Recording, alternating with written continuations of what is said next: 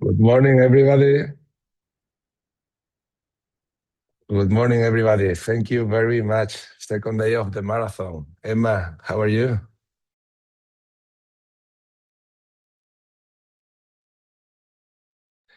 Yes. We have an exciting day today. Yesterday it was 12 hours, and today is going to be almost another 12 hours. So, Emma, I want to thank you. You are the host today, and you are coming all the way from England to Malaga to do this.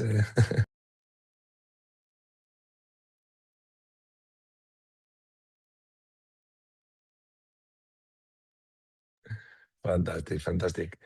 Um, Emma, so let's thank all the sponsors we have today joining us. Um, we've got gold sponsors, we've got silver sponsors, we've got bronze sponsors. I've got them here. I'm gonna name them just very fast. So we've got Experit as a gold sponsor. We've got Digital First, we've got Self-Storage Maps, we've got Carrera de Abogados, Gajate, Tributarios, we've got Puertas Sánchez, Traster Tool, iBidOnStorage, we've got Kinnovis, we've got Trasteros Plus, and we've got Self-Storage MBA. So thank you very much for being the sponsors today. So we will start in 5 minutes, okay? So we will start with Louise Stokes, Head of Sales of Kinnovis. She will do a commercial presentation and she will tell us what is Kinnovis. I will put Lou as a panelist. 1 second. For those of you who haven't yet.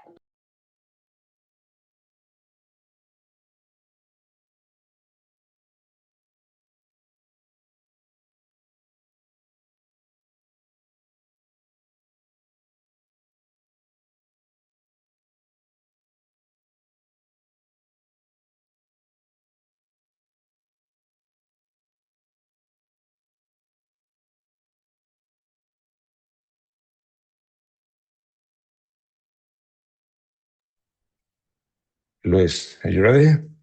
Go. And just so you know, Alberto, we can't actually hear Emma. So I just want to double check her audio. There's a bit of chatter on the thing. We could hear it through your microphone before you went on mute.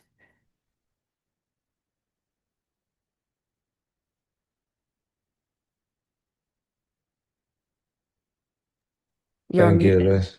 Yeah.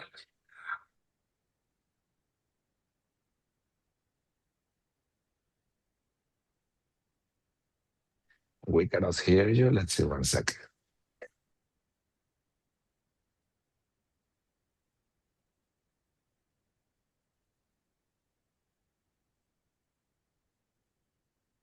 Hope everyone's had their coffee. I can do some light entertainment while we wait. But yeah, it's a pleasure to be here today to kick off day 2 of the self-storage marathon. It's very exciting. Keen to hear the other sessions today. Sorry, Louise, can you hear me now? Loud and clear. Wonderful. Amazing. Thank you. I will let you carry on then, Louise. Sorry for interrupting you. No worries. I was just adding in a bit of Filler. Filler, exactly. All right, I might kick off if that's okay with you guys. Well, before you kick off, Okay. Louis, I wanted to ask you a few questions. Sure. Now you moved back to Europe, but you are not European. No. Can you tell us a little bit about your background and how you arrived in England? Yes. Yeah. Where were you before coming to Kinnovis? And what expertise you have in self-storage? Indeed. So I first got into self-storage at the start of 2022, and that was back in Brisbane in Australia. So a family member of mine, Jonathan Perrins, who some of you may know, he's a very influential person in the self-storage sector for many years. He started Swift Storage and he needed his first employee to be digital minded, not necessarily storage minded, because he knows plenty about the industry and the service. So he wanted someone with a sort of fresh digital mind to come in and help him set up Swift Storage. So I was doing that for about 4 years. We got to 15 stores. It was an amazing journey, and I won't leave self-storage now. It's a fantastic industry. But for personal reasons, I had previously lived in London and I was keen to get back to Europe. So I made the move over in May, and then I met you, Alberto, in Malmo at the Nordic Self-Storage Conference. And there I also met, again, for the second time, Martin Wield at Kinnovis. So that's how I've come about to join the team here, heading up sales and helping lots of different operators digitize, modernize. But I always come at it with a very self-storage operator lens, because that's what I very much know. So yeah, that's a bit about me. Australian and currently in Austria, in Vienna at our headquarters. So an Australian in Austria, which is slightly confusing, but nevertheless. Amazing, Lou. Amazing. Are you happy in London? You said London or where? So I'm in Vienna at the moment, which Vienna, is okay. very snowy and cold, but it's beautiful as well. But very, very happy to be back in Europe. I'm going back and forth between the UK, Europe, and other countries around here. So it's great. Very happy. People can't quite understand why I've come over because of the weather, but it's about the people, and it's about so much opportunity in storage over here. So it's very exciting. And you've got an amazing team in Kinnovis. Yes, we do. Emma, we are 39 people connected at the moment. We expect to reach today more than 100, like yesterday. Let's see during the day how it will continue. 40 people now. So, yeah, look, do you want to kick off with your presentation? Yeah. Absolutely. Happy to kick us all off. So I'll just share my screen. Excellent. Alrighty. My name's Louise Stokes, as you all know, that you've just heard a bit about my background, but I'm delighted today to take you through our self-storage software at Kinnovis. So I'll skip over the bit about me, but basically ex-operator, now on the supplier side, helping many different operators digitize, modernize with fantastic software. So delighted to join you all today, and we're thrilled to be a part of the Self-Storage Marathon as bronze sponsors. It's a fantastic 2-day event, as you all know, and I'm really excited to hear the rest of content today. There's some excellent speakers, so it should be good. So just a bit general speaking around the market, there's a real opportunity. We're in very much a digital age, as everyone knows, but I think in storage, there's still an amazing opportunity to automate, to improve customer experience. Everything we do is at the heart with the customer and the user and the end user in mind. So it's a huge opportunity where we can take some of that repetitive, high operational costs and repetitive tasks out, replace that with automation, replace some of that outdated legacy software where it's manual and you have to do things line by line, and really ultimately improve the experience for your team, but also improve, obviously, the experience for the customer, allowing them to do what they need to do, self-service for self-storage. So I'll take you through what that means in terms of our product today. Bit about us, and I'm not sure everyone may not know this, but Kinnovis was born out of our own self-storage brand. So it's headquartered just outside of Vienna here, and it was born because Storeroom was born. So Storeroom is now 8 facilities around Austria, and 6-7 years ago, it was identified a real gap in the market for some modern self-storage software, and that's where some clever people got together and built Kinnovis for Storeroom.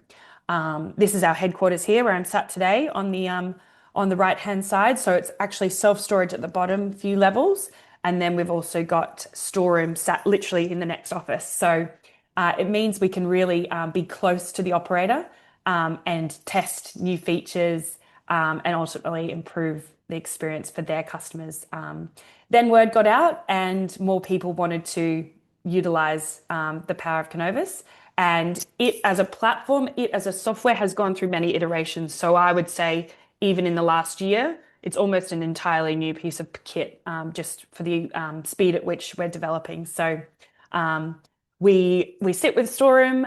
We're part of the same company group, and our parent company is Zinc Power. So they are the second largest steel galvanized manufacturer in the world, and they're also headquartered here in the opposite building. So it's a great family business, privately owned, with some very interesting businesses in the group. So some of our values, as I mentioned already, operator-centric thinking, keeping the operator at the heart of everything we do. Automation is a big flavor. It's woven through everything in our product, and it's doing it with intention. So it's not about replacing people, making that very clear. It's about improving your team's work satisfaction by not having to do repetitive tasks and digging through too many spreadsheets, letting them use some of their creativity in other ways and harnessing their brains as opposed to sort of mundane tasks. So the automation really solves that. A big value of ours is transparency and fairness, no hidden fees, no price shock or anything like that with our software. And the fourth pillar there is partnership, not just software. So in my experience as an operator, the people we chose to work with, the third party software access systems, it truly becomes a partnership between us and them. And we go on that journey with them and work together. It's important to have very clear dialogue, clear communication to make sure that we're going in the right way. So we really value those operators that choose Kinnovis and those that are considering it. In terms of an overview, it's essentially a single source of truth. I like to use that term because there's a lot going on in storage. There's access systems, there can be Google ads, firing off marketing campaigns. You've got people looking at your website and then coming down that sales funnel to then book and move in. So you're collecting a lot of different data, but at the heart of it is the Kinnovis platform, which is the manager platform where the operator lives and breathes. They can see the inventory, real-time unit management. And then a fabulous part of the platform is that we are an open API, can integrate with anything, particularly through the likes of Zapier, where you can plug in thousands of different apps. So you plug in Kinnovis as the source, and then it can feed off to WhatsApp, to the apps are endless. Obviously, online booking and payments, that's a massive part of our platform. So means that people can self-service themselves, sign up, book online at any time, 24/7. So we all know life happens after business hours, and it's important that the operators capture those leads as much as possible. AI and automation is a big part of it, and it could actually be its own presentation in itself, but we have a product called Jane AI. So it's essentially an AI chatbot that sits on your website and your booking portal to answer some of those questions that people may have. And obviously customer communication, but I'll touch on that. So in terms of some of our products, just quickly, booking portal that can be branded in your own designs and logos and colors. So that sits more at the bottom of the sales funnel. You've got search at the top, then your website, and then it comes down into your booking portal, which has real-time pricing and unit availability, letting people see the units that they need and book and pay all online seamlessly. Then it gives them access to a customer portal, so a client portal where they can update payment methods, book more units and see previous bills and download those accordingly. The booking portal integrates seamlessly with any website, which is a really key part of the platform. And we have other partners that can help with the website side of things as well. Automated emails is a key part. It can get quite complex if you want it. I think generally with our product, if you want the complexity, it's there. If you want to keep it simple, of course you can.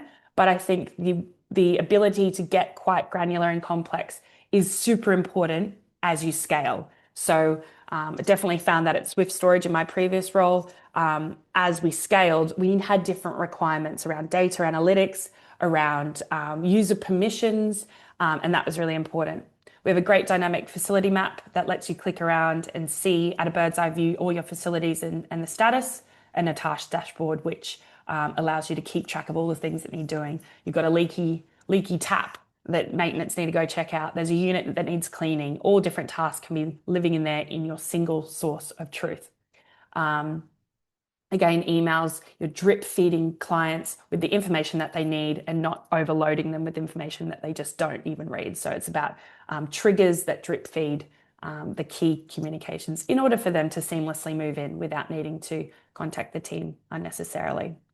Obviously, converting the leads from the website, that's a massive part of the online platform. And then, as I mentioned before, Jane AI, which again could be a whole presentation in itself, but it's a fabulous tool where it really lets people understand what size they might need, but also answer some of those frequently asked questions in a real-time way. Wide open to all smart access systems, and there's some that we natively integrate with out of the box, but also with the API, you can integrate with absolutely anything, which is exciting. And we have excellent migration and onboarding. So we really take you through that. We're not a software, going back to the partnership value, we're not a software that just hands over the reins and off you go and you have to figure it out. We really take you through step by step with our fabulous onboarding team. And that's the goal. We want more people booking online without having to have any manual work. The customer doesn't want to fill out a form, wait for a response for 24 hours, or head along to the site in business hours necessarily. They want the ability to book online.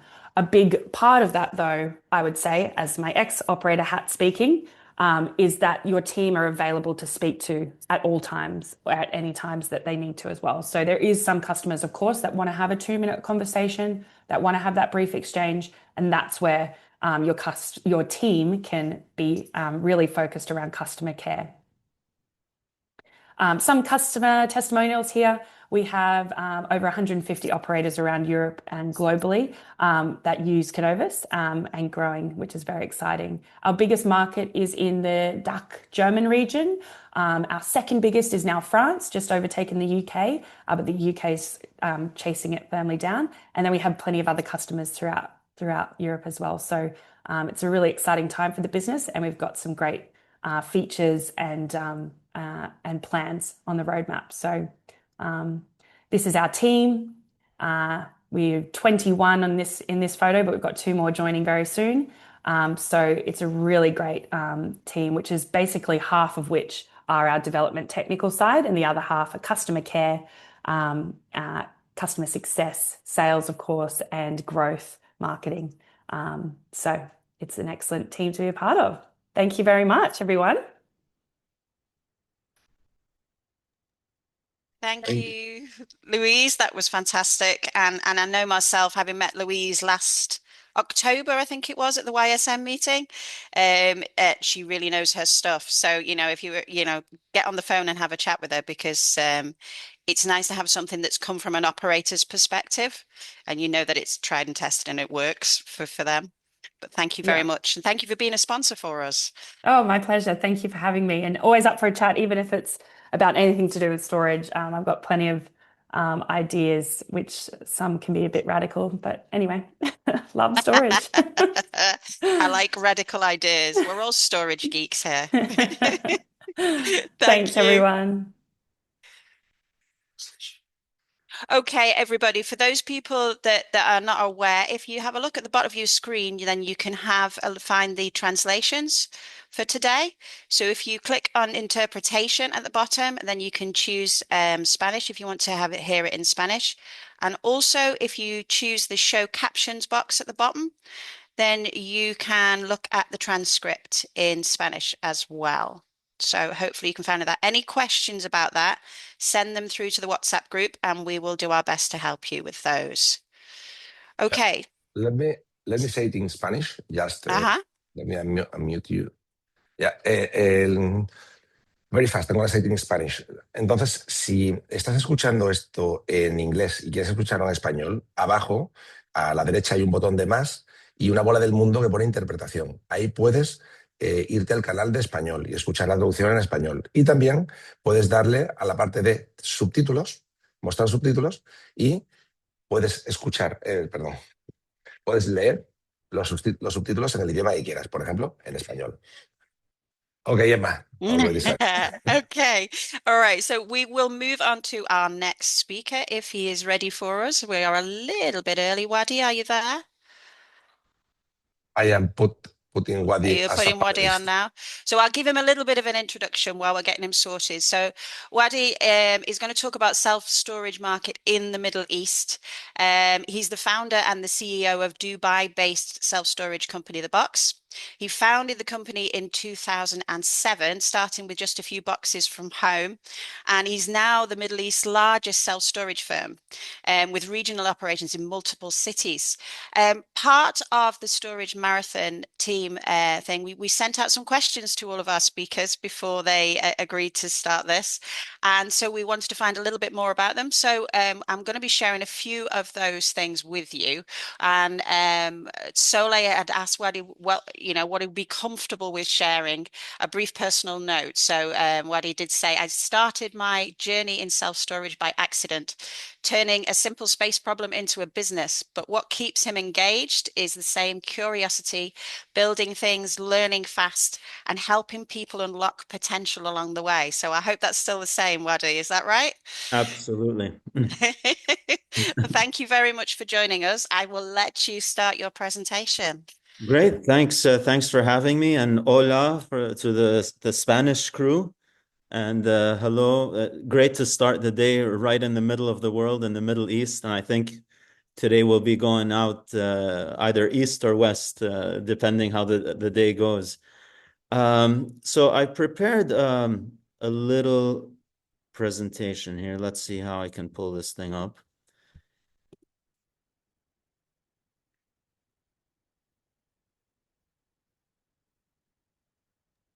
Yeah, up in the slideshow. Yeah. Are you there? Can you see the screen? Yeah, we can see your screen. Okay, great. So, yeah, I'll start with Alberto. Maybe if you can just help me with the audience. You know, are they mostly from Europe, owner operator, CEOs? Yes, so we are a little bit more of half of the audience is from Spain and Latin America. That's a little bit more than 50%. And they are, most of them are either owners or either CEOs of their companies. And the other half of it, or a little bit less than the other half of it, is from around the world. So we have people from Hong Kong, from Sweden, from England, from Italy, from USA, and from Beirut, like you. Yeah, so great. So no, thanks yeah, for that context, and I think we'll be relating a lot with you know, my journey as well. So I'll start off with, you know, thanks for letting me know who's kind of in and listening, and I'll just share a little bit about myself. So I got into self-storage in 2007, so 19 years and going, feels like yesterday. And it was completely by accident, like Emma shared. I didn't know this industry existed. I didn't know such a service was provided. It was really, I was in logistics and people required or needed storage for a few boxes. And it literally started with, you know, I can keep them at home for you. Is that what I can do? And that's really how it started. So that's my first storage customer in my bedroom in 2006, actually, before I set up with my ironing board in the background.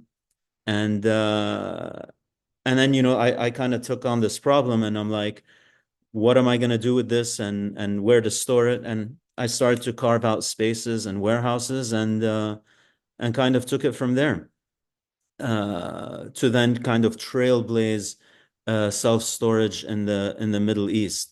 I'll show you a short video of one of our flagship facilities.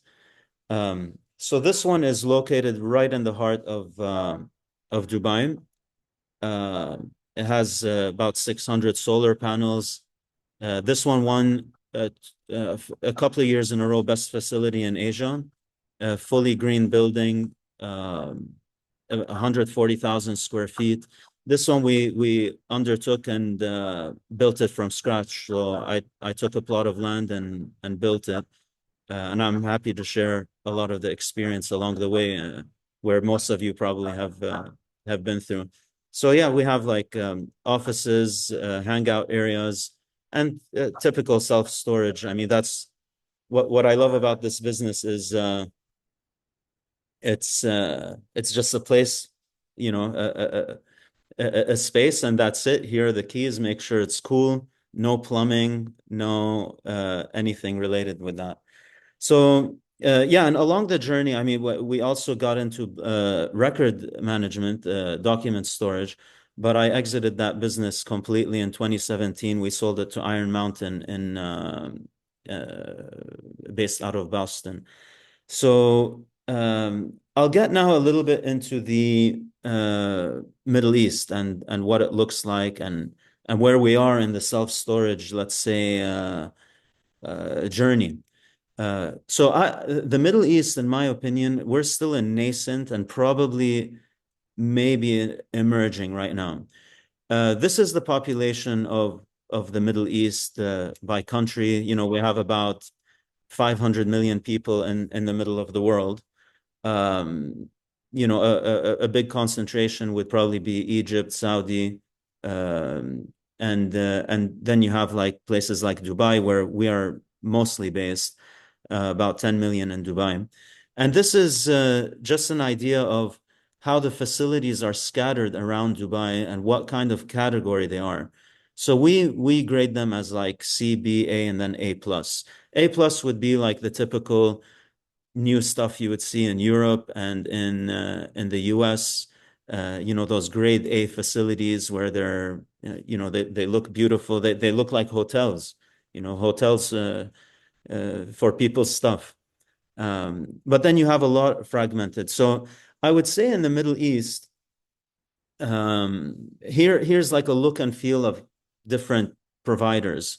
It very much started, sometimes you have like the wire mesh cages, and then you have the nicer, let's say, closed individual lockable units. And then you have also the, let's say, mobile storage as well. So it's very fragmented, very much so like in the world, where I would say in Dubai you have, or in Dubai specifically, you have many facilities that are scattered. A lot of people travel to Europe and the US. They're probably putting their children in university. They get exposed to the concept and they come back, they have a warehouse, they convert it. So there's a lot of that, and very few purpose-built facilities. So it's just kicking off. And I've been in pretty much every country in the Middle East. It's very nascent. In some countries, it doesn't exist at all. In Saudi, you have a few players popping up right now. In Egypt, you also have, but it's just starting. In Dubai, it's been around for some time, but still, I would say nascent to emerging. What we're seeing right now in Dubai specifically, and that's where, you know, most of our assets are, there's a big like millionaire migration happening right now, where people are leaving, for example, here, you know, the UK, and a lot of them are coming to the Middle East, you know, for tax purposes, for, you know, a different lifestyle. You know, so you see, specifically for Dubai, a lot of inbound high net worth individual migration coming in, which is really good for our business. It's really good because and here the UAE is taking in most of it, and you would see probably Singapore is right behind that, taking in a lot. But you see a lot of people moving out of the UK, China, Russia, and moving elsewhere. So, and you know, in our business, it's great to you know, we like those kind of high net worth individual customers, you know, they stay longer, they pay more. So it works really well in cities like us or like Dubai. So before I move on, maybe Alberto, is there anything, any questions? Maybe I'll pause here before I get into the next step. Yeah, we do have a few questions for you already, Wadi. One of the main ones is, what would you say is the main difference between the self-storage market in the Middle East and Europe?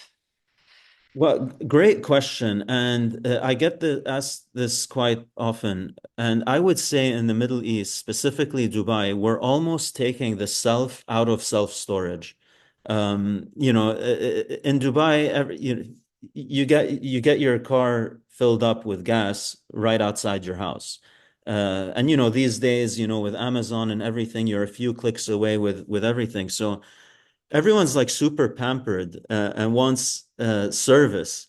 And what we've seen that's very different in the Middle East is we're really taking the self out of self-storage, where you need to handhold the customer through every point of the journey.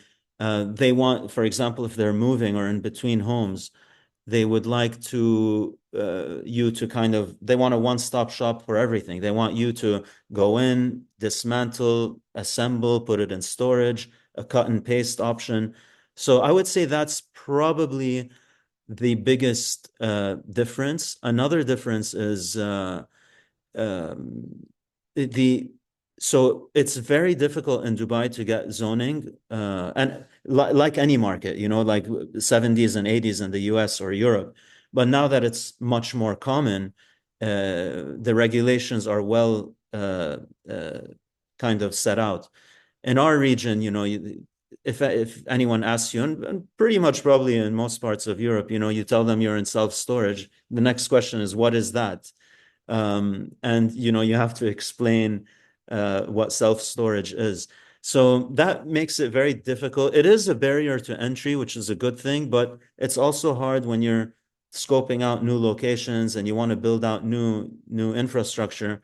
It's always a challenge getting that zoning, because they think storage is containers, and you know, people are going to come into the city, it's going to cause congestion, and at any given point, there's no more than 5 people in the building.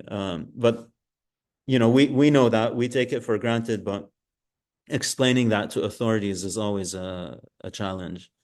So it's still a challenge, sort of getting the awareness from Yeah. people of what exactly it is you offer. And which of the countries in the region do you think are growing the fastest, and why do you think that is? So, you know, when I compare it to, let's say Asia, that's the closest comparison, or what, let's say, you know, when you look at Singapore and Hong Kong and so forth, we're still in a very nascent stage. You know, I would say the most storage right now is in the UAE, and we're still just starting. You know, we haven't really hit the ground yet. Saudi are starting to see a couple of facilities pop up in Egypt, but I would say in terms of growth, the UAE would be that's where most of the storage is, and in most of the Middle East, it's almost non-existent, or very, you know, kind of like where we started 19 years ago. Brilliant. Okay. So have you got any more of your presentation left, or are we Yeah. How are we on time? we oh yeah, we're okay for time for Okay. 15 more minutes. So, yeah, I mean, I just want to talk a little bit about the customer and the demographic and the need. We probably won't have enough time to cover everything, but really, like the customer in Dubai or in the Middle East, the Middle East is rare. Most of our customers are expats, so you know, they're not locals. They're all people who are aware of self-storage in Europe, in the US, who have probably used storage once in their life, and they're probably using it for a second time. So like you shared earlier, Emma, the awareness is our biggest challenge in the Middle East. Awareness, I would say, is probably the most challenging part of self-storage, because it just people are unaware of it. Access to finance is also a very difficult one. Self-storage, they don't know what it is. When you're speaking with the banks, oh, what's the lease term monthly? That scares them, because they're used to having 5-year tenants, annual tenants, when you're looking at leases of warehouses. So it's very difficult when you in every aspect, from the customer to the financing to the construction. I mean, I'll just give you an example. When we were building our latest one, if we were going to go with the specs that the municipality were advising, we were going to end up with 2,000 tons of steel.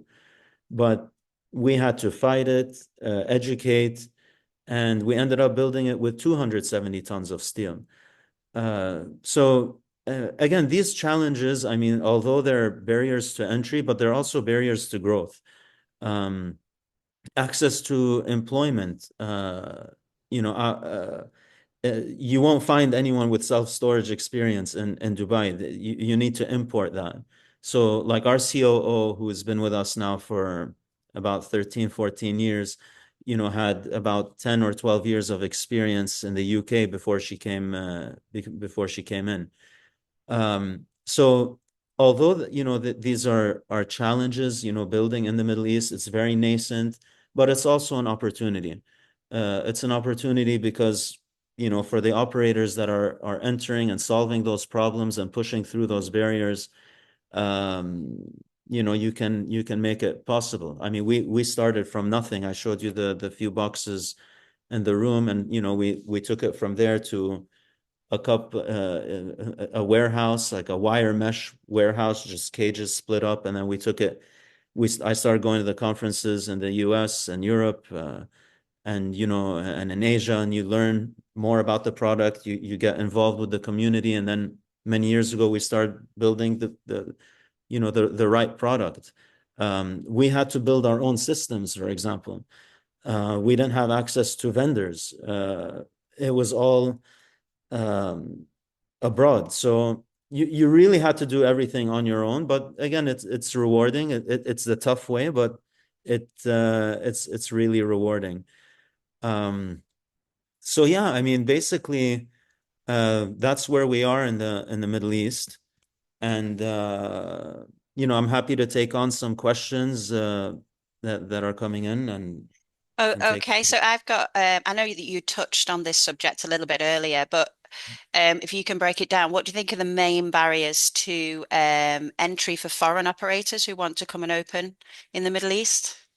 So, well, that's a big one. So there was one of the largest operators in the UK that coming to open up in Dubai in 2007, just when we were about to start. And they were building the largest facility on earth at the time, and it never got built. And they just never it never moved to the next step, and they ended up exiting. It's international operators, I feel, are very busy in their home markets. I mean, at least for me, I'd rather build one down the road than enter a new market. You have your marketing in place, your customer service, your operations. It's just so much easier to scale up and level up on what you have rather than stepping into a new territory. So I think one thing probably that I didn't mention, and thanks for your question, is we have about 20 countries in the Middle East, but we have about 80 borders. So what works in one country doesn't work in the other. When it's very different in the US, it's one place, one system, one currency, one everything. So it becomes very difficult to do cross-border growth because it's different regulations in every country. It's different currency in every country. It's different system in every country. As simple as just payment gateways and things like that. So yeah, I mean, those are a bunch of the barriers. But over time, just like I love giving this quote I came across a while ago. It took the US 25 years to build 1 billion square feet, and then it only took 7 years to build the next 1 billion square feet. And we're still in the first block. Yes, so you're gaining the experience to pass on to the next group of operators then. So thank you very Absolutely. much for sharing that. What Yeah. what would you say is your typical type of customer that uses storage at the moment in the Middle East? Yeah. So I mean, with the customer segments, let's say, you have, there's two types of customers. You have the business customer and the personal customer. The personal or retail customer is either looking for an extension to their home, so an extension to their lifestyle. Like in the US, you have your house, your car, and your storage unit. So they are used to that, to kind of pack away that Christmas tree and all that hobby stuff. So that's starting to grow. It's a small segment, but starting to grow. There's another segment which is in between homes. So people are frequently moving. Leases are quite short in the Middle East. So people tend to move a lot. And when people are in between homes, it drives the demand for storage. And a lot, when a change in their life, a new baby, a new relative, someone, they get married. So that's another major driver. And what we've seen, in the last kind of, let's say, downturn was, I would say, we were almost a service of people buying time with us because they didn't know what to do. So they lost their job. They put their stuff in storage, and they were literally buying time with us because they didn't know, are they going to stay? Are they moving? Are they moving back home? So that's another category. Then when you look at the business side of things, you have the e-commerce, Instagram, kind of Amazon fulfillment, fulfillers kind of storing with us. And then you have the, let's say, blue chip customers who want to store their kind of marketing material and admin, and on all their documents and commercial items. So yeah, basically inventory based or support for businesses. So that's kind of the landscape of customers in the Middle East, and very similar to other parts of the world. But I'll mention one last thing. When we first started, 75% of our business was business customers and 25% was residential or retail. Today, it's the other way around. Yeah. That's a big shift when you think about it, isn't it? Yeah. So, I mean, it sounds very similar to in European markets and whatever, but that shift from 75 business to 25 business is a big. What do you think caused that? Is I it just think it's awareness building in the domestic market, do you think? awareness building, more people moving in, population growth. And yeah, I mean, we word of mouth today, word of mouth is 60% of our business. If we shut down our marketing engine, 6 out of 10 customers are still gonna, book online, call us, or do whatever. But then you still have so that word of mouth, people who've used the service, wow, this is amazing. Because it's really like a kind of a too good to be true feeling when customers, get exposed to such a service. They're like, wow, this is a place where I can, keep my stuff that I want to get out of my way, but keep them in a safe place for, a future time where I need them. And then the price point, it's like, instead of, at least for business customers, instead of renting a full warehouse, you rent exactly what you need. And that's kind of leading on to the next question that I've got for you, actually, because I was wondering how important the price is versus the service. I know you were talking about having top first class sites where you've got like everything that you can find, that you'll come and pick the stuff up for people and do it all for them. Is there a big variation in price points for the different types of self-storage yet? Yeah, I mean, we're priced at premium, and we like to be positioned that way, and we price to occupancy. So, depending on occupancy and demand is very strong, we price to that.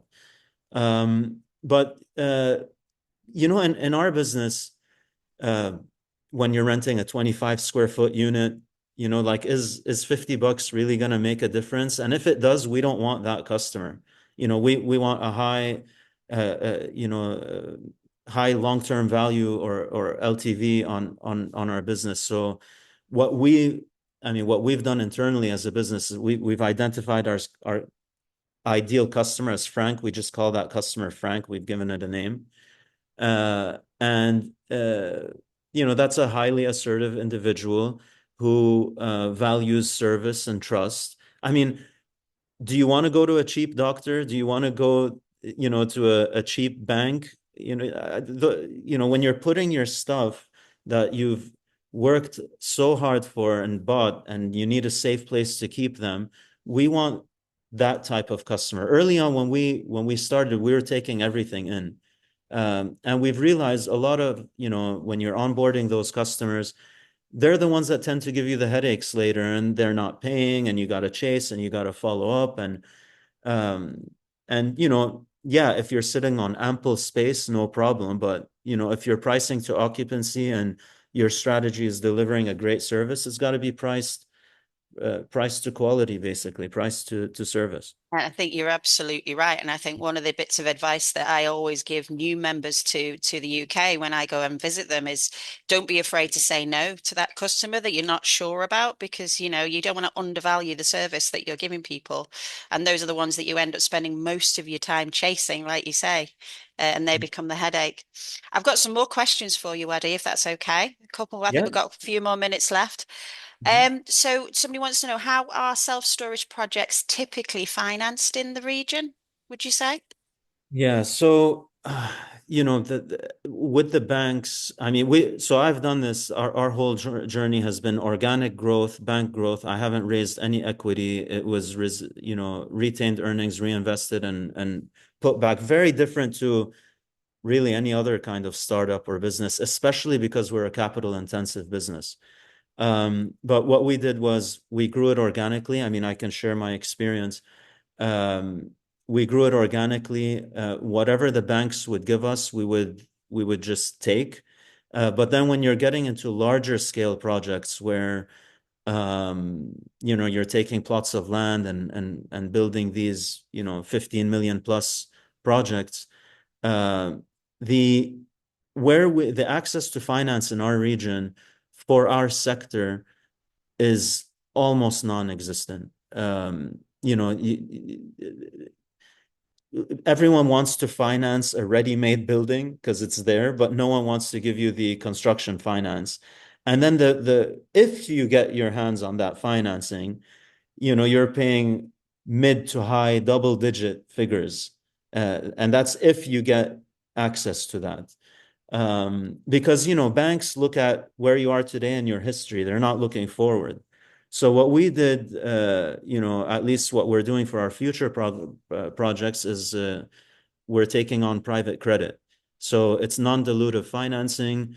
It's they can understand the future. But when we built our last one, we did it a bit with the banks, and we did it with extending our project timeline, because you can only build as much as your capability. And that's a struggle. That's another barrier. Sometimes I talk with my private equity friends and venture capital guys, and I'm like, if we get money from Europe and deploy in the Middle East, that's a business on its own, and just making a spread on it. Because the rates are crazy, and or maybe you're giving some people some ideas there. Right, I've got one last question for you, Eddie, before we wrap up. And I think it might be a bit of a long one, but if you were starting again right now from zero, is there anything that you would do differently, do you think? Well, I mean, my approach was kind of, or my experience has been building the airplane in midair. It was really learning from my own mistakes. And, even we had a theme one year, we were celebrating mistakes, with the team to move forward fast.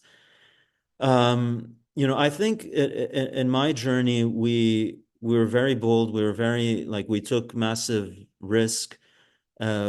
We bit a lot more than we could chew. We were always running after our tail. And when you're going through that journey, let's say your experience or speed multiplies. But would I do anything different? I would have probably moved faster. I would have moved faster when there were moments where I was like worried and, is this going to work out? Am I undertaking a huge project? I would probably put that to silence and focus on a lot of the growth and just do more with our time. I mean, we sold one of our businesses, the document storage business, and kind of refocused and put it all in self-storage, and that's now our complete focus, and it's always been. The document storage was a bit of a distraction. But yeah, probably one thing, I wouldn't have diversified so much. We've done a lot of experimentation and failed a lot. Like we've tried all types of storage, mobile storage, container storage. Had I known what I know today, I wouldn't probably have taken those bets and just focused on self-storage. Yeah. But like you say, it's fun making those mistakes. Those are the things Yeah. that you learn from, aren't they? Yeah. And self-storage was one of those mistakes, but it happened to work. It was one of those things that we went through. It was a happy mistake.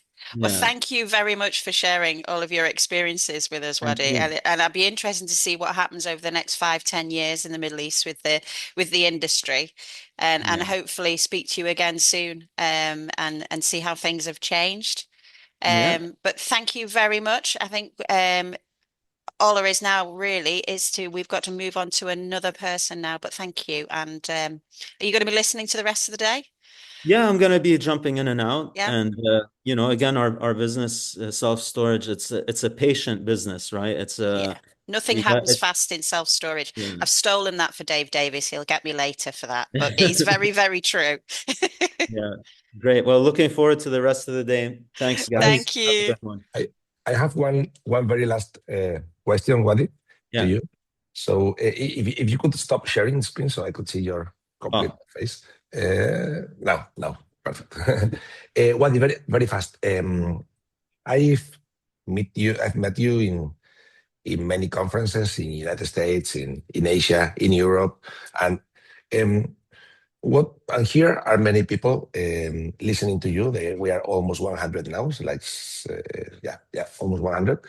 And most of them are business owners of self-storage. Or what would you say to them about the conferences? Would you say it's a good idea for us as owners to join them or not? And why? Because it makes you effort, it costs money. You spend like a few days away. That is also money. And what advantages does it give you to travel to the international conferences? Yeah. I mean, I remember my first conference I went to was, I don't know, 10, 15 years ago, around there. And it was in Vegas. And then I after that experience, I was going every year. And then, I started participating in the panels at these conferences, the European ones, the Asian ones. I think they're great value. It's almost like my storage family, like when we meet up, you have this void of time of like 3 or 4 months. But when we meet up, we just pick up from where we last left off. And what's amazing is, I don't know, at least for us, self-storage in the Middle East is a very lonely business because there's no community of self-storage operators, but when you go to the conferences, all you talk is about storage stuff, and you learn and share, you contribute, you absorb. It's great, social activity. It's great, on learning. I always say, if you go back with just one nugget, one thing that you could apply to your business, like I remember one thing I learned from you was the beer. You give us a review, you get a beer. Next thing you know, we have a beer fridge in in our region, a non-alcoholic beer fridge in the office, for every review. These nuggets, I think, are very valuable, and it's great to connect. In my opinion, it's fantastic, and I keep going to them. I mean, if I didn't find value from it or enjoy them, I wouldn't go anymore. Wadi, thank you very much. Thank you very Thank much. you. Thanks See for you. putting this together, Alberto. See you soon. So I will See you. take you away as a panelist. I will put you in the second division, and I will put Ivan up in the first division. Great. Thank you. Thanks. Bye-bye. Bye. Ivan, we have now Ivan as a gold sponsor. Where are you, Ivan? I don't see you. Ivan Palacios from Expedit Software. Ivan, I have. There it is. Here's Ivan, no? Hello, good morning. Hello, Ivan. I'm here. Hello, Ivan. How are you? Very well, very well. You are the gold sponsor, Expedit Self-Storage Software. Yeah. You I am work. this. Continue, please. No. I wanted to say that it's a software company that. How many years ago you started? 5 years ago. 5 years ago. Okay. And what role do you have there? What's your position? I am the CEO of Expedit. Yeah. Fantastic. So I don't listen. you want to put a video of your company before we okay. Yeah. Fantastic. Share it. Yeah, I would like to show a different commercial video. Let me share my screen. Wow.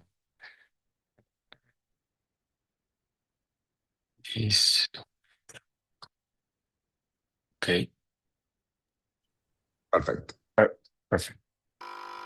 Sometimes it's not the coffee that overflows. It's the way you manage your self-storage facility. The truth is, I don't remember if we have any left that are 2 or 3 meters. Give me a second and I'll check. Hello, sir. Look, I got a call about a storage room. Oh, okay, you've already rented with another company. Oh my goodness, where is this client's contract?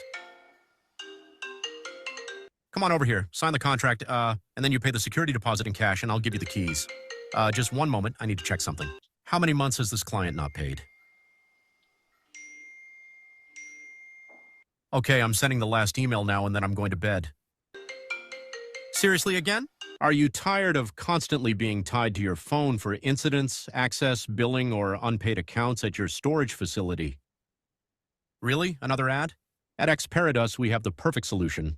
Online property rentals, automated payment collections, blocks for non-payment issues, invoicing management, security deposits, and contracts that are completely digitalized. It literally describes my current problems. Seriously, I need it urgently. He decided to automate his self-storage facility with Expedit. And just a few weeks later, his day-to-day changed completely. On our website, you can directly see the current availability, prices, and rent your storage unit. You enter your personal details, add your payment information, digitally sign the contract, and the system takes care of the rest. The deposit is charged, the invoice is issued, and your access code is generated automatically. It's a good thing all my contracts are digital, otherwise, I don't know what I'd do. I'll check the system to see how many unpaid invoices I have, and then I'm going to sleep. All right then, 0. Well, look at this. It's absolutely spectacular. And now you can finally disconnect. And this peace of mind is no coincidence. What you've just seen includes a bit of humor, but it's part of a reality we know all too well. Before we fully committed to the world of technology, we actually ran our own self-storage facility. So we know from personal experience what it's like to be fully immersed in the daily routine of problems and constant pressure when everything depends entirely on you and disconnecting simply isn't an option. That's why at Expedit we focus on solving this problem at its core. Not by building isolated tools, but by creating a robust ecosystem that allows you to automate every area of your self-storage business. Keypick handles the day-to-day management of the center, invoices, clients, unpaid payments, contracts, and reservations.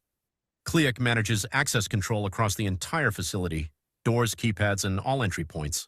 Everything is seamlessly connected with Keypeak and integrated with your existing alarm system, creating a secure and fully coordinated environment. Both technologies are fully proprietary and designed around a single, consistent logic. This ensures that everything works as one cohesive system with a unified experience from end to end. You can use one of them or both, depending on the level of automation you need. We work with both new centers and facilities already in operation, thanks to an efficient migration process that allows data to be transferred smoothly and without friction. The result is a center managed with peace of mind, control, and consistency, even when you're not there. If you've identified with anything you've seen in this video, you'll find my contact details right here, and right here, a QR code with something special we've prepared for you.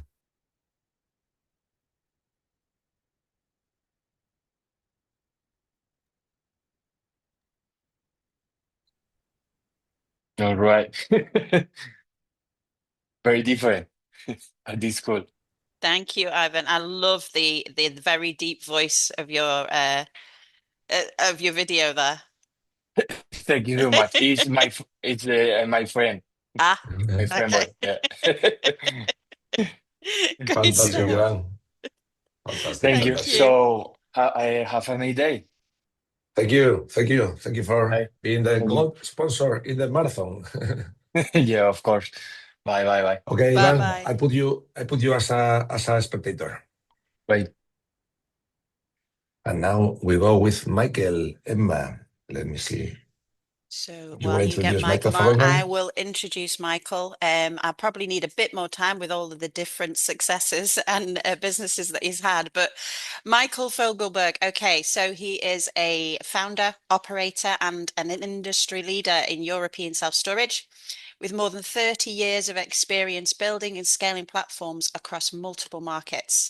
He was behind the founding team behind Shurgard Europe, leading its expansion in Scandinavia, founding Cellstore AB and 24 Storage in Sweden.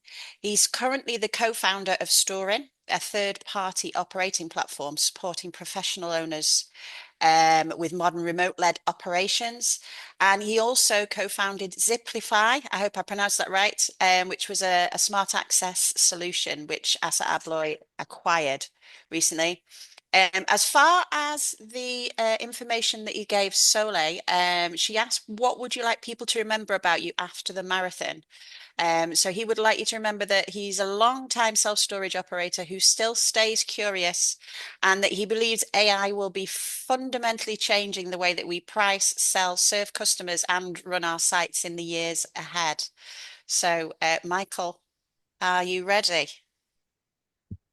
Michael, you need to switch on your screen. Here he is.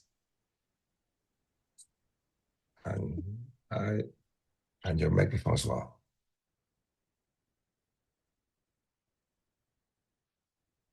Let's see if he can make it again. Now. Hello, Michael. We cannot hear you. Why not, Michael? So we cannot hear you. Maybe you could click in the audio arrow and select your computer microphone, maybe? Me. Yeah, fantastic. Fantastic, Michael.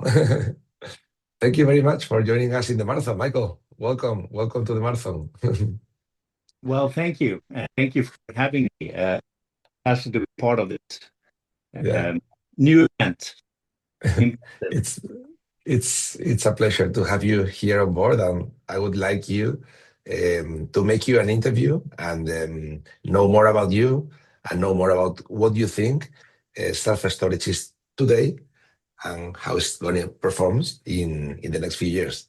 First of all, Michael, you did not know self-storage when you were young. how did you know about self-storage? Because you grew up in Europe, but you studied in the US. And tell us a little bit about how you connected to self-storage. Well, my family moved to the US, and then I actually moved to Belgium, and then I moved back to the US to go to university. And when I was done with university, my parents thought I got too Americanized and was to move to Europe. To one, my kid decided said, "Come to Europe for a year," and I rented they called self-storage company called Shurgard. Me and actually a Norwegian friend that helped me move into that unit. We both said, "Wow, what a fantastic idea!" That's how I got into self-storage. And I came to, at the time we were living in Belgium, and I convinced my father. I said, "Self-storage is a fantastic business. That you get a year to prove it."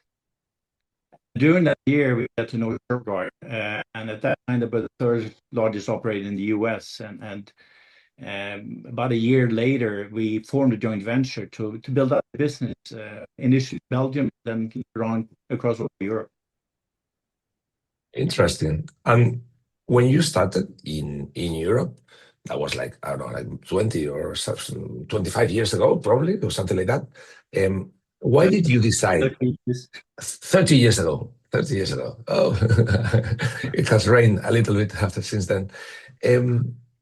And why did you decide to go into 7 countries or 5 countries or more than one country? Do you regret of that decision, or you think it's the best way to grow in Europe? Because we see many different strategies from big companies, some focus in one country, some others, they go European wide. Well, what would you say about that? And I mean, to some extent, it was more practical. We were based in Belgium, so thought if it works in Belgium, it's going to work everywhere else.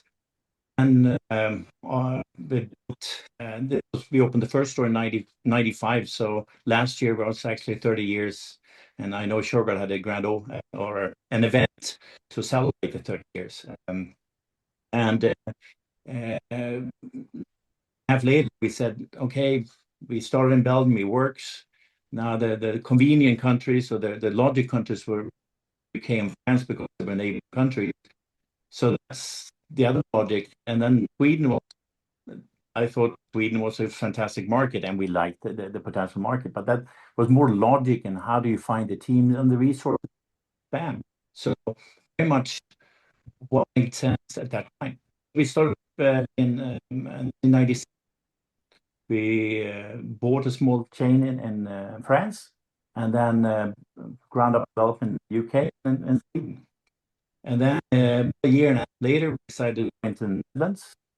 And a few years later, in 2000, we decided to go into Denmark, and then a year later into Germany. So it was more logic on how to expand. Interesting. And in your experience, is it much difference to self-storage company in Belgium than Denmark, than Sweden, than Spain, than the US, or are they like 95% the same, apart from the language? Yeah, to some extent, you start a new country, everybody thinks we are unique. My country is different than yours, etc., etc. But you're right, 95% extremely similar, and the customers, there are but there's a lot of similar, and of course there's differences, but you have to focus on the majority that is similar. That's how you expand, and the logic. Many times people ask me early on, Michael, have you done market research? I always said, well, we went down to the town square and we asked 10 people, and I said, do you ever in your life the extra space? And all said yes.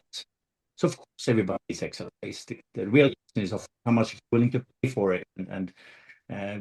So initially, of course, no one knew, listening to Wadi and the entering in all the new markets, and of course, no new story. I mean, so many of these. In Belgium, there was one operator when we started. In Sweden, I think there were 2, but not even. Nothing when you started, and you had to educate the markets.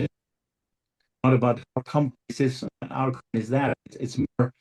This is self-storage, and we provide self-storage, and we managed to really build from scratch. And of course, different marketing at that time compared to today, where you have much more sell your product and what you are different from the competitors. Interesting.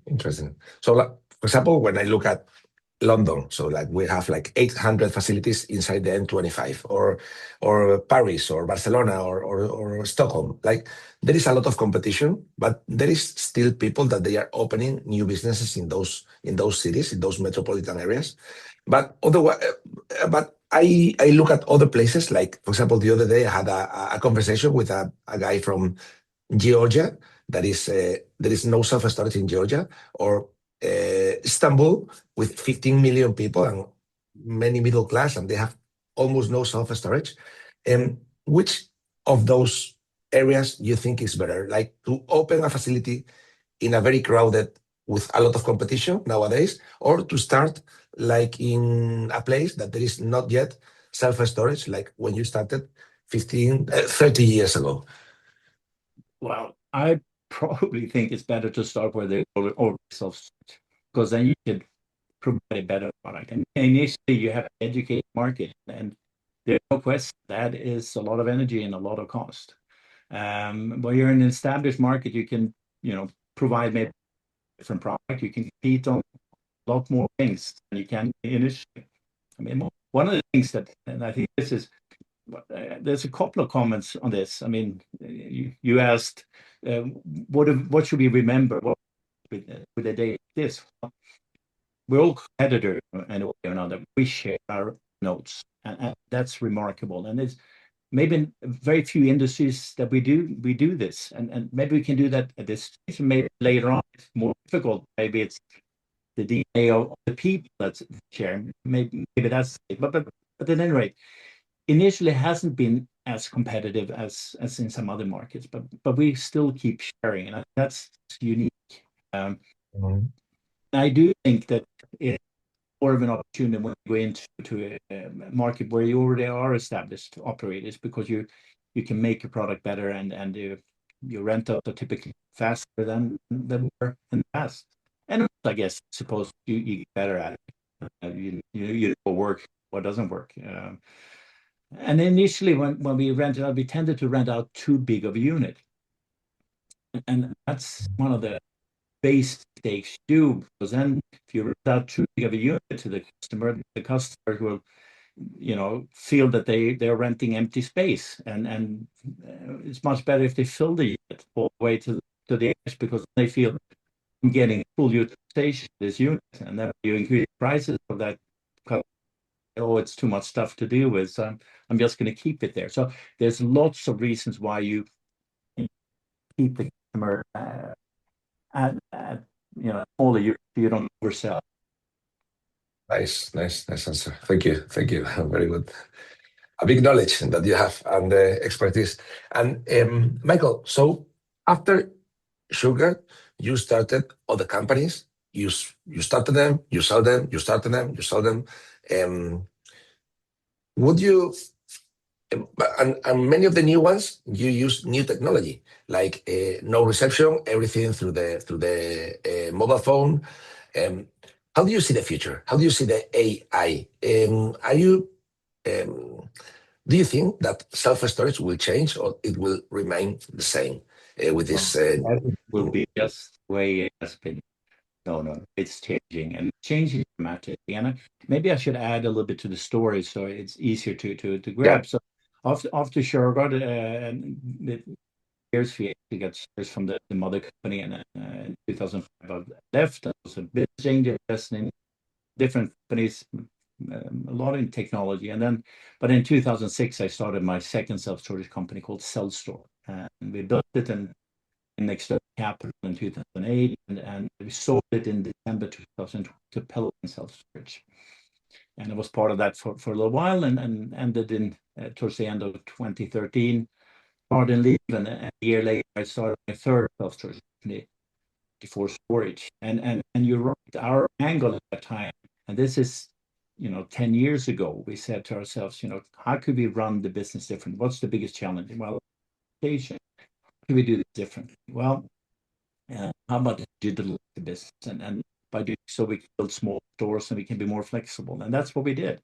And the first outcome that we realized we could not use manning. We actually bought 7 different companies, 12 different stores, existing stores, and then we also built purpose-built. But the initial stores, we actually had offices in. We weren't sure it was going to work. We weren't sure that you could remove the manager, because everybody said to ourselves, and many people still believe that you have to have people in the store. And we learned, no, you don't.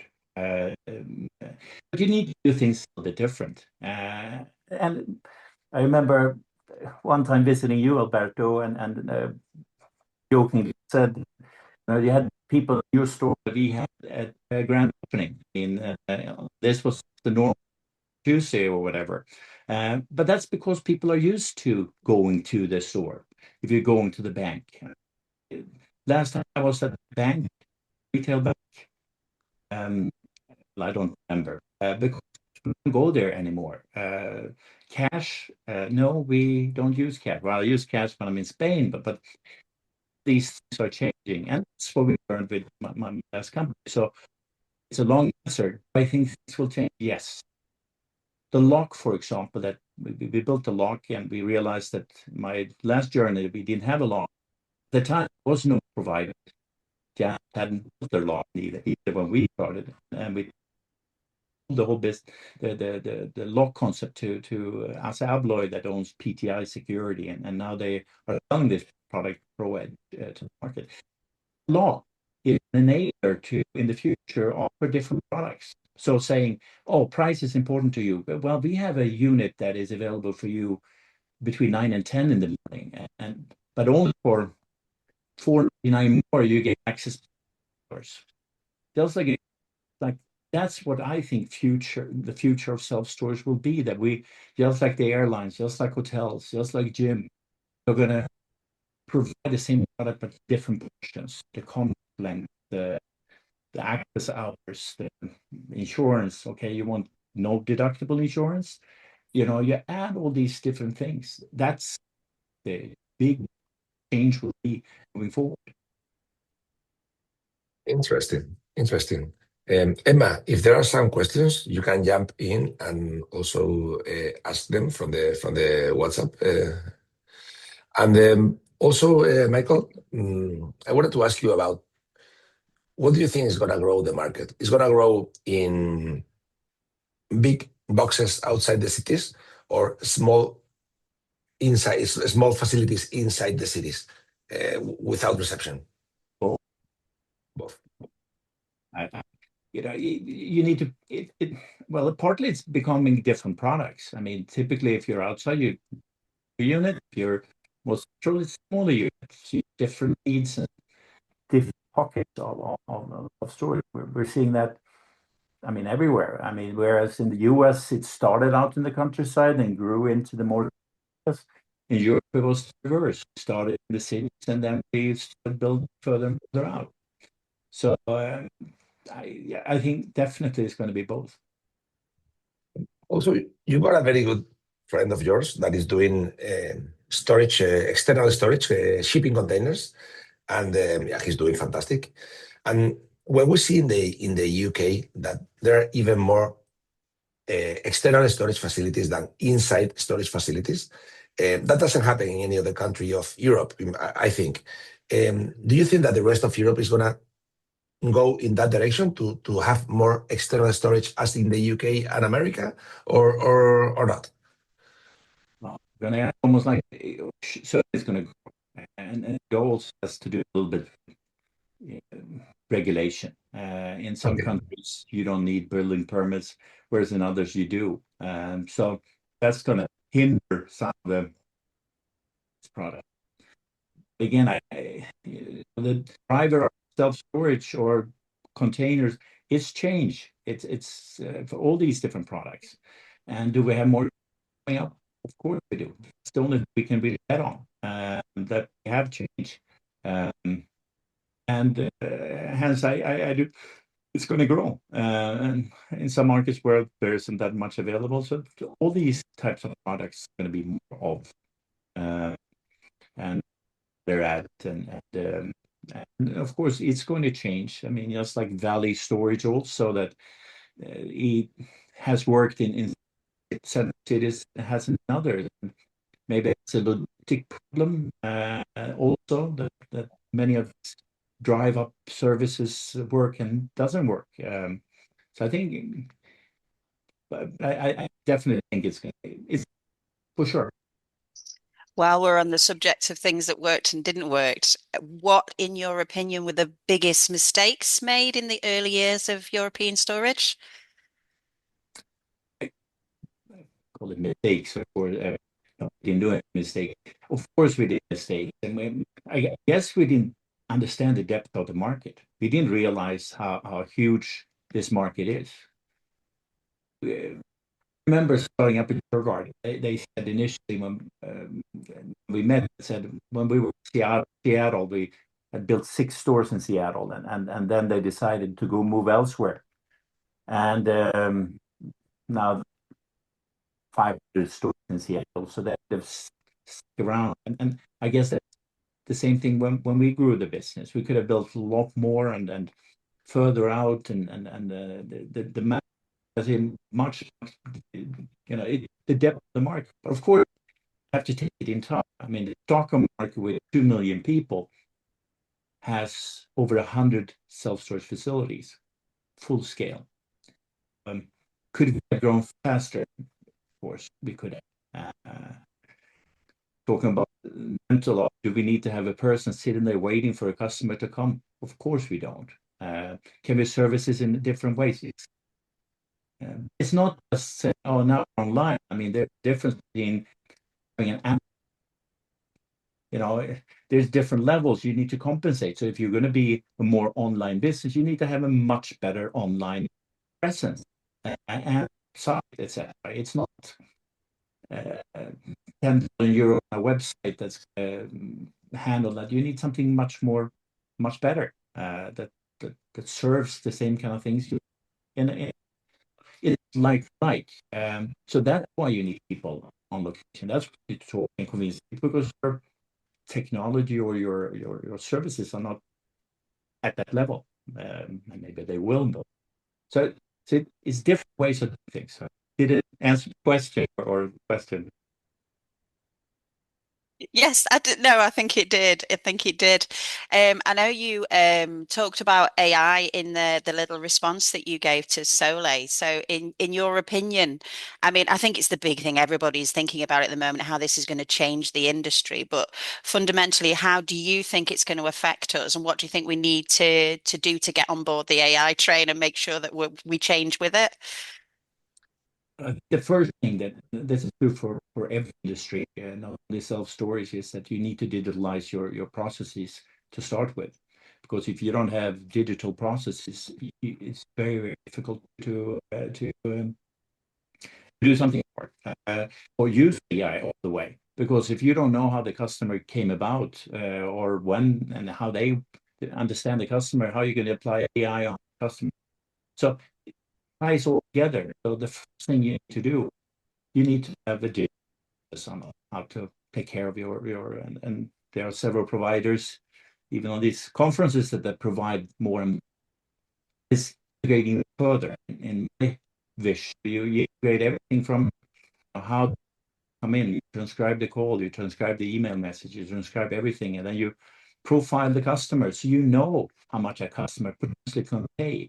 So when you change the price, you are changing prices. So you surgically price change to customers that you think can handle this and this. So it's much more understanding you much more and using. So the first thing you need to do is all these processes, and then you can of course apply and will it change? Of course. I mean, I guess it's doing that for everybody even today.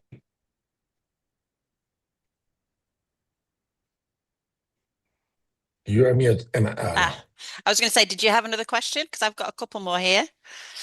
Well, we have 5 more minutes, so yeah, we have 2 more questions. Yeah, go for it. Okay, so we're interested in which countries in Europe adopted the self-storage first, and why do you think that was across Europe? They were definitely, if it was scale, when I started about 30 plus years ago, it was basically a few stores here and there across Europe. But there was the London, UK market that was the first, and I think because they spoke English and they started in the US. It was easier to go to the UK, and that's how it started. I mean, basically Americans starting self-storage initially in the UK. So I think it was about 100 stores when I started. So like I said, even our expansion was a little bit, I wouldn't say practical, but where was it? Where do we have contacts? And that's how we got going. Work everywhere, yes, work everywhere. Does it work better in some markets? Yeah, maybe it works, but it's more how people are willing to pay, and that's maybe how economy in general is, but the real estate. I mean, it's like office rent, hotel prices, whatever. They differ in markets, and they differ depending on demand and supply. Last question, Emma. Last question. Okay, let me pick a juicy one.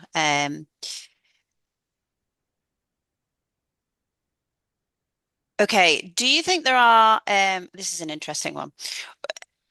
What cycles do you think have you seen? Are there any cycles that are repeating now that you saw years ago? Can you see them reoccurring? And how do you think that that's going to shape the future? Well, of course, the general economy plays a huge role on the expansion side on developing self-storage, because it's all about how can you finance your business. And I mean, over the when we started, I mean, Europe, the down the 90s up, and there was a little bit of a down in some markets at the end of the 90s. And then it went up, and in 2008, 2009, we had of course, different European economy, but there was a downshift, and 2008, 2009, and 2010, and then there was we had a fantastic year of COVID, and then now tougher to expand, tougher to build a business. So from a development point of view, certainly a huge difference. From the customer side, it's probably more similar than the need of storage is universal, but the ability to pay also plays in, of course. I mean, I think we all would like to see uncertainty in the world right now, and all that comes to play also for investing, etc. So I think those are the cycles that we're seeing, and obviously is affected. I find it quite interesting as well. I was researching for an article recently about expansion and development for this coming year, because I had spoken to a few members in the UK about, they were saying it was quite difficult to get investment in expanding because of the economy here, but it seems to be a bit easier in Europe at the moment to expand and develop. Would you agree with that? I think partly it's who you speak to. I think general challenge across all Europe now, expanding business, and of course some of the other parts of the world, how they're seeing it. I do think that universally across the world now we have some certainty. Things are changing. We can control it, and that's never a good recipe for expanding. There's always challenges then to expand. So I think it can be more specific, but there's definitely uncertainty in the world. Yeah. That's exactly what I've found. I think people are expecting more detail when you're asking for investment now, and they want proven strategies rather than just big ideas. So that seems to be what. So have we got time for one last question, Alberto? No. But Michael has to answer in 2 sentences. Okay, no pressure then. Andrew's waiting. Yeah. So go for it. what part of self-storage's DNA should never be lost, do you think? Well, I think it's part of what we're doing right here, sharing notes that we have. It's a friendly industry that we're helping each other and finding, ways to work together. This community that we have is fantastic. I mean, the lineup of people that you have attending this event kind of proves there are lots of people that like to spend time together and share what we're doing and helping each other, although we are competitors in one way or another. I think that's definitely something to. Perfect, perfect. Friendliest industry in the world. Thank Michael, you very much, thank Michael. you very, very much. Thank you very much. Thank you. So, thank you. So I will put you down as not anymore a panelist, and I will add Andrew Work from the manager of Asia, of SSA Asia. Andrew, where are you? Ascend to panelist Andrew Work. He has Andrew, arrived. Andrew will tell us. Here he is. Hello. Hello, Andrew. Hola, How are you? Alberto. Hola, Emma. Hola. How are you, Andrew? I'm doing okay. Doing okay. Just getting into a cool evening here in Hong Kong, but excited to be back for day 2 of the marathon. Yeah. Okay, Andrew, could you please tell us what is Self-Storage Association Asia and what is coming in May?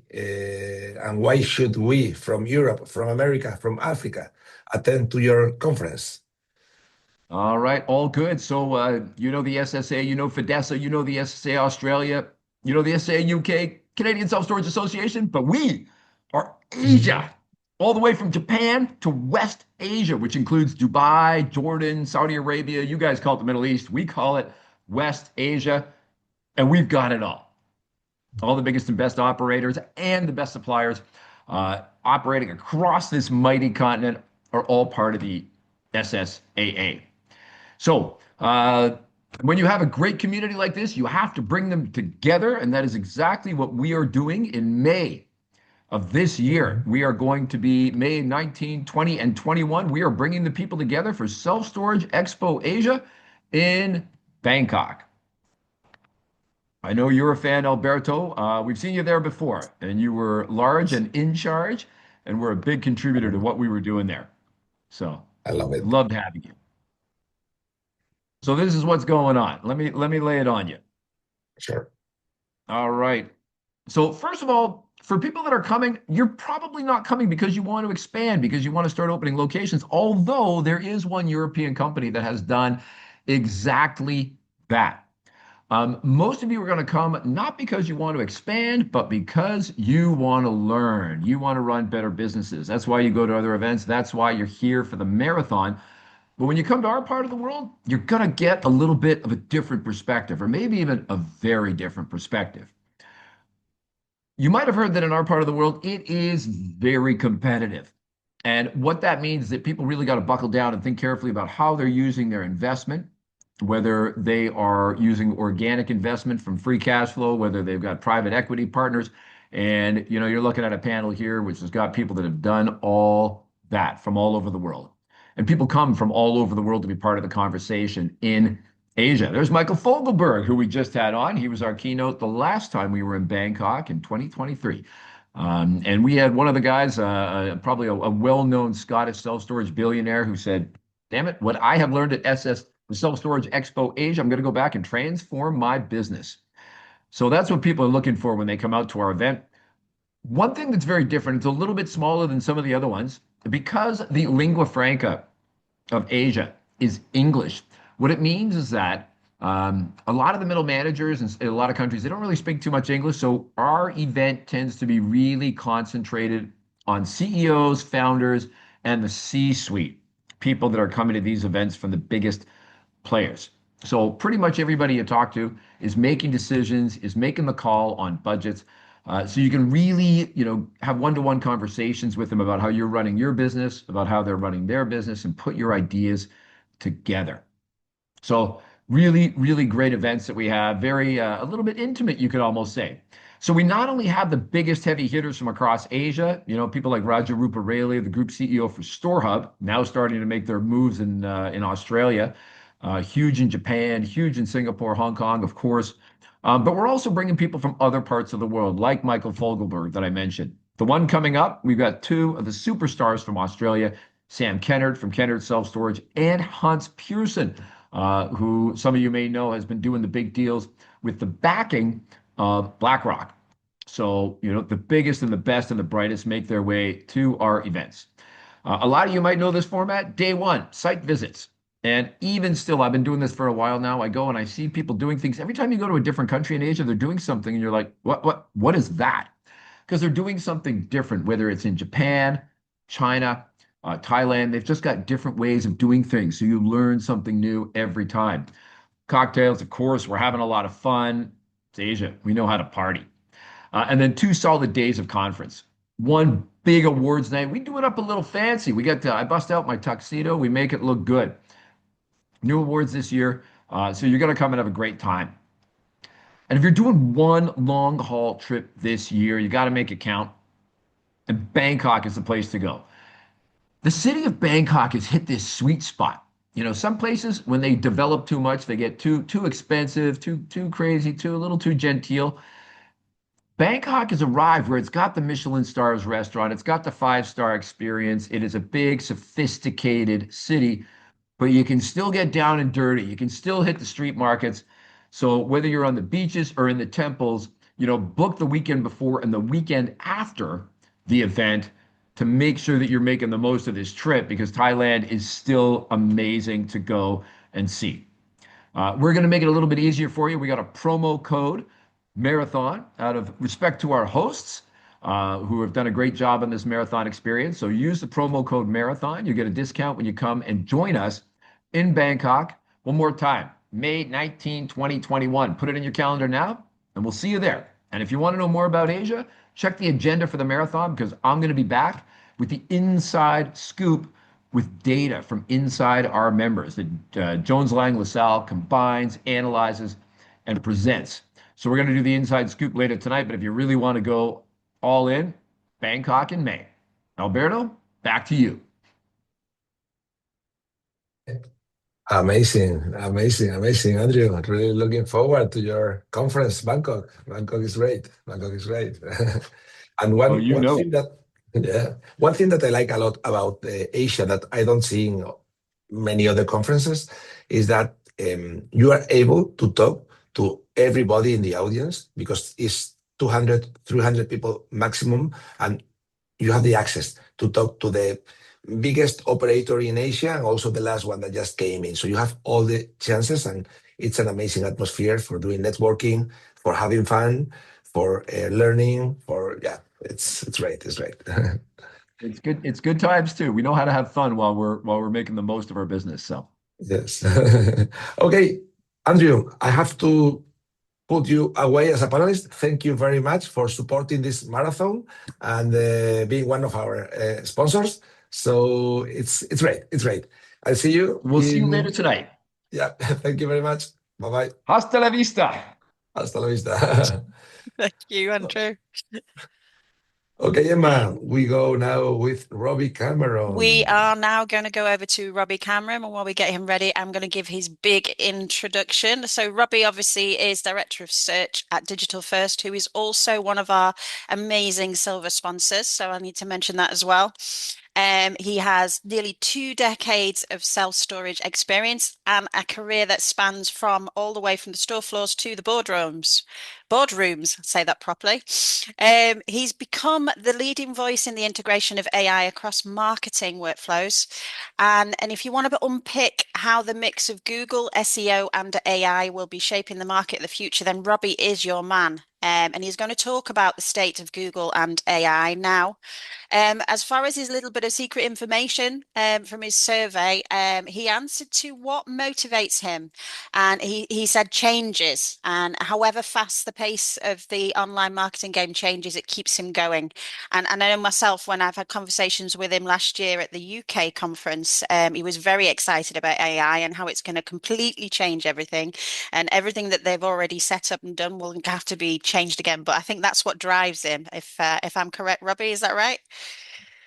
Sure, I suppose in a nutshell. Yeah. Thanks, Emma. It was quite the introduction. I didn't realize that about myself. I've got to big you up, haven't I, while you're on here? Thank you for joining us, Robbie, and I shall let you carry on with your presentation. Thanks very much. And I must say a big thank you to Alberto and Soleil for the opportunity to chat through, especially seeing as it's today, and then a little bit later this evening, we're doing another panel discussion. And in South Africa, that will be at 10:30 tonight. And tomorrow morning is my birthday. So really excited to stay up and spend my time on the self-storage webinar. So Robbie, thanks, Alberto. What an amazing birthday present. What an amazing gift. Yeah, and thank you for offering to send cake through to all the office in South Africa. That was really kind of you as well. By the way, what's the water temperature now in Cape Town? Ooh. We're going to have a good day. I think it's ranging up to, it's going to be over 30 degrees today, but I think we're sitting at 26, 27 at the moment. So wonderful. Amazing. Here is cold winter. Yeah. No, cold relative to where you are. We chat to a lot of our Northern Hemisphere clients, and this is a good time of year to chat about. I was about to say that cold is a relative term. I'm loving the winter here. Yeah. Okay, Robbie. So if you wanna start your presentation, let me see. If anybody has questions for Robbie, please put them on the WhatsApp group. I suppose first you can see my screen being shared there, Alberto. Yes. Great. Yes. Yeah, and I do want to say on the WhatsApp group, a lot of what we're going to chat about, I've actually front-loaded the beginning of the presentation with a little bit more of, the AI and the latest with Google search marketing, because that tends to be what people are most interested in at the moment. So if you've got questions, and as soon as I say something like, yes, that sounds good, but have you thought of that? Please just drop a question. Really keen to have that conversation going. So today we're going to chat a little bit about Google, the state of Google, how AI is maybe influencing the search element of that. And again, within an hour, we're not going to be able to touch on everything, but we'll do our best. And then the second half of the presentation, I've got a little bit of data that we accumulated. And what that data is through our digital first capabilities, and that includes multiple countries globally. There's a worldwide footprint at the moment. We're operating in 10 different languages. We've put together the data using over 3 million inquiries, 20 years of experience. So actually coming up shortly will be 20 years in the self-storage industry for myself. And we've got a team of 30 plus people working on those accounts at this stage.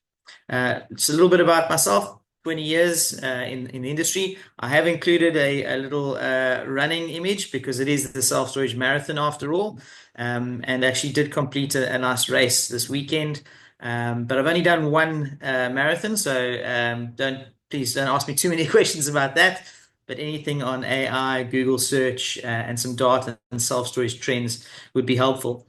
A little bit of background. I started around 20 years ago as the first store manager in our stores here in South Africa. We've grown that to around 64 properties and over 40 properties in the UK as well. So we own and operate a number of stores. And now we've grown digital first, which is almost 6 years old. And we've got that global footprint. So it's amazing for us to understand the self-storage journey of customers, from back in the day, it was Yellow Pages, and now, Google search and onto AI and that development, but how the use cases and the need for that is incredibly homogenous across the world. So those drivers of death, birth, marriage, divorce, renovation, and just moving home are the drivers that tend to be the same globally. And there's some wonderful learnings that I hope to share with you today. So first, we're going to kick off with a whole host of acronyms: AI, SEO, AIO, GEO, LMNO, PEO. All right, there's a lot going on, and I think the most frequent question that I'm getting these days is, for self-storage owners, is what is the impact of AI on my business, and specifically inquiries or leads and move-ins? What does that journey look like, and is it changing? So first off the bat, we have to acknowledge, yes, things are changing, and there's opportunity in that. If we can be first movers and first to market and first adopters, then there's a great opportunity for us to capture some demand and be at the forefront. I have to say that all the acronyms of AI overviews and AI and the multiple platforms that are out at the moment, in ChatGPT and Grok and Claude, DeepSeek and all these others, they are creating some nuances, but I will note that most of Google is essentially saying that the same principles that had you ranking before remain today. Now, yes, there are nuances. I hope to share a few of those little tidbits with you today. But I've got a quote here from Danny Sullivan. Danny Sullivan is director, Google Search. It was on his podcast with John Muller. John Muller is a senior search analyst. They've got a podcast that you can imagine in digital marketing and digital first we listen to quite frequently. And he's noted here, when it comes to our ranking systems, we reward content that we think is great for people. And that's going to be really important going forward. Essentially, what he's said in his podcast is whatever you write on your website, whatever videos or images you have, if it is good for people to use, like they can get access to your product easily, they understand how to use it, where it's located, how to get in contact with you, what the cost of that is, what they're actually purchasing. Those are typical questions that, whether it's AI driven or human driven, it is something they need. It's an information base they need. And essentially they're saying that all of these acronyms are in fact just under the umbrella of what we would typically call SEO. So if someone is popping through to you saying, hey, listen, we are very specific marketing agents for AI, we'll get you ranking on AI. I think most of the search engine, and certainly the largest, is saying it's still typically SEO. There are some nuances, but the principles will remain, the technical aspects, and I'll share some of those with you today. In terms of AI and traffic, one of the other questions is, well, how do I know how much of this traffic is coming through to my website? What should I be ranking for, and how do I rank for those? So if we're not sure, if you've been using your phone or on your desktop and you're typing in queries like, what is the best self-storage facility, a self-storage facility near me, how much does a self-storage cost, those type of queries, you typically are going to get an AI overview section at the top, followed by some ads, then map listings, and then your organic listings. Now, we want to know as marketers how much of the traffic is coming from those AI sections. Am I ranking in it, number one? And am I getting traffic coming through to my website? Well, Google hasn't yet launched these tracking tools for us to understand how much of this traffic is coming through to our website. You can do certain things to get an idea or a guesstimate, and that is by, if you're popping onto your Google Analytics for property, you can filter by source or medium, and then you can filter for and search for elements like ChatGPT, Perplexity, Gemini. We're finding with that, typically less than 1% of the traffic is coming from those search engines. Now, that is data you're likely to see on your own GA4. However, I want to caveat it with, it's probably not efficient in terms of giving you the right information at this stage. And that's because it's quite difficult for Google to, or hasn't certainly released any information of what's organic and what is AI overviews just yet. They have told us that it is coming out. And the first place it'll be coming out is on the Google Search Console, and you'll be able to change a filter to show you that type of traffic. So it's coming. But we already know if you use the product yourself, certainly you are seeing these AI overviews. And clicks and conversion rates are changing. There's a number of other elements that have changed. So Google have changed something that's technical, and equals num100. So the num100 change essentially means you could have searched a search term, self-storage near me, and got 100 Google results. Google removed that capability. It is now sunset, and the reason is they're trying to make access to the rankings of bulk rankings a lot more difficult for their competitors. because they're looking to move into this AI section, and certainly with their product called Gemini. But what you will have seen on your own Google Analytics is what we term the crocodile effect. And so what's happened is your impressions have increased, so that's gone up on the graph, and your clicks, the number of visits to your website, may well have decreased. That's gone down, and it's opened up and created what we call a crocodile mouth. Why has that happened? Well, when you're having a conversation with AI, typically we're asking 2, 3, 4, 5 questions about the same product. We're learning. In the past, what you would have done is made a search for self-storage near me, clicked on the first link, and then done your investigation on that website. The user journey is slightly different now. The first question remains self-storage near me, but now you're getting an AI overview answer. And then you're asking follow-up questions. Do they have insurance? What about transport? Can I move in now? Is there availability? How much does it cost? What size unit do I need? And each one of those queries is generating another impression for your website, and hence the spike in your impression numbers. But it hasn't resulted in a visit. Now, Google has let us know that that means that when you do get the visit, it's a highly qualified lead. In other words, most of their queries have been answered already. As an operator, we need to know 2 things. One, yes, I should be getting a qualified lead, a lot less traffic, and therefore my conversion rate to inquiry or lead or move-in should be higher. 2, and I think more important, is what questions are people asking, and have I answered that on my store pages and on my blogs and on my homepage?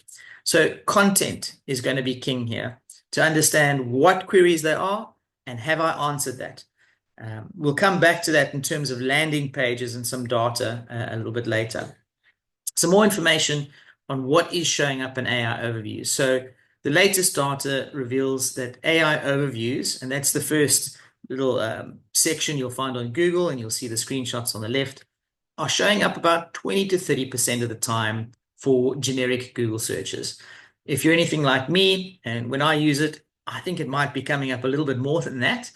But again, it depends on what queries you are putting in and what searches you are looking for. Questions are coming up 60% of the time. So those queries of what is, how to, where do I, that has an AI result 60% of the time. Again, in my personal experience, I think it's quite a lot higher than that. And then we're seeing the increase of these longer queries, 7 or more words. There's an increase of over 50% of those type of searches as the searches become more conversational. So the keyword that we would have been bidding for, in your Google ads, but also in your organic, you're trying to rank for storage near me, it is still an incredibly valuable keyword. You still want to rank for it. You still want to show those elements. And it is putting a high volume of traffic through to your website. But your longer second and third questions is, how much space do I need to store a 2-bedroom home? That type of query is becoming more prevalent as the AI is conversational. So it's a slightly different user journey. We're also finding that video is showing 78% of the time in product comparison searches. So here clearly I've gone along with the marathon theme, and I've just taken a look at Boston 12 versus Boston 13 running shoes. And immediately you'll see, yes, it's showed me a video. And in fact, on the right-hand side of that screenshot, you'll see there are 3 results, but 2 of those results show videos. Why is that important to us? First, I've got to say that it is specifically for product comparison searches. So for e-commerce, this is going to be unbelievably vital going forward. But as self-storage owners, we can't ignore such a drastic change in the search functionality. That means we're going to start having to create some video content, and we're going to have to answer the questions that people may have. Maybe different unit sizes, pricing options, insurance information. How do I get access? Compare these 2 brands for me. And that is the type of video content we are going to be wanting to host, specifically on YouTube. That's where almost all of the AI overview videos are being referenced. It's not the only platform. Vimeo is a good one, and there are certainly others. but we do want to start hosting our information on there, making it readily available and producing that content. So your first base, again, is looking at what people are querying and making sure you have that content available. And so far, you will have seen nothing revolutionary has come. If you should have been doing this with your SEO results in any event, way before AI. But now we're just highlighting the fact that these are the results that are showing. So how do I start generating this video? Well, I wanted to show you this little video. This is a shot of one of the stores in South Africa. I want to let you know that I did not create this myself. It was actually created by the marketing manager with a single line of text, so one prompt. He had one shot at it, and that's the result. I think personally, I think it's fantastic. I'd love to see them use it in some adverts and get some engagement. He used the product called VO3 from Google. It is a paid option, but there are others, Sora 2, Kling, and there are many others which can start producing this type of content. And so our capability in the past, you would have had to hire marketing managers and video production crews and editors to go and shoot some products at your store, and with something like this, visual effects studios. Now we can create it without leaving our own seat and not even asking for a specialist. So the opportunity here is vast. I'm going to share another video, but I do want to share my sound. So I'm going to stop sharing screen for a moment and see if I can share this with sound, because it's an advert that was made. Here we go, from one of our clients. Okay, and I suppose if I play this, you hear there's some sound on this one. This next one is an advert made by one of our clients. We do have permission to share. So they're Storage Vault in Scotland, and they made this advert. Hey guys, running out of storage? I've got the cutest hack for you. Fresh, crisp, and totally ready to wear.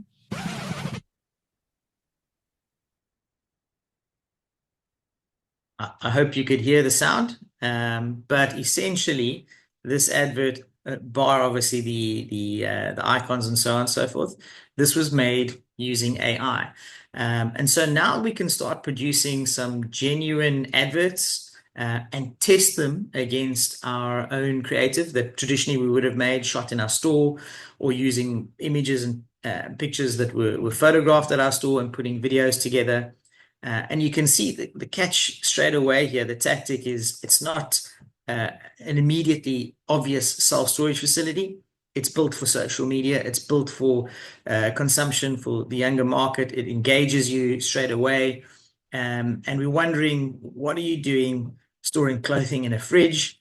And now we get the real answer. And I've been able to brand my product straight away. The point, I suppose, isn't about, is this a good or a bad advert? For what it's worth, I love it. But it's the capability that we now have to generate this video content that we need at the touch of a button. Essentially, our own imagination is the limit here to produce something and then go and test it. So I think the next question everyone's going to ask me is, have you tested it? And the answer is yes, we actually have tested.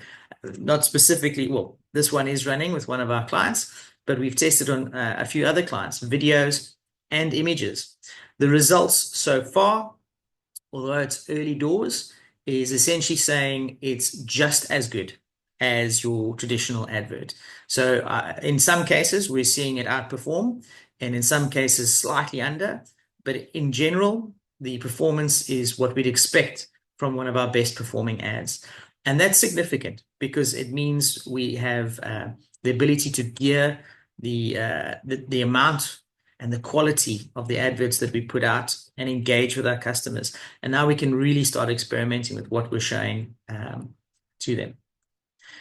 So having said all of that, let's talk a little bit more technical about how we're actually going to show for these AI overviews and kind of what's coming up next. And on the next slide, I will share with you what is coming up next, and it is, I think it's game changing. But right now, what can I do? We're finding a lot of the queries coming through for AI overviews, and whether that be Gemini, ChatGPT, DeepSeek, Claude, whatever it may be, are specifically around sizing and pricing. And that immediately would go to the conversation on self-storage about transparent versus translucent pricing. Are you showing your pricing on your website or not? And so if the query pops up is, how much space do I need to store a 2-bedroom home? Typically, we'd be able to go and find that information on a self-storage website. But it is something that you must consider. Am I telling people how much space they need for specific needs? A 2-bedroom home, a 3-bedroom home, a 1-bedroom flat. Someone might put in a transit van or a container or half a container's worth of goods. Am I answering that question in terms of content on my website, whether that be video or text, ideally both? In terms of pricing, if we're not showing our pricing, and someone asks, how much is a 15 square meter unit? How much is a 20 square foot unit? And our website does not have the information available, then we don't have the opportunity to enter the lottery. Essentially, we can't be shown because that information isn't available. And so the AI overview will not show it. Now, does that mean I need to show pricing on my website? And fortunately, we've tested and we can categorically say, no, you do not need to be price transparent in order to show up in those searches. But you do need to have a couple of tricks up your sleeve of where that information is housed and what you're putting on your website so that you do show up. So you don't need to be price transparent. What we're finding is that tables rank quite well within AI overview searches because it's an easily digestible piece of information, and it allows some comparison. So if you've got comparison tables on unit sizes and prices, or unit sizes and what can be stored in them, that can be incredibly helpful for the AI overview. I do want to caveat that with many companies or agencies are coming up with AI specific content in order to rank. And although that is a good tactic, something like pricing and adding tables, the AI engines have become extremely good at digesting information on websites and producing that to match the search query. And essentially your large players, OpenAI, Google, their engines need to become better and more refined at doing that specific task in order to give the best results to the user. And if we take a step back and look at the macro here, the audience that they're looking for is you and I, the searcher, so that they can show them an ad and show them a result. It means they need to show me the most relevant result to my search query. And so they are intrinsically geared towards making sure that their engines digest that information and produce it as easily and quickly as possible. So likely, any content we put on our website doesn't specifically need to be geared towards AI content, but it needs to be geared towards a human being, and the AI will adapt to that. Are there things that you can do? Yes. Okay, we've already mentioned pricing, table setups, and then some technical elements like schema. Schema is just a piece of code on our website, which our team can add for you, which says, this is the name of the store. This is the address of the store. This is the telephone number or the contact information. And it's easier for any search engine. It's not specific to AI overviews. It's for any SEO. And that's, again, going back to the point, it's still SEO. We should have been doing this anyway. The SEO principles hold. Content in terms of video, that is, I think, going to be a new one for the year, for 2006 or 2026. So Google has let us know that video is something that they're going to be pushing in terms of content and in terms of ranking it. So if you are looking to allocate budget this year, I would encourage you to look at video production and generation and have that as a supplementary to your content strategy this year. Again, not in place of, but certainly to bolster it. And the last point, and I think we say this about self-storage daily, the underlying principles of why someone needs the products, where they're coming from, it's location driven. It's a location driven business. So don't sleep on your maps. And when I say maps, I don't just mean Google Maps. You know, that could be your Baidu Maps, Apple Maps, Bing Maps. Make sure they're all up to date, registered. You've got UTM tracking. You've got updated images. We're responding to reviews. And we are seeing a direct correlation with the number and the quality of reviews and that ranking. And the reason I mention that is because that is a controllable.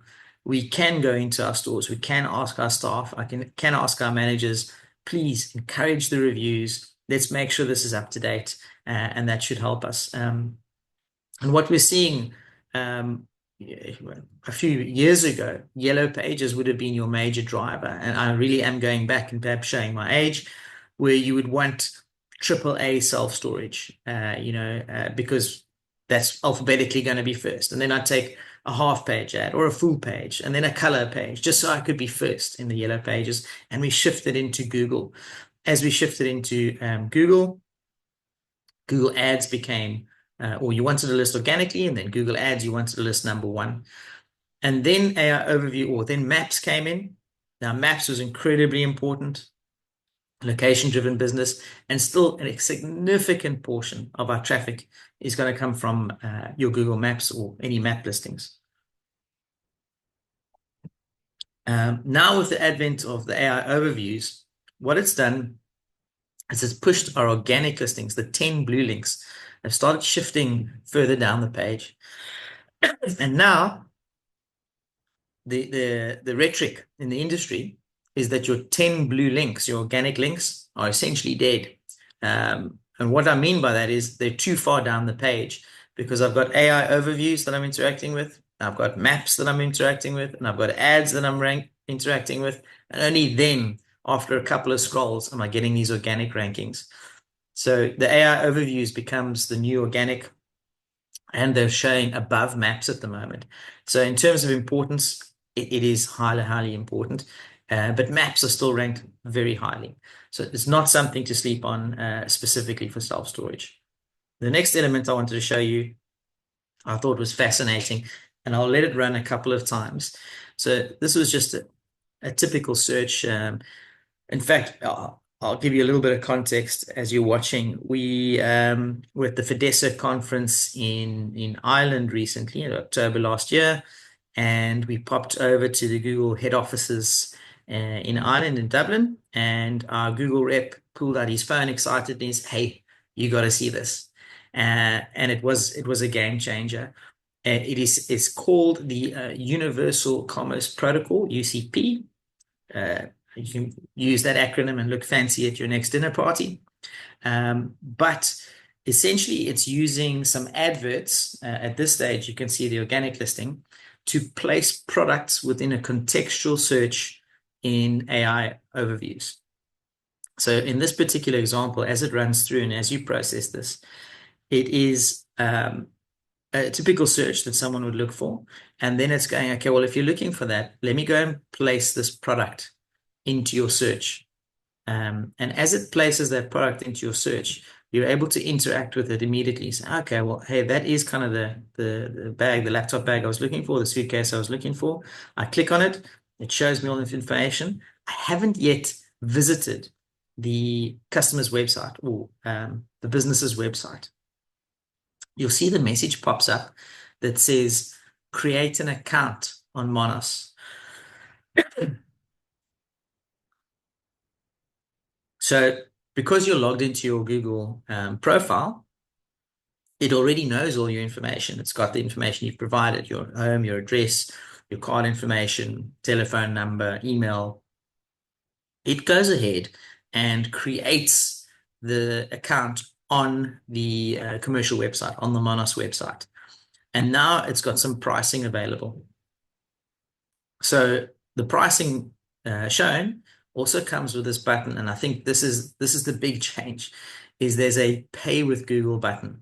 So now not only have I created an account without leaving the Google platform, I'm also able to make the payment, purchase the product, have it delivered to my home without leaving the Google platform.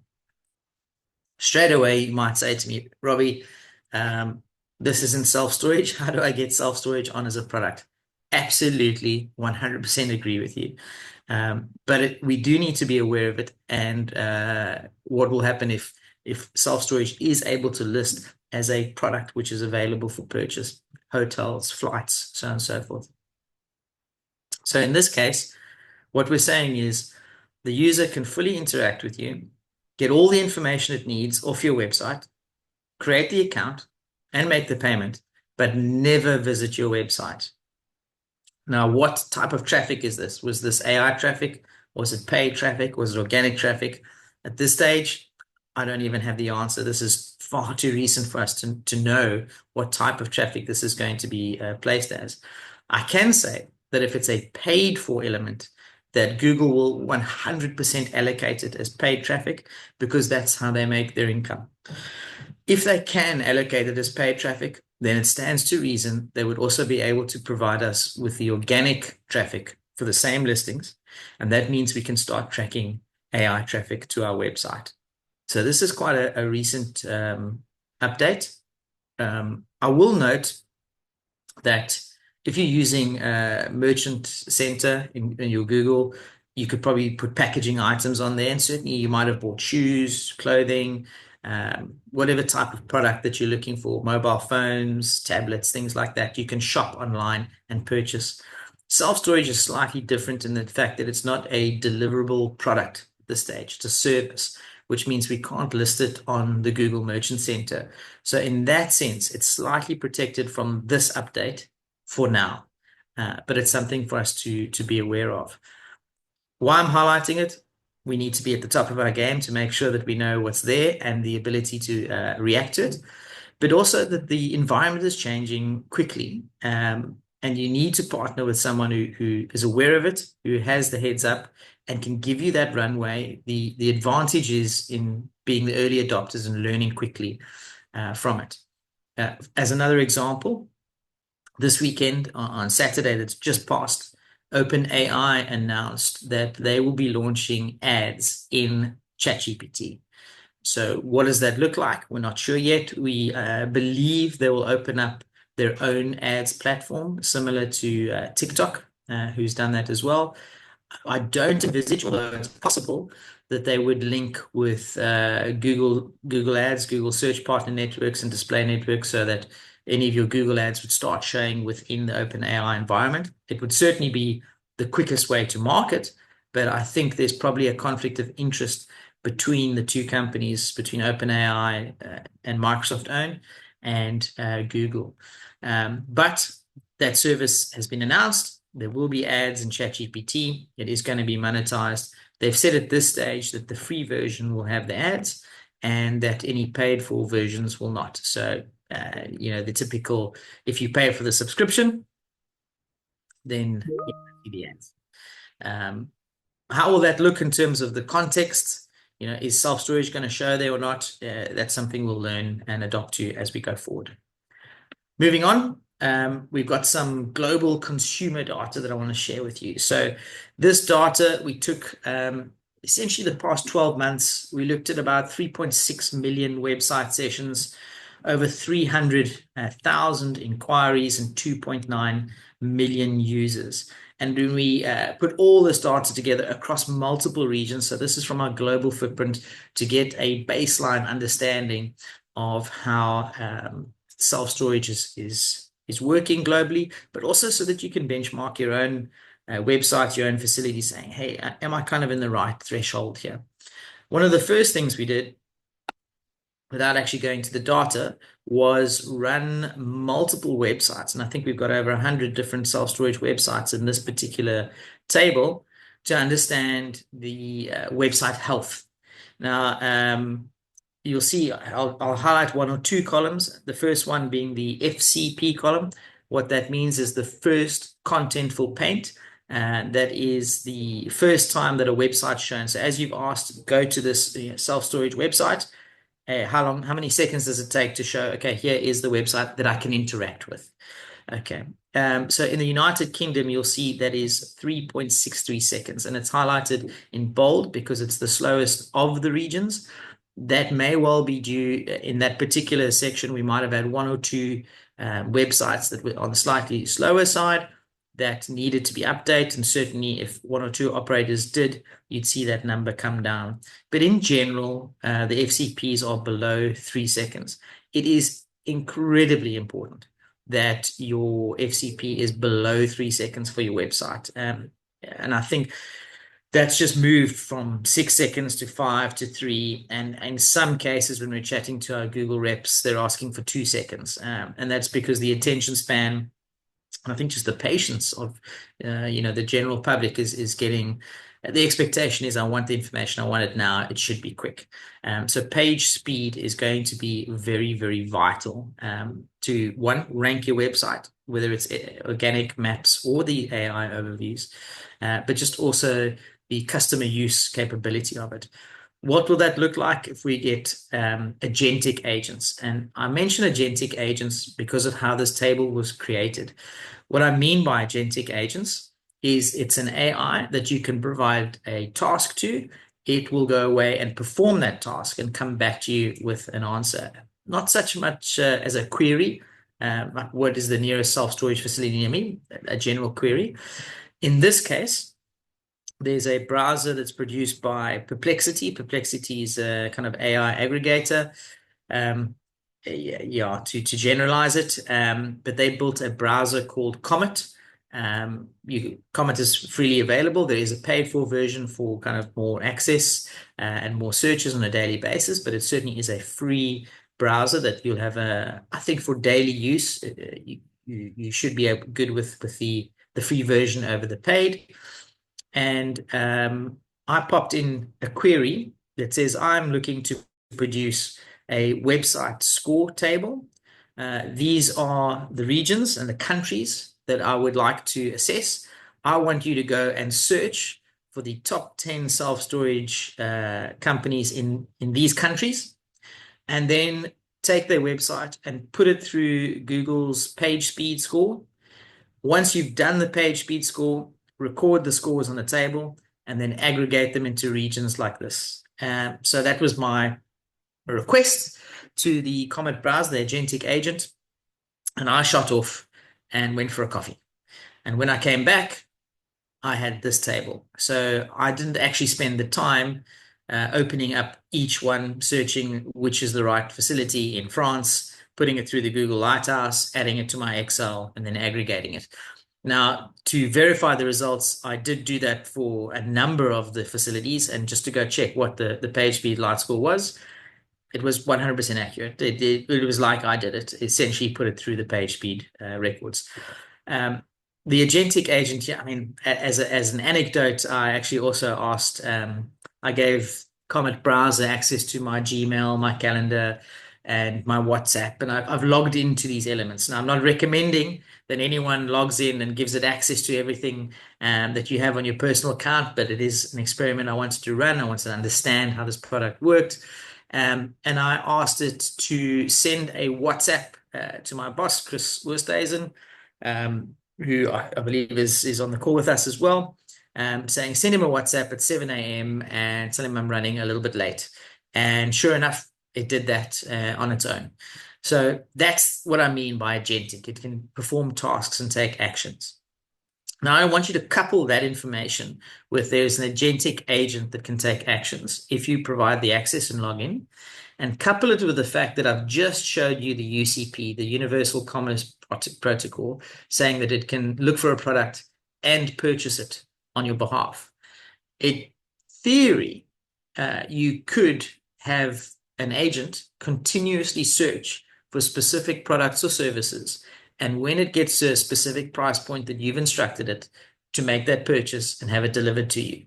And once you put that instruction in, you can essentially wait to get the best price product delivered to your home without any further action. And that is something that is fascinating in the growth of marketing. And you can imagine the applications, for self-storage, even running away and comparing products, comparing locations, comparing pricing, availability, reviews, what customers are saying online. In fact, one thing I suppose has triggered for me just on reviews for the browser Perplexity, for ChatGPT as well, naturally for Gemini and the Google environment. We have seen that Google reviews for locations are a significant marker and often actually show as a result when making queries like what is the best self-storage facility. It goes to find what the natural human is saying about that product. And so again, incredibly important. It is a controllable and there are ways to push more of those reviews. I think Alberto has a phenomenal example. Maybe later he'll share with us about how he drives Google reviews in the stores in Malaga through Trusteros Plus. I still think it's the absolute best way to do it. So what does good look like? How many people should visit my website? Well, typically, look, we're finding about 600 users per store per month. And that's a good benchmark. You might find you're more or less, if you pop in and you're getting 1,000 visitors per store per month, that's probably a good, healthy position to be in. It's going to be very much dependent on the location, if it's urban, is it rural, and how many facilities you have. So multi-store facilities or single-store facilities are going to have different results, but it's a good benchmark. The real takeaway from this was that although we're looking for about 600 visitors per store per month, it's that your homepage is not actually the best converting page. So it is an important page, and certainly I don't want to downplay the fact that your UI UX and your page speed and your technical SEO score and all those benchmarks must be great for the homepage, of course. But an incredibly important page for self-storage specific is your store locations pages. Why is that? Typically, the searches storage near me are used. That will drive a location-driven result, but not necessarily your homepage. And more often than not, we're seeing specific requests like storage in and then area, or storage near area, because the user wants that service close to their home or close to where they're moving. That means they're entering your website more than likely on your store location specific page. They may do on your homepage, but again, it's more relevant on your locations page. And now the information on your locations page needs to be fully up to date. I need to know what it looks like.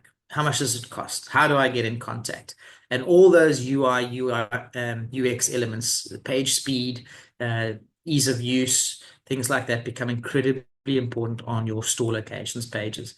I'll share a little bit more about those and what we call, I suppose, your 1%ers. At Digital First, we'll chat about 1% improvements. And one of the things we discuss is potentially even the button color for your call to action button. So if you have a button that says get a quote, see price, book now, those type of elements, we found that a button color which is green had a 1% better click-through rate than any other color we tested. Now, we can go into the psychology of it. Potentially, I can offer that a green for go at your traffic lights is something that I'd expect, but it's very much a color which is associated with green for go, but also it could be a standout color on a self-storage website. So if you've got a green brand color and that button is still green, there's also the potential that the button is hidden behind all the other green elements in it. So it's not a one size fits all. It is definitely an A/B test element, but there are 1% improvements and things that you can make, even down to the copy that's on it. Are the corners squared off or rounded? Do we put a little arrow next to it to say kind of this is the next step or not? And interestingly, we've even found some differences between providing some options. So you might have book now and get quote next to each other. Book Now a lot more committal and forthright, whereas Get Quote's a little bit softer. I just want to know how much this is. And we found that providing the option could drive the click-through rate on Get a Quote higher than if the Book Now option was not there. And incidentally, a lot of people opted not to choose the Book Now. Not to say it wasn't clicked, it was clicked if someone had the high intent. And specifically in mature markets, there was an immediate action I could take just to step into the process. But that perceived choice from client tended to drive a better conversion rate for us as well. In terms of mobile and desktop use, and tied in with that kind of user journey of what does your button say, what color is it, I'm probably telling you something you know fully well now. Most of your traffic is on a mobile device. In fact, we're 150% more likely to get a mobile visitor to your website than a desktop visitor. In addition, the click-through rate of a mobile visit is much higher than a desktop visitor. And we'll see on the next slide that they also stay for longer on your website. They tend to interact a little bit more as well. Why mention it? Why is it important? Well, if you're designing a website, and we've already mentioned, make sure that your FCP is under 3 seconds and all these SEO technical elements in and the right content and YouTube videos. Okay, well, now I'm loading a lot onto this page. We've added schema and tables, and I've answered all the questions and done the right things. We still need to make sure that a human can use this. So what am I showing? And that's kind of where this UI UX comes in. Can they see what the store looks like? Is it a good picture? Can they quickly, easily take action? Are they able to call me? Is it immediately evident that they can? There are things to consider like banner blindness. And what I mean by banner blindness, we see so many adverts daily that we've become incredibly skilled at filtering information we don't think is relevant. And where that comes into the UI UX design is that there'll be a little section right at the top. And you can pop onto most self-storage websites. You'll see a little section at the top, which might have some buttons of call me now, the telephone number. And we're finding that a lot of users are immediately discounting that as a menu section and something you want me to see, and therefore I'm ignoring it. And I'm now immediately scrolling down to see what I can see, information that I want. And so it's important that although if we have that banner, is to put multiple call to action buttons further down. So they shouldn't ever be more than one scroll on a mobile phone away from having the capability of taking action. So whenever they digest the piece of content that they were looking for, in this particular case, it might be, I was just looking to make sure that this company offered insurance. Down to my FAQs, yes, we offer insurance, great. I'd like to take some action. Have the capability of doing it right there. In terms of organic traffic, we already mentioned that it stays for 50% longer. Although paid is a wonderful element for us to be able to get traffic to our website, it's important that we don't ignore the SEO value of things, because it tends to be a higher quality client as well. I thought this was incredibly fascinating. 67% of users leave after scrolling only 20% of their landing page. What do I mean here? So 2/3, 2 out of 3 visitors who come to your website, the first page they land on, they're only going to look at the first 20%, maybe 1 or 2 scrolls of the page that they land on.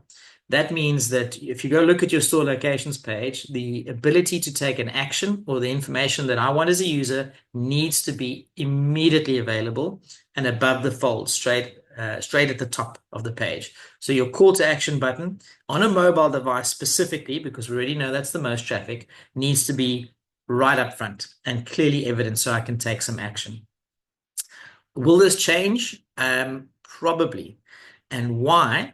Is because if you type into AI or your Google, your Gemini, ChatGPT, whatever it may be, you type a question, the answer is going to come up and it's going to provide context saying, this is where I got the answer, and it's going to have a little link.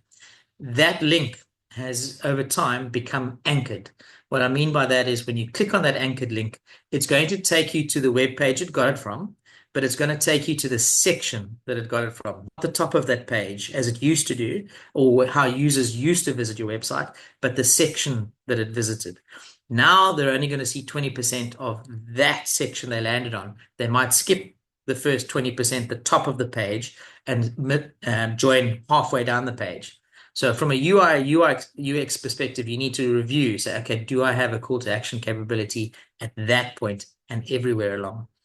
Emma, I see you're chatting to me. I'm still okay for Robbie, time. no, I'm really sorry to interrupt you. My mind is blown. I've been scribbling away all sorts of information, particularly because I speak to a lot of new members when I go around and see their sites, and they're always asking me about the best way to make themselves appear higher and higher up, and how is AI going to change things. So I hope you don't mind. I've written down a few ideas just to say that pass on to them, and obviously pass them on to you as well. But no, that's fascinating.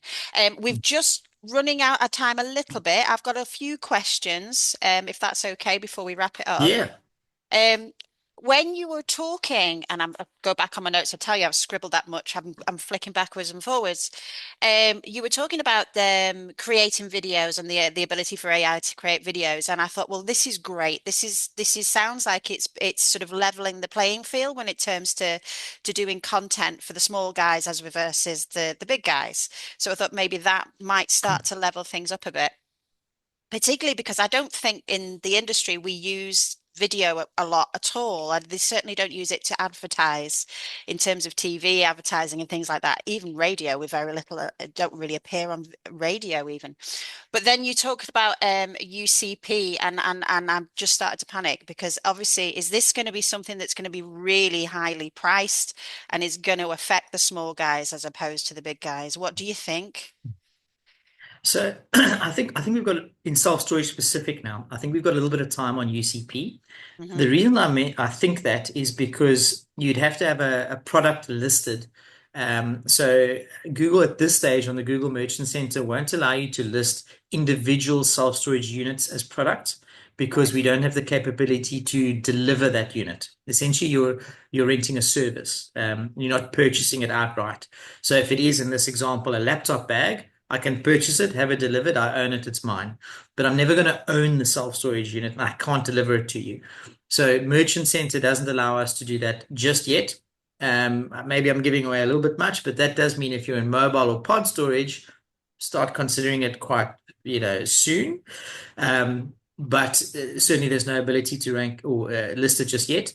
But it does mean that self-storage, I think, will go that way. And if you pop on right now to google.com/flights or /hotels, you'll see that type of element where there is already the listings of hotels and flights and multiples. And the last link is missing, where once you've got all the information, this is my flight, this is where I'm going, this is the time, this is how much it costs, everything is included. Only at that point is, okay, we'll go visit the partner website, Qantas, British Airways, so on and so forth. But now the UCP coming in means I won't need to visit that. And self-storage, I think, will go that way. Timing, okay, well, if I had a crystal ball, I'd give you a shot at it. But, head on a block, probably 18 to 24 months. But please don't hold me to it. No, we won't. We won't. But it's nice to know that you've got the finger on the pulse and you can let us know, you see, in advance. So thank you very much for that. I think we are running out of time. I'm so sorry, because I'm sure there's plenty of questions, and I've got a couple more here, because the topic is just endless, isn't it? There's always new things happening. But thank you so much for that. I think it's going to be really helpful for people. But obviously, if you do have any questions for Robbie, pop them on the WhatsApp group, and then he can pick them up from there. But thank you so much, Robbie, and thank you also for being a sponsor with us. And hopefully we'll see you again very, very soon. Are you coming back later for one of the panels? Yep, very excited. 10:30 in Cape Town. Of course, it's going to be your birthday. Way past my bedtime. Yeah. That's dedication. I'm very impressed. Okay, Alberto, I'll hand over to you for a sec. Thank you very much, Robbie. It was great. It was great. We have another South African knocking at the door, who is Grant Daniel at the moment. He's also Grant, from Cape Town, as well. Fantastic. I know So, Grant well. Lovely man. Robbie, so please, could you do us a favor? Could you put your contact details in the WhatsApp group? So if anybody in this audience wants to contact you and maybe ask you Digital First for information, if you could manage their marketing and their, well, they have the contact of the person that is in charge of this issue.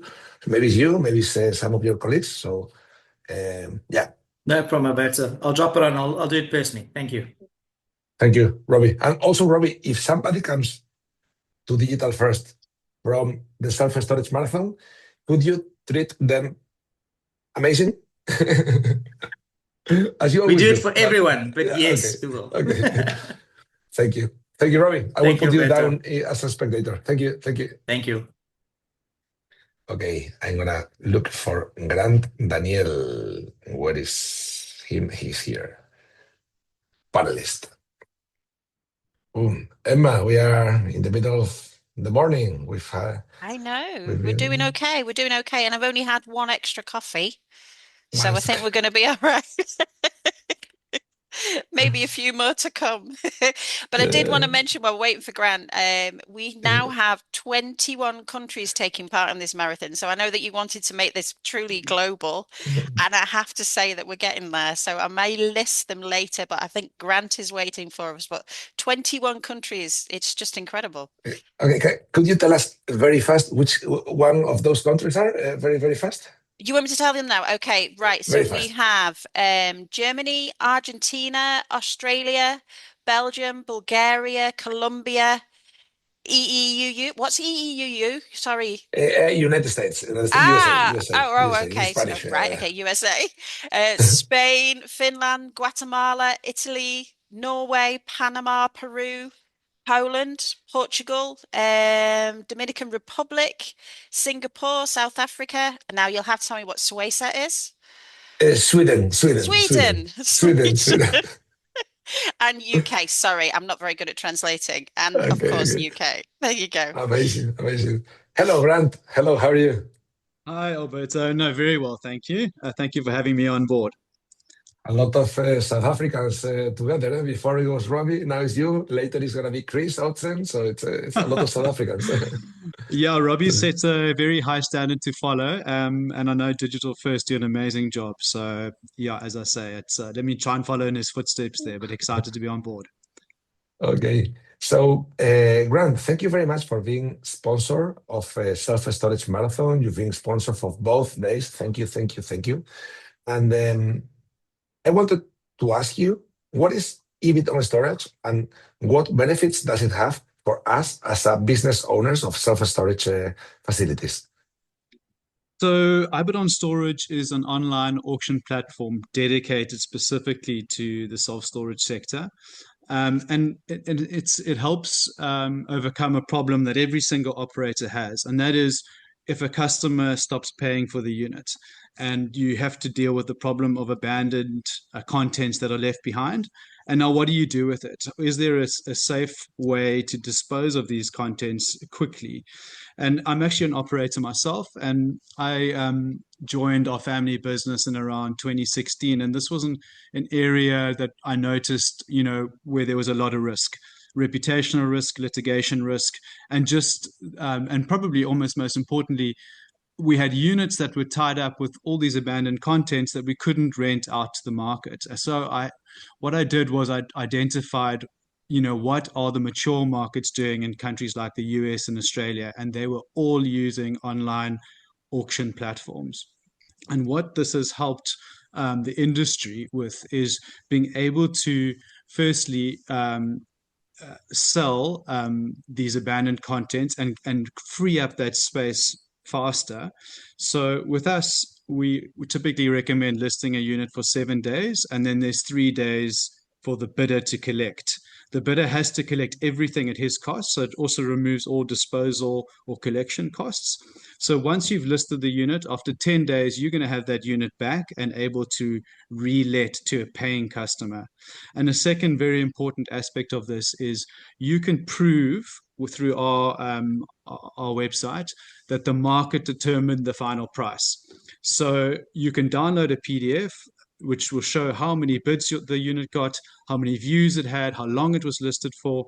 So you can prove that the market determined that final price. You didn't donate the goods, you didn't keep any of the goods yourself, you didn't sell it to a friend, you let the market choose the price, and that's the price you got. So overall, we're averaging around across throughout the platform around 250 euros a unit in Europe, and in the UK around £250 a unit. We've now got over 200 unique UK brands, storage brands that are listing on our website. And in Europe, we have over 100 unique storage brands that are listing on the website. And you asked me last night on the Spanish day, what is the most successful market that we're working in? And it's actually, interestingly enough, been Sweden. I mean, I must actually thank Michael Fogelberg, has really helped me with, who was a speaker earlier. He really helped introduce me to a lot of the market over there. And I think we've wrapped up around 80 to 90% of the Swedish market on iBidOnStorage, and we're averaging more than 300 euros a unit in Sweden. So it's really been a great success story. And it's a success story that can be replicated across all the European markets. It's just a matter of getting a volume of auctions up, which will build the bidder base. And as that bidder base grows, the price improves. And we've seen that across every market. In every market, it starts off at around 50 euros, and it's slowly growing. And in Spain, we started at around 50, and we're now closing in on 150 euros average price. And it soon will be at 300 where we are in Sweden and on average. So that's in a nutshell. Very fast. Shaylen is coming afterwards, another South African. There is a video of iBidOnStorage. Do you want me to play it while you speak on top of it? Because maybe it doesn't have volume. Yesterday it didn't have it. So you could explain on top of it what is iBidOnStorage as you are doing now? Yes, I'll do my best to do that. Okay, let me share my screen. Okay. Can you see my screen?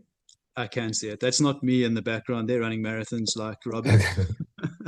So we've sold, as you can read there, over 15,000 of these auctions. We're a proven platform.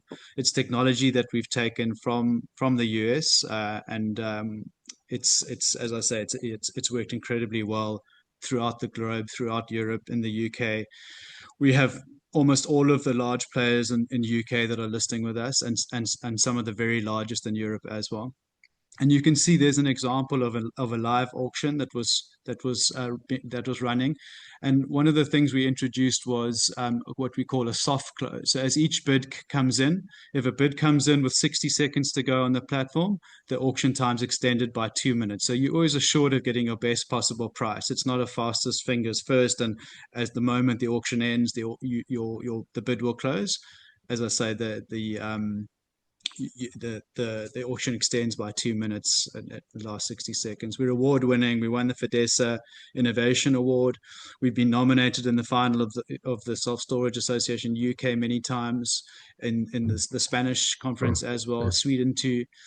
And we're always introducing new innovations. So the one at the moment is a new AI tool we introduced, which can determine if any contents have been left behind in the unit. The bidder would need to photograph the unit, and if there's anything left behind, it won't send an email to the self-storage operator, it will send him one, and the email will say, the unit's not clean, do not release the cleaning deposit.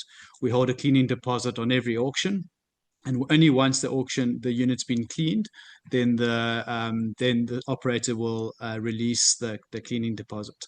So we're also introducing object recognition right now. It's being tested with Pelican self-storage actually in Sweden, which will enable operators to create more better and more thorough inventories, which obviously lowers risks. So you can see there's a real example on screen of all of those items that were picked up using our object recognition technology. So that should be released in the next, hopefully in the next month or so across Europe, and thereafter we're coming to we'll bring it across to the UK. I mentioned earlier, we also have the ability to, you can download those PDFs to ensure that you can prove the market value of everything that was sold. There's no cost of collection for you, because the bidder has to collect everything within 3 days. And as I say, if he doesn't collect everything, he loses his cleaning deposit. We've sold units for £10,000 plus, and close to that in Europe as well. I think our highest result is around €8,000 in Europe. We had our first auction in Switzerland 2 weeks ago, I think 2-3 weeks ago, and we sold that first auction in Switzerland for 5,000 Swiss francs. So it was an incredible success. And since then, we've had quite a few Swiss operators signing up. So yeah, it works incredibly well. Like I said, in the US and Australia, over 80% of storage of the market use platforms such as this one. And we're the only people doing this across Europe. So it's a really exciting space for us, and we're growing incredibly fast. Almost weekly, we have new operator signups. You can see there some of the operators who've given us a testimonial. Alberto is one of our users, so please feel free to ask him how he's finding it, and I'm sure he'll give us a positive response. But please, send me an email. Give me a call. I'm always on the end of the line. If one of my staff answer, you can ask to speak to me, and I'd be more than happy to pop onto the call too. We use it in my, as I said earlier, I'm an operator myself. We use the iBidOnStorage platform across all of our facilities. We increased recoveries by over 50% since switching to iBidOnStorage. We've got more than 25,000 registered bidders in the UK and around 7,000 registered bidders in Europe. So it's been a great success. I feel very blessed to have started this business and have good operators like Alberto who's using us. Thank you very much, Grant. Very, very interesting. Some people is asking me in the chat if in Spain it's legal to do auctions of self-storage. Well, I'm not a lawyer, but I think that first of all, you should have a contract signed with the customer that protects you in case of he doesn't pay you, that you can do the contract. That's the first thing that you need to guarantee, that in your contract is said that if somebody doesn't pay you, you can auction the things. Is that correct, Grant? That's right, Alberto. And the one thing I just wanted to raise there was there's actually no self-storage law across any of the jurisdictions that we work with. So it's about operators following best practice. So, like you just said, if it's within your contract to be able to, that you've given, that the buyers have given you consent to sell, that obviously lowers your risk. But whatever method operators choose, if it's to sell on a platform like iBidOnStorage, if it's to donate the goods, if it's to sell to a secondhand furniture provider, every single method is going to come with some risk. We feel that using an online auction platform that you can prove being marketed to the public lowers that risk incredibly. Like I say, whatever method you choose, there is going to be risk because there's no self-storage law when it comes to these sorts of sales. But iBidOnStorage will be your lowest form of risk. I've heard of a lot of operators that donate goods. For me, that's even more risky because you can't then prove that you got a value for those goods that were donated to. As nice as it sounds, and you're helping a charity, well, you're certainly not helping yourself, and you're opening yourself up to massive risk if you donate goods or give them away or keep them. That's even worse, because then if an original customer finds out you kept those goods, he will certainly claim that there was a hell of a lot of value in that unit, and you're not able to argue against that. I think that's particularly true in the UK when I advise members. It's about trying to get, as much as possible, trying to get the best value for the goods when you sell them that obviously you put against the debt, and that's what you've got to prove. So que Yeah, había. that's the most important thing. Yes, absolutely. Thank you, Grant. That's fantastic. Well, thank Thank you you. very much Thanks, for sharing guys. that with us. And I know I've used iBid myself, and it's, you know, it is seamless. It's really easy to use. So thank you for that. Yeah, man. Well, thanks, Emma, and I appreciate that, and especially thanks to all you guys. I know you've worked incredibly hard for these 2 days, and it's been a massive success. So, well done, guys. Thank you Fingers very crossed. much, Grant. I'm putting Shaylen inside, and I am putting you out, Grant. Thank you very much. See you later. Bye. Bye-bye. And while you get Shaylen in, shall I give him his big build-up introduction? Okay, so Please. Shaylen Sanka will be coming next, and he will be talking about self-storage automation and remote management. And clearly from conversations with all the new members that I see into the industry, this is a real driving force behind their decisions to open sites, and the fact that they can run sites remotely and because of the new technology that's available at the moment. But Shaylen himself describes himself, and he's sort of said this to Soleil, as an all-rounder self-storage nerd, which I love. I can get on board with that. We're all storage geeks here. So thank you for that, Shaylen. Are you ready to do your presentation? Locked and loaded, Emma. Thank you. Morning, Marvelous. Alberto, and fellow attendees. I think Alberto, before we jump into it, just listening to some of the conversation yesterday where we could utilize automation to translate it. We really got into the nuts and bolts of where the sector is moving, right? And it's comforting to know that there are a myriad of suppliers and providers that are just understanding the need for automation and working towards or having developed solutions. So fantastic. And, you know, Alberto, the feather in your cap, I think we met 4 years ago in Singapore when I lived in Asia, and you've come miles and bounds. So well done to you for putting this together and bringing the entire sector with you and breaking barriers. You know, Andrew said something which really struck home earlier. He said, when you look at the Asia conference, you can talk to somebody that's right up the rank at a multi-site operator, or somebody that's just starting out. And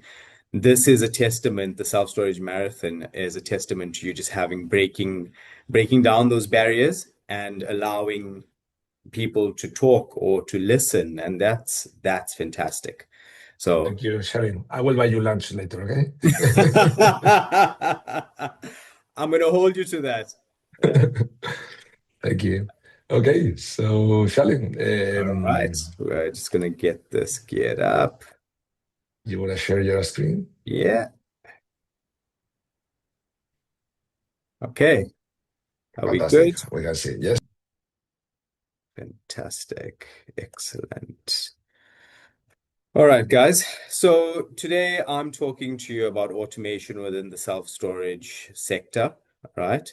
For those of you that haven't heard about me or that I've had the pleasure of meeting you, I'm Shaylen, head of Smart Entry here at Nokē, Janus International, and I've been with the sector, worked within the sector over the last 15 years across multiple countries and a multitude of operators.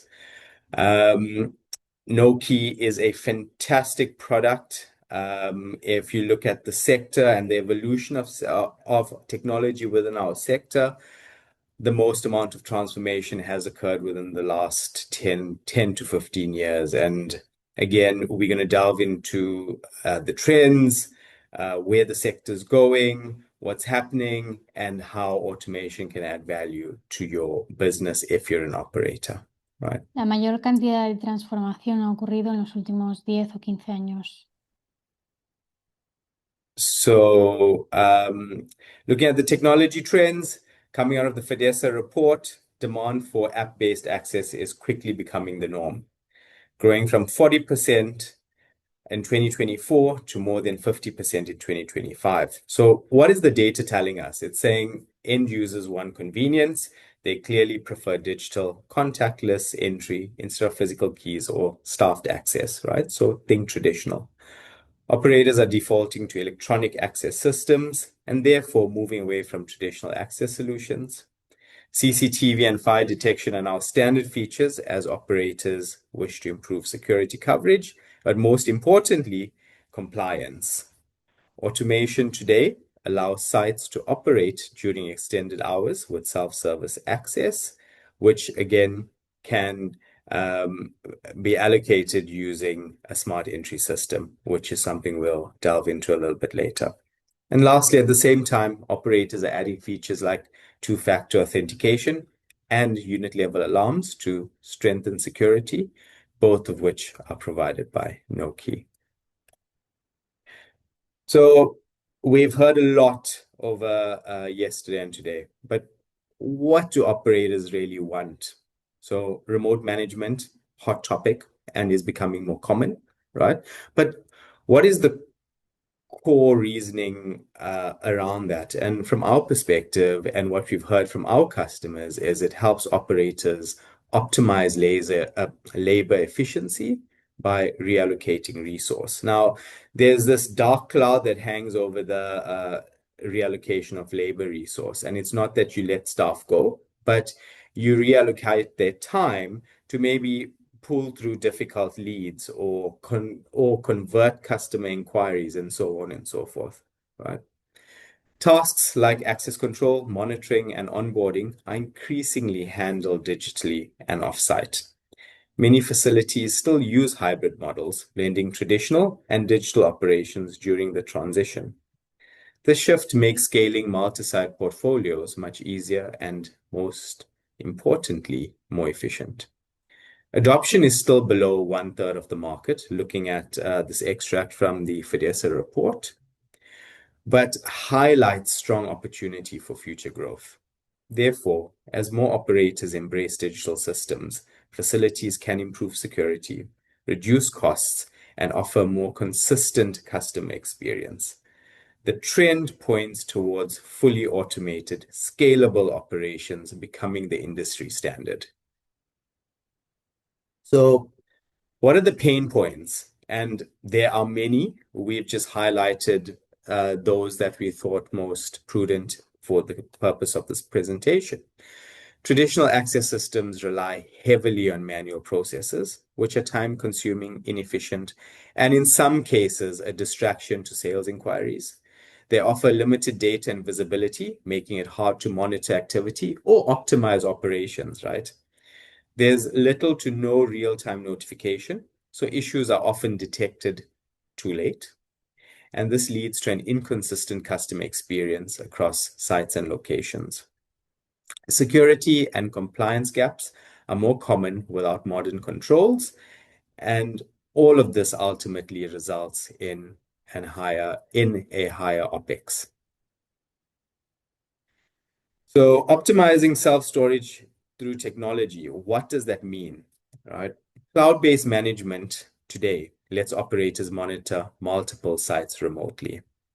But what does that mean? It means you don't necessarily need multiple resource on site to get through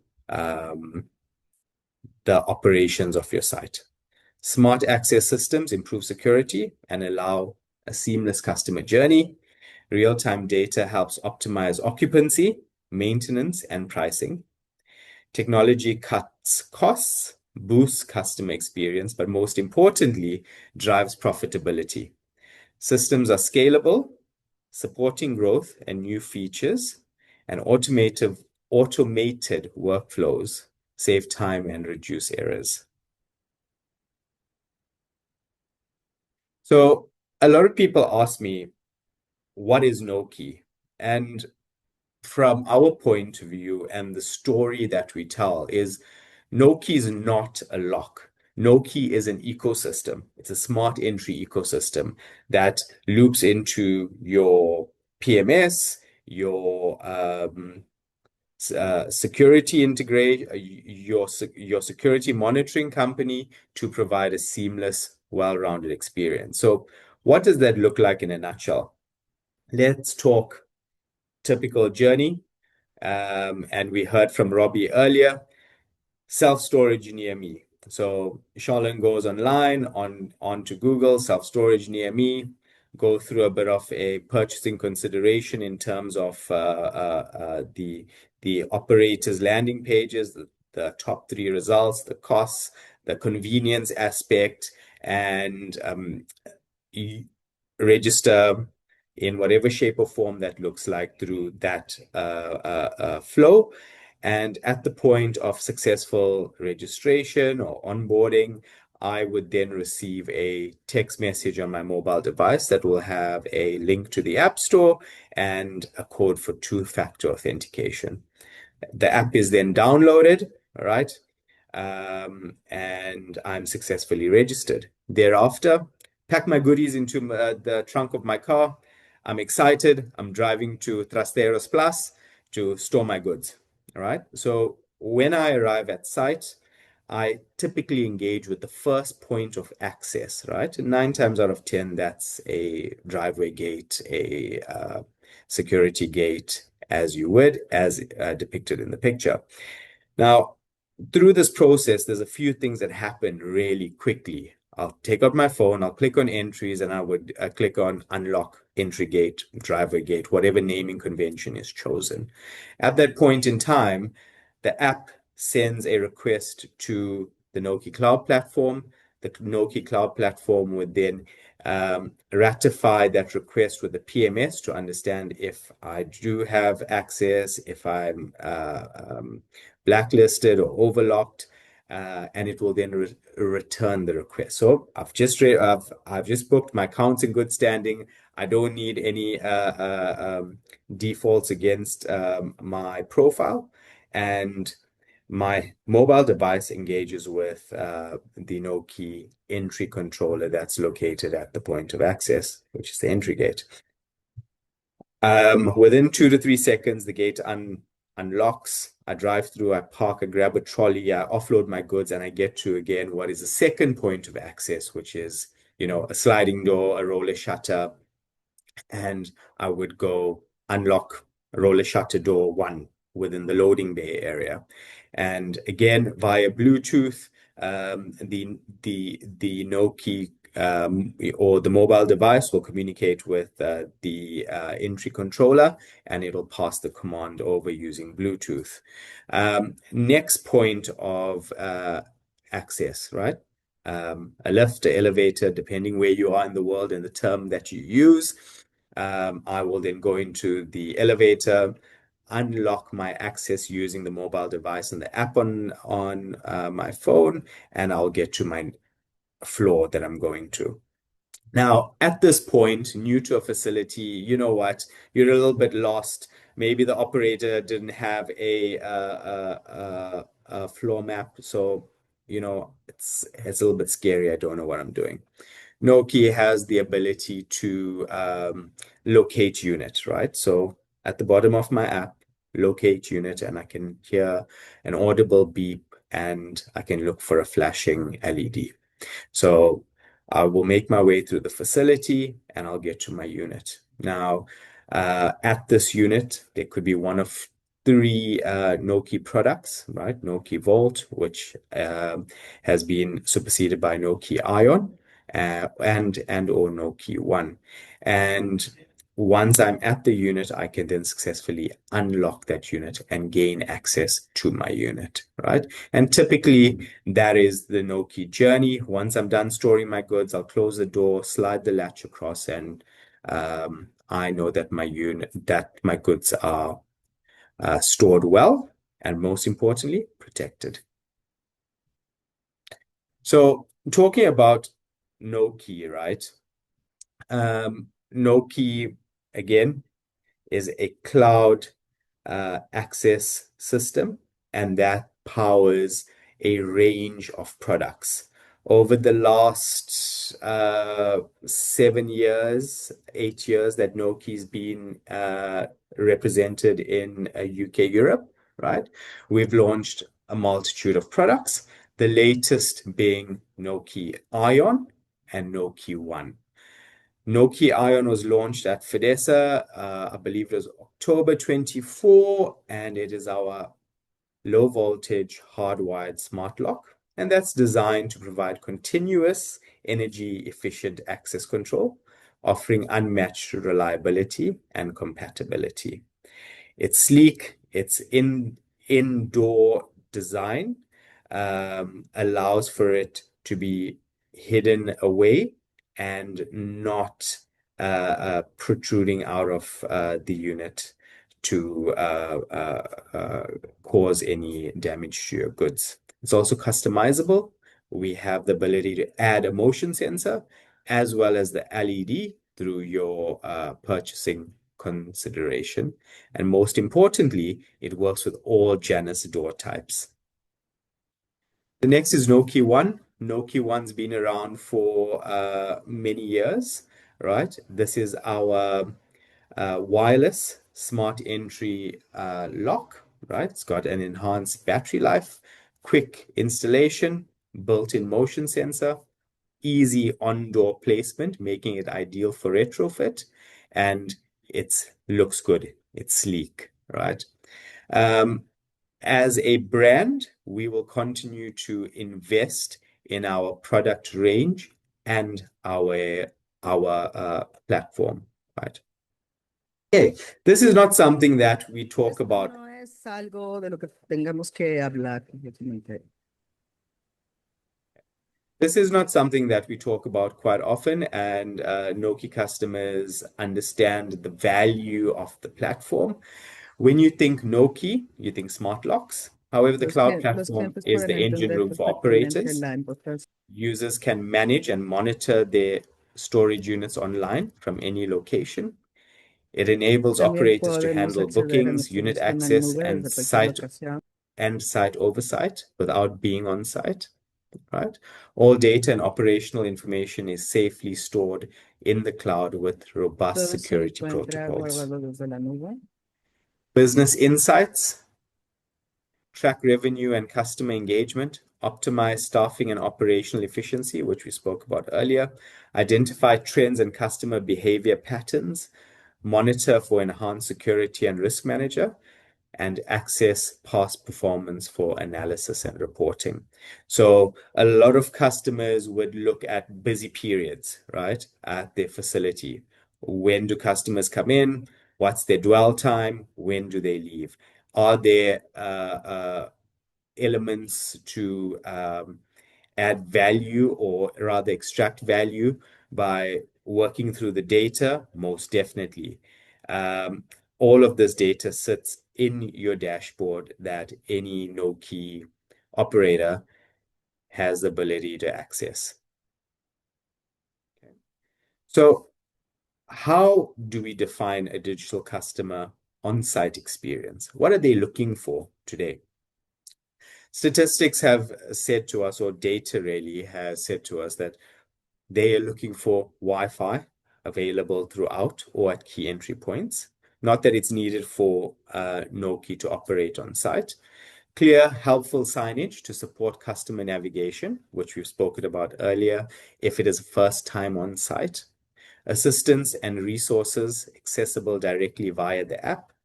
Prioritize customer needs with easy-to-use digital tools, and encourage staff to utilize Nokē support tools for smoother operations.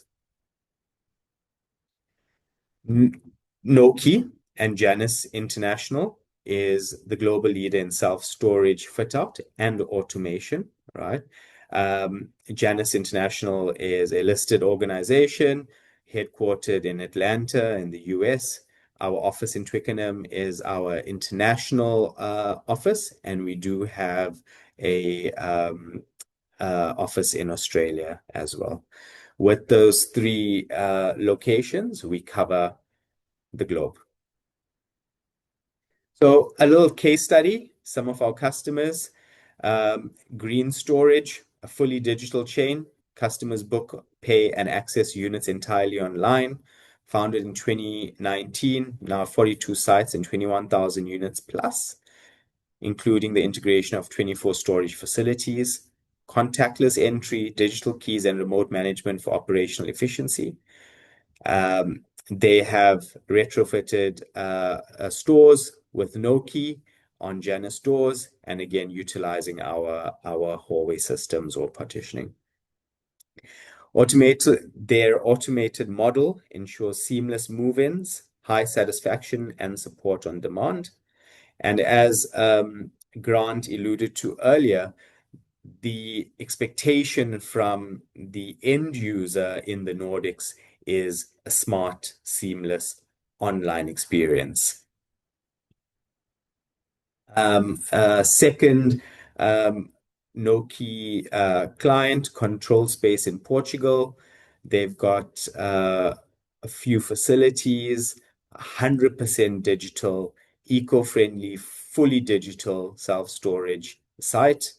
Nokē Smart Entry enables 24/7 contactless access. We, as in Janus Nokē, have provided turnkey support, design, full project range, doors, partitions, and most importantly, the installation and our Janus guarantee.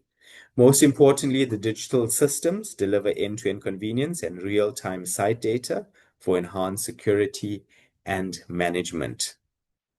And then lastly, operator in the UK, Storage Den, hybrid operator, internal and external, offering flexible, secure, keyless self-storage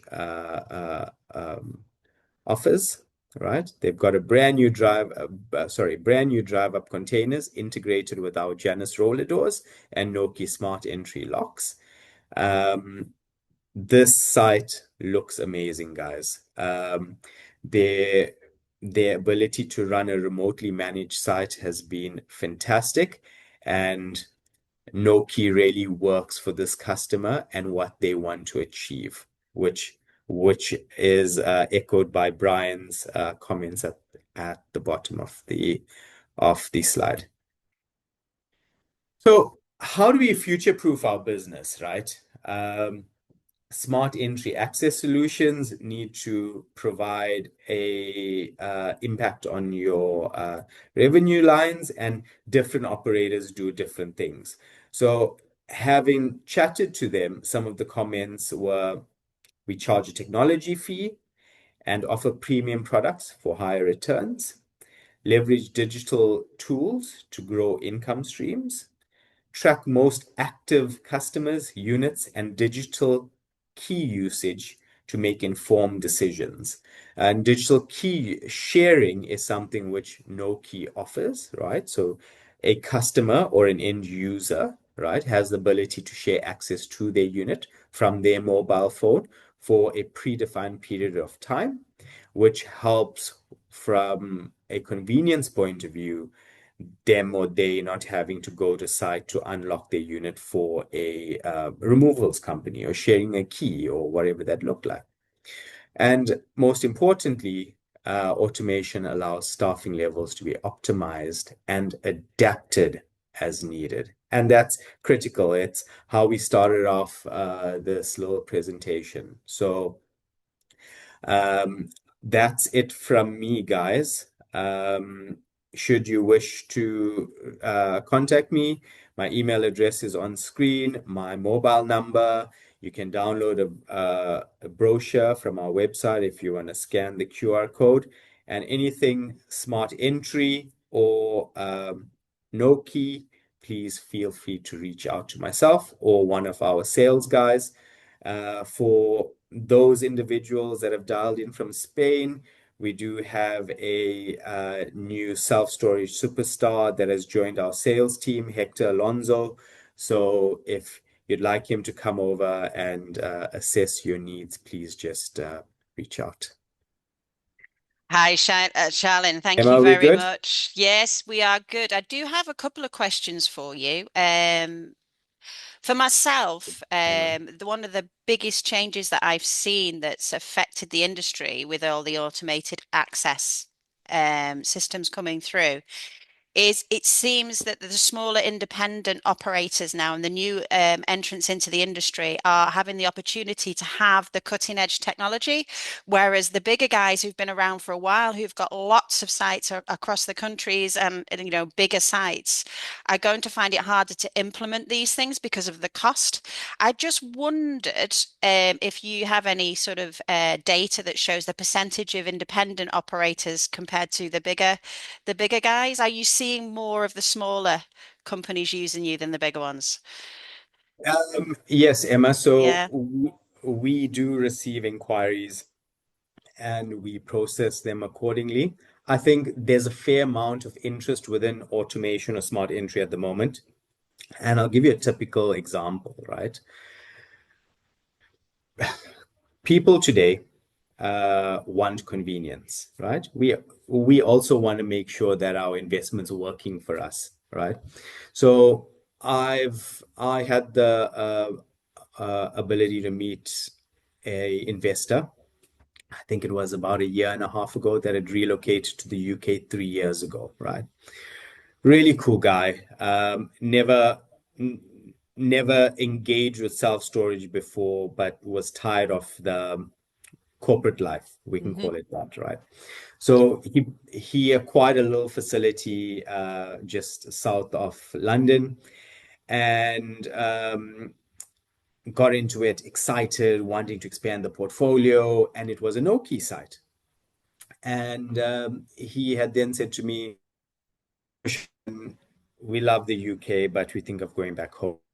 He is a South African boy.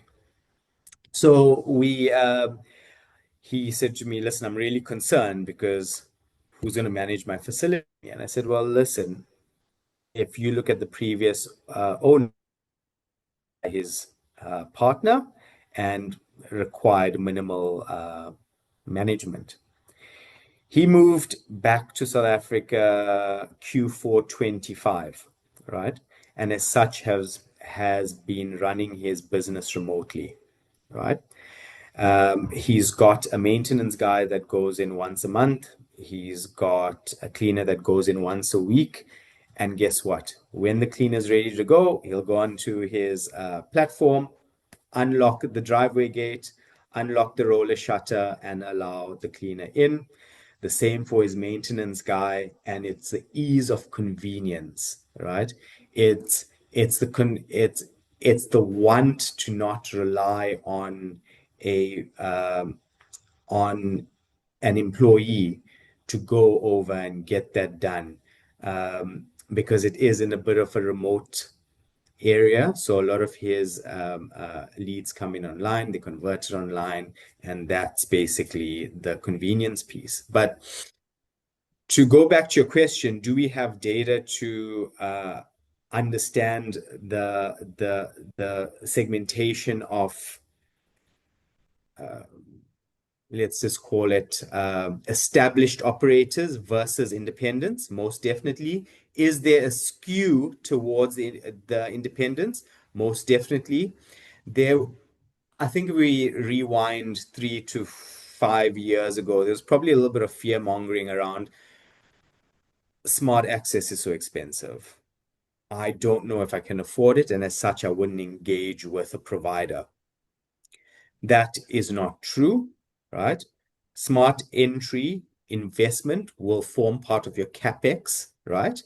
And your annual fee forms part of your OpEx. So if you structure your facility build correctly, the numbers stack up and on your ROI as well. Interesting. I think I know who that operator is, actually. I've got a feeling I visited his site. Do you think that this sort of spells, I know you talked about optimizing staff, but do you think this spells a real reduction in members of staff in self-storage? And do you think there's still a place for staff within the fully automated sites? I mean, and obviously you've talked about people going in and visiting, and there's health and safety aspects. But do you think this is going to radically change the amount of staff that are available for sites? I think it all comes down to the operator and the operating model, right? We've got numerous no key enabled sites that still have 2 to 3 staff on site because that's their operating model, and that's totally fine. But for those operators that are wanting to develop and run a remotely structured business, you will always have a need for people. This narrative of unmanned is not true, right? Because you need cleaners, you need sales staff to convert leads, you need maintenance guys to go in, you need people, right? So the aspect of smart entry is not to say you're not going to need people. It's how do we take people and use them in a more efficient manner. Let's think back. What am I trying to say? Let's think back to a traditional environment, right?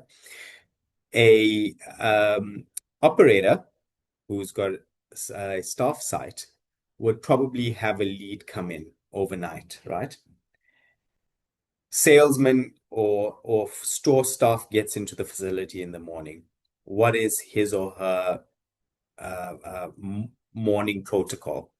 Get in, switch on the laptop, go and make yourself a cup of coffee, maybe check some of your WhatsApp messages, come down, sit and start going through your leads, but then the phone rings, but then you realize, oh, I've got to go and do my lock check. You then get up and go and perform your lock check, but guess what? The phone's ringing, no one's answering the phone, and that's not an efficient way in managing leads or managing process. So what are we saying with automation? Bring it into your business, let the automation do the heavy lifting, right? And allow your staff to become more efficient, to focus where the money is coming in from, and that's leads, inquiries, complaints, conversions, and the like. I hope that answers your question. Yeah, and I suppose it then moves to, particularly if you're scaling your business up, it moves then to a centralizing of those aspects, doesn't it, rather, and having satellite stores that are remotely managed, and then having a centralized group of staff to deal with all of that. I'm just wondering, has anybody else got any questions for Shaylen? Is it Shaylen or Shaylen? I forgot to ask that bit. Shaylen. Okay, that's good. Please send them through to me. Alberto, do you have any further questions? Well, I wanted to ask Shaylen because he's been in different parts of the world in self-storage and different sectors. Now he's a supplier, but he's been also like attending to big conferences and in Asia, Europe.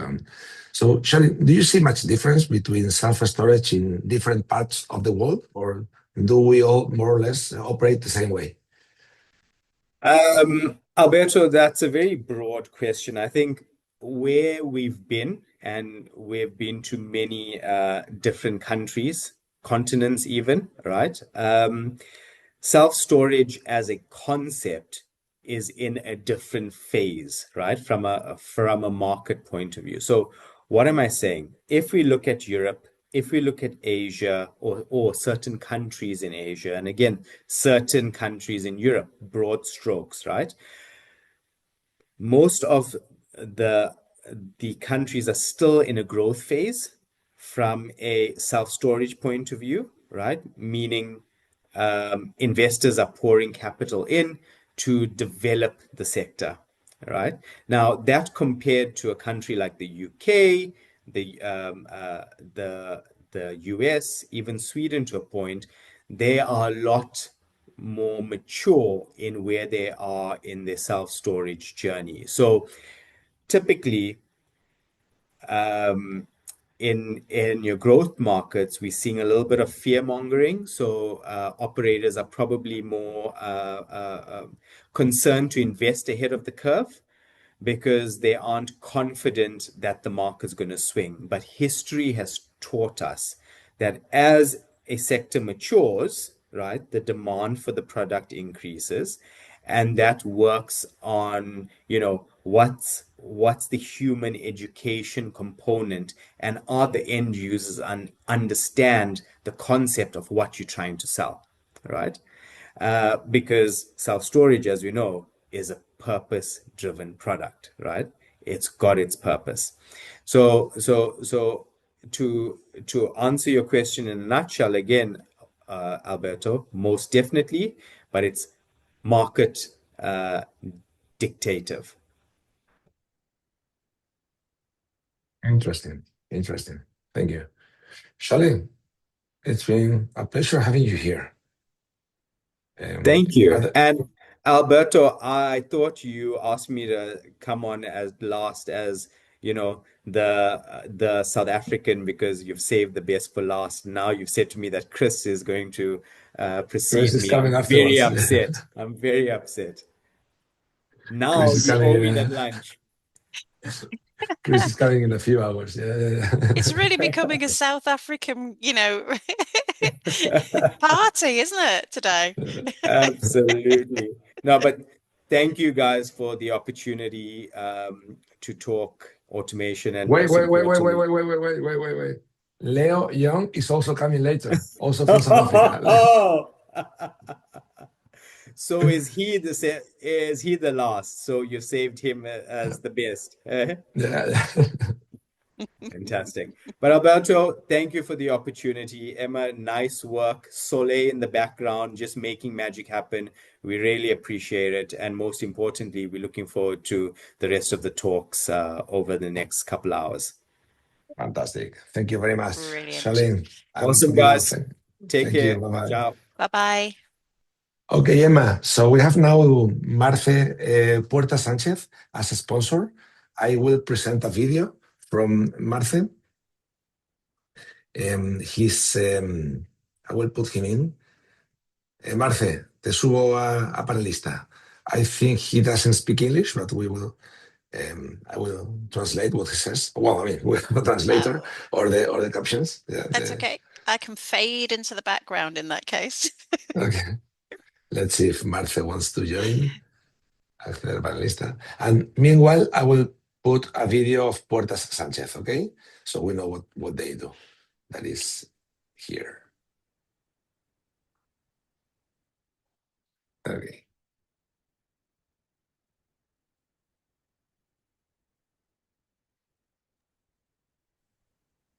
Oh, we have no sound, Alberto.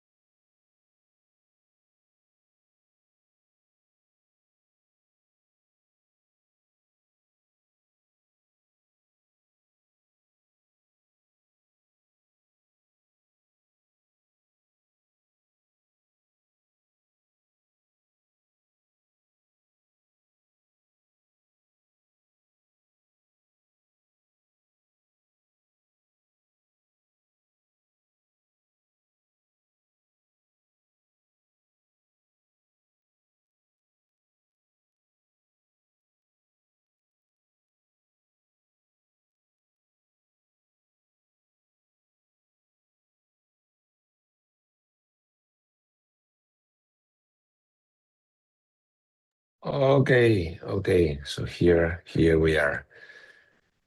Thank you very much, Puertas Sánchez. Thank you very much.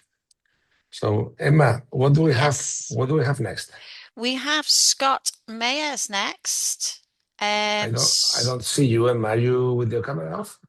I've switched myself Okay. off. Sorry about that. It's not a bad thing, really, but there we go. We have Scott Meyers next. So I hope that he's ready to join us, and I will give him his little warm-up routine. So Scott, if you don't know him, and his affiliated companies focus on acquisition, development, and syndication of self-storage facilities across the USA. Big numbers here. He currently owns and operates over 4,900,000 square feet, which is mind-blowing, and 28,000 units nationwide. He launched America's first self-storage education company, selfstorageinvesting.com, which provides courses, tools, live events, and mentoring to help others launch their self-storage business. So obviously he's ideal person to have on here and tell us all how to do things and share his experience. But he's going to talk about from operator to CEO. So he's going to talk about scaling your business beyond 4 or 5 facilities, which is something very interesting to me because I get questioned about this from our members all of the time. And in his answers to Solei's questions, Scott defines himself as an owner, operator, syndicator, and developer in all areas of storage. And he would most like people to remember him as genuine, helpful, and knowledgeable. So there you go, Scott. I hope that's a fair representation for you. Well, I think it's mostly the way that the staff has written it, so I would say so. Did you pay them lots then? They're paid very well. Thank you, Scott. I'll let you do your presentation. Fantastic. Thanks, Emma, and thank Alberto as well for putting this on. What a great way for us to get together all around the world and to be able to do this online. The technology, well, it's been around for a little while, but it's getting better and better. That allows us to get closer and closer. So I could go on and on about the things that I love about the industry, and it was so great meeting so many of the folks that are here at the show, the Asia show, SSA Asia show in Tokyo last year. And as well as now that we are doing more business on that side of the world over in the Middle East, it's just great to be here and connect, and then to do what we've been doing for so long, which is, as Emma said, we've been teaching people about this industry for a number of years, for over 20 years now. And so we've seen a lot. And one of the things that I wanted to share is as I work with, we invest in self-storage. We also have the education business, as Emma mentioned as well. And I have a mastermind, and we work with a lot of folks that have come up through the ranks from getting into self-storage, their first self-storage facility, then getting up to 2, 3, 4, and 5 facilities. And then there's a different skill set that is required of owners when they go to becoming truly a CEO of an organization, a holding company or asset management company over a number of facilities. The skill set, the adage is, as it goes, what got you out of Egypt won't get you to the promised land. And so those skill sets that allows you to get into one facility, and underwriting and management is completely different than running a self-storage operation. So we're going to talk about some of the traps first, and then also the ways to be able to scale and do this a little bit better from what we've seen over the years. And so the myth, I think, that many people have fallen into, and hopefully this isn't you, is that if you just buy one more facility, that the economies of scale on the management side will allow me to hire more people and things will just get easier. Or if I work a little bit harder, and I think all of us go through that as well, and although both of those are required, or if I hire one more person, and things begin to help when you have an assistant, and then you begin to put key people into your management team, or in what we call the C-suite. However, there's only one CEO, and it's very difficult for many of these CEOs to step into that role. They just don't know they're a CEO yet and what is required of them. And so a little test here for all of you, just to determine whether you know if you are in this position or not. The symptoms is that you're always reacting. Every day it feels like you're just putting out fires. Every decision still has to go through you, and maybe you did this unintentionally or intentionally, that I have to make all of the decisions instead of empowering the leaders that you've hired below you to make those decisions, hire well and train them well. Occupancy grows, but stress is it grows faster, which means your processes and your staff and the organization and operations can't keep up with the complexity that comes with growth. And you're busier than ever, but you're just not freer. So you got into this business to be able to provide freedom for yourself, perhaps in your family, but now you're busier than ever.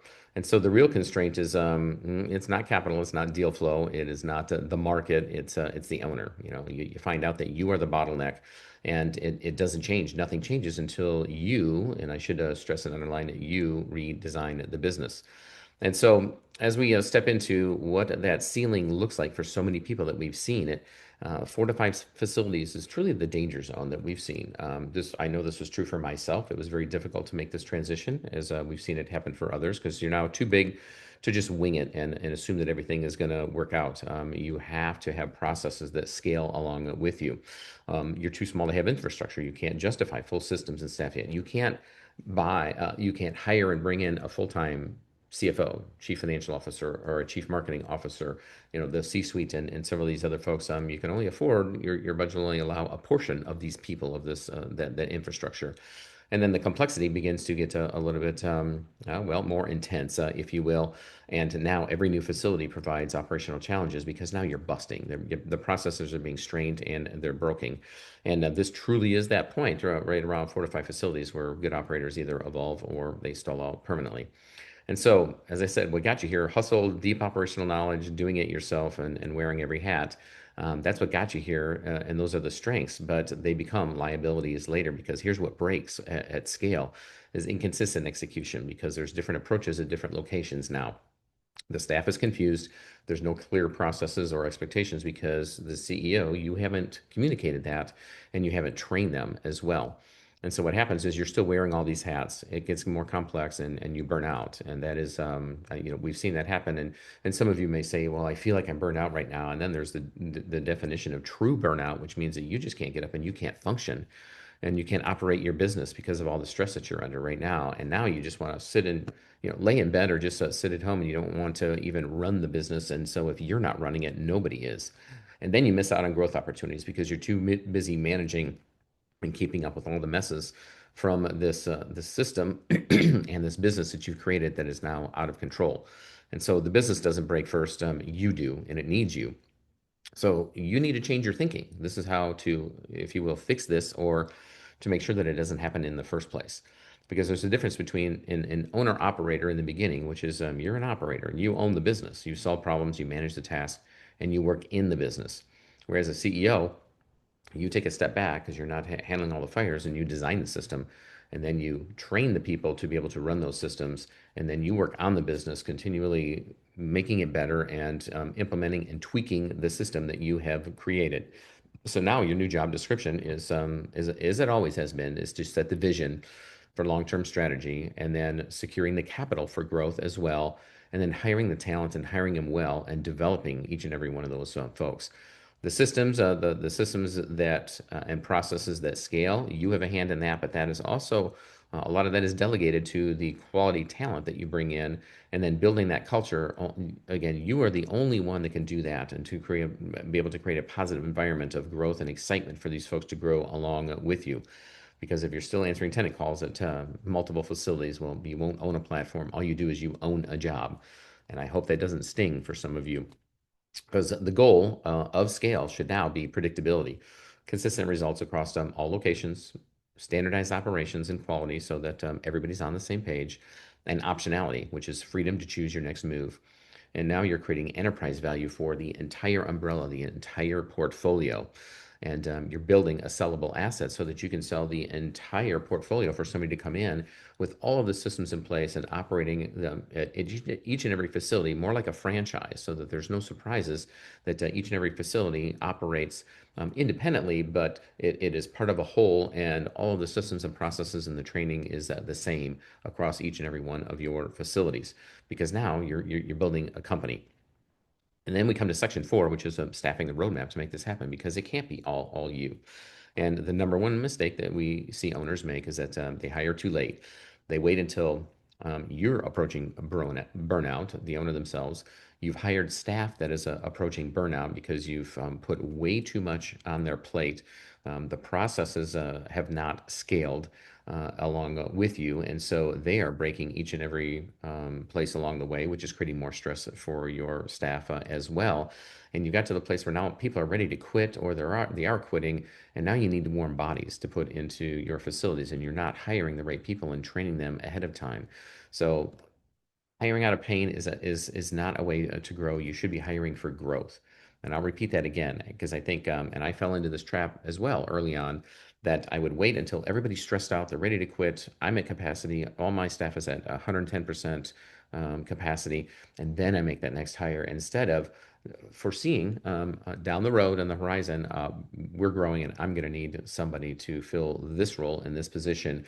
And then doing that 6 months ahead of time, hiring the right person, making sure that we wait until we find the right person, and then training them and preparing them to put them in that role, rather than throwing them in the mix and saying, hey, you'll figure it out, talk to your staff, they'll tell you what to do, and I'll meet with you on Friday to see how things are going. That is the wrong way to grow a company. So that forces you to hire the wrong role first, rather than somebody to maybe oversee, what is happening and how to get ahead of that. So that first hire is, as you guessed it, it's in operations and admin support for the entire organization. So they handle the leasing coordination to make sure that that's all centralized, and the marketing is coming into one website, and all of the leads go into one location, to a sales floor or to the appropriate sales people to lease up for all the facilities. Billing support, so that each and every facility has its own set of P&Ls. Yes, we're building a company and a portfolio to sell, but each and every facility has to have its own set of numbers, the P&Ls, the KPIs, its own dashboard to tell how well it is doing. And then the vendor coordination to make sure that they understand the needs of each and every facility, instead of that vendor calling the manager at each and every facility and wasting all that time, or calling you to get that information, which you may never call back because it's going to be a long phone call. Those are the types of things, those are the types of roles and tasks that this person, this admin and operations support person is going to handle, to offload from you as well as all of the facility operators. And it allows you to buy back time before you try to buy growth. And so buying growth means another facility, but you need to buy your time back and sometimes in order to even look for the next facility or develop the next facility. At 3 to 5 facilities, this is the critical hire. And this is the true operations manager, that they handle the day-to-day execution of the operations of the business. The vision that you've cast, which also shows the staff exactly, and the company, how we're going to operate, and this is the way that we're going to move forward.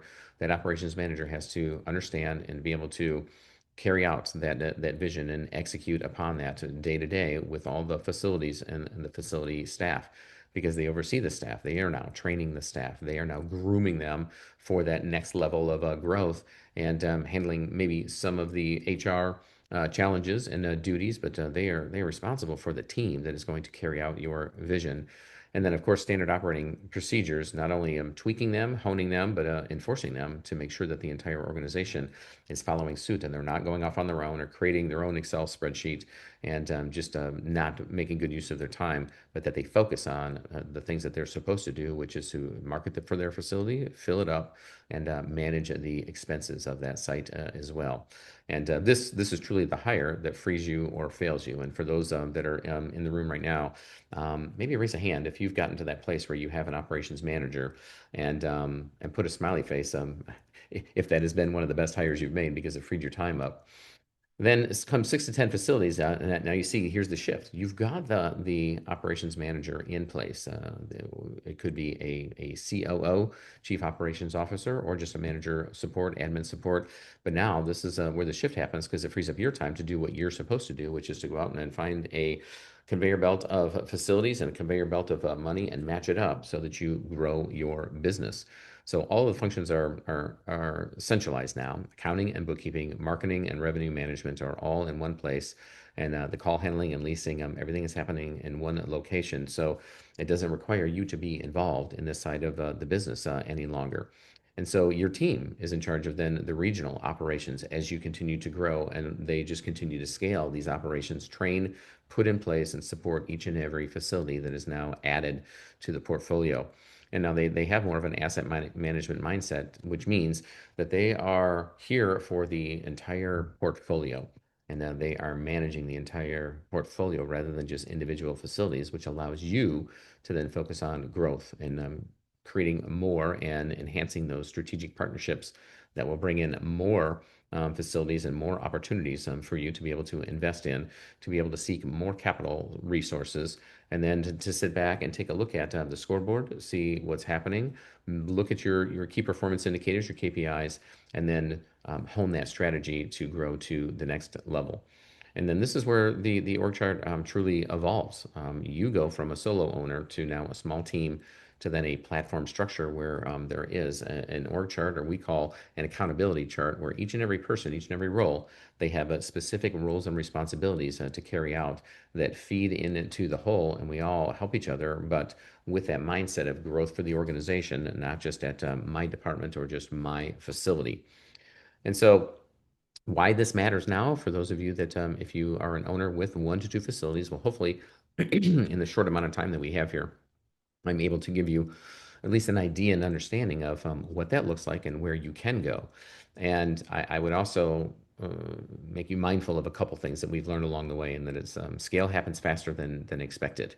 And these growth opportunities can appear suddenly.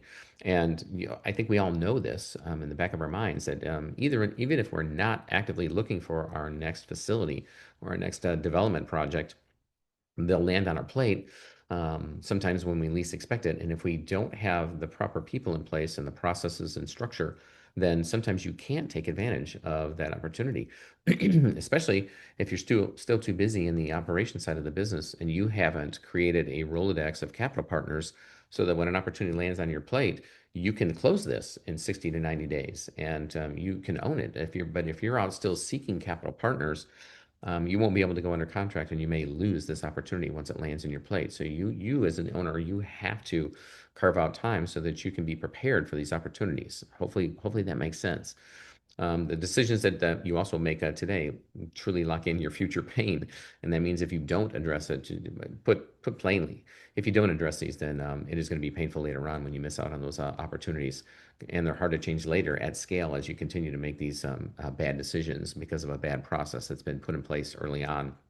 So you should be building as if you'll grow. And I can't imagine thinking any other way other than I want to grow. I am ready for that next opportunity, instead of just thinking, we'll never grow and we'll never get bigger, never need to really get better. And so we'll just, we'll stay status quo. That is the wrong mindset. And I don't think anybody here has that mindset. So just make sure that you are preparing for that growth because you will need to be prepared. You have to document your standard operating procedures and train the staff at every facility. You track your KPIs, and we call it the scoreboard around here. So this is how we keep score. That way we know whether we're winning or losing.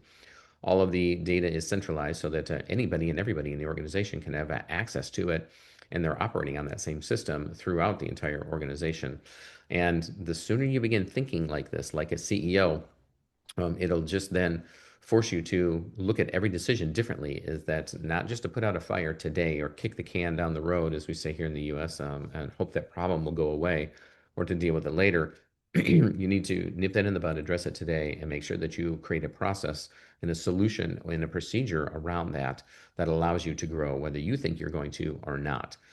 So the big takeaway, and then we can open it back up to Alberto or to any questions, or to Emma, is that you don't scale self-storage. And I think many of us think that, but you scale leadership, and it starts with you. You have to adopt that growth and mindset that looks at nothing but, it looks at every single process, every single facet, every single corner of your organization, and make sure that it is prepared to strategically be ready for growth.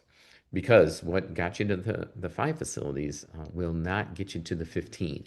And again, I have many examples of that, not only in my own life, but also in the businesses of others that we consult with and we work with in our mastermind.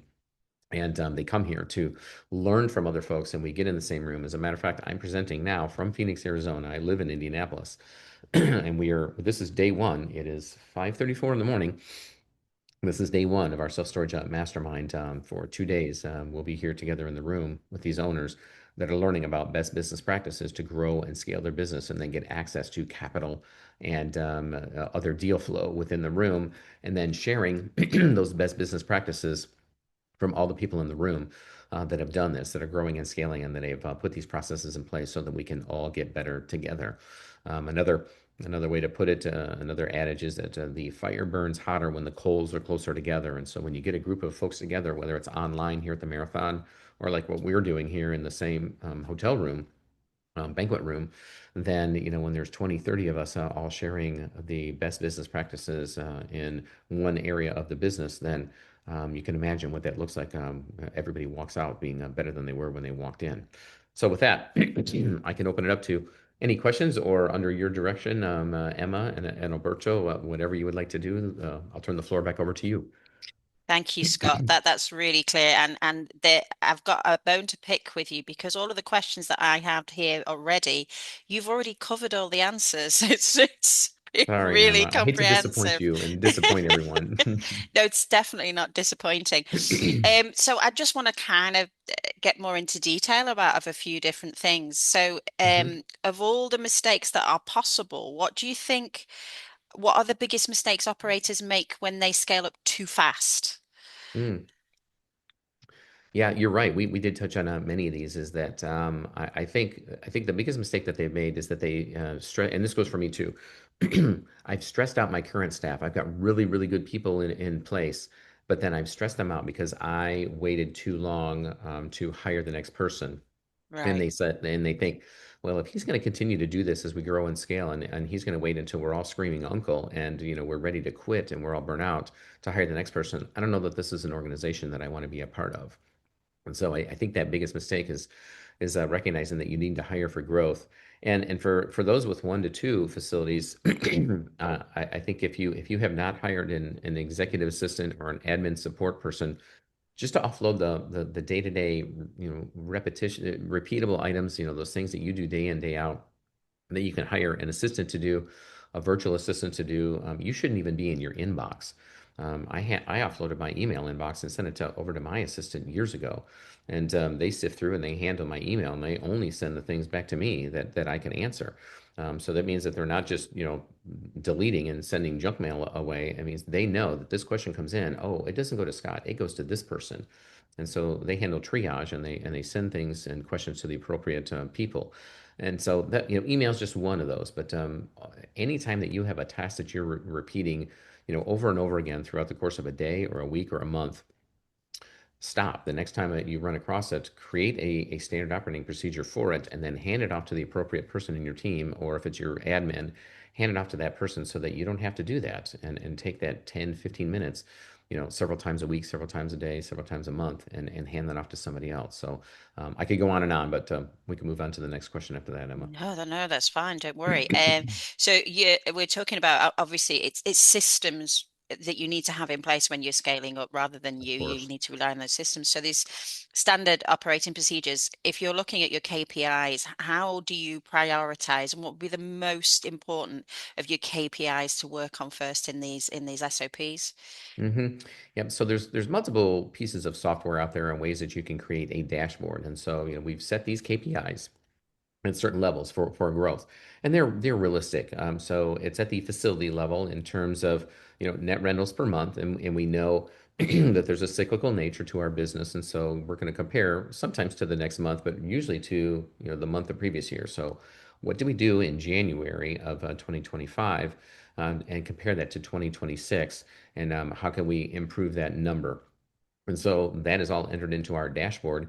And then next month, when we're looking backwards at our January numbers, anything that we didn't hit our KPI on is in red, and everything else that we've improved upon is green. So it's a real easy visual. So when you get technical and ask, how do we know? Well, we set those benchmarks ahead of time, and then we monitor them on a monthly basis. And some of our KPIs are daily in terms of leads and calls and where the sources are coming from. But at the facility level, as well as at the organizational level, we're monitoring these so that we know that, hey, that is beyond our budget and what we budgeted for, and that's beyond what we planned for. And if so, if it's below, what's the reason for that? I mean, that should be cause for a question. Well, was it a holiday? Is something turned off? And do we not get, we're normally getting 25 leads and we only got 3. Well, that's an alarm that goes off that determines, hey, something's wrong with the website or the technical side that we need to look into. If we miss the number, of our total net leases by 1 or 2, okay, well, let's have a discussion around it. We're not going to spend a lot of time on it, but maybe make some minor tweaks versus a major. So, we measure everything in our business. I mean, that's how you get better. But the important ones are lead to conversion. So what's our return on ad spend? Are people, calling, or are they clicking a link to to either, set up a phone call appointment or to lease a unit? And then what is the conversion rate after that? So if we're paying all this money for marketing, our conversion rate, we like our conversion rate to be, north of 65%, Emma, which means that every lead that comes in, every phone call, every lead that comes in via the website, we would like at least 65% of those to convert to a sale. And if we continue to at any particular facility or overall as an organization, if it begins to go down, then again, the alarms go off and we know that we don't have a lead problem, we have a conversion problem. So either the people aren't saying the right things, we're not getting back to them in time, they're going to our competitors. And so we can do a deeper dive into, how do we improve that number? Because that is one of, if not the most important KPI. So again, I could go on and on about the multiple KPIs, but I think it's lead source, lead flow, and then our conversions and net rentals. If we have a problem with people going out the back door, what is the reason for that? And why are we losing these folks? Is it only because they're done using storage, they're moving or what have you? Or let's do the exit interviews and find out when they move out, why are they leaving? And if we have a problem, or is there a problem that we need to know about? My next question really, and I think it comes from Alberta, has sent me a question on guaranteeing consistency. But I know from my own experience, I've worked both in small numbers, operators with small numbers of sites and those with a great number of sites. And how do you sort of tread the fine line between wanting consistency and sort of achievable KPIs and whatever without over-regulating what your staff are doing Yeah. day to day? Well, the easiest is to bring those folks that are running those facilities into those meetings in which we're setting the KPIs. Instead of top down, just saying, hey, we need you and we want you to be at this number of net rentals per month or for this month, and we need the expense load to be at this percentage. Bring them into the mix and say, okay, here's where we're setting the budget for this year, or let's discuss the numbers for next month. Was this unrealistic? And if so, why? And what is the goal that you would like to set for yourself? And I'm very big, Emma, on incentivizing our staff, achieving milestones and then celebrating them and rewarding them. I think that is the best way to drive performance and create a culture that where everybody is winning and we get to celebrate those wins. So setting unrealistic goals with no input from your staff is a dictatorship, and nobody's going to follow that leader. But including them in setting those KPIs and those goals that are realistic and that we agree to, and then maybe saying, well, I think that number's low. Jim, I think you're better than that. What do you think if that number is 22 instead of 20? And if so, here's the little carrot, here's the little bonus I'll put out there for you. That works much better. As they say, you can attract more flies with honey than you can with vinegar. And we feel incentivizing our folks and celebrating them when they achieve those goals is much better than just telling them what it should be and painting a broad brush stroke over every facility that says we have to have 7% growth in this area. Well, those broad brush strokes, they're not relevant to every facility, and that's exactly. Every facility, even if it's part of the same operation, it is dependent on the location that it's in, and has different needs and strengths. Absolutely. Thank you so much, Scott. It's been really, really interesting, and thank you for spending your time with us. And obviously, if you don't mind putting your details on the chat group, if anybody's got any questions or wants to talk to you, that's okay. Because we've run out of time for more questions, I'm afraid. But yes, very, very interesting, and hopefully we'll be in contact again soon and hear some more from you. Okay. I I'm think sure we will. that Thank you, Emma. Thank you, Alberto. Thanks, everyone. Alberto is going to be appearing and putting somebody else on the line and taking you off. Sorry, but thanks again, Scott. Bye-bye. Yes, guys. thank you, Scott. I'm Bye-bye. putting Paola Barraza, the manager of Europe. Where are you, Paola? I don't see you. Here you are. Here you are. Paola is coming up.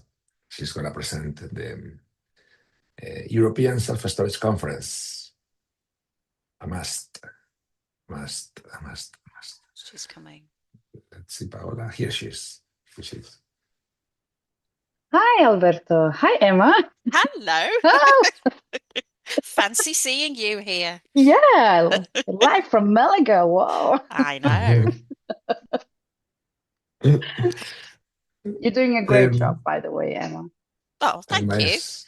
You Nice. too, Alberto, but sorry. By the way, you are one of the reasons, Paola, why Emma is here with us today, because you recommend her to us. Thank you very much. Yes, thank you very much for Paola. I owe you one, obviously. Yes. Absolutely. Okay, Paola. I want to do to you a short interview. Now that nobody's listening to us.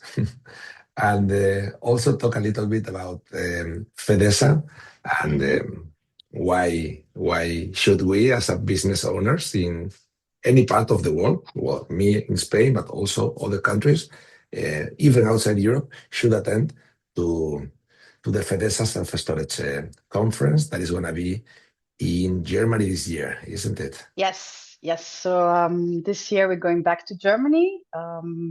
So last time it was 9 years ago in Berlin. So this year we're going to Wiesbaden, and most of you will say, where is Wiesbaden? Well, it's just like 30 minutes from Frankfurt. It's a beautiful city. And the conference will take place from the 22nd to the 23rd of September. So yeah, it will be, and it's also close to the Oktoberfest. So, which is a very, very important, event in Germany. So we're looking as well to combine it a bit to the October Self-Storage Fest, maybe. So let's see. But more information will follow. But it's it's our annual self-storage conference. It's the biggest one in Europe. And it's where everybody comes together, small operators, big operators, a lot of international speakers, suppliers as well. And it's a unique moment to come together, to combine, to share best practices and to network, to learn a lot. So it's really an opportunity. Even if you only can attend one day, it's really worth to come. And maybe I can show you the video or yeah, sure. Yeah. So let me put it without the sound. So let me share.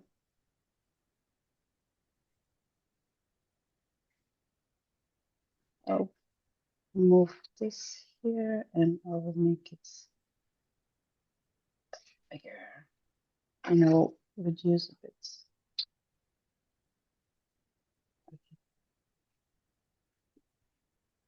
So as I mentioned, it will be in Wiesbaden on the 22nd and 23rd of September. Wiesbaden is known for wine, spas. It's a really well-known spa city. It's has beautiful architectural buildings. And but the main reason why to go, it's because we will have our conference there, and we have it in the Rhine Convention Center. We will have the completely ground floor, and it covers 2,000 square meters. And this is a building.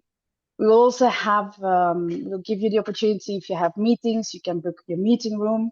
And now you will see, so all this area will be ours. It will be divided into the trade show and the plenary sessions. We have the same concept as last year. So the round stage where everybody sits around. So it's, we have the feeling that it is better to follow more interactive sessions. And of course, we will start the conference with the facility tour, and then we will have the kickoff will be in the networking dinner will be in the monastery of Kloster Eberbach. Should be shown in a second on the screen. So this one, so there we'll have our dinner.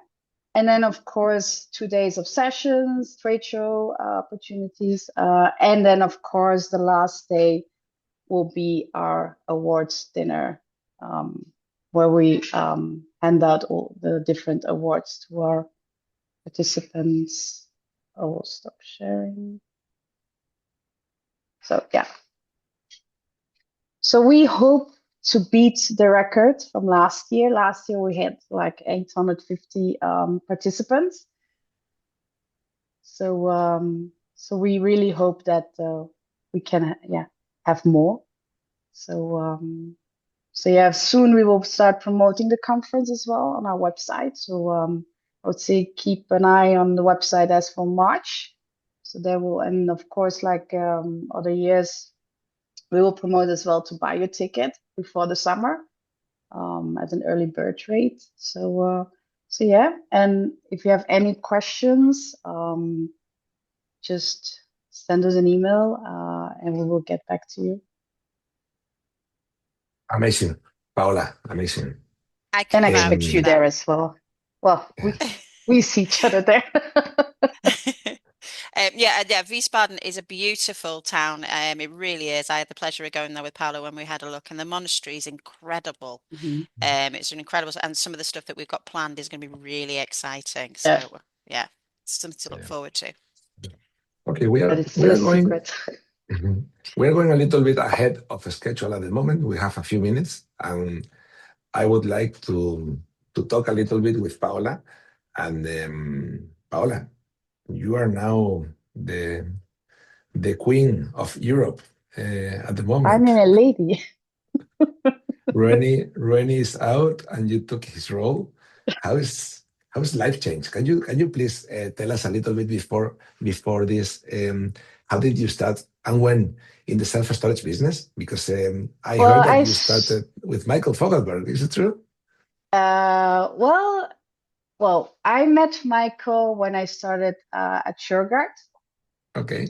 So that's to be correct, it's in 2005, I think. No, 2003. I started at So we go way back, and then I worked 10 years for Shurgard, and then personal reasons I left, and then I went to Stockholm, and then just like 3 years living in Stockholm, and then the moment that I was ready to go back to Belgium, I had this phone call from Michael, like, "Hey, are you still looking for a job?"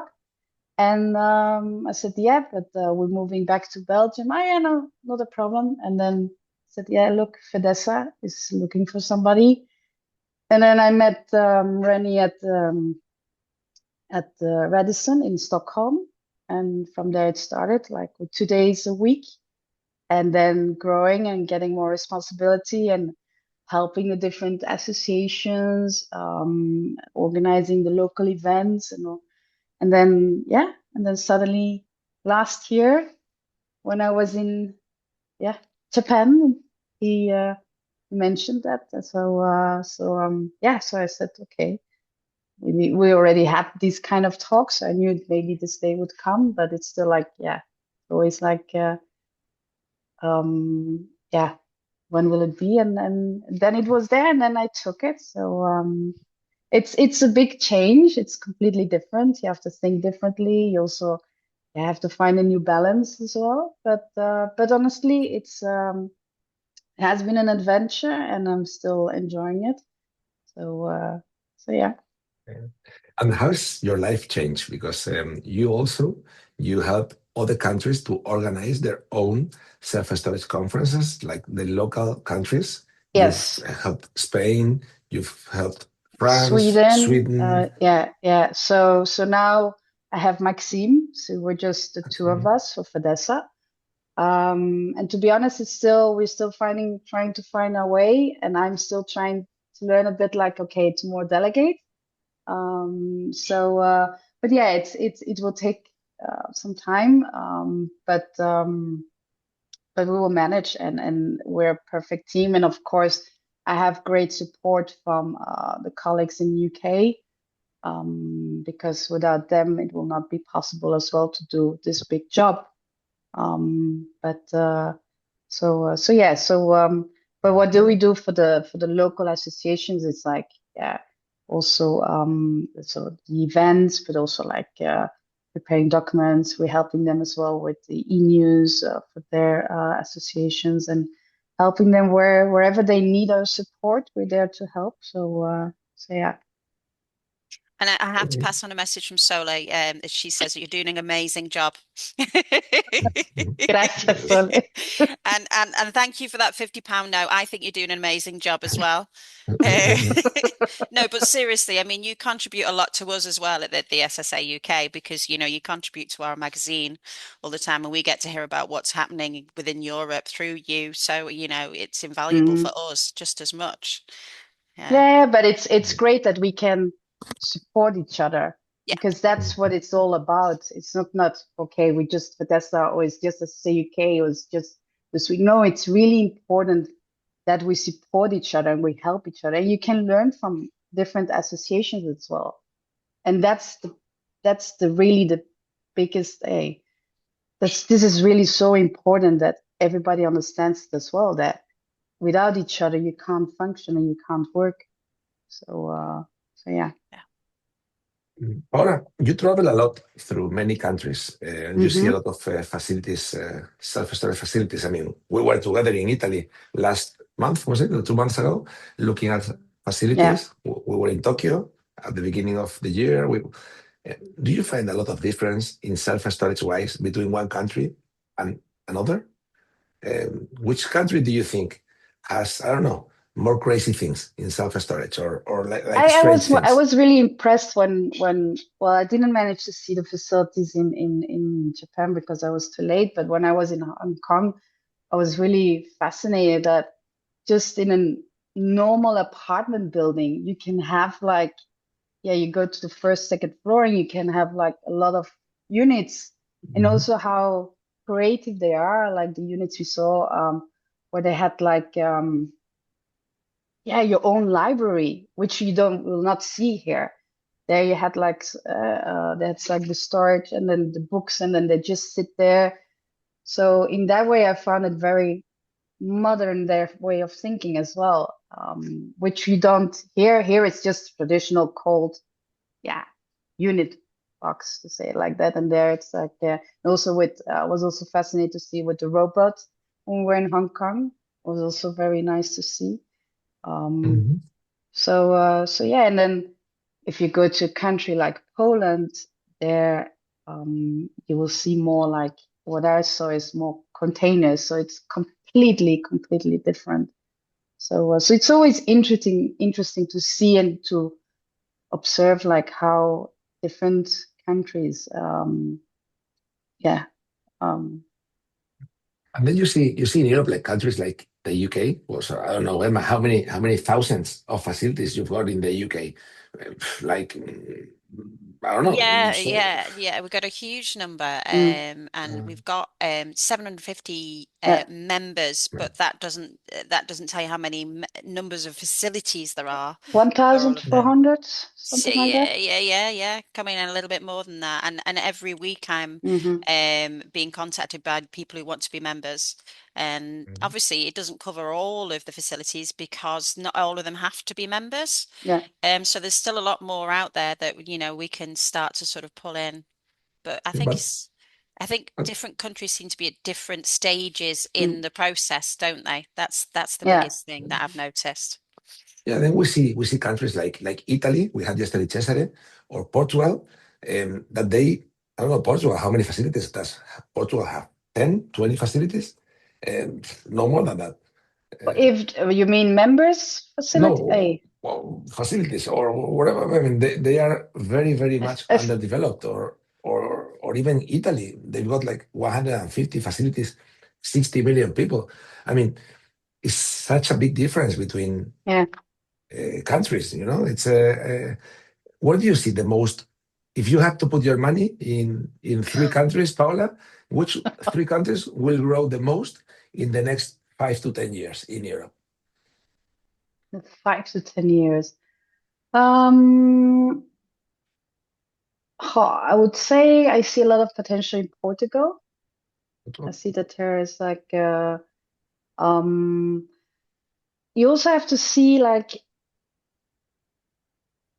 if you see like because there is a question as well, like you have to say, okay, do you see like just facilities or do you see like the growth of members to your associations? Because there is a lot of potential as well. Like for example, there are countries like Belgium or Netherlands where you see that there are a lot of facilities that are not member, and then you can say, okay, you can grow there as well. But also like Poland is also an interesting market where you see that a lot of there's a lot of potential. And the third one, yeah, maybe Spain. I don't know. So Portugal, Poland, and Spain. Yeah, that's what I would say. Okay. But we can Okay. talk in a few years. We bring you back in 10 years to the marathon, and we. Yeah, get all the investors to put the money in now. We'll come back and then we'll just check it out. Yeah. And another thing that I see a lot, Paola, is that there are some countries that they have like these big companies that they are the most, like, I don't know, for example, I go to Germany. In Germany, I see a lot of big companies and not many mama pops, as you call it in English. But other countries, there are only mama pops and not yet big companies. Is it, I don't know, why do you think this happens? Like in some places, like for example in Spain, there are so many mama pops facilities and not many big companies, big chains. And then in Germany, for example, there are only big chains. Or well, there are more than that, but they are mainly big chains, in my opinion. Alberto, I have to ask, what's mum and pops? Mama Pops is a family-owned business that, but maybe right, okay. maybe 1 or 2 sites, not Yeah. like a big chain. Yeah, I like that. you are a mom. You are a mom. I'm. That's a good question.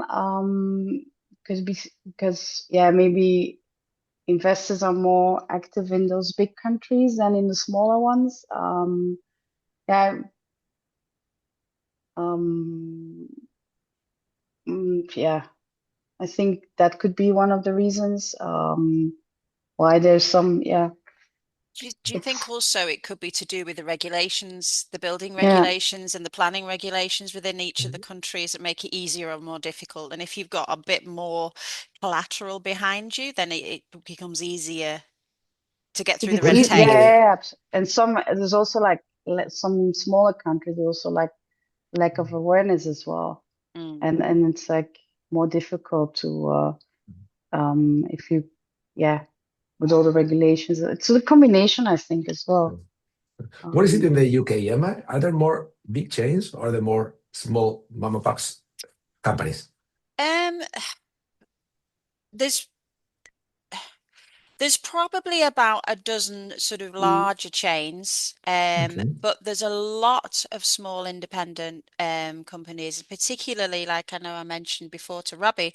There's so many people contacting us now who've got other businesses and they're sort of wanting to break into the industry, and that you were talking about container sites, and we're having a lot of container sites being set up in UK, probably more than anywhere in Europe, because it's in terms of capital and outlay initially it's a lot cheaper and it's a lot quicker, and they see an instant route into, but then we are seeing those independent ones. Once they've seen the revenue coming in and how easy it is to fill those sites, then they're moving on to build internal sites. So they are progressing into different kinds of operations afterwards. So it is quite interesting. I don't know how, can't remember. Sorry, go on. I was going to say somebody mentioned something about that I think it was Michael Fogelberg actually, that the more awareness there is and the more operators there are, then the bigger the demand, because more people are aware of it. And I think we're probably at that stage in the UK. I think we're about to have an even bigger boom because of it. Hopefully. Emma, Yes. so in England, is like you've got big London, the Greater London, and then you've got the rest of the country. Okay, so it's like you've got many things in England, but That's insulting. You're talking to a northerner. no, but what I wanted to say is in self-storage wise, you've got probably more facilities in Greater London than in the rest of the country, don't you? Probably, yes. Yeah. And is it, I don't know, do they suffer more in Greater London, in your opinion, or do they suffer more in the 300,000 cities, the operators in the UK? You'll have to repeat the first part of that question. Yeah, Sorry, yeah. Alberto, I lost you. Do they suffer? Do they compete and they have to lower the price more in London or in the rest of the country? Because there is so much competition in London, and the rest of the country there's not that much competition. It's entirely the opposite. The demand is so high in London still, even with all the competition, that the square foot rate in London is twice as much as some of the places in the north of the country. Do you know what I mean? That they can charge. So it's not. It doesn't work out the way you think. You'd think that they'd have to be cheaper and compete, but it's not the same. Because there's such a demand. Because it's so expensive to live in London that people can't afford the space that they need. So, they have to use storage.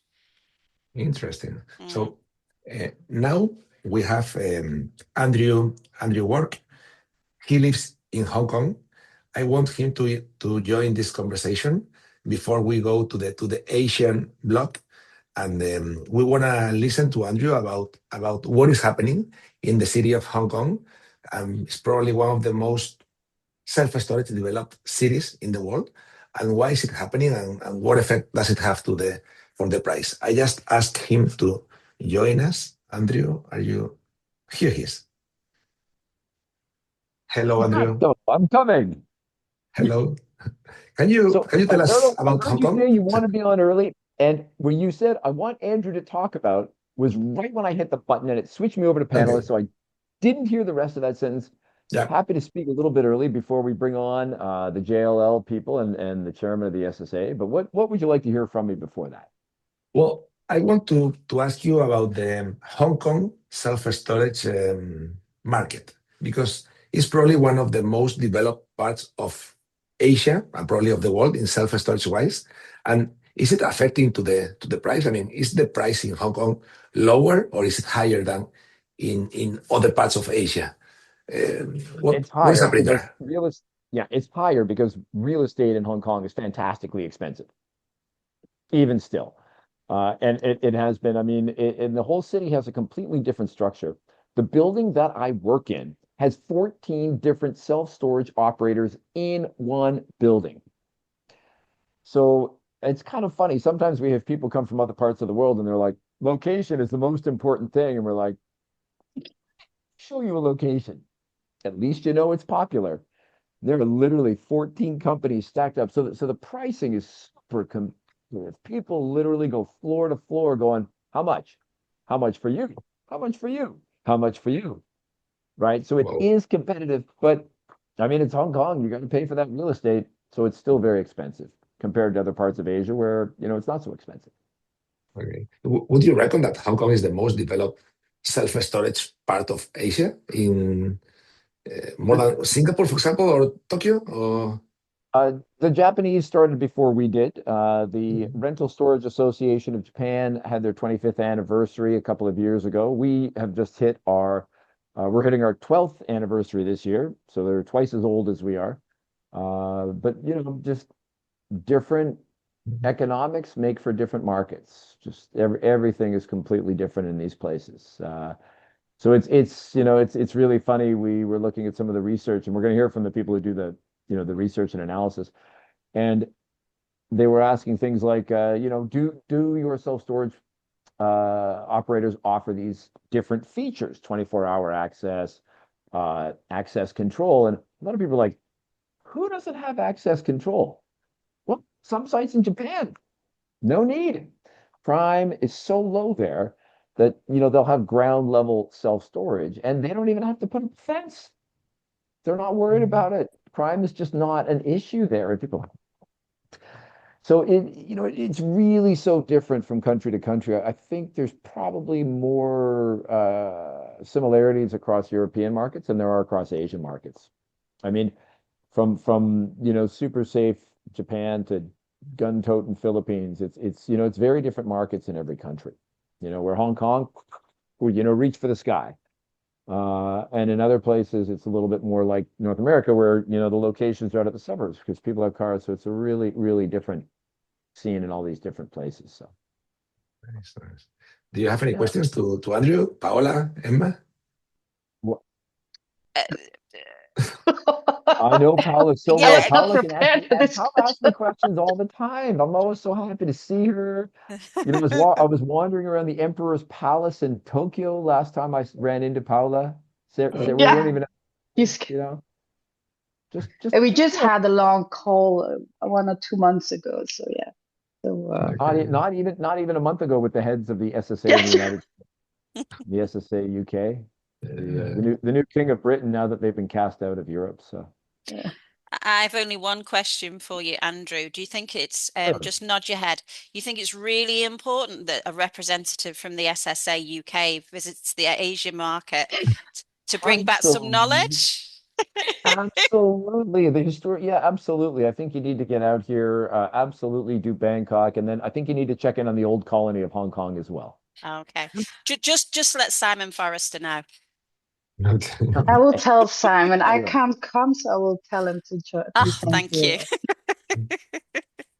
Okay, Paola, I have to move to the next session. Yes. I need to put you away from the screen. Thank you very much for teaching Thank us you, what is FEDESSA and why it's important to attend to the FEDESSA conference next end of September in Germany. Yes, in Wiesbaden. I'll be there. Thank you, Paola. Bye-bye. Bye-bye. Bye-bye. Okay, I'm gonna put up Nietzsche Kamal.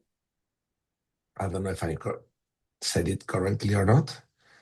And also, you're pretty not bad actually. Everybody in Thailand has 2 long names, but then they get called by their short name. Okay. And also Elizabeth Lowe, that I cannot see her now. Here she is. Okay. And Helen should be ready as well, standing by. Helen is here. Should I bring Helen now or later? Bring them all in. Absolutely. Helen, you are coming in.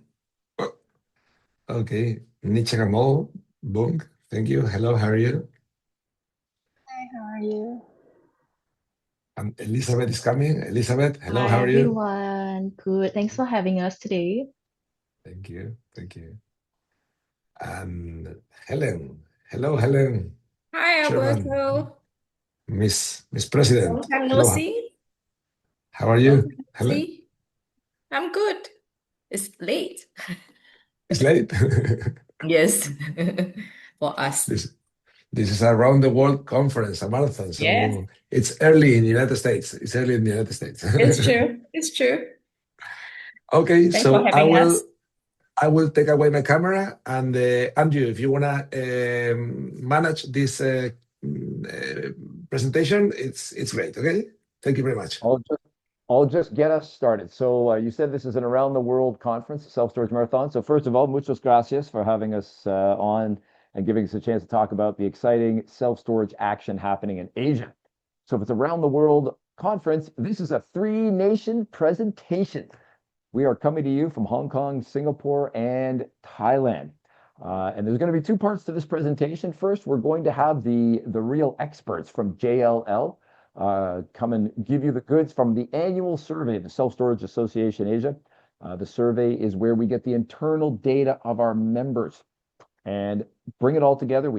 And then it is anonymized, and our friends at JLL analyze it and tell us what's going on in the market. Every year they improve, they bring us new data, new analysis, so we're really excited they're going to come here and share.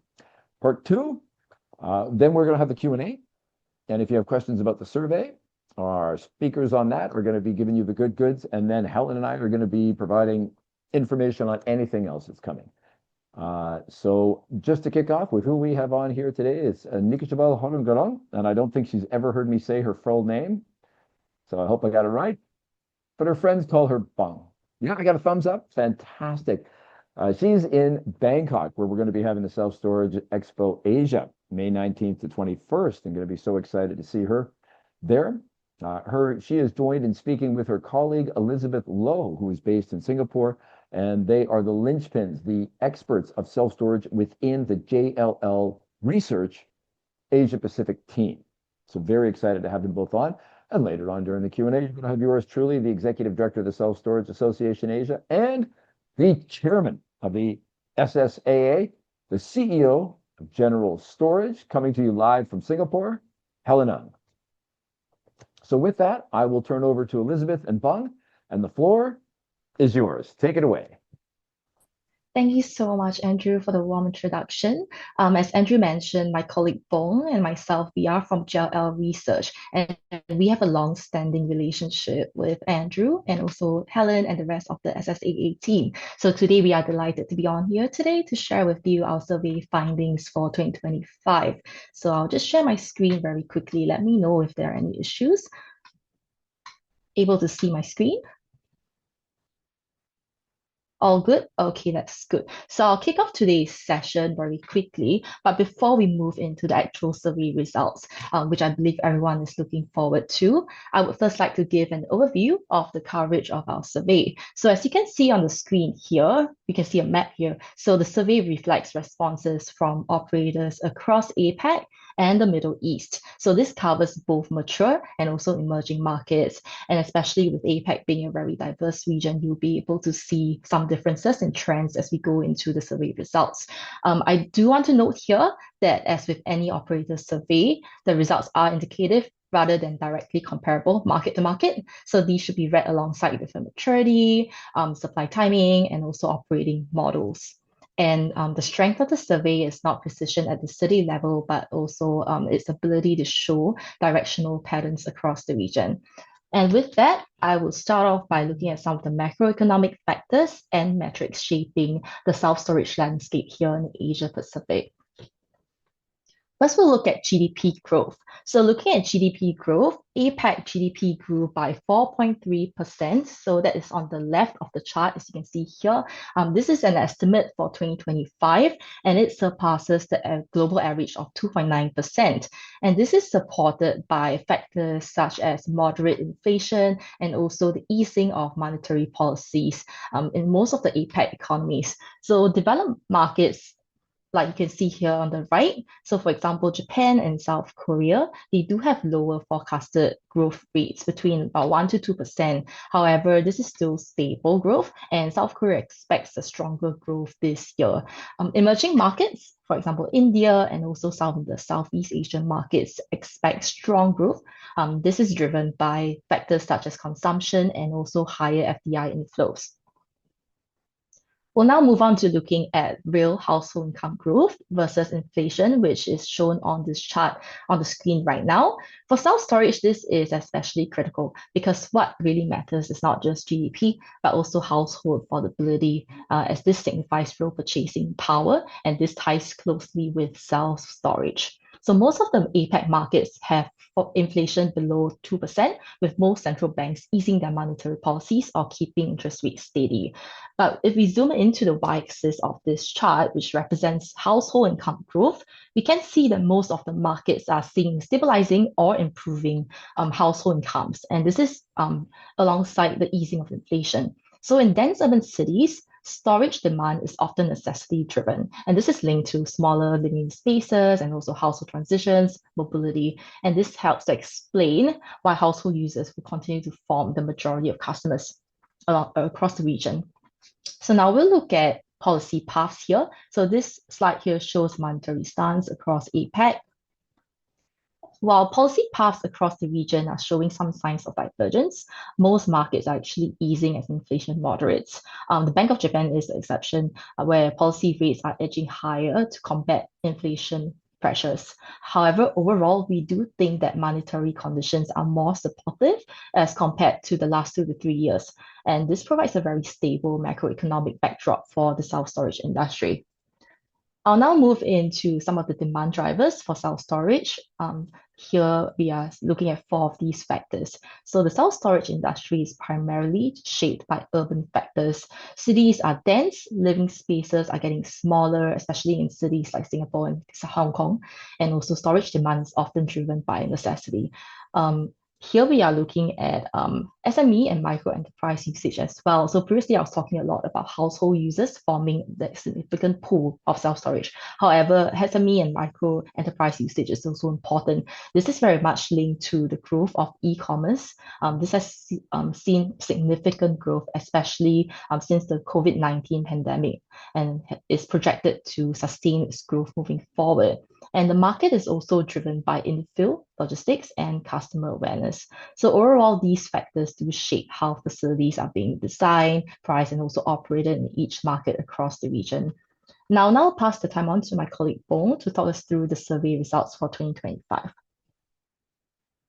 Hello, everyone. Okay, so let me continue from what Elizabeth has mentioned.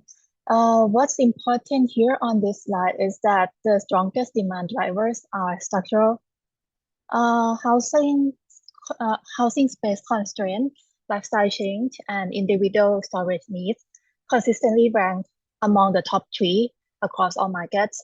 And these are not the short-term trends. They reflect how people live in dense urban environments, especially in Asia Pacific or in Southeast Asia. Business demand and e-commerce are important, but they play secondary role relative to household demand, as you can see on the right-hand side. This could perhaps be different from some Western markets where business demand drive up storage demand. And with that, this translates into higher proportion of household users across the market as the core of the self-storage demand. This matters because household demand is typically more need-based and resilient rather than discretionary. And the household dominance helps explain why the occupancy remains stable across the region, even as the supply expands.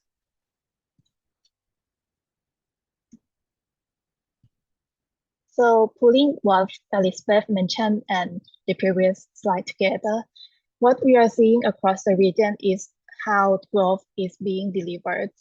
Expansion is no longer just being early. It's about having the operational capacity, capital, and the market understanding to scale.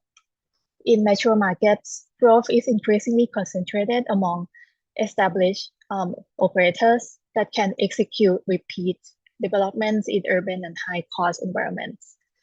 And for emerging markets, the opportunity remains attractive, but success depends much more on local demand patterns, land availability, and format selections. So in overall, the sector is moving toward a more structured and institutional growth base, but one that still varies significantly across the markets. Yep. And following the demand discussion, now we turn into supply growth.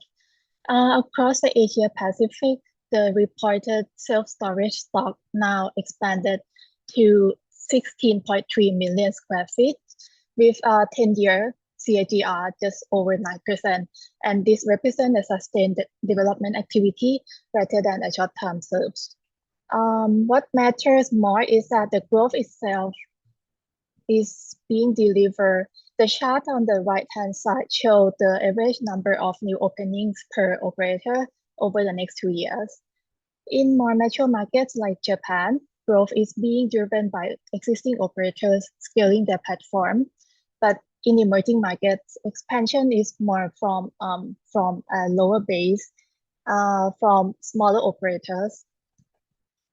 In overall, supply growth across the region is increasingly structured, planned, and operator-led rather than speculative.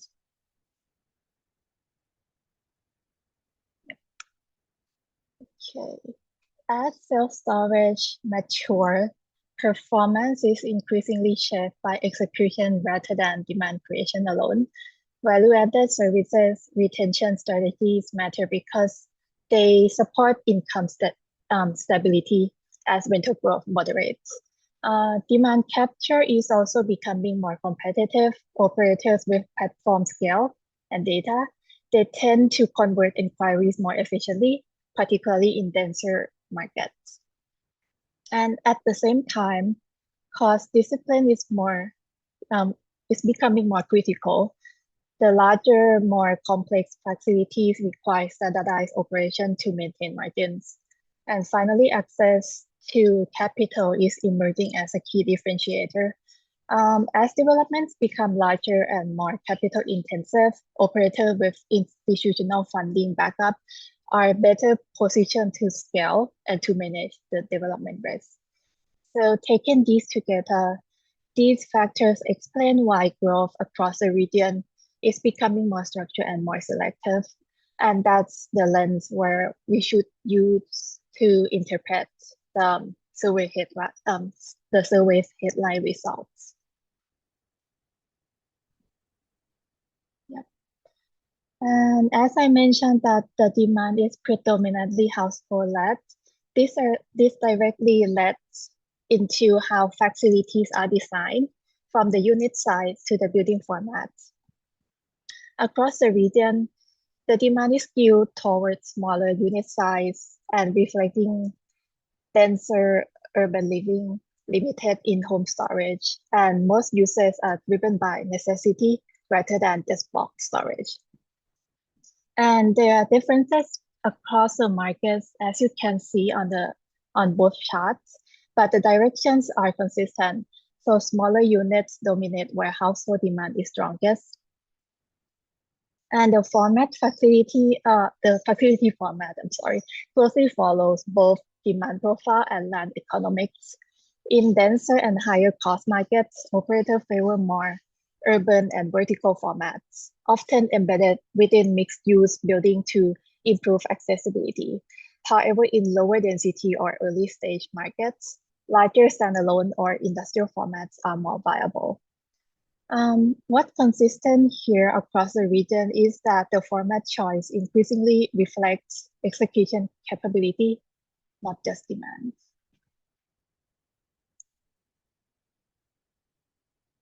Okay, now we flip into the operation performance. Occupancy and rental growth need to be read together rather than speaking alone. So here I put them together. So across the region, occupancy remained relatively healthy at 86%, and this reflects the underlying resilience of household-led demand. However, the way that demand translates into pricing power varies clearly by market maturity and supply timing. In more mature markets, on the top 3 markets, higher occupancy is largely stable, but rental growth is more moderate. These markets are characterized by deeper supply, stronger competition, and more disciplined pricing, which naturally limits the upside. In scaling markets in the middle, South Korea, Malaysia, and some parts of China, both occupancy and rental performance are more mixed. Outcomes depend heavily on where new supply enters the market or how quickly it is absorbed, rather than just the demand strength itself. And on the bottom of the chart, in earlier stage markets, higher occupancy and stronger rental growth often reflect relatively undersupply or smaller supply base. While this supports near-term pricing momentum, as you can see in Vietnam, the Middle East, and the Philippines, it also comes with greater volatility as new facilities are delivered. So in overall, the key takeaway on this page is that operating performance across the region is increasingly shaped by market maturity and supply discipline rather than just a uniform cycle.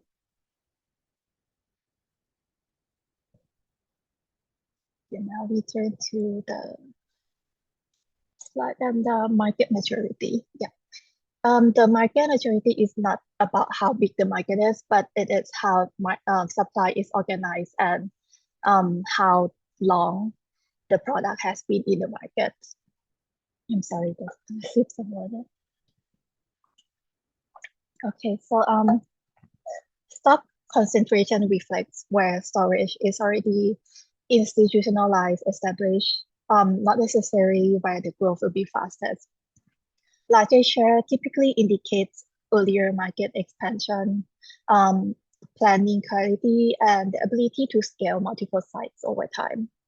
Smaller shares does not imply weaker demand, but they often reflect newer market or fragmented supply. And as supply matures, the growth increasingly concentrated among operators with access to capital, system, and repeat development capability, which are on the right-hand side of your on the slide, the share of the institutional operators. However, this does not mean local or smaller operators disappear, but scaling becomes harder for them without institutional backup.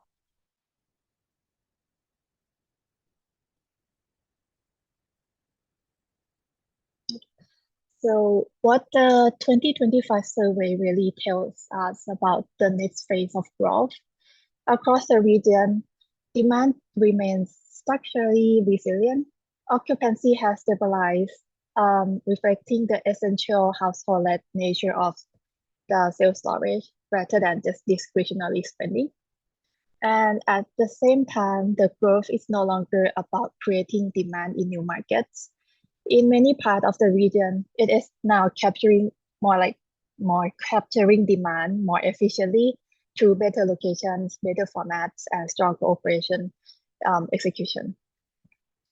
We're also seeing outcomes divergent more clearly by maturity stage. Mature markets are delivering stability and yield discipline, while early stage markets continue to offer higher growth, but with higher execution risks tied to format, location, and timing. And as a result, the execution capability and access to capital are becoming increasingly important. Scale, operational efficiency, and funding access are now key differentiators, particularly in dense, high-cost urban markets.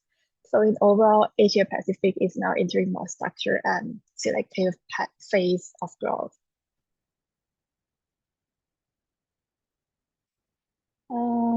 I will close the presentation with the outlook. So looking at the near-term outlook for 2025, survey respondents across the market remain broadly positive on both rental and profitability growth. This optimism reflects continued demand resilience and in many markets still manageable supply conditions. Importantly, this is not a uniform view across all operators. Expectations are strongest in earlier stage. If you can see on the chart, the darker the shade, the higher yield expected and the higher growth expected. So the key takeaway here is confidence, but the confidence is that increasingly conditional on execution rather than market-wide tailwinds. If you look out further in the medium term, the expectations become even more constructive, and it reflects a belief that structural demand drivers will continue to support sector across the region. And at the same time, the respondents recognize that outcome will be increasingly diverged by maturity. Growth in more mature markets is expected to be steady, while earlier stage markets continue to offer stronger upside alongside the higher execution risks. Yep. So, and that would conclude the presentation for today. Thank you very much for your time, and I will pass on to our moderators for the Q&A. All right. Thank you very much, Bung. And I think we're going to need the help of our friend Emma Greenwood, I believe, is fielding the questions as they come from the audience today. Emma, is that right? It is right. Sorry, you didn't catch me then, eating Okay. something. No worries. Somebody's just brought in lots of food in front of me and I couldn't resist. Okay. Okay. I was actually quickly looking at the UK annual industry report because I was amazed by that 86% occupancy, which is is really high in comparison to what we've been finding in the UK. Which is particularly when we were talking about different markets and how much storage there is, and then the higher prices and whatever, but you're still hitting that 86%, which is incredible. Nobody sent me any questions at the moment. Alberto, do you have any questions?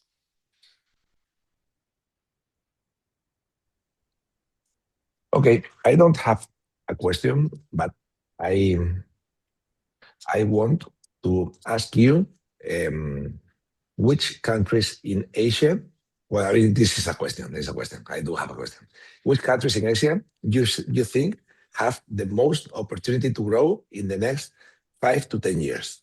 If you have to put your money in 3 countries, which one would it be? Who wants to jump in? Well, we've got 2 different views on that. We've got the analysts, and then we've got the woman who actually gets to pull the trigger on investment. So, Helen, maybe I'll give you a chance to get in on this, and then we'll go back to Bung and Elizabeth. Sure. Also, if you could stop sharing, I don't know who's sharing the screen, so we can see all. And yeah, fantastic. Where would I put my money if I am putting my money 3 countries in the next 10 years? I think Singapore is pretty saturated, but you always have money in Singapore because of stability and whatnot, right? I think the other country that is really interesting now is Thailand. The Thai baht is very consistent in terms of the currency where it is now. I think because they have a monarchical system with a monarch there is some, even though the political system may change, but the monarch is the stabilizing force in that country. So I think that one has a lot of room to grow. I mean, if you look at where iStore is going, you kind of have an inkling of that. The other place that I would look at is really Hong Kong. I know a lot of people say Hong Kong is just going to be a different Hong Kong.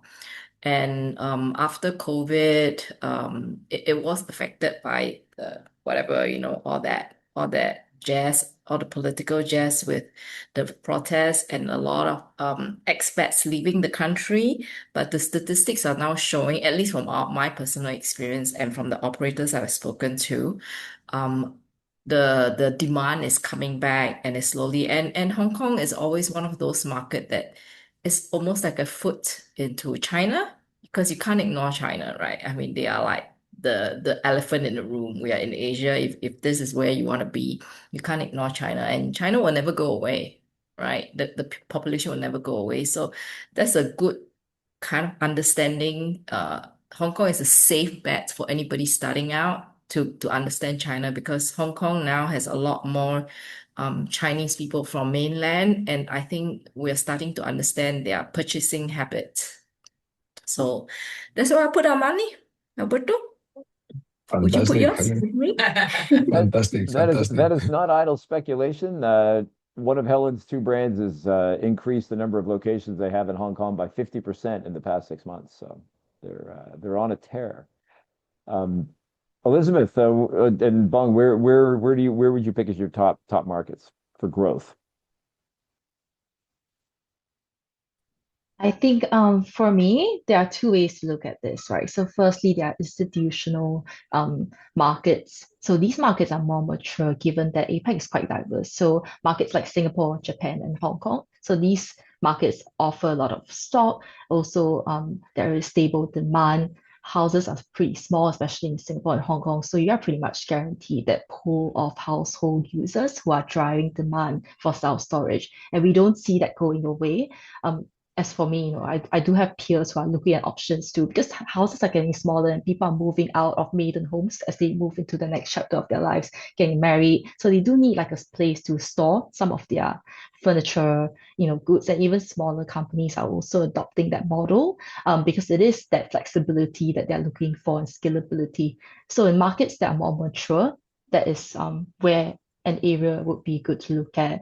My personal pick would be Southeast Asia. There is a lot of opportunity, a lot of money going to this region, especially Thailand, and also Vietnam, and also the Philippines. So although these markets are less mature, they are attracting a lot of eyeballs at the moment, and a lot of our clients are inquiring about these markets. So definitely Southeast Asia would be another topic for us. Yeah, there's definitely a lot going on there, that's for sure. For Okay. me, I'm a researcher. I can't say much about investments, but I think it depends on the investor preference. Like they want high risk, high return, or they want stable income. But I agree with everyone. So Hong Kong, China, Japan, yep, the demand is quite strong. But if I'm an investor and I have to put some money into the market, I might go for China, given larger pool of users, less competitor choice in the market compared to the users. Yeah, that would be my choice. All right. Very, very competitive market in China, that's for sure. Boy. And you, Andrew? What are you? You want my picks? I Oh, want I'm all your about Hong opinion. Kong. I'm all about Hong Kong. I mean, You yeah, need to choose it's three.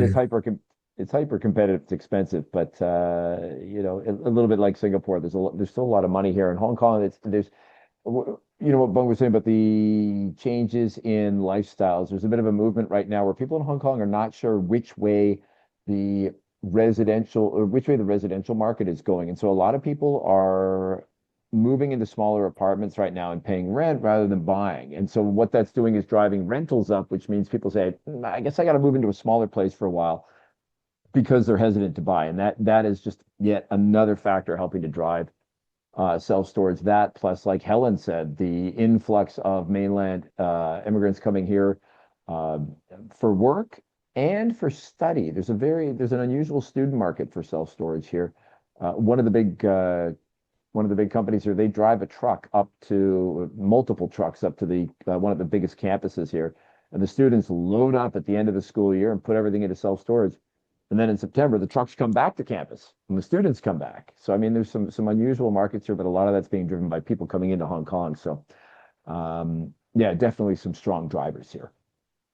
I do have a question now. And there's been a lot of talk about the domestic situation and how much domestic users use self-storage and how that affects the industry. But in terms of commercial users, what's the percentage like in comparison to domestic users in Asia? Okay. From Elizabeth, do you want to put some numbers on that? And then I'm sure Helen can provide some color to go with that from Yeah, her sure. experience. We do have a slide on that. So let me just pull it up real quick. 1 second. I love this. You've not just got an answer, we've got a slide. This is fantastic. Always all about the about the numbers. I'm all about the data. Exactly. So the slide here we can see, so household users. So we compare household users and business users, right? So evidently household users about 72%, which is the majority, but we do have a significant pool of business users as well. So most of that is the SME/micro enterprise pie, and that is expected to continue to grow as well. So the whole user pool will continue to grow. I'm not sure how much that will change in the next 5 to 10 years in terms of the distribution, but definitely growing usage from business users, given that e-commerce is here to stay. Yeah. Very similar to the UK then from what we see as well. Thank you. Helen, do you want to talk about the results of our Singapore survey that we did to get into people that were making mixed use? I think in Singapore, we do have higher business users from our survey 2 years ago, Andrew. By Simigo, we have about 45 to 50% business users actually.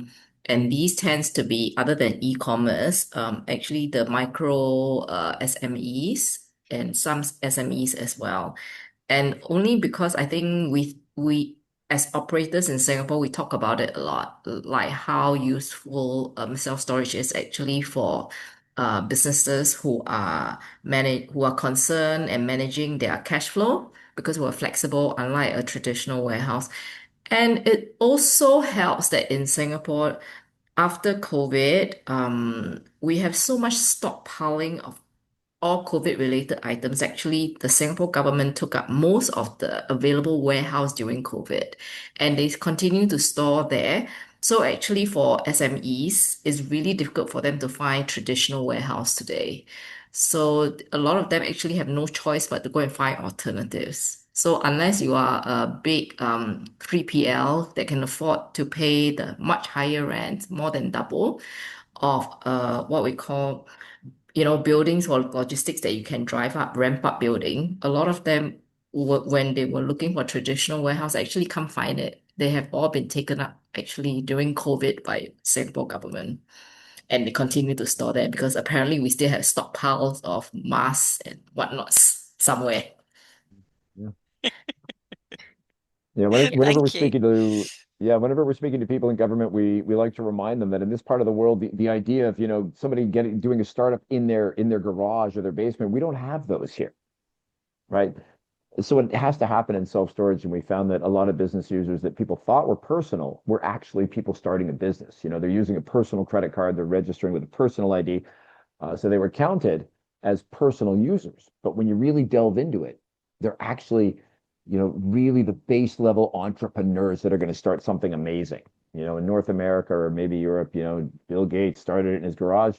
In Asia, in many parts of Asia, they start in self-storage.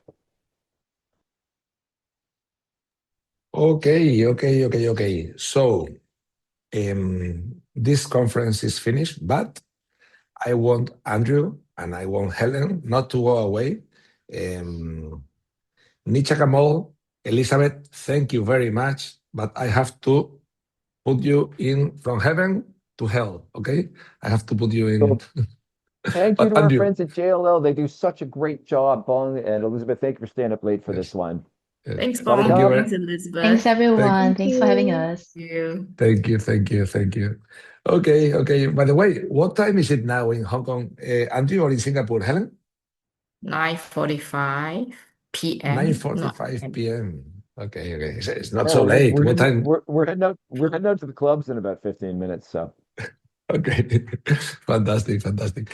Okay, I want to do an actualization of countries that are people live now in this marathon. Now we have 25 countries, Emma, at the moment, and which is Germany, Argentina, Australia, because now is the time of the day that America is awake and Asia is still awake. They are not sleeping, and Europe is in the middle. So we have now is the perfect time.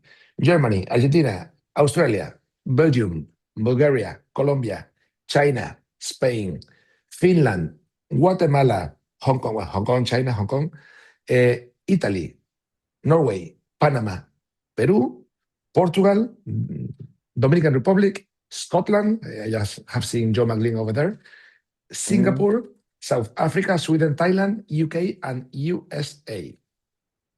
And I have not seen anybody from Canada. Andrew, what happened? What happened in Canada? they can't. They need a snowblower to find their computer. Maybe. Yeah. Next year we have to make sure. Under the snow. There's someone from China. Hong Kong, China. Okay. Yeah. That's it. So it's 25 countries connected, talking about self-storage at the same time. It's amazing. I'm so happy. Amazing, Alberto. By the way, before you go away, I wanted to ask you, Helen, President of Asia, Andrew, Manager of Asia. We've spoken before with Andrew about the Asian Self-Storage Conference, but also, Helen, why should somebody from those 25 countries that are listening to you right now go to Bangkok, to the Asian Self-Storage Conference? What do you think is good for us as a self-storage operator from Spain, from Colombia, from Scotland, from Dominican Republic? What can we learn, and why should we go, Helen and Andrew? Andrew, why did you come? Well, I've been talking about it a couple of times. You think you've seen it all? You haven't until you come to Asia, because we definitely do some things different here. Somebody made a casual comment, robots. Who else has got robots? We do. Robot storage. Nobody else has got. The way, from hyper-competitive markets like China, where they have to think of new ways of doing business, new ways to attract customers, the way they integrate technology into their businesses is completely different from the way it works anywhere else in the world. I can't tell you how many times Elon Musk has said, I wish X was like, WeChat, and how they integrate it into their self-storage business. And I mean, the new technologies that people are using, you're not going to find them anywhere else. So you got to get over here and you got to see how things do people differently in a hyper-competitive market. Yeah, absolutely. As an operator, I'm very impressed. When I went to China, I think 2 years ago for their first Chinese conference, at how integrated the entire operation is from the first touch point all the way to exit. I mean, I have not seen such integration anywhere. I mean, I've been to FEDESSA, I've been to the US. I've not seen that level of integration and how they approach. They're really flexible. I don't know whether because the rules are gray, but they're really flexible in what they can and cannot do for their customers. They even go straight on to, I think one of the operators that we know even go into the logistics bit, like pick and pack for the customers, which the customers expect in certain market because it's so competitive, right? And again, on the other end, we have Japan, where crime is low and it's so different. The very first time I went to a Japanese self-storage, I was astounded by how clean it is. And then we realized that local culture dictates how they treat their storage unit. They actually clean up after themselves. And in Australia, I learned that actually the front desk, the sales staff actually clean up. They don't have cleaners because, cost. So different things that we learn from each other. I think it's like I learned a lot from the US as well, and how they look at their operator journey and how different it is from the city to the suburbs, same in Australia. And FEDESSA, Europe is kind of similar to Singapore, it's vertical. Whereas most other in America is other than in the city is all horizontal and it's the same. And when it's vertical, I think the challenge is whether you do the whole building. In Asia, I think we are probably the only place where you will see that we actually don't take the entire building, we only take small areas. And how do you compete? I mean, like I think Andrew speaks a lot about in Hong Kong, how in one building there is 12, 13 operators. I happen to be in the building. So if you press the wrong floor, you go to my competitor. So what makes you, then how do we compete on those grounds? And really it's really down to the human touch, and you will hear a lot of that sort of story. So I guess it's different and yet similar. You know what I mean? So, and besides, we give you a good experience. It's always fun. It's always fun. It's so fun. Thank you very much. The self-storage is totally different. This is not your grandpa's or your nana's plaza. It's self-storage. It's completely different. So yeah. It is. Okay, we've got Laura knocking at the door. She's coming to speak to us about marketing in a few minutes. So thank you very much, Helen. Thank you very much, Andrew. We are going to see you in Asia in a few months. So thank you very, very much. See everyone. Thank you. Bye-bye. Thanks, Alberto. Bye-bye. Thanks for having Muchas us. Thanks, gracias. everyone. Adios. Adios. Thank you. Good night. Okay. Emma, let me put... Okay. So is Laura waiting for us? Okay, so I will introduce Laura to everybody. If you don't know, Laura runs a company called YBA, which stands for Your Business Angels. And she started it 11 years ago in 2014 after having a light bulb moment in a marketing course on Google Ads. Now we fast forward to today. She has earned the prestigious accolades of being both a Google Premier Partner and in the top 3% of agencies. I've seen Laura myself when she's done presentations for us at the SSA UK, and she's a regular in our webinars because she's a wealth of knowledge. So today she's going to talk about the winning playbook for self-storage in 2026. And I'm going to give you a little bit of information that she passed on to Soleil. So she defines herself as, well, she says it sounds very cheesy, but I like cheesy. She describes herself as a straight talking, fun and engaging growth partner. That she's not here for buzzwords or shiny tactics, but she just wants to help self-storage businesses get seen, convert better and grow to achieve their goals. So I will pass you on to Laura.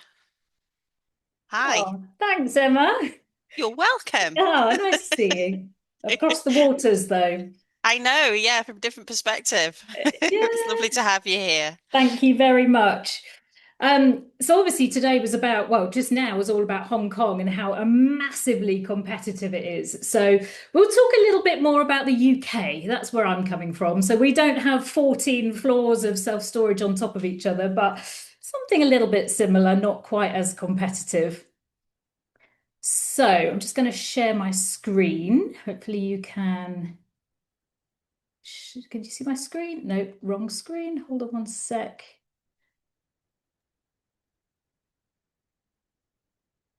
Da-da-la. That's it. Perfect. There we go. Brilliant. So you can hopefully see my screen. Okay, so we're in a marathon today, aren't we? So I should really be wearing my sweatband on my head and have some electrolytes drink, but don't worry, I'm not. So this session is built around one simple area, actually. What got you here? So the tactics, the channels, the habits that have worked they're not necessarily where you need to be going in 2026. And that's not because you're getting anything wrong. The environment, like Robbie was saying earlier, the environment has shifted. And, customers have changed how they choose things. The digital landscape, in particular Google, which is sort of our sort of stomping ground. And, it's continually evolving. It's fast moving. And what grew your business 12 months ago, I'm afraid to say, may not necessarily grow it this year or may not take you in that direction that you're going or that it did last year. So today I'm going to be showing you what's changed, perhaps open your eyes to some other opportunities and how operators are winning through inquiries right now and what you need to consider about doing differently in this year. So from talking to people in the market, we're seeing, the market is increasing. We're not at Hong Kong levels, thankfully, but it does make inquiries feel harder than it used to because, there's more competition, there's more noise, there's more effort to even maybe just make the same results. And when that happens, operators go, you're going to go looking for answers, aren't you? You're going to go, right, what can we do differently? What's going to need to change here? So the first thing is they think, right, okay, we need to get more leads. Well, I can tell you that's dead end number one because spend goes up potentially, but results don't necessarily go in that way. Second option is it must be price. Let's bring down our price. But then margins get squeezed and, that's not really fixing the real issue. A third thing that people consider is it's the market, things are going on. And so, you can look at growth going slower than, the accepted norm. But the truth is, and what we found is that operators growing fastest in 2026 actually aren't looking at any of that. What they've done is they've changed how they execute. They're looking at things slightly differently. So my personal thing right now is that I'm changing. I'm sort of challenging myself for a fitness challenge. I'm doing the High Rocks in February. So that means I need to go to the gym, but I don't need to just go and slog it out every day. What it means is I need to get the right reps in. And, it's the same for your business and what you're trying to do. And that's really what today is about. So we're going to show you, using some real data. So we work with over 80 different self-storage companies across the UK. So what's actually working, why inquiries are slowing even when demand is up, where sales are quietly getting lost. And what we're going to be looking at is like 3 different shifts that operators are making that are really, really helping them in their business. So let's have a look at what we're going to be covering today. So today, everything I'm sharing today is based on real data. So not opinions, and what comes from this is seeing what works right now across the storage industry. So we're going to cover, why inquiries slow even when demand is up, where storage companies are losing some sales and maybe they don't necessarily need to, and the 3 shifts that operators are making to make more money in 2026. And my goal really is simple, is that I want you to take something away, at least one valuable takeaway that can really help you in your particular journey. Because, you know, you're going to all be at different stages. Your country situation is going to be different. You're at a different stage in your growth. You could be startup, you could be at capacity, you could be looking for a new location. But how you approach that is going to be how, you know, the shape of your results for 2026. Because obviously, you know, we're not daft here. Inquiries are the lifeblood of your business. That's what's going to help you generate the outcomes that are positive or negative against your own growth patterns. So what we're really talking about today is three things that I'm going to be looking at: is how you can get seen, because we need to be seen more, how we can convert better, and thirdly, how we can win faster, how we can get that person to make that decision and, you know, and get the credit card out and pay. So these three pillars are the ones that underpin the growth in 2026. So yeah, that's what I'm planning on covering. And just to be clear, this session isn't for everyone. If you're happy on just kind of ticking along as you are, this probably won't be your favorite session. But if you're serious about growth and you want to think about future-proofing the value in your business, then hopefully this session is going to really, really matter. So why YBA? YBA, as Emma kindly said, that stands for Your Business Angels. We're there to help grow businesses. We currently work with over 80 self-storage operators across the UK. We don't just manage their Google ads. What we do is we're tracking leads, we're tracking the outcomes and the patterns of that at scale. So, you know, I'm talking about data, you know, deep data. And when I say like the data shows, that's what I mean. And we've been a supplier member with the SSA for just over 3 years now. My first sort of entry with it was into the FEDESSA in Portugal. A lovely bunch. Everyone's great in the industry. So it's lovely and a privilege to be part of it. But we really understand the pinch points. We understand your business and we get you. You might have seen Friday videos that I send out with tips and things like that. So you may have seen the business and myself. I own the business. So everything, like I say today, I'm going to be sharing with you is based on real data. So not guesses, not sort of anecdotes, not theory. And that's the advantage of working within the industry and understanding the industry and being able to hit the ground running. And we can see how storage performs differently in different cities versus different towns. You know, we can, from this data, see how inquiries behave against competitive increases as well, and why some operators, sort of container operators, fill while others struggle, even though demand is there. So, you know, we've got your back. We're here to help you, and that's how we're able to share today. So, yeah, 80 different accounts. All of this data creates an aggregation of data, and we can start to see patterns at scale. So, you know, for one particular operator, you may get 100 clicks, whereas, you know, with the insights that we've got, we're able to share what's happening as, you know, as deep data. So as part of that, if you'd like a copy, we do a quarterly benchmarking report. This is mainly for the UK industry, but what it does, take a shot, and I can put that QR code in the WhatsApp group as well. What it does, it gives you a clear understanding of actually what's happening in the UK storage industry for online digital. So it's built from UK data across, at that point, 60 different self-storage sites.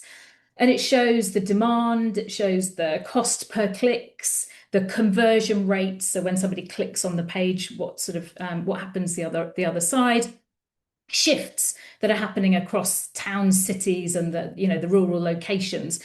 And what this does is it gives you clarity. You can see where the opportunity is increasing, where competition is sort of tightening. And so this Q3 data, that just kind of shortcut it, there's three main things that come out of it, which may or may not be a surprise for you. But demand for storage is increasing year on year. So the opportunity, it is there. Secondly, with that becomes a competitive market. So competition is equally rising with more operators investing in their digital presence. And that in itself raises the bar because people need to get it right. You need to be sort of in it to win it. And the third bit is about, and I'll touch on this a little bit, is about the gated pricing. So this means that this kind of outperforms, like open pricing, where people have pricing on the website. It's up for lots of discussion, of course, but that's what the data is showing you. It drives a stronger conversion and a better quality inquiry that comes out as part of it. So by all means, have access to our benchmarking data. So that's what the data says. But if we take a quick step back from that digital detail for a moment and look at actually what's happening on the ground, and this is what we're seeing, and this is where the bigger sort of picture comes. This is what we're hearing anecdotally in the market, that the market is getting harder. And what we're finding is smart operators are scaling. They're looking for new sites. They're looking to advance. They're looking to grow. So opportunity is still growing, but so is competition. And what we're finding also is the self-storage space is becoming more, let's say, professional, and more perhaps corporate in the way that people are investing in their brand better positioning, better trust out there as well, which in itself again brings more sort of competition. It makes it harder for independents to stand out, without a clear system in place. In many areas, the facilities are increasing. So you've got more facilities in an area. And our prospects, our customers, we need to think about them. They're now being more selective with their money. The economy is tighter, as we know, and money has to go further. And that means, we've got to have the ability of staying competitive.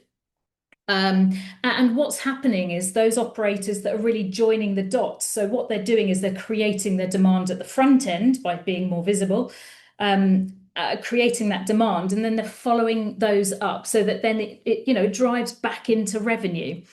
So, just pause for a moment in your own mind. Is that what you're seeing? Are you seeing more competition? Are you seeing higher expectations from people? Are people shopping around a bit more? That's kind of the real world stuff, which I hope that kind of resonates with lots of people.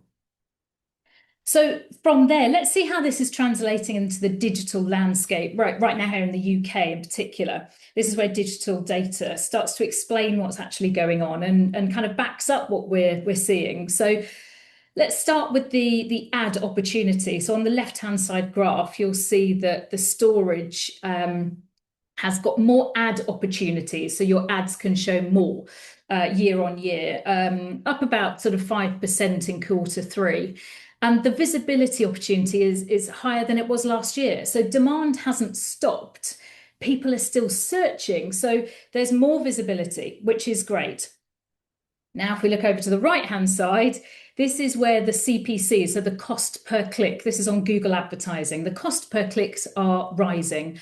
And more people are trying to get the same eyeballs, the same people that are searching. And that tells us one thing very clearly, that competition is rising. More operators are investing, more locations, more businesses are bidding on these, and the cost to win attention is really sort of going up. And that's where the frustration creeps in. So search volume goes up, opportunity increases, but results don't necessarily follow that same pace. And that's because visibility alone isn't really enough. You don't just have to be seen. You have to win the click. You have to win that inquiry. You have to win the follow-up. So that's exactly what operators pulling ahead are really working on. So if I look at the three pillars, everything that we've looked at so far, so the market, the initial kind of data, what's happening on the ground, all feeds into what I feel are the three core pillars in the marketplace now. So firstly, being seen. You need to get people to actually see that you are there, obviously. The second key part of this is about converting better. So once you've been seen, How are we going to get them into your camp? How are we going to get them over to your sort of ecosystem? And then the third element is how we can get them, once they're into our camp and we've got that inquiry through, how are we going to get the money out of them? How are we going to get them to become a customer? So those are the three core pillars, and all three matters. You can't win by just picking one. We've got to really invest our time, effort, and energy into all three. Because firstly, being visible without converting those wastes that opportunity and frankly wastes the money.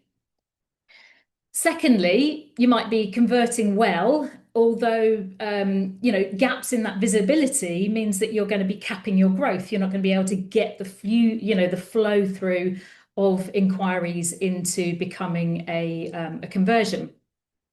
And most importantly, both fall apart if the speed and the execution of that follow-up doesn't get the inquiry into sales. So those are the kind of the three key areas of the sort of the digital marketing side. And how does that help you? Well, the fastest growing operators are those that have really worked out all of those three pillars. It doesn't have to be clever. It just has to be consistent. It has to be done in the right order. And most storage businesses do probably one of these well. And that's not a criticism. It's just, that's what we're seeing. But we need to get a lot of these sort of ducks in the row. So today, I can't go deep into all of these today. So what I'm going to do is focus on a couple of these pillars in particular. I'll kind of touch on them. But I just felt it was better to understand the bigger picture. So let's see how that goes.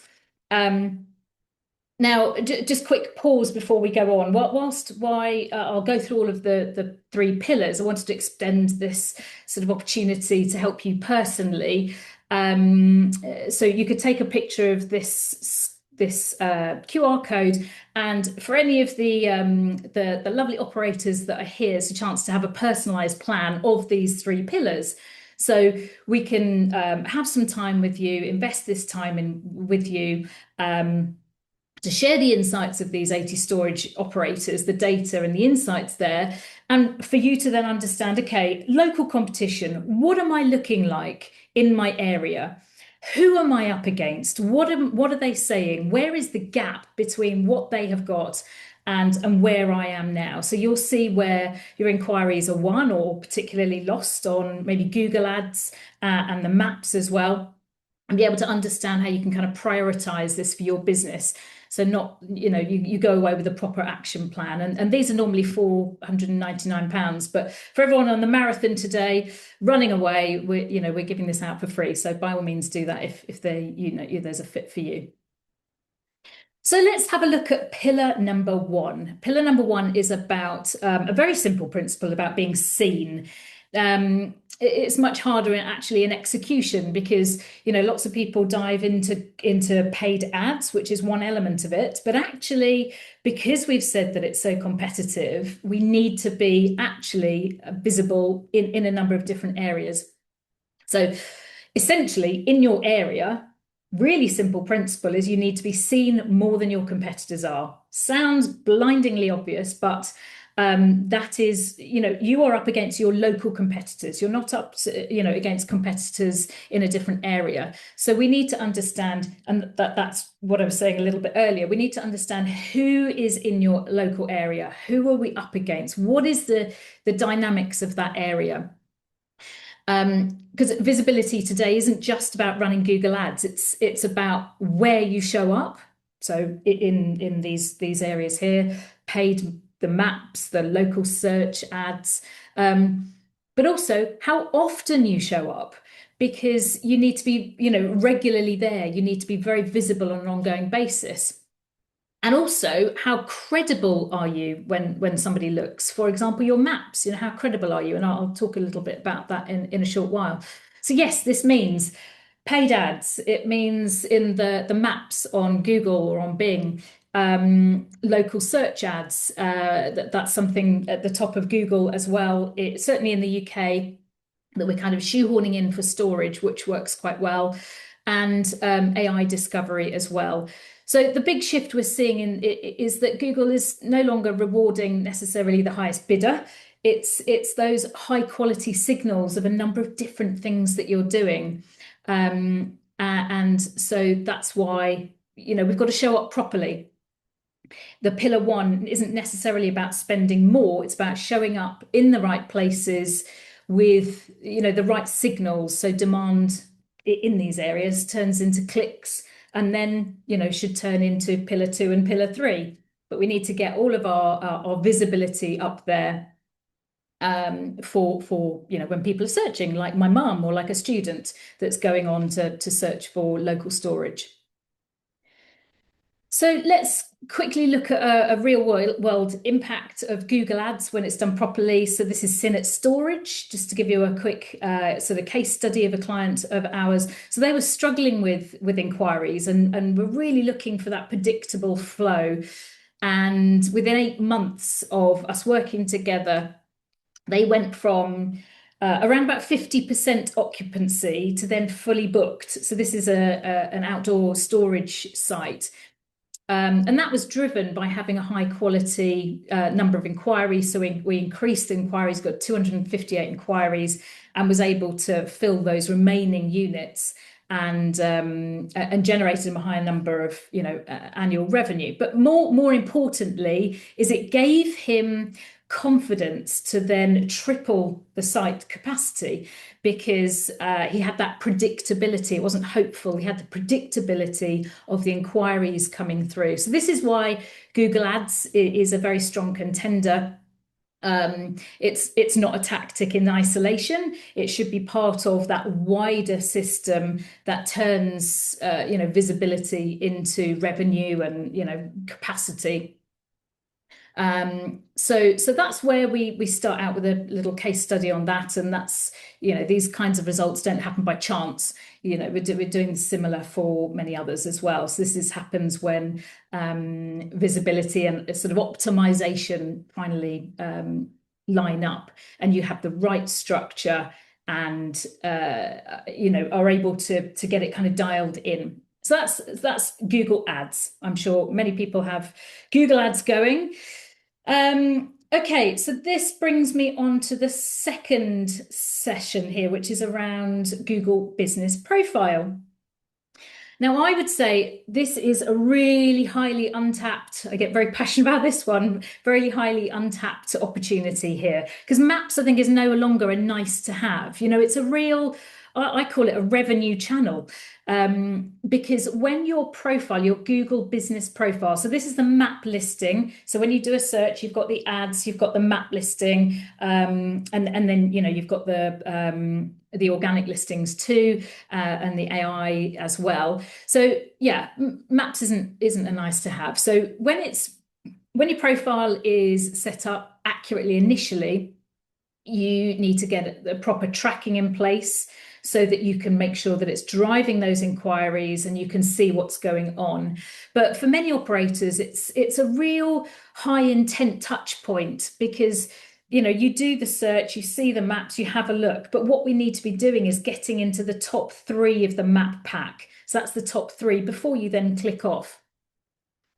And what we find is that people searching on maps aren't necessarily browsing. They're actually looking to find that, that nearest location to where they're based. And that's, a lot of storage companies feel that it's kind of a set it and forget it. And, it's just a listing. Let's just get it set up. Let's get the profile listed. But that's not actually the case. Google Profile plays actually a really valuable role in AI, driven discovery, because that is one of the touch points with ChatGPT as well, and Gemini. So getting this right isn't about today's inquiries necessarily. This is actually helping you to future-proof how you're found.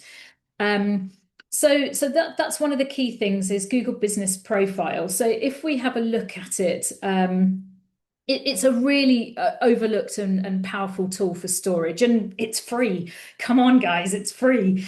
So when it's done properly, it can be one of your highest quality inquiry sources. and the reason for that is it builds trust. You've got to have a good amount of reviews on there. It makes you easy to contact. You can, click on the phone button, and the profile, what we need to be doing on the profile, first of all, is accuracy. So you need to have an accurate setup. You need to have verification in place. You need to have the reviews and responses that are fresh. Regular posts, they need to be kept really active. So it's almost like an SEO activity, but for your profile. So giving this, I call it Google Juice. We've got to get this Google Juice going so that we've got proper tracking and it's consistently updated on a very regular basis. It's not a post once a month and that's what happens. So the goal here is really, really simple: to get into the top 3 of the map pack for high intent keywords in your area, which are usually kind of self-storage, storage near me, that kind of keyword. But the whole outcome is about visibility. It's about more calls. That's the whole point. Emma, were you going to say something? I was just going to let you know about the time, because we were dangerously close to running over time, but I didn't want to interrupt you. No, that's fine. Okay. I will talk about there's a quick case study here on results. So the results of the Google Business Profile are, by this was being done in-house before, and then we looked after it, and the results were hugely improved as an outcome. Do you want me to wrap up there, Emma? Oh, you're muted. You're muted, Emma. Thank you, Laura. No I worries. think I'd worked that out by now. I think we can afford 2 minutes if you want to sort of round it all off. Sorry, Laura. No worries. Time Okay. seems to have run away. No, that's fine. Let me just go back to... Oh. There we go. Yeah, so I'll just run through quickly the second pillar. So the second pillar is about converting better and getting more conversions. So in this regards, one of the very topical things that comes up is about gated pricing. So from our benchmarking, we know that the gated pricing generates a higher number of leads and a far higher conversion rate. It's up for huge debate, but one of the best things about this is what it does is it feeds the revenue back into, it allows you then to follow up that lead and have that inquiry go through into a customer. But also what it does is, and this is a big part of going forward, is pulling the data back into Google Ads is a huge important point, and bringing the revenue as part of that as well. It's slightly different from gated pricing, but by having, I was just going to give you another example here. Having a gated pricing landing page and a higher performing landing page can really help to improve the conversion rate and the number of conversions from a higher performing landing page. So I will just touch on one thing. The other thing is about revenue. So by pulling your revenue into your Google Ads will allow you to get far more sales, and there's not enough people having these two things talking to each other. So your CRM source system talking to your Google Ads. By putting those two together, you can generate far better outcomes and sort of building the algorithms into Google Ads. I will stop there. Oh, I'm so sorry, Laura. Amazing, Laura, amazing. It's really interesting, and particularly the debate around whether you gate your prices or not. Yeah. It's always a contentious one, isn't it? But it's amazing what a difference that makes when you make them do that extra step. Yeah. Laura, Yes. Shaylen is knocking at the door. I will let him in 1 minute, but before you go, could you please tell us where we can find you if we want to ask you for your services, or could you put your email and contact details in the WhatsApp marathon group, please? Absolutely, of course I will. Yep, with pleasure. I'll do that straight away. Also, maybe I know you are very active in LinkedIn, and also if you could post your ID, LinkedIn ID, is also great. Of course, I shall do that straight away. Thanks, guys. Thank you very much, Laura. See you soon. Bye-bye. Bye-bye. Bye-bye, Laura. Okay, let's go with Shaylen.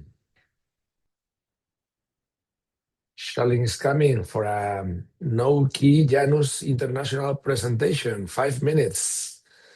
Shaylen, you are coming live in 3, 2, 1. Here you are.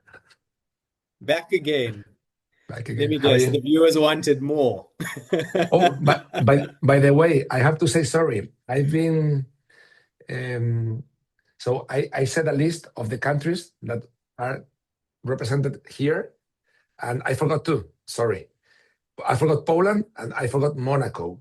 So yeah, we are 26 countries, and I all together now at the same time. So I am very, very, very happy. Fantastic and well done. But I'm coming to you live from sunny United Kingdom, Twickenham. So it's not too bad today. Guys, I know this is a quick commercial presentation, so we'll jump straight into it. I'm just going to share my screen. All right, there we are. Fantastic. So if you've missed the slot earlier, I'd gone through automation and smart entry and the benefits. So this is a quick overview of Nokē.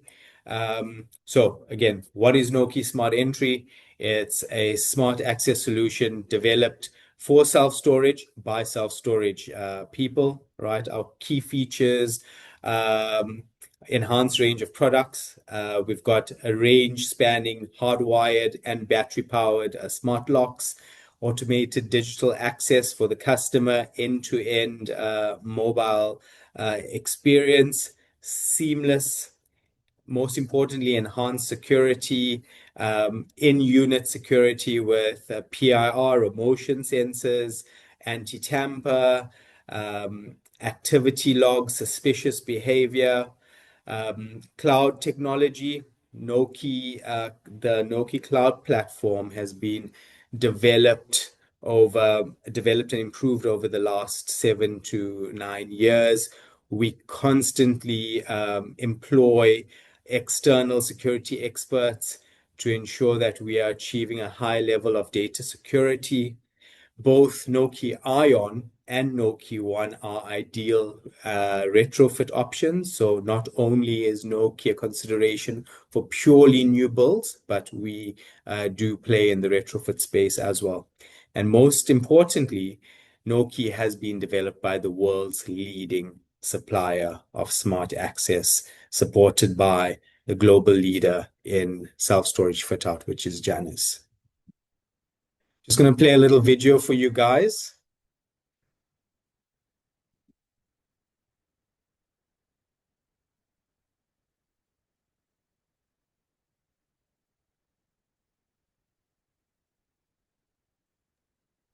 Helen, we don't listen to the volume, so if you wanna talk a little bit over the video, it's also possible. Oh, is it not coming through, Alberto? No, it doesn't. We don't hear anything. So if you want to explain a little bit what we are seeing on top of that, it's also good. Okay, so the screen, it's showcasing the user experience for Nokē Ion. On the LED has gone from green, from red to green.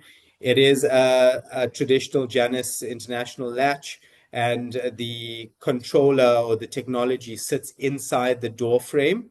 Nokē Ion comes with the motion sensor and the LED like we had spoken about, and those are customizable options. It's ideal for new builds and retrofit options. This is Nokē One. It's been in the market for a long time, I think circa 5 years. Sits on the door, battery powered, Bluetooth enabled, and again, app driven, right? Seamless experience for the customer.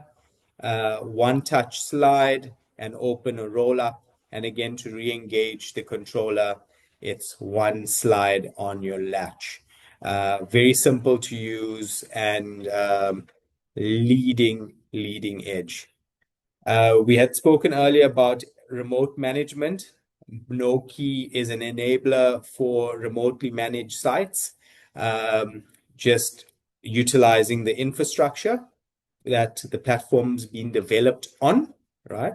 And we offer 24/7 support.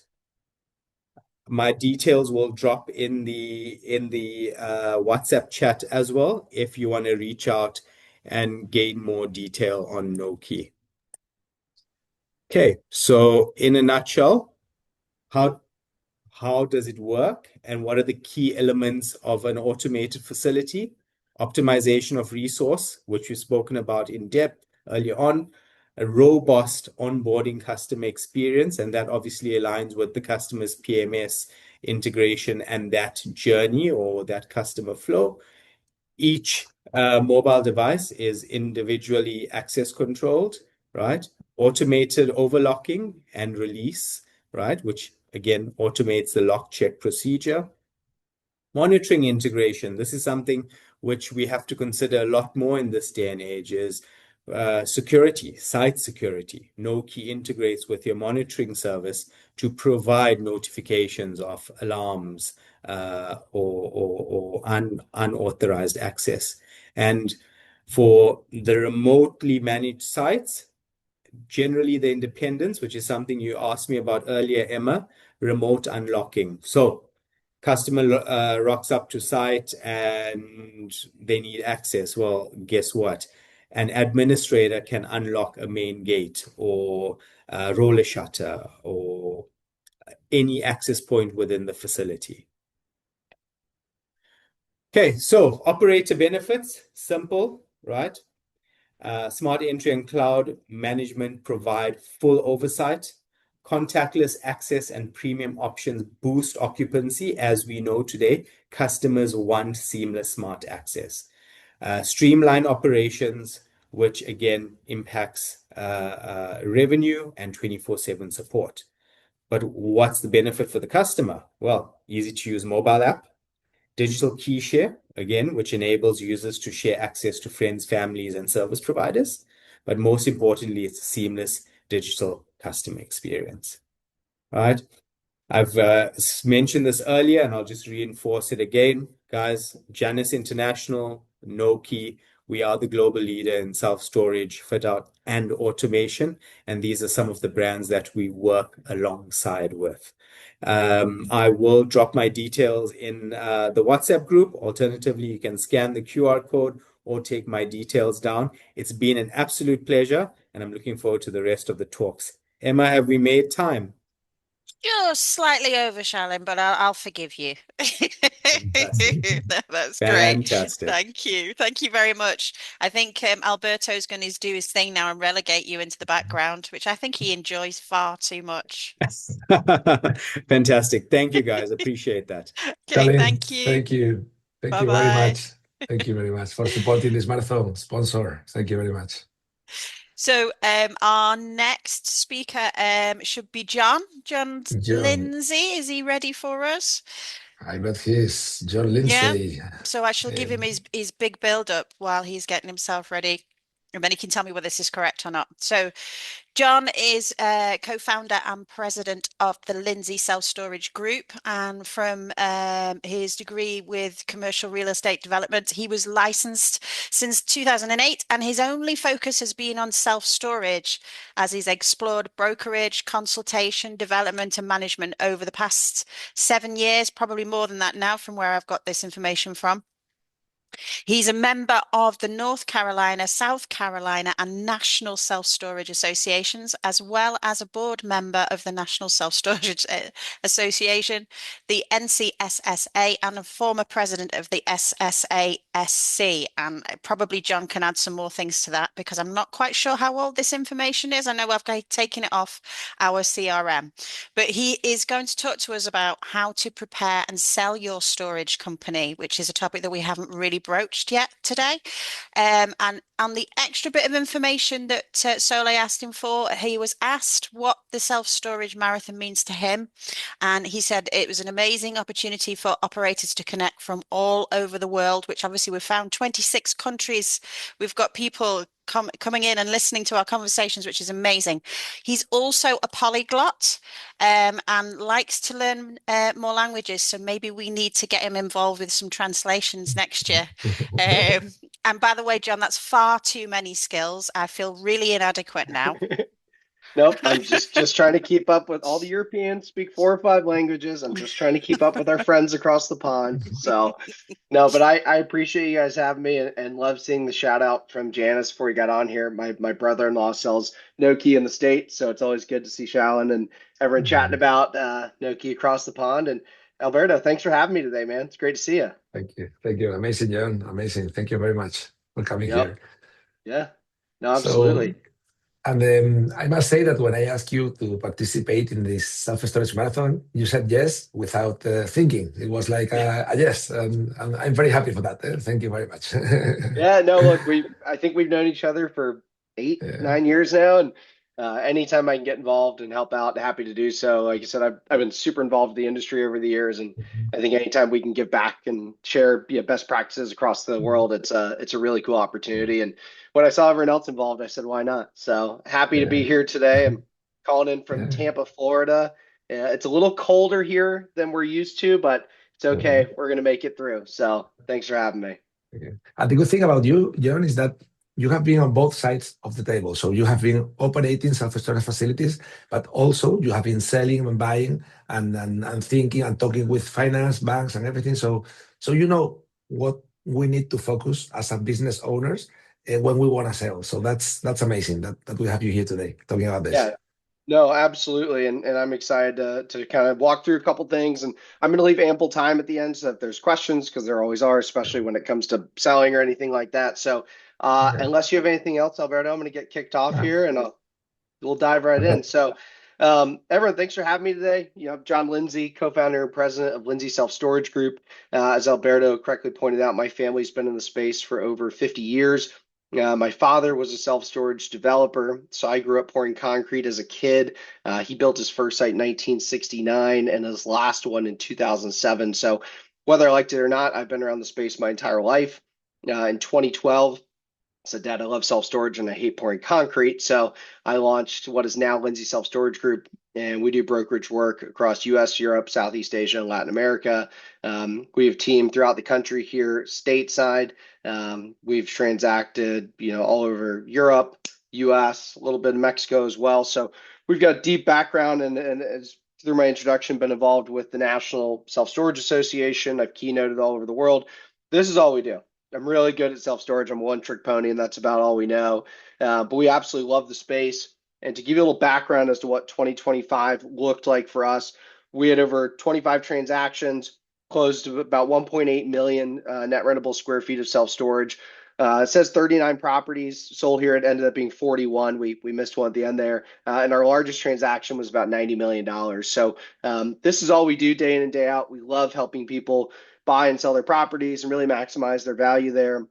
And that's what we're here to focus on today, is to show you guys, really how we can maximize what we have as we prepare for sale and how we can prepare for that sale as we move forward through this process. So I'm going to dive right in. If you have questions, I'm going to leave again 10, 15 minutes at the end. I really want to make sure that I answer everyone's here. So we're going to pop right in here. And again, if anything comes up, please let me know. I think most people end up leaving money on the table because they see this as a single event and not a process. And what I mean by that is a lot of people don't even start thinking about selling until they get to that actual inflection point. But I want to back up and show you how buyers really think about acquiring your property or your portfolio or your entire company when it comes to this process. So first of all, they're not emotional. This isn't like buying or selling a house. They're super calculated. This is a math equation for them at the end of the day. They underwrite based on predictability of cash flow, your scalability of your operations, your ease of transition, and your risk-adjusted returns. And again, it may seem a little cutthroat that they simply look at it like that, but again, it's an investment for them, and this is the way they go about, purchasing these facilities, whether just domestically or internationally as well. So here's the 5 main drivers of valuation when it's looked like on a buy side, and I share these so that we can focus on them and having conversations as we go to prepare or sell any owner's properties. Net operating income, or EBITDA for those in Europe, your operational efficiencies, again, how well does your property run, your market position and demand. How is your store or stores really positioned within your market and submarkets? What is the supply-demand balance and ratio there? What's your scalability and expansion opportunity? Is there opportunity to expand on your existing site? Are there operational efficiencies that we could scale on to make your business more efficient? And then clean financials and transferability. And I think that last one is probably the biggest one that I end up having conversation with owners about, is how clean are your historical financials? And look, there are plenty of business owners. You have cars or cell phones or whatever run through your business. That's totally fine. But what I mean more is that we actually have record of what's coming into the business, what the true expenses are of the asset, and we can go in and actually look at those and present those clean financials to the next buyer, because either them or their bank is going to need to see really clear historical financials. And that's probably the biggest thing we face actually when we go to sell a storage facility for an owner. And so that's why I always say, we need to prepare your financials like you're an institution. And if buyers to guess, they're going to assume the worst. They're not going to give you credit, benefit of the doubt. They're going to assume worst case scenario for this. And I'll give you an example, and it doesn't really happen as often anymore because of the day and age we're in. But back in 2012, 2013, there'd be owners that say, well, here's my books, and then here's my other set of books. I'm making an extra $5,000 in cash a month, but it doesn't show up here. And I'd say, well, we can't count that in your valuation because it's not recorded here. There's no track record. There's no history to this. And so making sure that everything is fully accounted for is how we're going to maximize the value of your asset. Because again, if the buyer can't point and pinpoint to that exact line item, it might as well not exist. So we're looking to optimize your NOI or your EBITDA, and those small changes as we approach a sale really make the most impact. We're looking for rent optimization. So again, if you have tenants that have been in at a lower rate, bringing them up to street rate or in line at least with your other tenants as we approach sale to really boost that bottom line. Your loss to lease capture as well. Again, making sure that we're capitalizing on all those new renters there. Boosting ancillary income, so it's administration fees, tenant insurance, late fees, deposit fees, whatever you charge, making sure that you're using best practices and maximizing what's available in your region there. Payroll and contractor rationalization, again, ensuring that you're getting your bang for buck out of there. I'm sure if you employ children or family or what have you, make sure that you're in line with industry standard and that you have, accurate records of everything that's being paid out your property. And then technology-driven efficiencies, like we just heard from Janus. Do we have the best product in place? Do we have the best tools in place to make this business run efficiently for this day and age and this modern age? And the rule of thumb I always use, every $10,000 in net operating income or EBITDA adds about $125,000 to $200,000 in exit value, depending on where your asset is. So you can see how quickly just cutting expenses or making something more efficient or increasing your rates can really create a lot of value there. 10,000 NOI, make it 50,000 for bumping up rates. You've got an extra $1 million in exit value. So that can add up super quickly there. I think one of the biggest things that we run into a lot, and I've seen it more in Europe than I have the States. And I always say that because the States have gone through a couple iterations of owner operators. And when we work with European operators, we see, hey, I opened this business because I wanted to run a business. There hasn't been as large of a first wave of exits that we've seen in the US. And so a lot of times, if your business can't run without you, it's certainly worth less. And what I mean by that is, if you remove yourself and you've set your business up to run only with you, it's not going to be as valuable as if you have team or staff in place to run without you there, because that's a more sellable business at the end of the day. So, buyers obviously are looking for value creation, but there does need to be some baseline value play here with you not being directly involved in your business day in and day out. So creating standard operating procedures and playbooks for your team. Maybe there's some type of third party or systemized management. What I mean by that is having, store managers or regional managers, trying to create more structure to your company and organization, automated reporting, clean financials every month that come out by a certain date, and really starting to minimize your owner involvement. Because at the end of the day, if you're the key man and you run that site every single day, it's very hard for them to go in and to replace you and to go through that entire process. So, even though it might not be anywhere on your radar in the next 5-10 years, it might behoove you to start thinking about how you would backfill your own position at your company, whether you're 1 store or 10, so that if and when you ever decide to sell, you've kind of already started that ball in motion long before the time has come. I think one of the biggest things that we talk about when selling facilities is kind of that market storytelling. We really like to control the narrative when we go to sell any asset, whether it's US, Europe, abroad. It's all about the story that we can kind of shape around the facility and there in the market. So as I mentioned earlier, kind of buyers are always looking for that expansion and upside with any asset. They want something that they can come in and capitalize on and really create value with. So phase 2 expansion, underutilized land, rent growth runway. So let's say your street rates are below market or your existing tenants are well below what you're charging currently for street rates. And then operational improvements already mapped out. For instance, we sold a facility last week, our first deal of the year. The owner didn't even have a Google My Business page, but he knew that he needed to do that, but he was a little older and said, hey, I don't have the skill set to get this all set up. But we knew that that was the story for the buyer. Said, hey, you can come in and you can put in a Google My Business page. We can get this facility up and running. We can install Nokē. We can really start to shape that story for the next buyer. So even if you're not willing to do the things yourself, I think having that, recognition of where you stand in the process and what the next buyer could do is tremendous. And that's where a lot of we come in, is we help kind of paint that picture for the next group as to what could be done with your asset there. I always tell people, timing of the market, the best time to sell is rarely obvious. Whether it's interest rates, buyer capital, your tax position, burnout versus momentum. But the most common, honestly, is unfortunately when something happens. You pass away, or a partner passes away, or someone gets sick. So I think estate planning is one of the biggest things we talk with owners about. Again, even if you're early in your career or business or things are going great, it's best to start thinking and planning about these things now, unfortunately, because I always say if something happens or you get hit by a bus or things change in life, there needs to be a structure and a plan in place as to what happens next when either you or your partner, whomever, is not here. Because again, we've run up against this where owners say, hey, my kids will take care of it when I'm gone. Well, your kids have other careers in other states and other cities. They're rarely going to move back and maybe take over that business. And if there's no action plan in place, it's, what happens to this great business you've built after you're gone or something happens. So it's not a fun conversation to have, but I always encourage owners to think about that what if scenario, and is my business ready to be sold if and when something happens. So again, that's why I always say the best time to sell is rarely obvious. It's an unfortunate reality, but it's a conversation that needs to be had, especially with partners or spouses. So I always really encourage owners to have that conversation earlier rather than later. I think who you sell to matters just as much as price.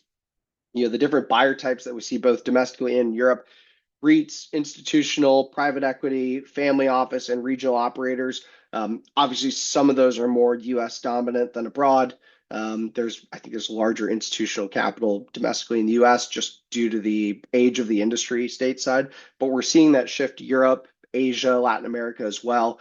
But the difference between all of them, they value risk differently, speed, and terms. Some of these groups might hold for 50 years, some might hold for 5.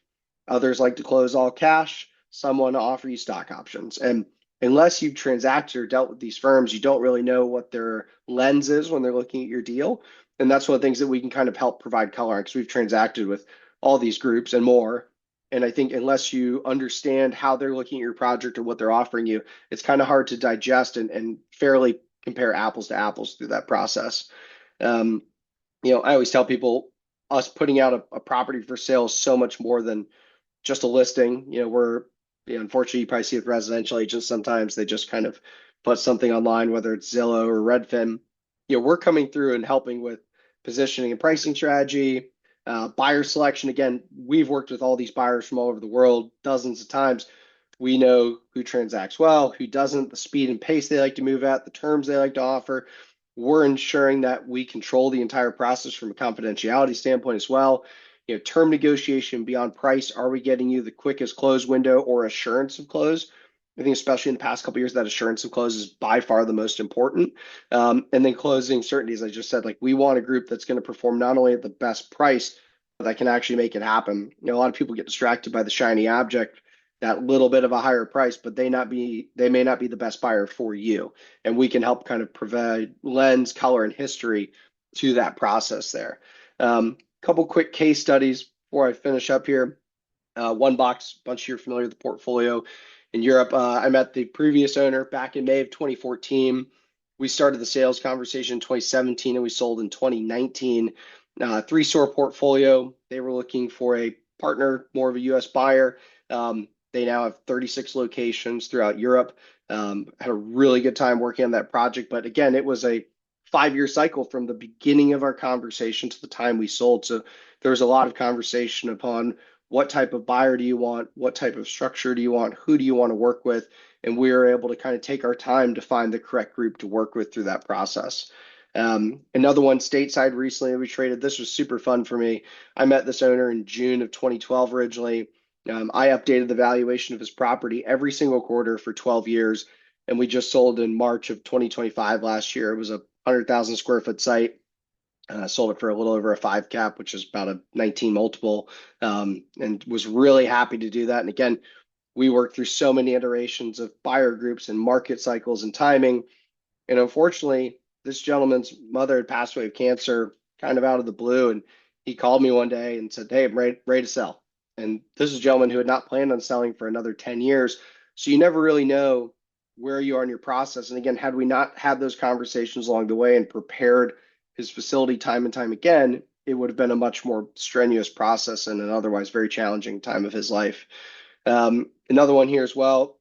This is a 10-store portfolio we sold last year, a little over 830,000 square feet here in the US, about 4,500 units. I met the owner in 2016. We sold in 2025. So again, 9-year sales cycle for us. But again, we have those conversations time and time again and really start to build a relationship with the owner. And we know what's best for them in their timing. We can share market comments, who's active, who's not. And so again, it's easier for us to ensure that we're finding the right buyer for the right terms by having that conversation over and over again over a certain period of time. And we were really able to help plan the sale out as opposed to just, boom, let's sell tomorrow, let's go to market. I think the more history you have with an asset, the more, the better performance you're going to have and the better outcome there. Some of the biggest seller mistakes to avoid, and I always bring this up with everyone I talk to, again, waiting too long to prepare. If you have debt coming due, or again, unfortunately, something happens to your family, and there's never been a conversation about selling or what's next, or how's my partnership structure, or I've got a refinance window coming up in 6 months, it's always best to start early. Even if you don't have to go through the process, it's always best to at least have a what-if scenario there. People, like I mentioned earlier, they chase the highest price, not the best terms. They have a little bit of shiny object syndrome there. So again, make sure assurance to close, I think, is the number one thing that we help people look for. Poor tax planning. Again, I advise every seller to talk to their CPA or accountant day one if they're even considering selling. What does it look like to sell this fiscal year versus next fiscal year? Is an installment sale better for you? Do you want to do a 1031 exchange? Do you want to do a DST?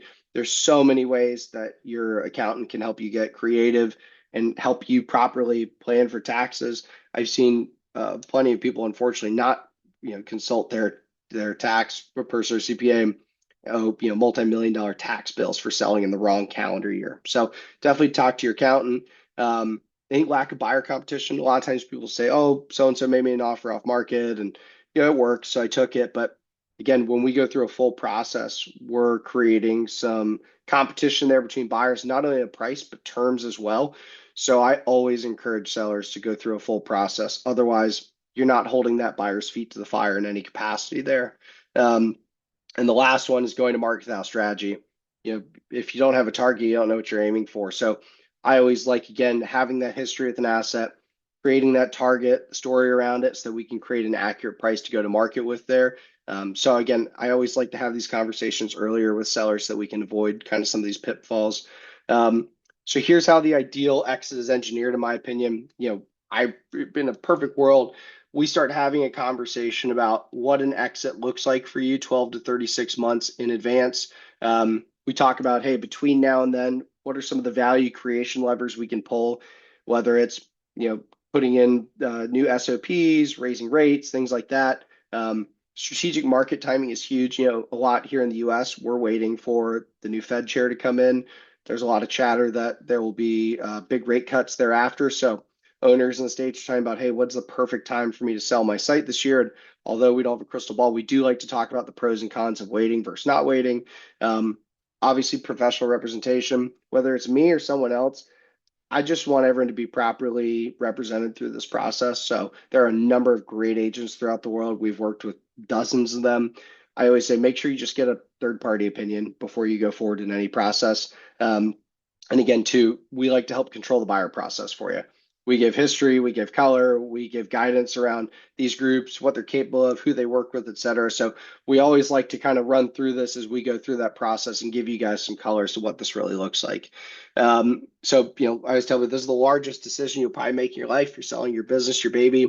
So I always tell people to think about, are you building an asset to operate or an asset to sell? And that's one of the biggest shifts we're seeing in the space right now. So happy to answer any questions now. Here's my contact information. Let me know what you need. Even if you're just curious about transactions you've seen, market trends, we can share anything you'd like. Alberto, I don't know if there's any questions, but happy to walk through anything you need. I do have a question, if that's okay, John. Sure, go for it, Emma. Yeah, just thinking about what you've been talking about. If you've got someone in a situation where they have to sell quite quickly, so they've not had time to prepare, what would be the top 3 priorities that you would say the most important things to take care of before you start that process? So top things, if there is an abrupt change, I'd talk to your accountant, talk to your attorney, and then call a broker. Because what would the first 2 are self-explanatory. You need to make sure that you're in the right position and you understand what a sale looks for and make sure there's no legal hurdles, partners, things like that. But then talking to the broker, there's a very short list of financials that we can kind of help walk through and help say, all right, here's what your asset's worth in today's market.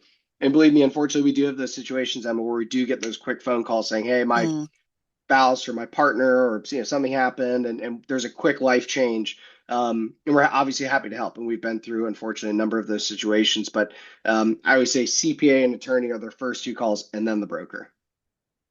Thank you. Thank you. Alberto? Well, I'm wondering about now there is a big opportunity for people that they want to expand. John, I want to know your opinion. That is, baby boomers are now retiring and they might not have succession. So they don't know what to do with their business. And maybe it's a good idea that if we want to expand, we knock at the door as these 60-something years old business owners, and because they might not have a relay in their business. Right. Have you had experience about this? And do you think it's a good idea, or how would we approach these people through? I don't know. Have you have something? Yeah, no, it's great question. And again, we're seeing the largest generational shift worldwide right now. And again, I think more so in Europe is this a conversation than the States. The States, we've seen so many iterations of self-storage cycles because we started, a lot longer before Europe. But I think Europe in particular, early 2000s when we saw the first big wave of storage development. So we're seeing that first generation come to an exit age. And again, maybe their kids don't want to take over it. They have other careers. So, from a buyer standpoint, it's a great time to be approaching owners about acquiring their facilities. And 2, I think owners, there's never been more opportunity to sell or partner. There's groups that either want to JV, provide stock options, do straight out purchases. But I think from buyer perspective, you mentioned looking to expand. Now's a great opportunity to put those feelers out in the market. And maybe you can get really creative with the structuring you're doing as well. Again, I think a lot of owners might be open to some type of seller financing or cash for deed type of scenario. So again, I think we're going to see a huge shift of asset ownership here in the next couple of years. And I think it's going to provide opportunity, Australia, Europe, Asia, States. So I'm really excited to see what's ahead as far as a transaction piece goes.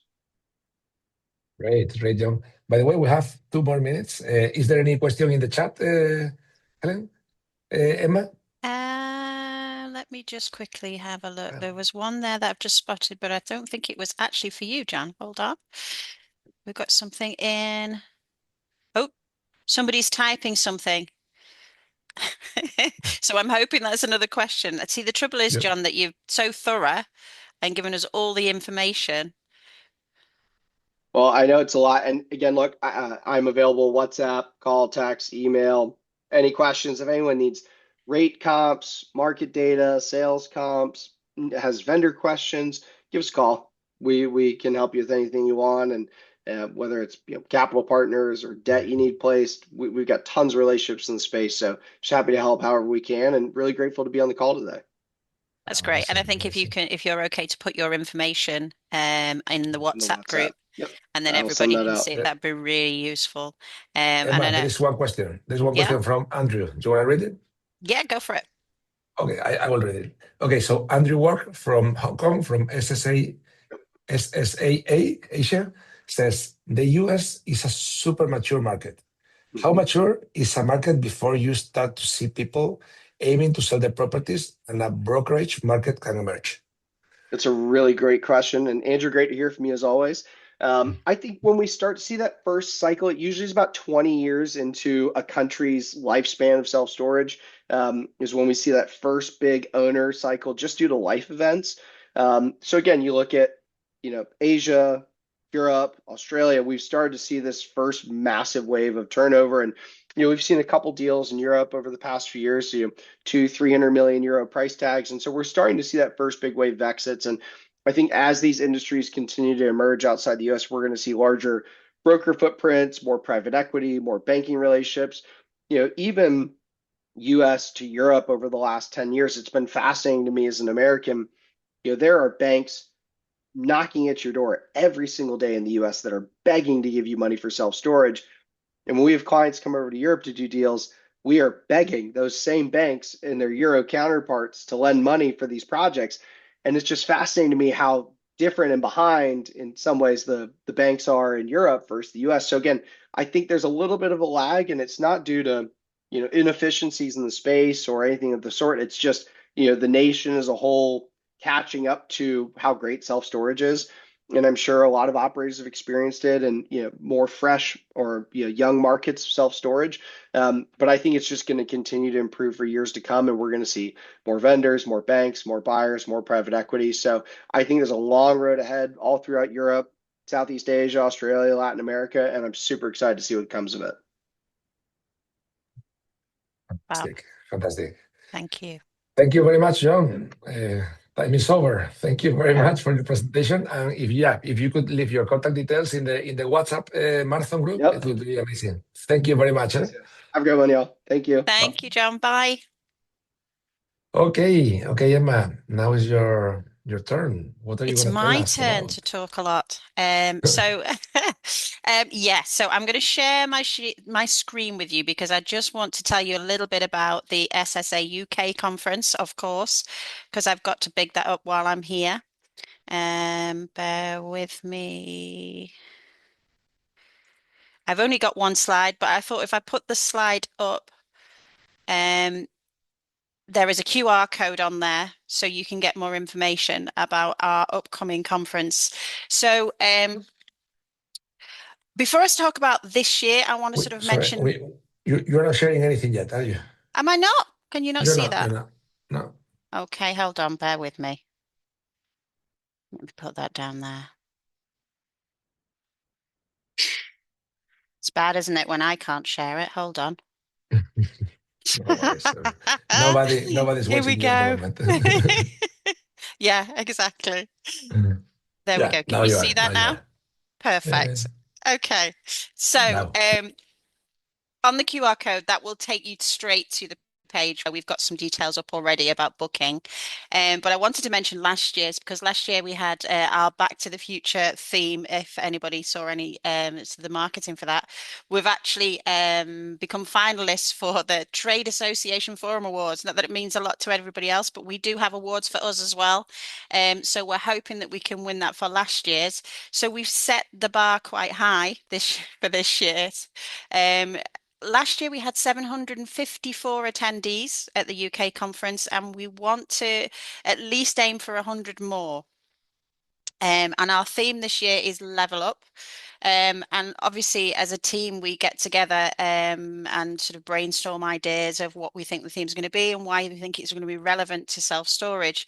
But we just decided on this because of its similarity to operating successful businesses. And we were looking at retro gaming, basically, because every operator knows that, you know, part of being successful is being able to adapt and react in the moment and adapt quickly to changes that are happening all of the time. So that's why we're going for that.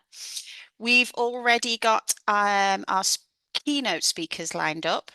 So our new chair for this year is a chap called Matt Barber, who is actually a newsreader who was on Channel 5, and he's also a journalist. So we're quite excited about working with him this year.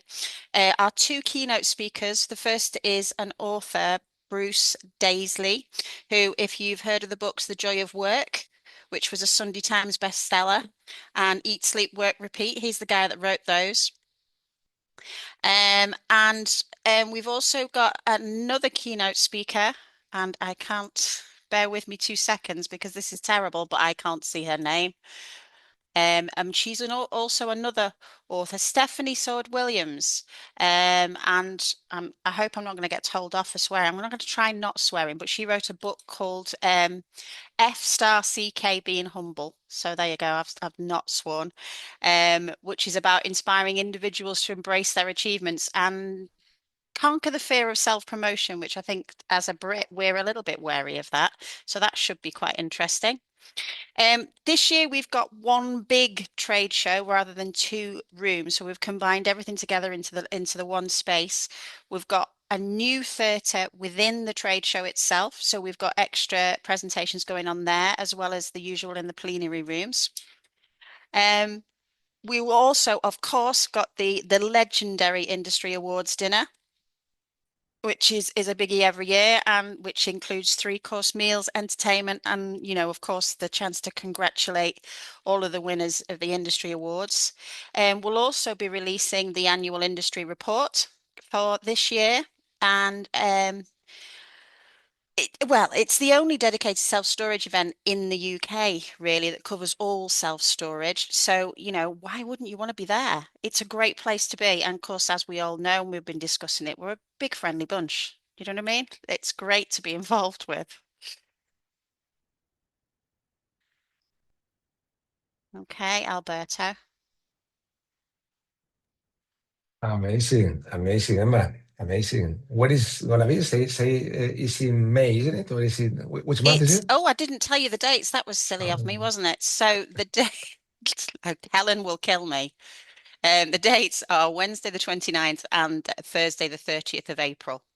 April. Okay, Yeah. okay. And which is the closest international airport to the? Is it Birmingham or? It will be Birmingham. Yeah, it's Okay. only about half an hour away from Birmingham.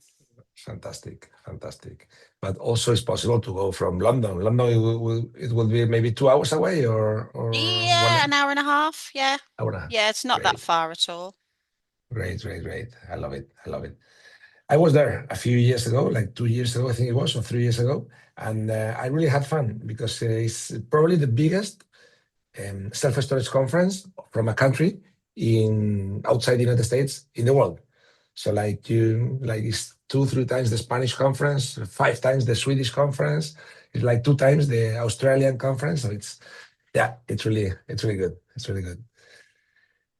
Emma, so thank you very, very much. And do we have any advantages for the people that are following the marathon that they want to go to? Of course. Yeah. So I'm going to stick my neck out here and hopefully I won't get told off for this. But because this has been so great, this marathon, that anybody, if they mention Marathon 26 when they do their booking, then we can give them early bird rates.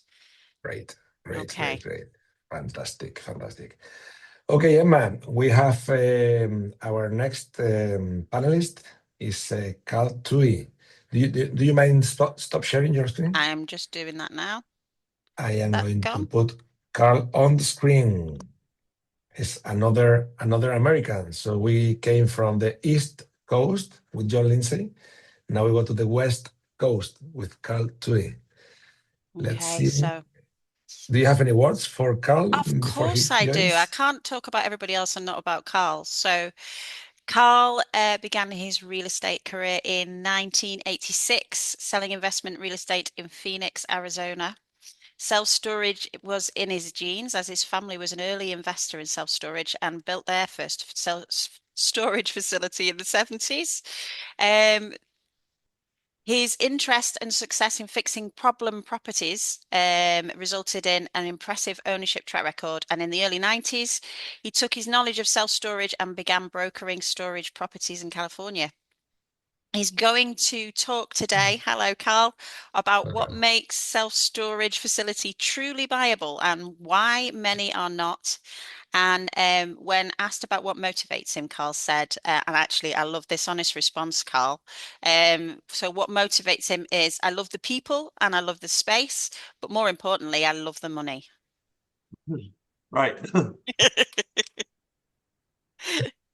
I love it. Carl, where are you now? I'm in San Francisco now. I just got back from Phoenix. San Francisco. What time is it now? What time is it in San Francisco? 7 o'clock. 7 in the morning. Good Yep. morning then. So it's very early. Thank you. Thank you very, very much for doing this effort of joining this marathon so early in the morning. Oh, You're also participating in a roundtable later on. So thank you very much. You've got many years of expertise in self-storage, don't you? I've been All your doing this a life. long time. That's great. That's great. Okay, so if you want to share your presentation. Okay, can you see it? Yeah, no, not yet. You need to go to the green button in the middle of the screen and down. It says share, and then select which one you are presenting. Let's see. I have that.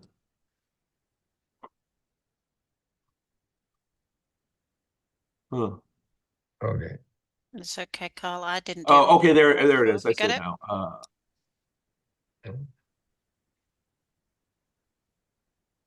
You see it now?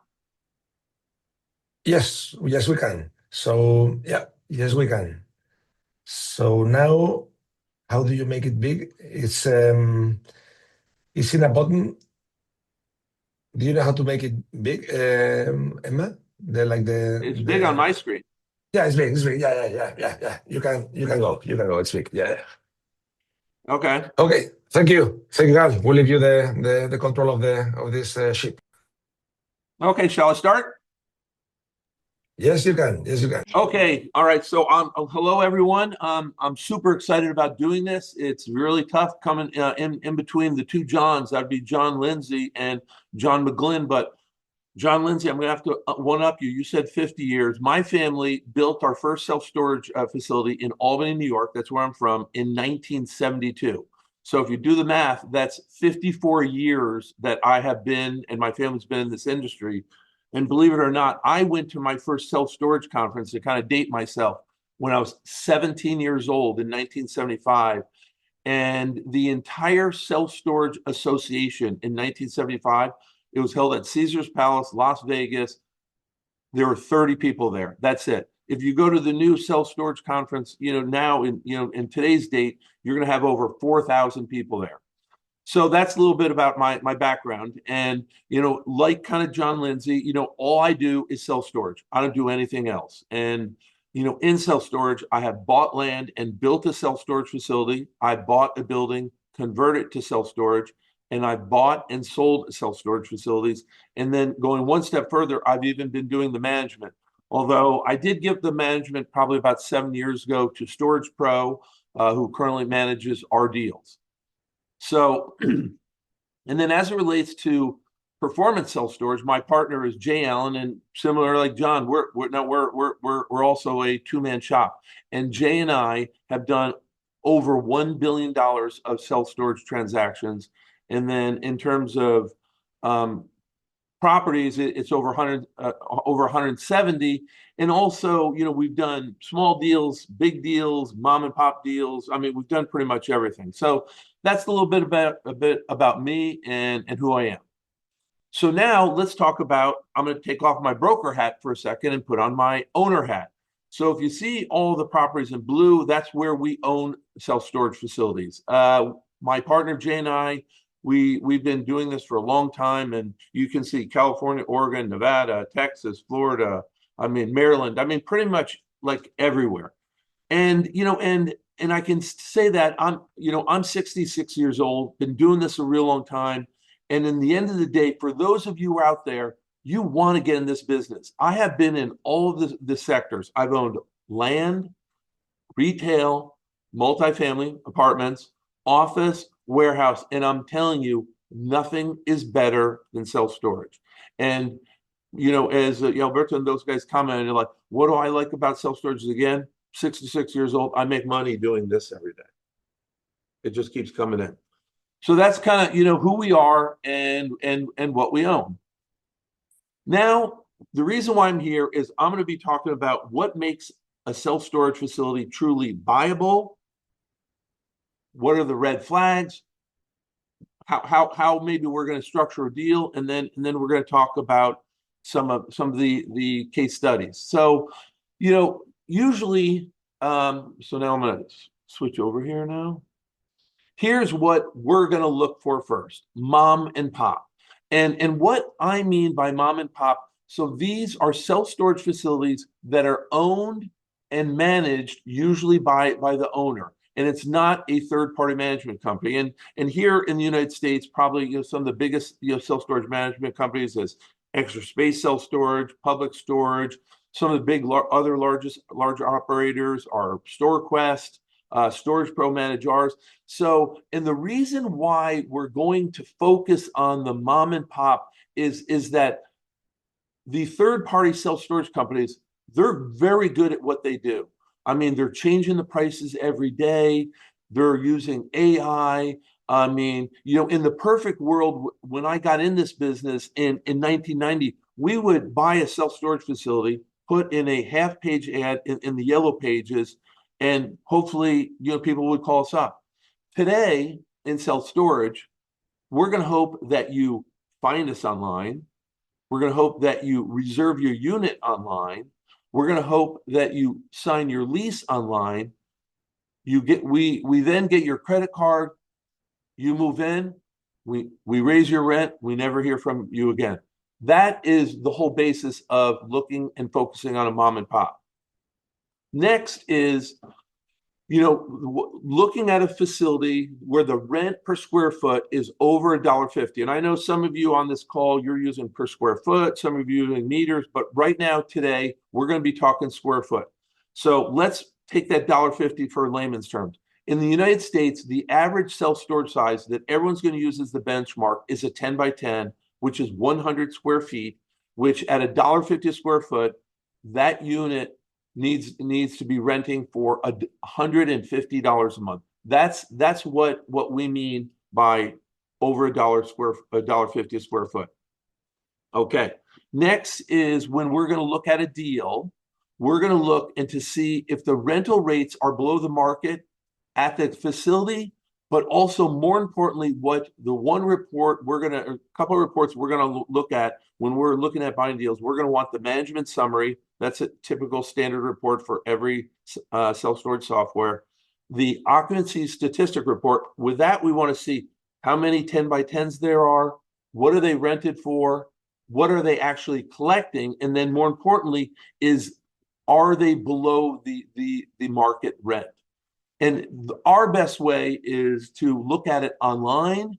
But when we really get into a deal, we're actually going to go to the market where that self-storage facility is and walk into the competitors and ask them, how much is a 10 by 10? And say, if I sign a lease now, what am I going to rent for? That's where we're really going to find out if that unit has below market rent. Going one step further, as it relates to the below market rent, is that many times we'll look at a storage facility that's mom and pop owned, and they have friends, family, nieces, nephew, cousins, their church, charitable organizations in there that are paying super below market rent. Whereas, let's say in this case study, a 10 by 10 should be renting for $150 a month. Don't be surprised if you actually get into the rent roll and that tenant is maybe paying $30, $50, $75. All of that is upside. These are deals we want to focus on. Next is self-storage facilities with no website. Now with that is super easy to do. We're looking at a storage facility. Guy sends us the package. The first thing, Jay, who usually handles like this, usually in the get-go, will go through, see if they have a website, what the website looks like. Can you rent a unit? Can you reserve a unit? Can you pay for a unit? Those are all the things that we're going to look at. If they have no website at all, oh my gosh, most likely, unless there's something really wrong with it, buy it. Okay. Next is bad online reviews. A lot of people don't realize this, that own self-storage facilities, that they don't even look at their own reviews. You know, so those are the things you're looking at, your online reviews, and even one step further is the curb appeal of that facility. Okay. Next is the square foot per capita under 10. And that means 10 square feet per person.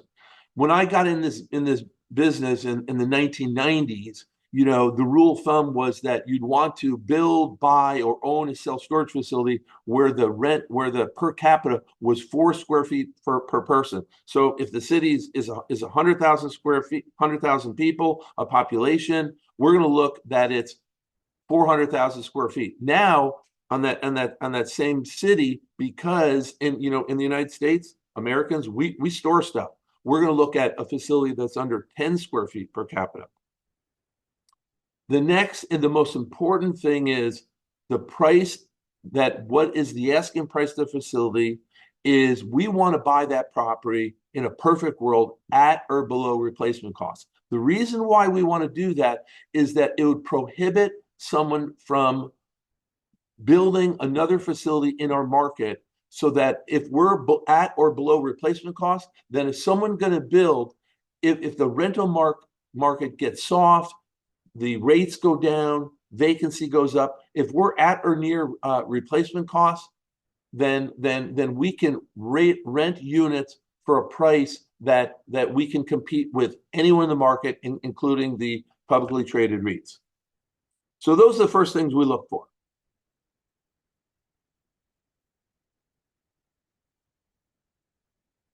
Okay, now let's talk about things that are going to save you a ton of time in the day.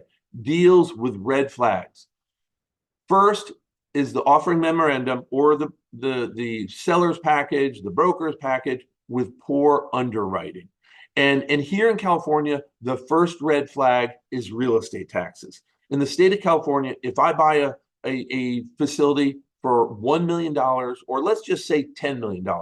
If it's $10 million, the tax in California, the day after you buy it, is going to be 1.2%. So in that $10 million storage facility, then the real estate taxes are going to be $120,000 a year. You need to factor that into your underwriting day one. And many of these brokers are putting out packages that have the seller's previous number or their current number of taxes not factoring in. So then all of these things are going to change, your bottom line, which is your income less your expenses, which is going to arrive at your net operating income. Another thing is insurance. Insurance here in California, where I'm located, where we do a lot of transactions, we've had earthquakes, but the biggest thing, we've had fires. So in some areas, for example, there's a facility that was for sale a year ago that was in the Central Valley, and that's where the fires have been the most. And there's one storage facility in this area where the insurance went from about $20,000 to $200,000 a year. So again, what we do is that we have a great agent that we work with. So immediately, if we get a deal we're remotely interested in, we will send that offering memorandum to him and then say, hey, if we buy this for $10 million, what is our insurance going to be the day after we own? And so then the next thing we're going to look at is some of the other things, because many of the other items are fixed. So meaning, after you get past insurance is electricity, gas, trash. If you're in an area where there's snow, all those items, they're going to be pretty well fixed. We're not going to do it.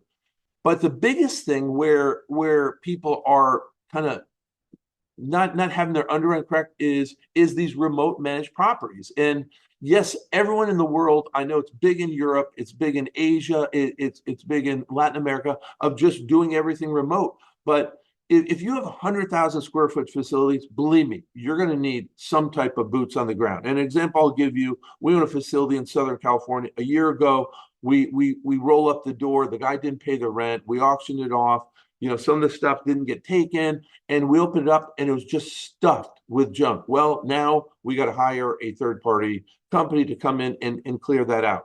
So with a large facility, you are going to have some type of payroll. And then going one step further, after you're all done with that, let's say here in the state of California and in the United States, I got to file a tax return. Well, that's going to cost me between $3,000 and $5,000. Okay. The next big red flag is high per square foot per capita. And, there's a couple cities that I'll give you is Las Vegas, Phoenix, a couple of these areas where, the ability to build has been super, super easy. And with that, people are they're just buying land and they're building, and it's really, really easy. So what we do and what Jay will do, we'll actually go online to the county and look at and say, okay, what new square footage is being built? We want to know what's in planning, what's being built, and also, which is the other super important thing, what else opened up within a year or two, and are they still going through lease up? And again, where you're going to have this, is that with the markets with a low barrier to entry, where there's lots of vacant land. Okay, so the next thing we're going to look at, and again, the two reports we want to get from someone is the management summary, which is an overall snapshot of the property. What is the rent per square foot? How many units there are? What is our average rent? What are the delinquencies? But the next thing we're going to look at on the next report, which is the occupancy statistic report, is going to show how many units are there? What is the rental rate? What is the real affected collected rate? Are they upstairs? Are they downstairs? An example I'll give you, we sold a facility in Sacramento, and in that market is a one-story drive-up, meaning where it's not a vertical market like a San Francisco, San Jose, New York, Chicago, Miami, where everyone lives in multi-story buildings, where in a one-story market, people want to rent a storage unit, drive up, put their stuff in the unit, roll down the door, and leave. And on this particular property, what I mean, they had a banker's mix. They had a lot of small units, and they had upstairs unit. And after 2 years, the upstairs was maybe 25% full. Okay.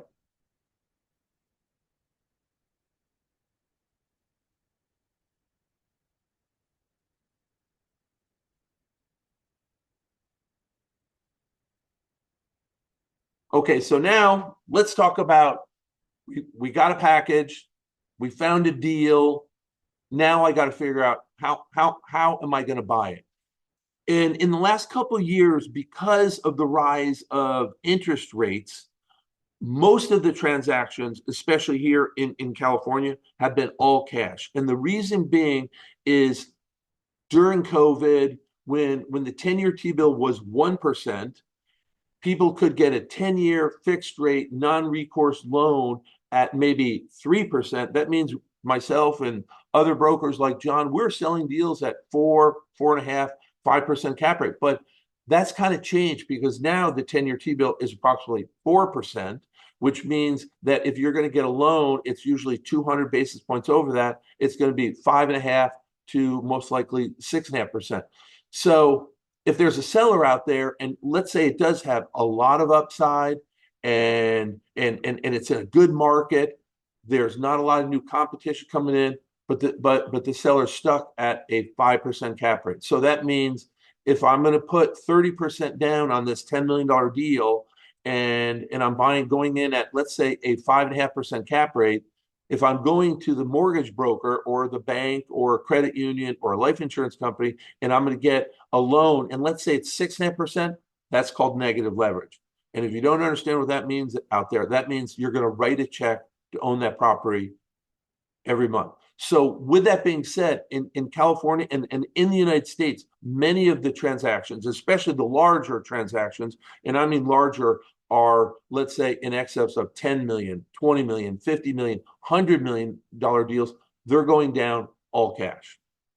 Okay, so that's usually how a lot of the transactions are going on. So the next out there is that seller financing, and and where this is really going to work. And again, we're going back to that mom and pop where they've owned this deal for a long time. They built it maybe in the 80s. They have no mortgage on it, and then what we try and advise them is to reach out to their CPA, reach out to their tax person, and say, listen, if you sell this deal for $10 million, and and you get all cash, and and let's say if capital gains, let's just factor it in at 30%, and let's say their basis is let's say $2 million. Now they have $8 million of gain at 30%. Now they're going to owe the IRS or the federal government over $2 million in taxes. So what we'll try and do is educate the seller, go, hey, maybe you should look into taking 30% down and then getting a mortgage payment every month to then see about postponing your tax burden. So that's one way to do it. So then the other way is, a lot of times when we've gone into buy a deal, we use a local bank in the Sacramento market. And what we love about these guys is they want 30% down. The only document they're going to require is an appraisal. Whereas if you're going to go to a life insurance company, CMBS, which is commercial mortgage-backed securities, and then the SBA. So with all those other guys, they're going to want an appraisal, an environmental study, a structural report, a roofing report, a pest report, and a ALTA survey, which surveys to make sure that that property that you're looking to buy is exactly where it should be, and it's not over on someone's property, or more importantly, someone's not over on yours. So then with that, many of the banks, so for example, the one that we deal with now, they're going to want, like I said, only 30% down. They charge us half a point, to do the loan, and then what they will do is then only just require that appraisal, and boom, they're ready to close. In terms of rates today, if the 10-year T-bill is 4%, they're usually going to be about 250 basis points over that. So that'd be about 6.5% for a 5-year fixed year term. If you're going to go for a life insurance company loan, they usually want Class A market, brand new facility, and a loan over 10 million. That means you're looking at a $15 million asset. And then for some of the people looking for smaller deals, SBA, the Small Business Administration, some of those loans people are putting 10% down. But the most important thing is, can you hit the debt service coverage ratio, DCR as people call it. So that means if I have a property where the income less the expenses comes out of $100,000 net operating income, then the mortgage company wants you to have 20% of income over those expenses. And again, so that is absolutely critical today. So when you're looking at that deal. Okay, so now let's talk about a case study. So this is a deal that Jay and I recently closed, and this was mom and pop. This property was built approximately in the 80s. It was single story, all metal, but in excellent shape. It was in a good market, in the San Francisco Bay Area. Believe it or not, the manager that worked there, she was the first manager when they opened over 30 years ago, ran the place by herself. She's now in her 80s.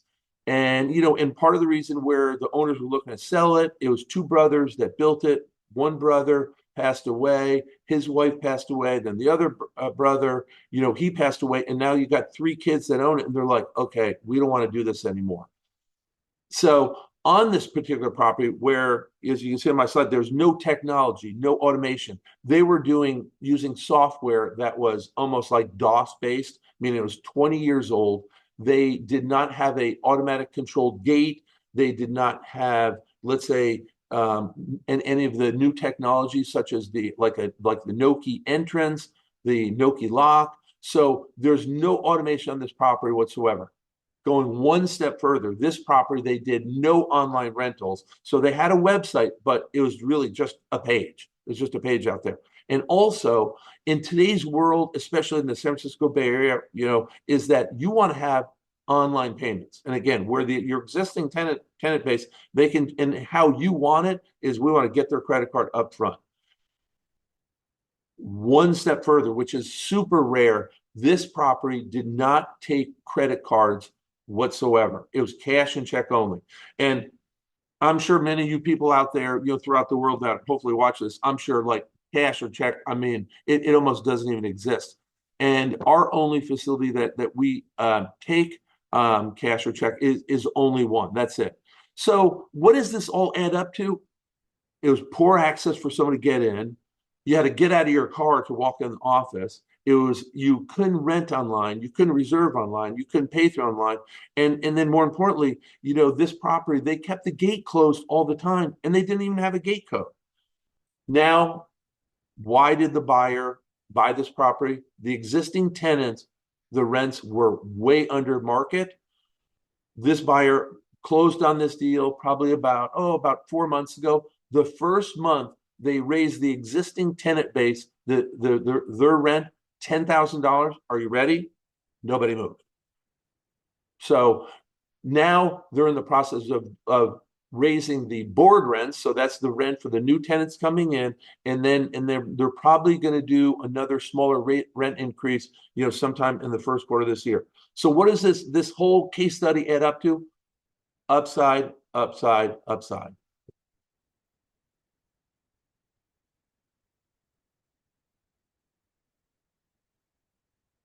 Okay, so now, let's talk about, a deal that didn't work. And this was a deal that someone had brought to us. We looked at it. It was been on the market, for 2 years. It's never sold. They're saying, oh, this 2-year-old facility, there's significant upside. There isn't. And once we got into the package of this, is that its rents on the board rents were grossly over market. It's in a market where there's just an insane amount of overbuilding. So what happens when there's a market of overbuilding is that the rental rates are going to go down, the vacancy is going to go up, and then as we, and Jay always put it, we talk about it's a race to the bottom line. And I'll give you, for example, in this particular market, a 10 by 10 2 years ago, let's go back to our very first page, was $1.50 a square foot, was $150, is now like $89. So if you're looking at this deal, you can't look at, the seller's quote unquote pro forma of, we're going to be able to get back to $150 for a 10 by 10. You're not. The market is 89. So if you're going to look at this deal, you have to underwrite at 89. And of course, why did we not move forward on this? Because the seller wanted like 8 million. We're like at 4 million.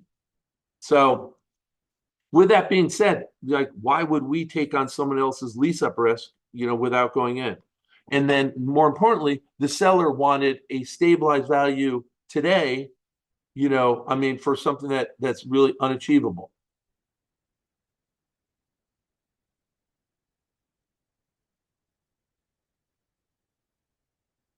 So now we're coming to the conclusion. It's 7:37 San Francisco time. I'm totally open for questions, comments, suggestions, and there you have my contact information. And again, I'm Carl Touhey. I'm from the San Francisco Bay Area. And we've done deals all throughout the state of California, in addition to through the country, if you go back to the map. So I have a few questions for you, Carl, if that's okay. Absolutely. One that's been sent through is, what's the very first red flag that you look for when you first start to analyze the facility when they come to you with it? That's super simple. I'm going to go to the broker or the seller's, income and expense page, and I'm going to look at 3 things: taxes, insurance, and payroll, in that order.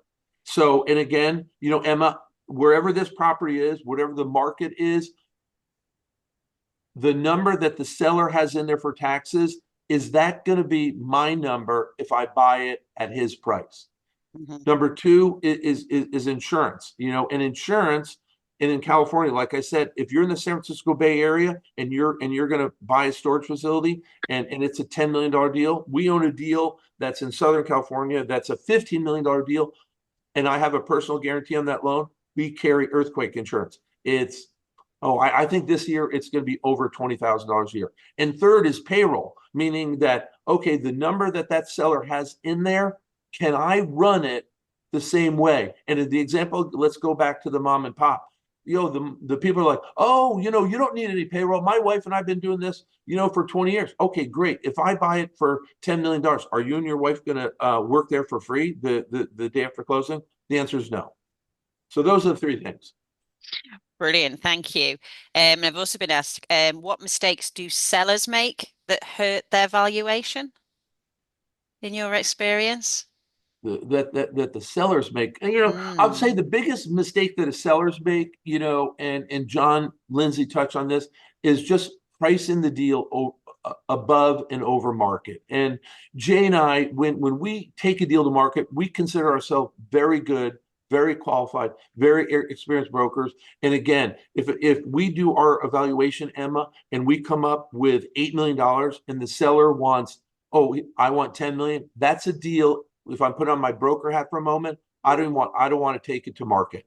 And the reason being is that no one will buy it because it's grossly overpriced. So my recommendation to sellers would be get in contact with a broker that actually sells self-storage facilities for a living, done it for a long time, get the valuation from him. And if you like that number, then put it on the market. So they've got that experience to be a little bit more realistic with you when you go there, and they're not afraid to say, well, actually, that's not right. That's vastly overpriced. Right. Yeah. What operational issues? I seem to be talking about reducing value here a lot, but I suppose people want to know the answers to these complications. What operational issues seem to immediately reduce the value for a buyer?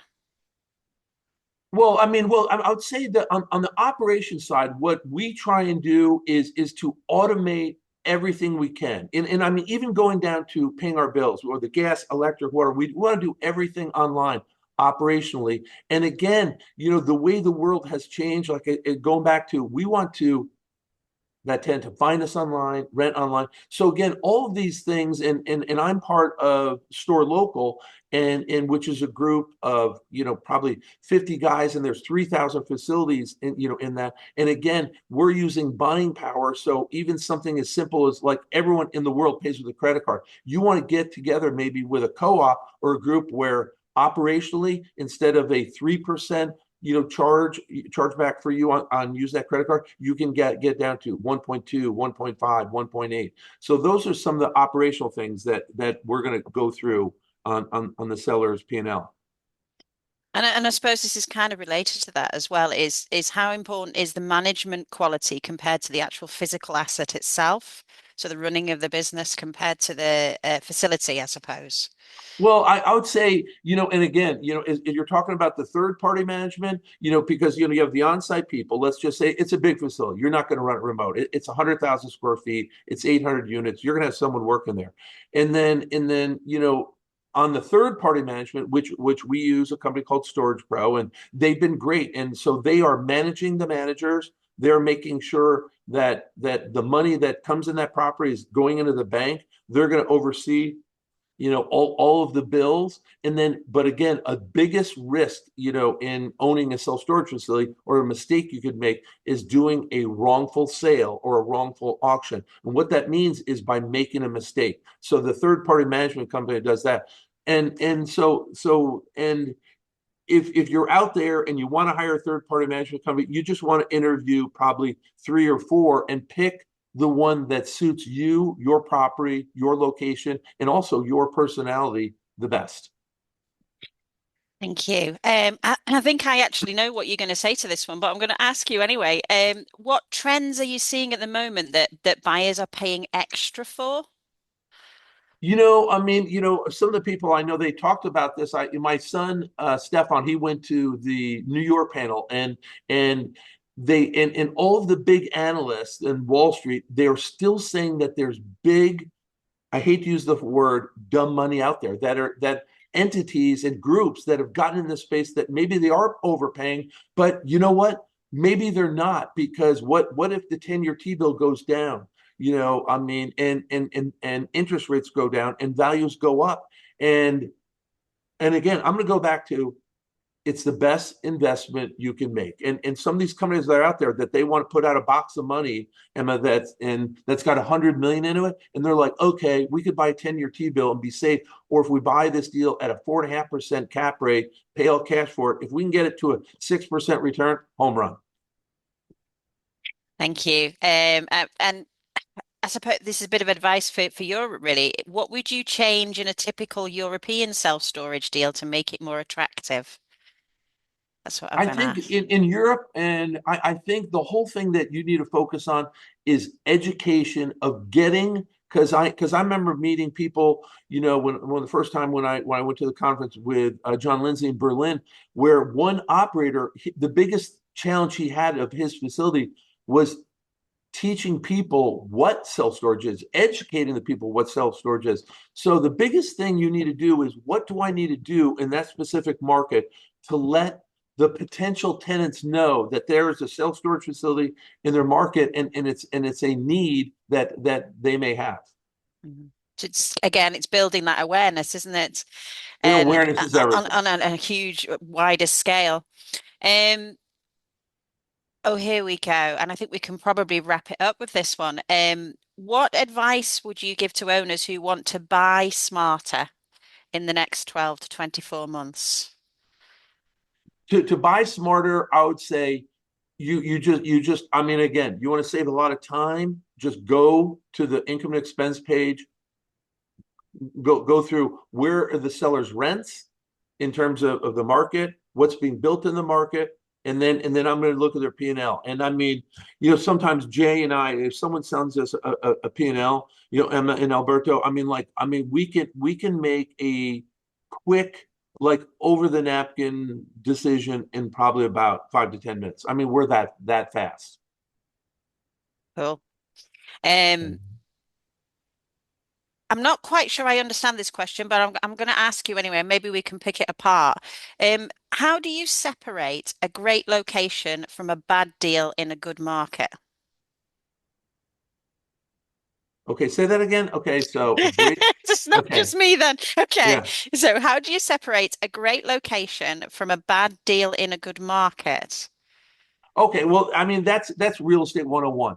What do we want to buy? A lot of times we want to buy the worst deal in the best market. And I'll just give you, for example, we own a facility that's in an area where the rent is incredibly high. I mean, and this is, I'm throwing out, California numbers. It's $3 a square foot. That means the rent is $300 for a 10 by 10, Emma. And on that particular property, it was the worst deal in the market. What did we do? We start with the front. We painted the front. We redid the landscape in the front. We put LED lights in the front. We crack field and slurry sealed in the front. So immediately, I mean, even like people like the planners and in the city were like, oh my God, I don't even know that facility was there. And then once we bought it, we raised the rent there 4 times in 1 year. And then after that, that's when people primarily moved. But it was a high barriers to entry, high rent, and we bought the worst facility. And to this day, I mean, we paid $3 million for that deal. It's probably worth $12 million today. Let me see. That's amazing, Carl. It is.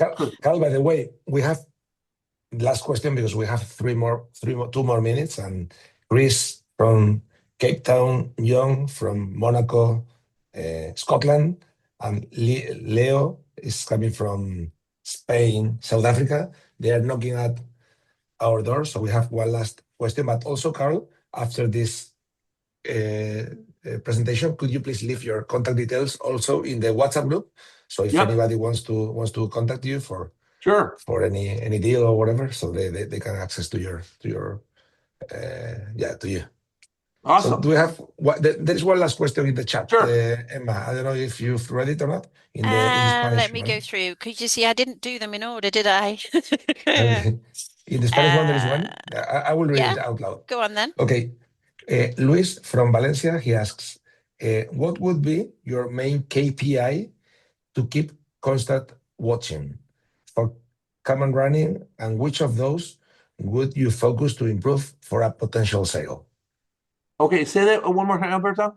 Yeah, which are the main KPIs to look in a facility for increasing the price of a potential sale? So would you focus on price per square foot? Would you focus on reducing costs, on square I would square say meter size? in the world we live in, the costs are the costs.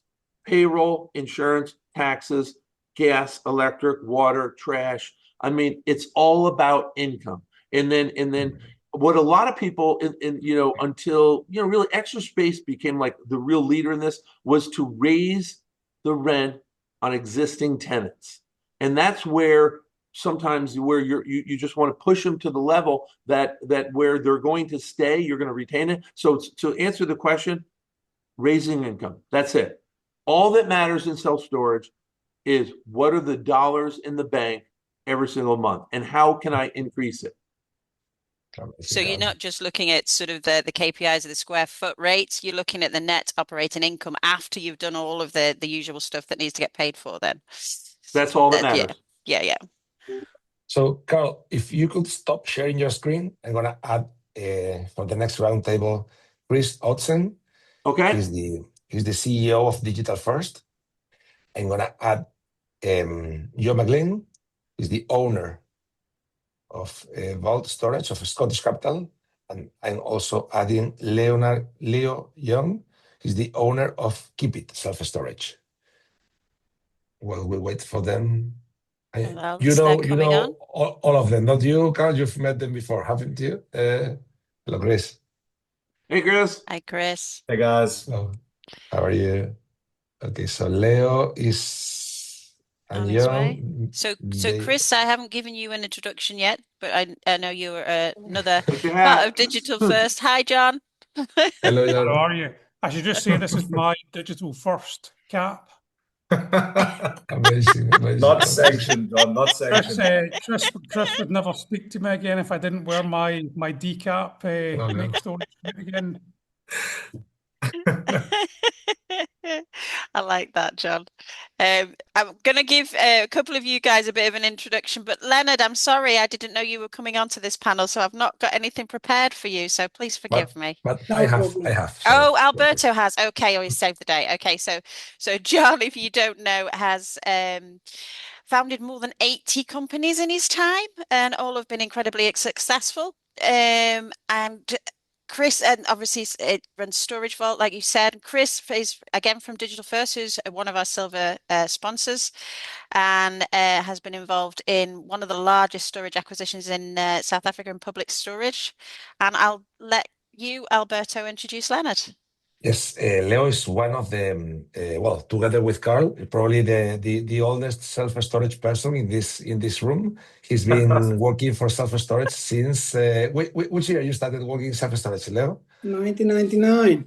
1999, and he's done also. He's been in both parts of the table because he's been a supplier doing construction of facilities, many European facilities. He's done the construction, but also he's an operator. He owns and operates a few sites in Spain, in Madrid, and also in the Basque Country and Navarra.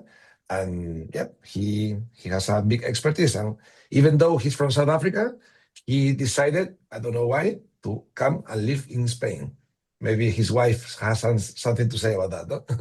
Definitely the wife. Okay, so Chris, I'm gonna leave you moderate this table, and me and Emma, we will step out. Okay. Yep. Thank you very much, guys. Thank you. Thanks, Alberto. Thanks, Emma. And good evening, everyone. It's nice to be here with you, and it's good to have a lovely panel. It's always easy when it's a good bunch of people together and we can always have a nice conversation. I've got a few questions set out that we'll work through. I do strongly suggest that if you have any questions, fire them on the WhatsApp group. I'll be checking. It's always good to ask the questions in real time in the conversations. Carl, I thought that conversation was fascinating. I mean, third-party management, just to kick it all straight off. Third-party management, not a big thing in Europe at the moment, not a big thing in the UK, not really, not yet, not like America. Do you think that changes in the broader markets? Do you see that coming across the pond? Or does that stay in the US? Yeah. I think it's absolutely going to come in. And again, what the reason, Chris, why I switched, and it's been 8 years ago, and in California, we're just a litigious place. And in one of my facilities, my manager sued me and said I didn't get a proper lunch break and snack break. Let me see on that. We lost 180. We lost the case. It was 186,000. The same time, my manager in the Napa area said, "Oh, I didn't get properly compensated for overtime." And then, but more importantly, for all the people out there, the world. I'm 66 years old. I'm going to date myself. The world of operations, running these things, attracting new tenants, it jumped over my head, Chris, probably about 10 years ago. And the third-party management, they're the ones, they're like, we have people that do nothing but look at and changing your rents every single night before that manager turns on the computer this morning. So third-party management, for us, it's been great. Thanks, Carl. Just for the panel, for the group, in one sentence, what is the single biggest change you expect in the self-storage sector over the next 5 years? Maybe I'll start with John, and then we can work our way around the table. I think you're going to see even more polarization, and I'm speaking from the UK market. So the biggest growth right now is in container sites. And I think you're going to see a real polarization between what we would call traditional glass box storage and the container sites. And there's going to be consolidation, I think, in both camps. Yeah. I would say the sector will become faster to build, easier to scale, and then also more data-driven. On the data, Carl referenced MS-DOS date. Carl, I don't think it was 20 years ago. I think it might have been close to 35. How quickly it's shifting your side? What are you seeing? Here's what I see is coming, and this is not in the United States. It's global. It's just institutional capital coming in our market. We closed a deal. We're in new capital coming in, and we closed a deal, and the buyer was one of the Indian tribes. And this is another group that's giving the sponsor, the syndicator, whatever you want to call them, a box of money with 100 million in it. And then the other groups that are really coming in are believe me, colleges and universities are taking their $3, $4, $15 billion endowment fund and giving a box of money of $100 million to a sponsor to say, go buy self-storage. I think, in the European market, I think you're going to see a greater influx of someone reaching out to John and say, hey, John, I want you to scale up. Here's a box of money with 300 million in it. Go for it. John, Scottish Capital, you haven't found boxes of money lying around Glasgow lately for this expansion? No, we're in a very fortunate position. We don't have any external shareholders, investors. It's a family office. We literally make decisions, or the team make decisions around the kitchen table. We're not the kind of formal institution that needs a bit of paper to have a meeting, and that's really been the key to success of what we've done. Just cut the bullshit and get straight to find the site, build it, get on with it, and start making money. That's why we're here.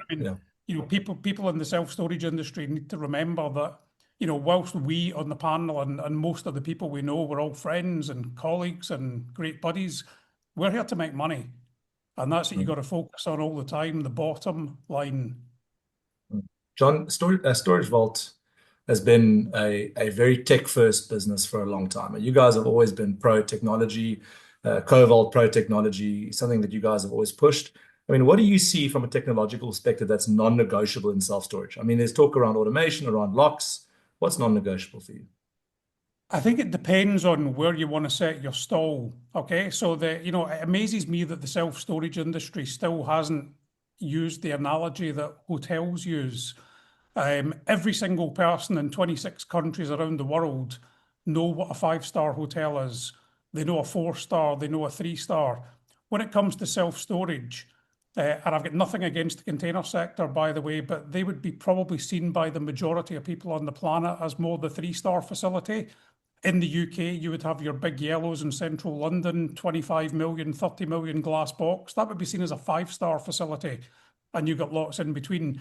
If you want to pitch your stall at the top end of the market, you got to really make the customer journey second to none. You got to have the things that we in the industry think are standard now: the gate access, the best website, the best digital app, locks. We've been on the fence on that, but I think the case is now compelling that you've really got to take the full digital journey. And the whole thing's becoming not negotiable because, you only get what you pay for, and it depends where you want to set your stall. There are container sites who are still using padlocks, they're using keys and things, and these guys are making a really good NOI on their capital.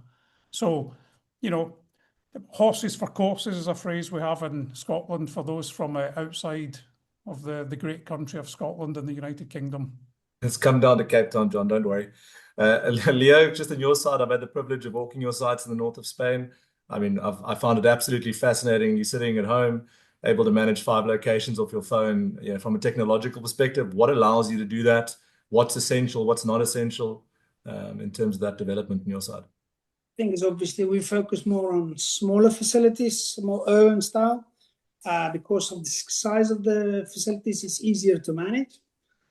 Secondly, you have to have good software and you have to have good access control that allows you to remotely manage it.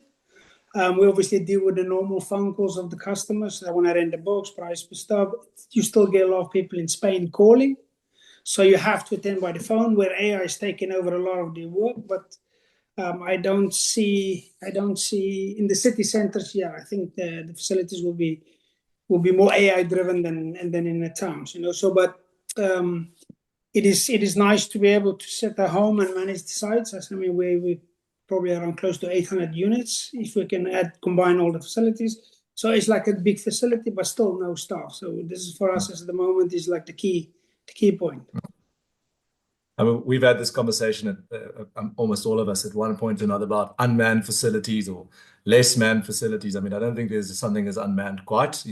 Someone's still sweeping, cleaning, fixing, and phoning or answering the telephone. I mean, what does that look like? I mean, Leo, just from your side, do you think that the Spanish market, sophisticated market, do you think that unmanned trend or less manned trend continues? Smaller facilities, urban edge, 200 doors and less, tech-enabled, centrally managed. Is that a trend that continues for you? Yeah, I think so. And I think it's going to be difficult for the big operators to be really fully automated. I think the smaller the site is, I think a good site is between 400 square meters and 1,000 square meters. Very easy scalable and very easy manageable. The bigger operators, like I said, they will probably look at micro sites where they can use the same amount of staff and just have 200 facilities in the vicinity of, say, few square mile area where they can actually, control it with the same amount of staff or remotely. I think that's going to be the trend going forward. Easy for them to scale. 5 more facilities around their big facility, same volume as their big facility.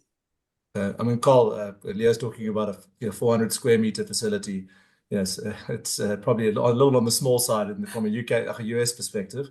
Are there facilities that are coming into the market on that side? Do you expect the US to continue to develop into large big box facilities, sort of 70,000 square foot edible and up, or do you see these microsites playing a role in the American market?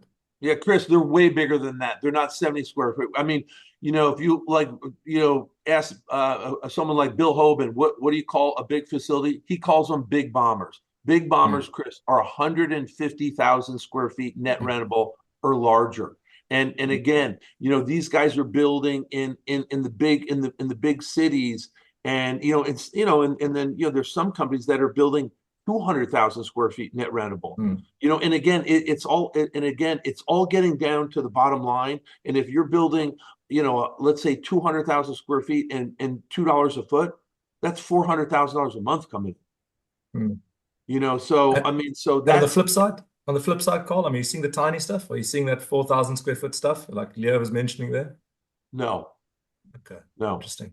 Spain is restricted to space. The US not. So obviously the unit mix in the States is a lot bigger than what it is in Spain. You know, the average unit mix I think is between 2 and 4 square meter in Europe and in Spain. So, I must say, Carl, Leo, John, it's fascinating. We've all walked a lot of self-storage. When someone tells you the average size, we'll talk square meters. You know, in Hong Kong is 1.5 square meters in space, and in Spain talking about 3 square meters in certain environments. And you know, the US you're talking about 100 square foot, I would guess, Carl, maybe 150 square foot level average unit size. Yes, incredible to see those 100 differences. square foot is the norm in the US, Chris. Interesting. John, I mean, you've been on the forefront of unmanned, less manned facilities. What's your view on all of this? Does the sector continue to drift that way? Yeah, I think it's inevitable, especially as we get AI coming in. I mean, I can't tell you the exact number, but I'm going to give you a guess that I think around half of the storage vault sites are now unmanned in terms of what we regard as the reception sales functionality. The biggest site I can think of that we have is, I would guess, 30 to 40,000 square feet. So you can do, I mean, to me, the principles are the same. If you can do a 10,000 facility unmanned, you can do a 40 or a 50. But certainly some of our bigger sites, they are indeed unmanned, but you've got to have a first-class call center to be able to cope with that sales process. And that's what the team in Glasgow have got in place. They've had for some time. And it's just constant innovation. You know, storage is no different to any other business. You've only got 2 or 3 levers that you can possibly use.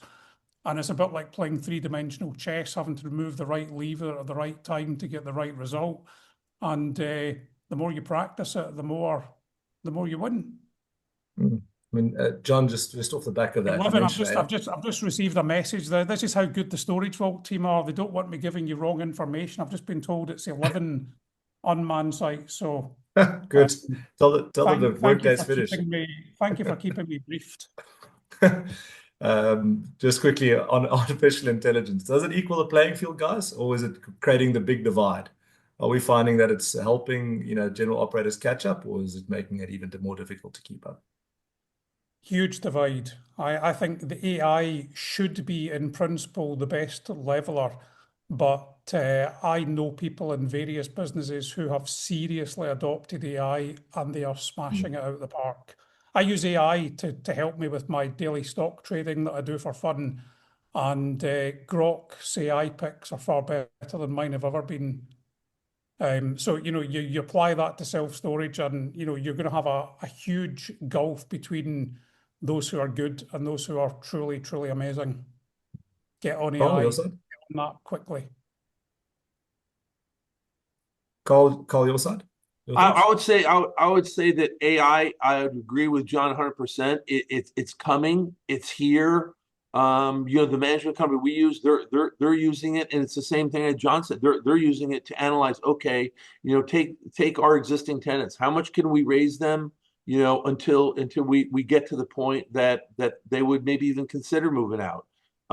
You know, and in terms of the onboard calls of, oh, I need to pay my rent or like that, all that, Chris, is going to be 100% AI. I mean, someone's not going to answer it, but as John related to the sales process, you know, having a good call center. I mean, the management company we use, they have their own dedicated call center, and you know, and that call center, if let's say you're open from 9 a.m. to 5 p.m., that call center's got to be open up at 6 a.m. and they got to close at 10 p.m., you know, so that, and there's people out there. And again, maybe, you know, the beginning and the front and the back end of that, Chris, is going to be maybe an AI person taking that phone call at 10 p.m. On a lighter note, I mean, again, we've all traveled extensively in self-storage. They're probably the friendliest sector in the world, self-storage is. If you can invest anywhere, Carl, John, Leonard, outside of your home market, where would you put your money right now? Thailand. In Ireland? Thailand. Okay, Thailand. Okay, I was wondering if it was the beer or what it was, but okay, in Thailand. Why is that, Leo? I just think it's a great opportunity. I think real estate is fairly cheap still there, you know, very accessible, and I think there's a big need, you know, for storage there. But that's just my thought, you know. But Europe is where we are, you know, and I think there's still around Europe and Eastern Europe a lot of opportunities as well. John, your side? Great question. We're freehold junkies, so that rules out lots of jurisdictions. But if anyone knows of any good freehold countries in Asia, I do love the Asian market. I love the really, really more emerging markets. So if I could get freehold property in the Asian markets, then that would be a big win for me.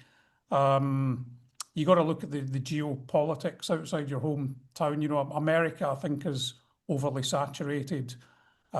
Mainland Europe, you've got language barriers. So, you know, I still think Australia's a good bet, despite, you know, a good buddy to many of us, Sam Kennard, hoovering up sites like they're going out of fashion, and John Perrin's doing his magical stuff with the smaller automated. Swift, yeah.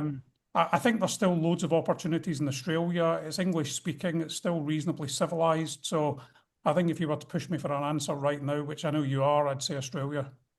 Okay. Sorry, Joe. Sorry. I would add, sorry, Carl, I would add South Africa as well to the list. No, I tell only me what didn't about say South that Africa. because Chris would be really upset if you said South Africa. Terrible market, no one come here. Yeah, right. Carl, And I your mean, side? for me, my answer would be, you know, Chris, the group would be first thing that John touched on is freehold. Number one, I would never invest in a country that I'm not owning the land. Number two, you know, which you guys touched on a little bit, is political risk. And, you know, I mean, it's got to be in a country that's stable. And then more importantly, once I go inside that country, currency risk. And you know, and as, let's say, for our world, the way the dollar fluctuates on certain markets, I mean, you know, currency risk is a really big thing. I mean, you know, where's the dollar going to be, you know, in this country, you know, 1, 3, 5 years from today? Can I change my answer here? I'm going to suggest that Carl and I maybe look at a JV in this one, but this is actually a serious comment. I actually think one of the potential best places to open up self-storage today is in Guyana. Little country next to Venezuela that most people haven't heard about, but if anybody wants to look at investing, go look at it. ExxonMobil and US oil companies are investing tens, if not hundreds of billions working with the Guyanan government. I've got friends who've been there. The infrastructure is still at a very early stage. They're, you know, the US oil companies are actually asking people, you know, we will give you guarantees. Can you come and build 5-star hotels? With the volume of traffic and the transient population that's going to grow there, self-storage in Guyana would be a very good bet. So if anybody wants to do Guyana, let me know. John, I have a country to suggest for you, and it's really close to where you own storage facilities. Greenland. I'm the moderator. I was going to suggest, Carol, that you and I maybe go halfers in Venezuela, but I think we should leave that for a different chat. Okay. We're going to upset some if we go down that path. Talking about failure, wait, let's get into it. Carl, we've not seen failure in self-storage. We haven't. I mean, in our markets, you can find an example of a facility that's closed down. It was either bought over by in a group for something else and reworked, but it's not often that you find a self-storage facility that failed. Have you seen them in America? Are you seeing almost no? And again, I'll give you 3 examples, you know, of where I live. I live in San Francisco. San Francisco self-storage was at one time a 100,000 square foot containerized facility. It is now, you know, a 100,000 square foot footprint of retail, and above that retail is multifamily. Another one was a self-storage facility, and they're taking in $100,000 a month. Under Armour came in to that owner and said, I want your building. I want this location. I'll give you $300,000 a month rent. So it's not failure. It's alternative use is the answer. So I've never seen a storage facility just get bulldozed because it's a bad market. It's getting bulldozed because they're going vertical with something else. And again, as John McGlynn always says, it makes more money than the storage facility. So I only see that happening. Other than that, Chris, no, never. And we all can have sleep well tonight and have good weekends ahead of us, being calm in a good sector. I like it. Leonard, listen, your side, you've built thousands of self-storage buildings. I mean, I've walked a few with you. You've probably installed more doors and more experience than most people in the European sector could ever be in terms of developing self-storage buildings themselves. from a development perspective into the future, what does that look like? Do you see the role of the mezzanine still being active in multiple markets? Do you see the fire risks coming through? Do people start throwing slabs? What are the changes in terms of the physical product? Yeah, I think construction will become faster and more efficient. Sustainability, green solar panels, all that will be standard. That will be normal operational. Mezzanine floors in Spain for sure is still a bit of a complicated situation. Depends. I think legislation needs to be unified. Building codes need to be standardized, and I think obviously when it comes down to acquisitions, the buildings that is obviously fully compliance to all regulations will obviously be ones that be looked at first. There's a lot of buildings I know in Spain for sure that is there, but it's sort of illegal. It's not illegal, but they don't necessarily have the documentation in place, and they're operational. I think you will see more prefab construction as well, mezzanine floors if you can get it to scale to go up higher. I think the buildings will, the footprints of the buildings will get bigger as well as we grow. I think it's fascinating. I mean, this conversation goes two ways almost always. Some people say they're going to get smaller and smaller and smaller, and then you're on the other side, you hear the same thing. It's going to get bigger and bigger and bigger. But I think it's both. I think we're going to go in both directions. Yeah, John? You're going to get both because, back to my original point, I see the market polarizing. So because of the lack of availability of good land and good buildings, where there is a good site, you're going to see the mega store, the kind that Carl described. I mean, Big Yellow in London are now building sites that are like 120, 130,000 square feet. On the other side of the coin, you've got micro stores opening up in central London in former high street style locations that are 2,000-3,000. And if you automate, these sites actually become viable propositions. So I just think you're going to see a divergence between the micro stores and the mega stores, basically. Interesting. Last question, guys, before we open to the floor. If you could start again, back to day one of your self-storage journey, what would you do differently? Maybe John, I'll start with you. I think we'd be a lot more aggressive. I mean, when I first entered the self-storage industry about 10 years ago now, we went to Stockholm maybe 12 years ago, actually, and all the gurus were on the stage and they all gave the same answers. We built 40,000 square feet, we're 75% occupied. And I asked a question to them and said, if you're only at 75% occupancy, why not build 30,000? Why build 40? And they all looked at me as if I was mad.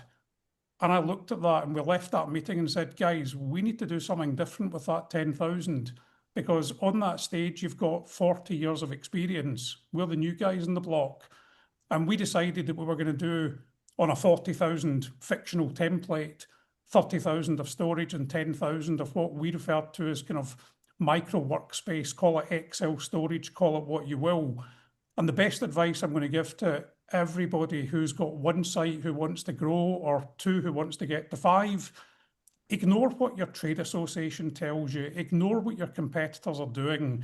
You set your stall as to how you build your business the way you want to build it and ignore everyone else. If people are complaining and don't like what you do you know what? It means you're doing a lot of things right because you're doing something different. And when we got into the self-storage industry, the best way I could describe it, no offense to anybody who's been in it longer than me, but it was a dumb, fat and lazy industry. The money was flowing in. People were going to the golf course. They were not paying attention to call centres and innovation. And I think the last 10 years of storage have been the most exciting because of the innovation, things like the Nokē lock system, the padlocks, the AI that's coming through. And I'll tell you one thing, the next 10 years are going to be even more interesting and more exciting than the last. To coin a phrase, the best years of storage have still to come. Okay. Good. Carl? Well, I bought my first facility, in 1990, and, I bought 7 deals in 2 years. And, because of the management, I kind of got a little bit over my head and I wish I would have just kept building. and maybe I would be near John McGlynn in the 3 Comma Club. Still work in progress, Carl, but a step forward every day. Right, same here. Only thing that motivates me every morning. It's Grok's stock picks, John, helping you there.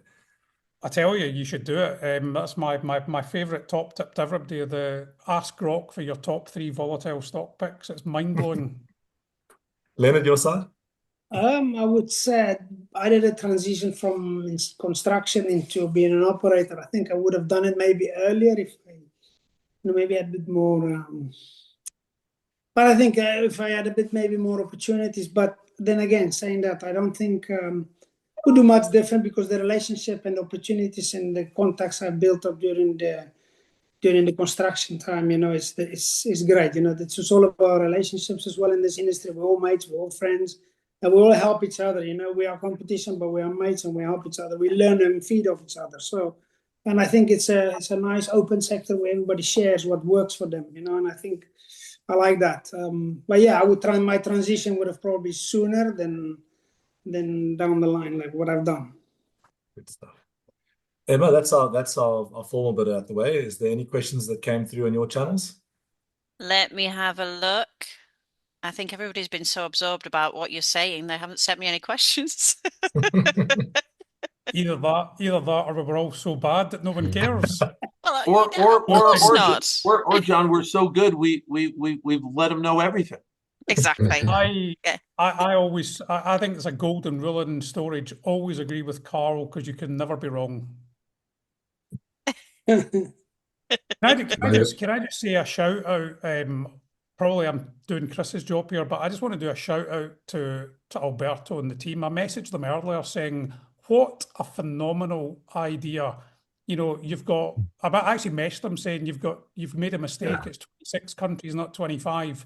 But to have people from 26 countries from around the world participating in a storage event, I mean, come on, that's a phenomenal result. But I think, all seriousness, what a fantastic idea, and all credit.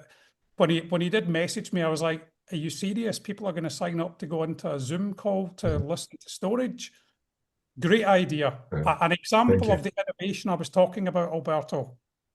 Thank you. Thank you very, very much. Actually, how many continents are here in this screen at the moment? So we've got Africa, America, and Europe, and Scotland. We've got 4 continents.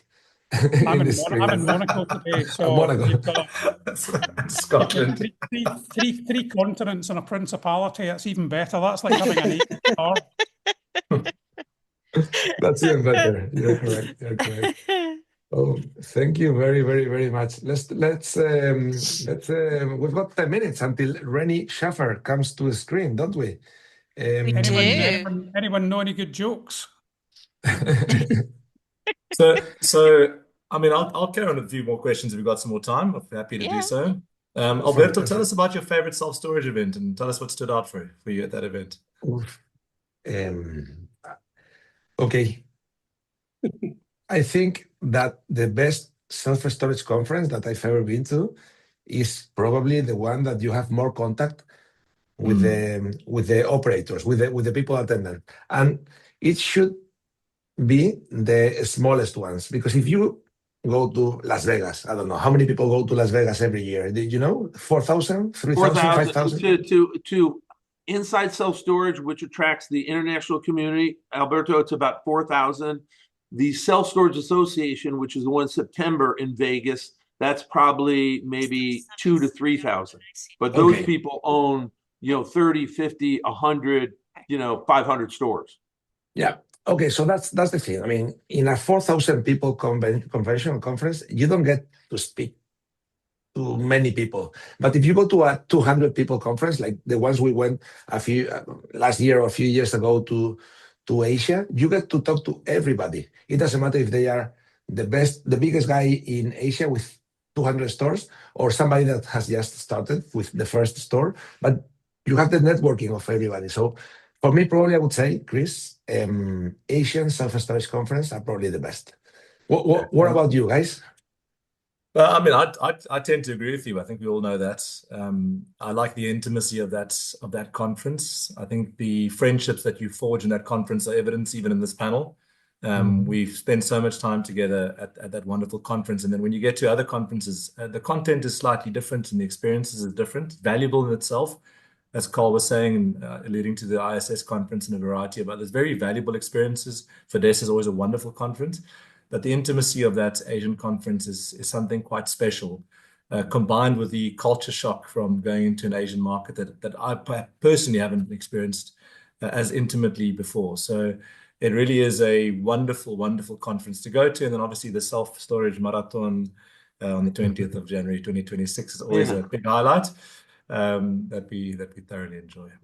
Shameless plug there. I like that. I've been told to mention self-storage summits, Alberto. Yes, well, we do some local events in Spain, and yeah, we do in the main 5 cities in Spain. We do it in Madrid, in Barcelona, in Málaga, in Valencia, and in Bilbao. So it's one day for the owners of those certain areas, and that is amazing because it's the same as we was talking before. It's 50 to 100 owners of self-storage all together in one room for one day, and yeah, you get to contact, to have breakfast, to have lunch, to have a beer with every single of them. I want to know, Leo and John McLean and Carl, which conference the ones that you have attended, do you like the most, and why? 2000, I think it was 2024 was my conference year. I think I went to every global self-storage conference. That's the year that I think it was maybe 23. And I had the pleasure of spending a couple of days with John Perrins going around all of his new sites in the Brisbane area.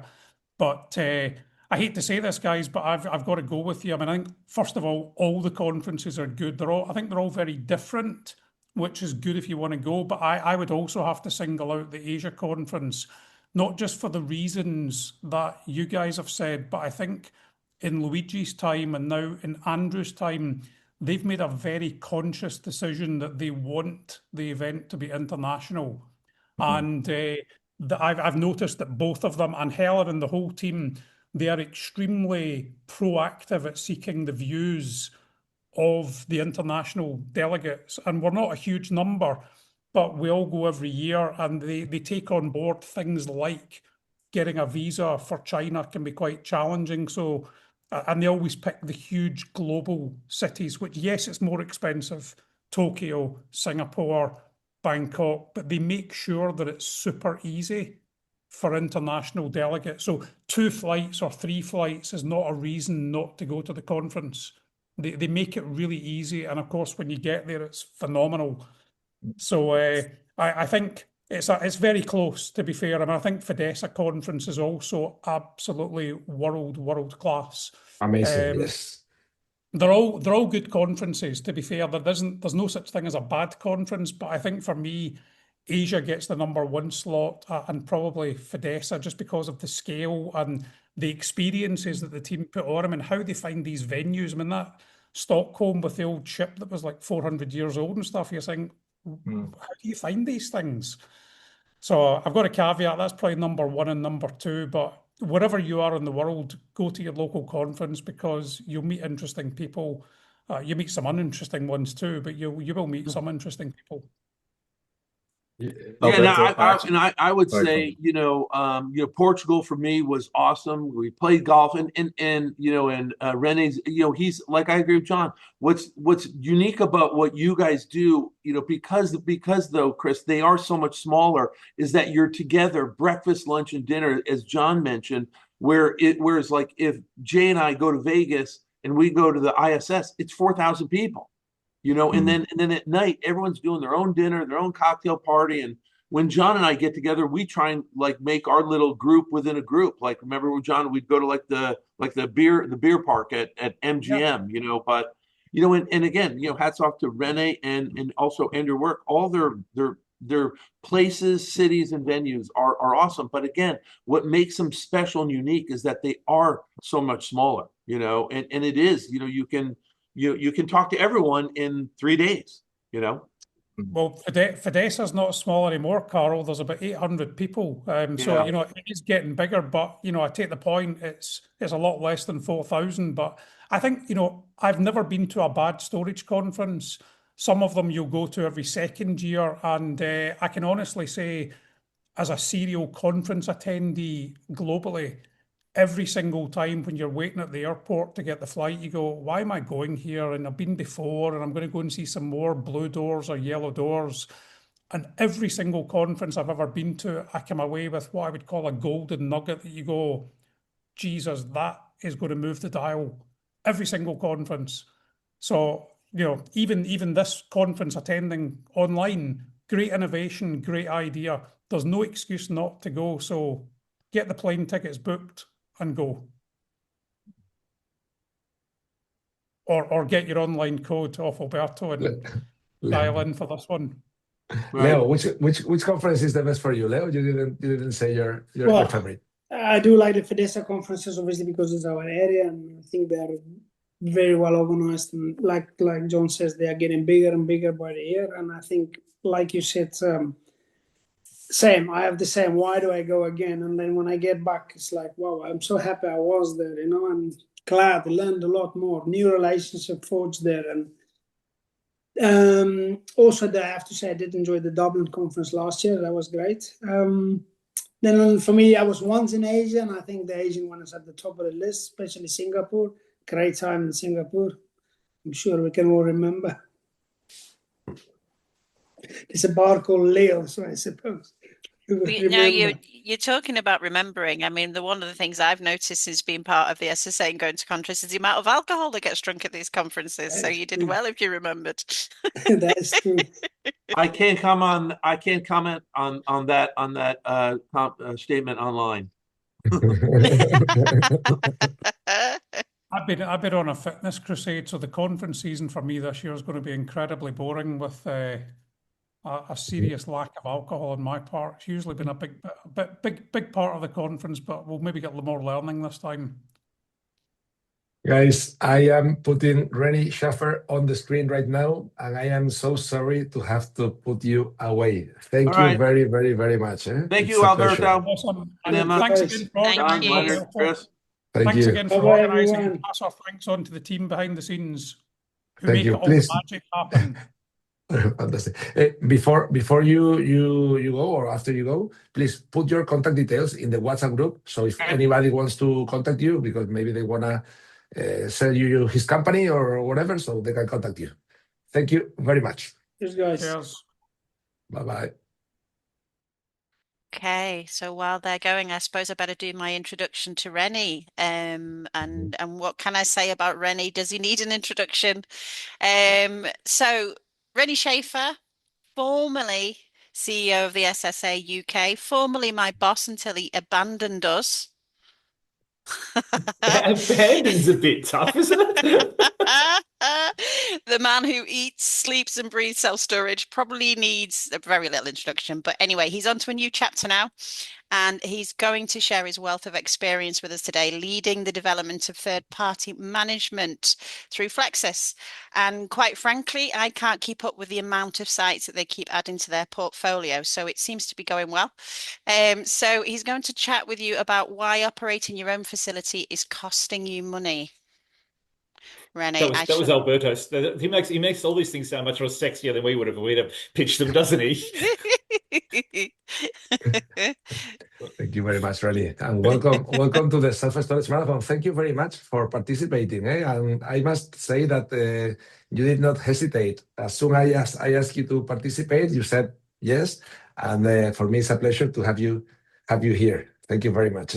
Cool, good on you for organising it, Alberto. Second year, bigger and bolder. Two days worth now. I mean, we'll be self-storage week before we know it. It'll be like an ultra marathon.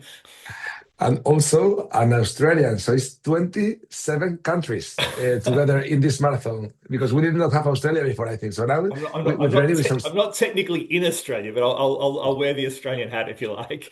Okay. Thank you very much, Renie. So I will leave you to do your presentation. If you have any work before you start, Renie, you wanna explain something, or you start with your presentation? No, I think we'll just kick and talk, shall we? I think we've done the introductions. Thank you very much, Emma and Alberto, and thank you everybody. So let me just share my screen if that works. That looks like it's working. So rock and roll. So I'm basically going to talk a little bit about management services, which is my new role now, in the respect of how can management services add value to your self-storage businesses. So just a little bit of background for those that you don't know, Flexis basically runs third-party management for a range of investors, including the likes of Helen Ng and Schroders. Most of our investors are institutional capital. We've also got a high wealth London family that we manage stores for. We do have some of our own stores as well, but we primarily work with third-party management for institutional investors. That's what we're kind of targeting. We've got 28 stores now under the portfolio, and yeah, we've got another 4 to come into the pipeline next year. That's just through construction, and hopefully maybe we might pick up some acquisitions in the way. But that's basically what we specialize in. So I'm going to talk today a little bit about third-party management, how it can help you, whether you be an institutional investor or whether you be an owner-operator, and kind of how it works. So just to put a bit of clarity on it to start with, what is third-party management? Because some people don't necessarily understand exactly what a third-party management is and how it works into the whole system.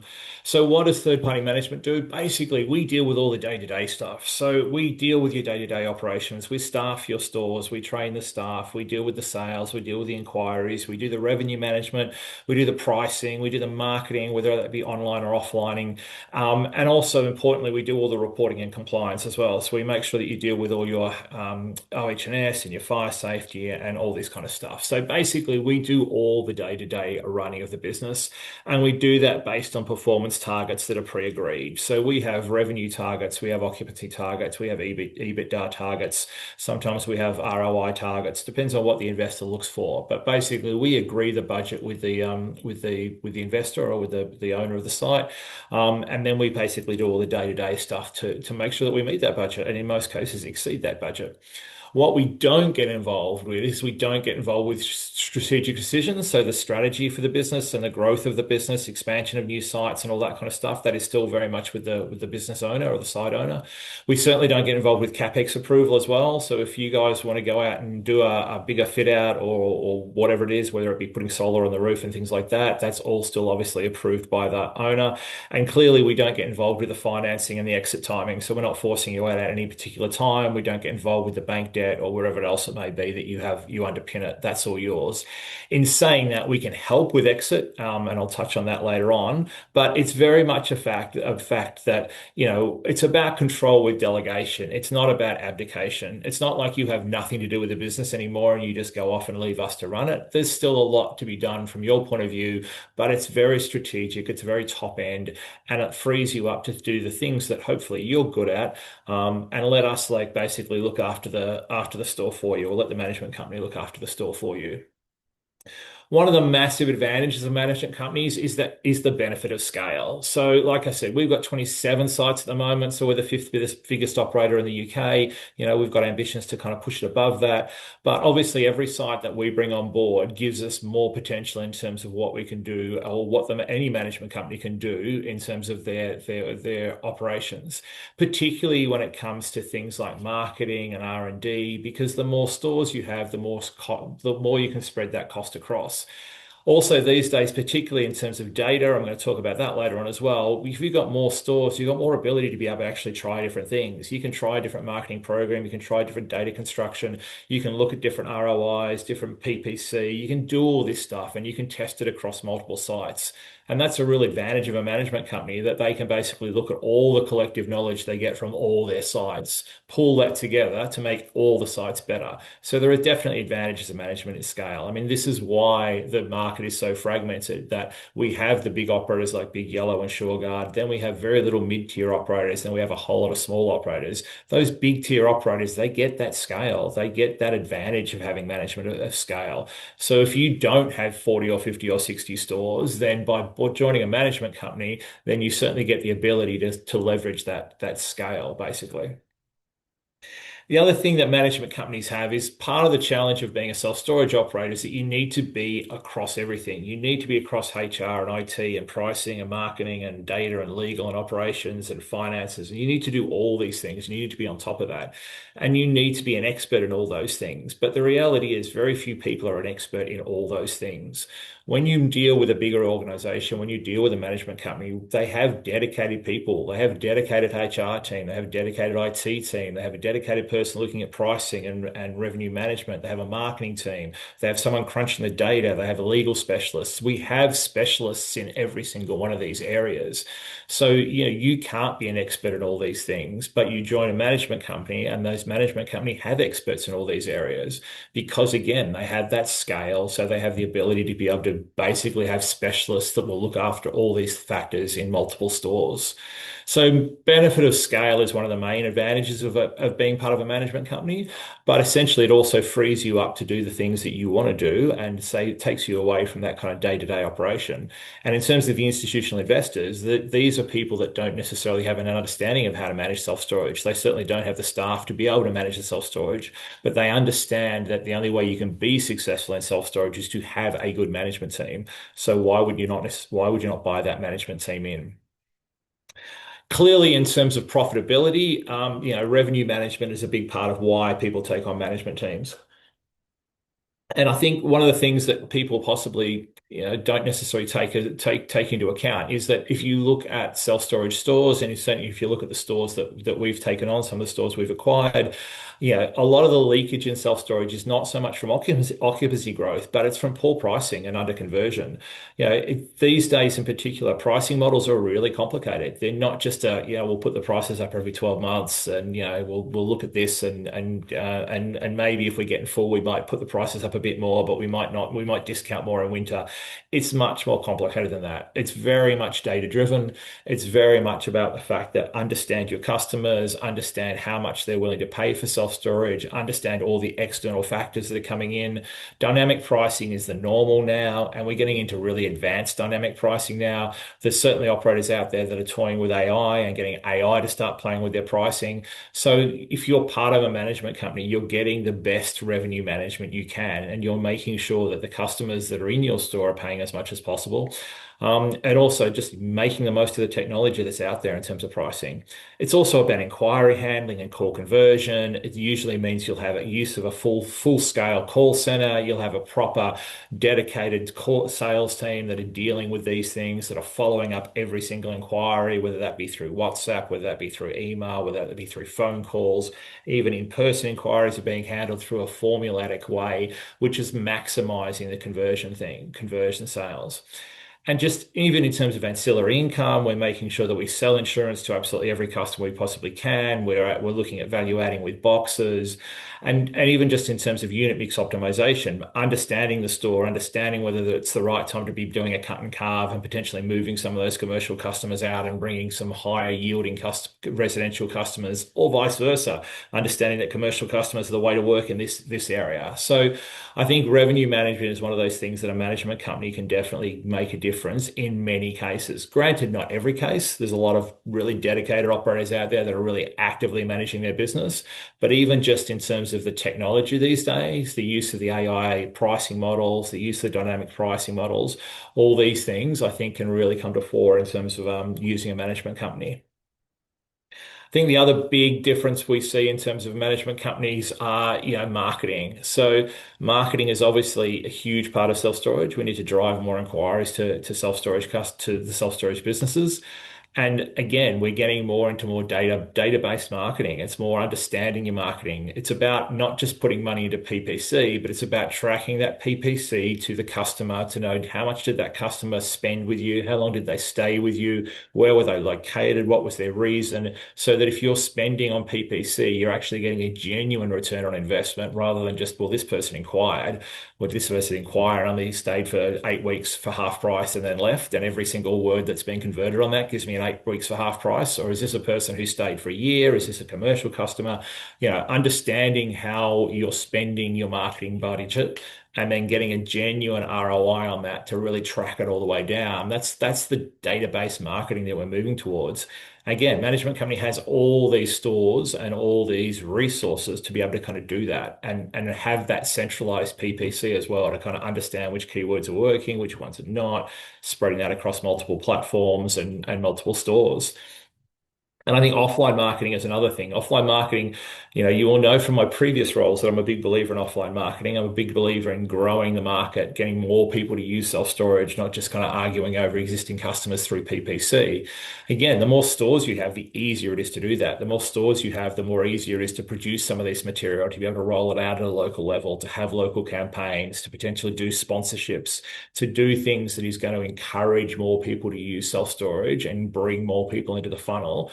And that offline marketing, again, is an area that a lot of self-storage operators don't necessarily invest in, potentially because they don't have the scale, they don't have the marketing budget. But when you've got 20, 30, 40, 50 stores, you can spread that marketing budget over multiple stores and you can get a lot more bang for your buck with your marketing budget.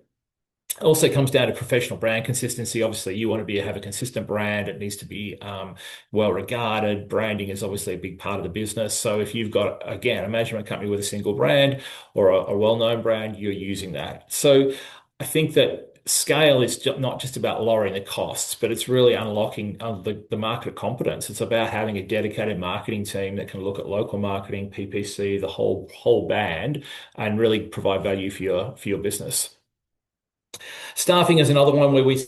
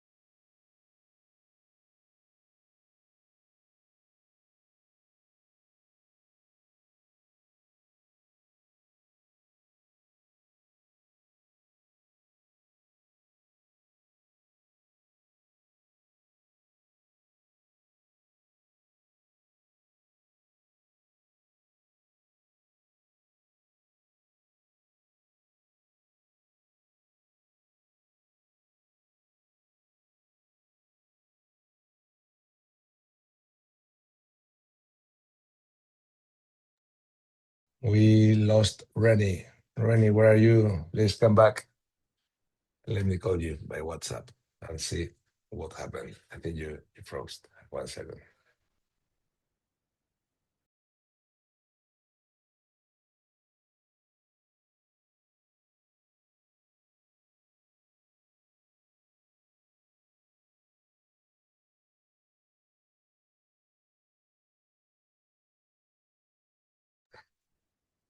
Here you are, Renie. Sorry, I don't know what happened then. I got booted out somewhere. No problem. Okay, so you were sharing your screen? Yeah, just give me a minute. Sorry, guys.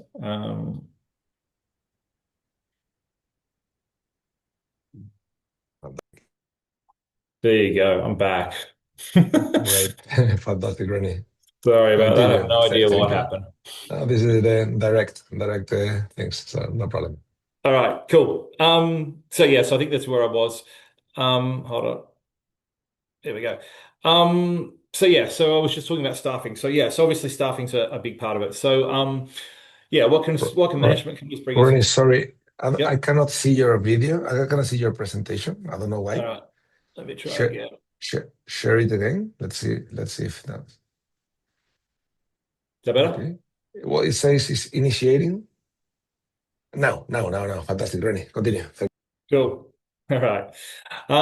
Yeah, so in terms of staffing, obviously we can provide, hiring profiles. Again, we've got a HR team that actually looks after staffing, structured recruitment program, hopefully getting a little bit less churn. And obviously we get the ability to move staff between stores as well. So it means you can kind of share staff around. I'm conscious of time now. Obviously, another benefit of management services is cost control and purchasing power. So, things like bulk purchasing. I've talked about marketing efficiency. And also, obviously, you have a predictable management fee rather than unpredictable operational fees. So, if you're using a management company, we look after all the expenses. We have that budget side of things. It's up to us to keep those costs down. You pay the management fee, and we kind of look after the rest of it. So, while third-party management may not always be cheaper, it's usually a lot more efficient per pound or per euro of revenue generated. I think another thing that management companies could have an advantage in is certainly in terms of governance and reporting. And I think obviously we can do standardized reporting and we can kind of give you all the figures you need to do and we're transparent and all the rest of it. But I think the real advantage is that we are always on top of all the things that are happening. So, we are on top of the changes to health and safety. We're on top of the changes to business rates. We're on top of the changes to all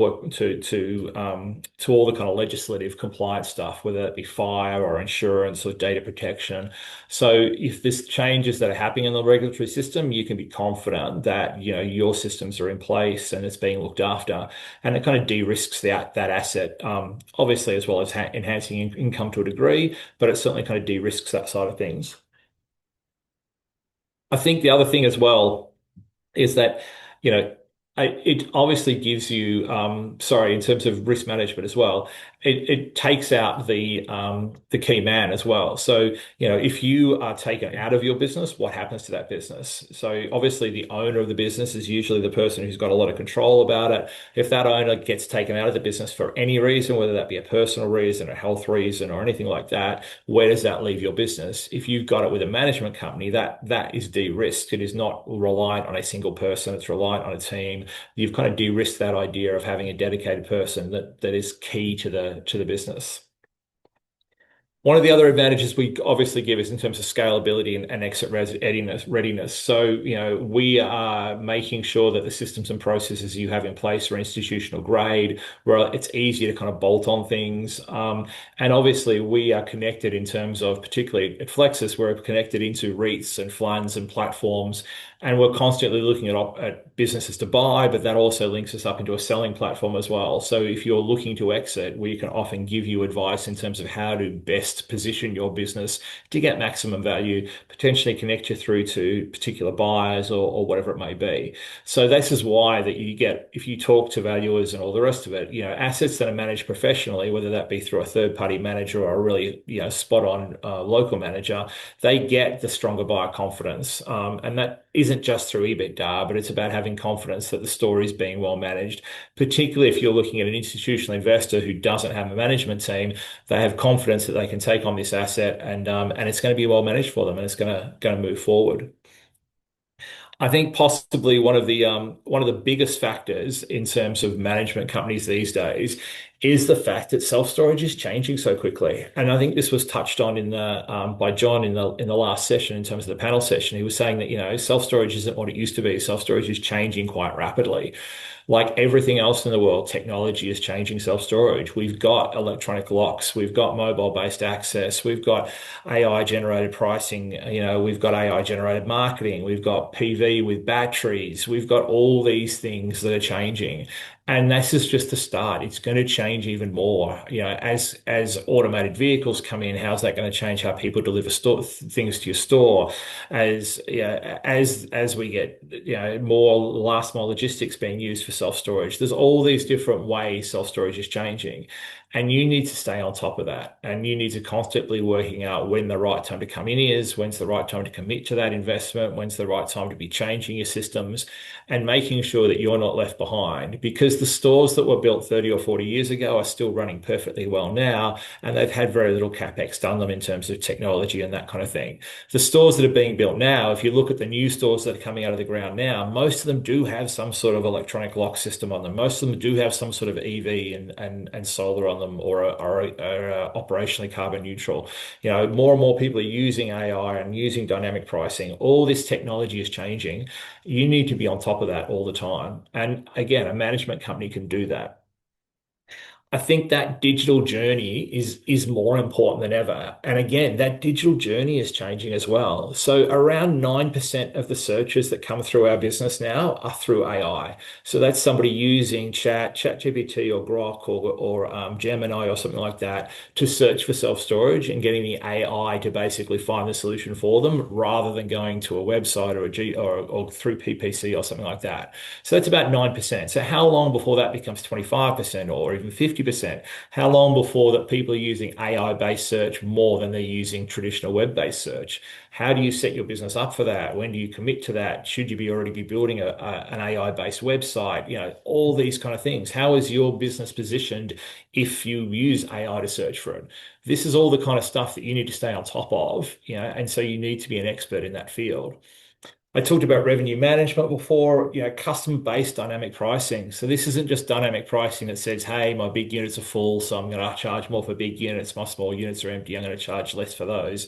This is about basically understanding where the customer came from, how long they're potentially going to stay with you for, what their needs are, or gathering as much data as you possibly can on that customer, and then changing the pricing based on the customer.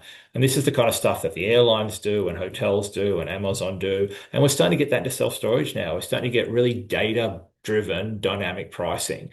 AI is helping with that because it's helping crunch the data, but this is the kind of journey that is really super important.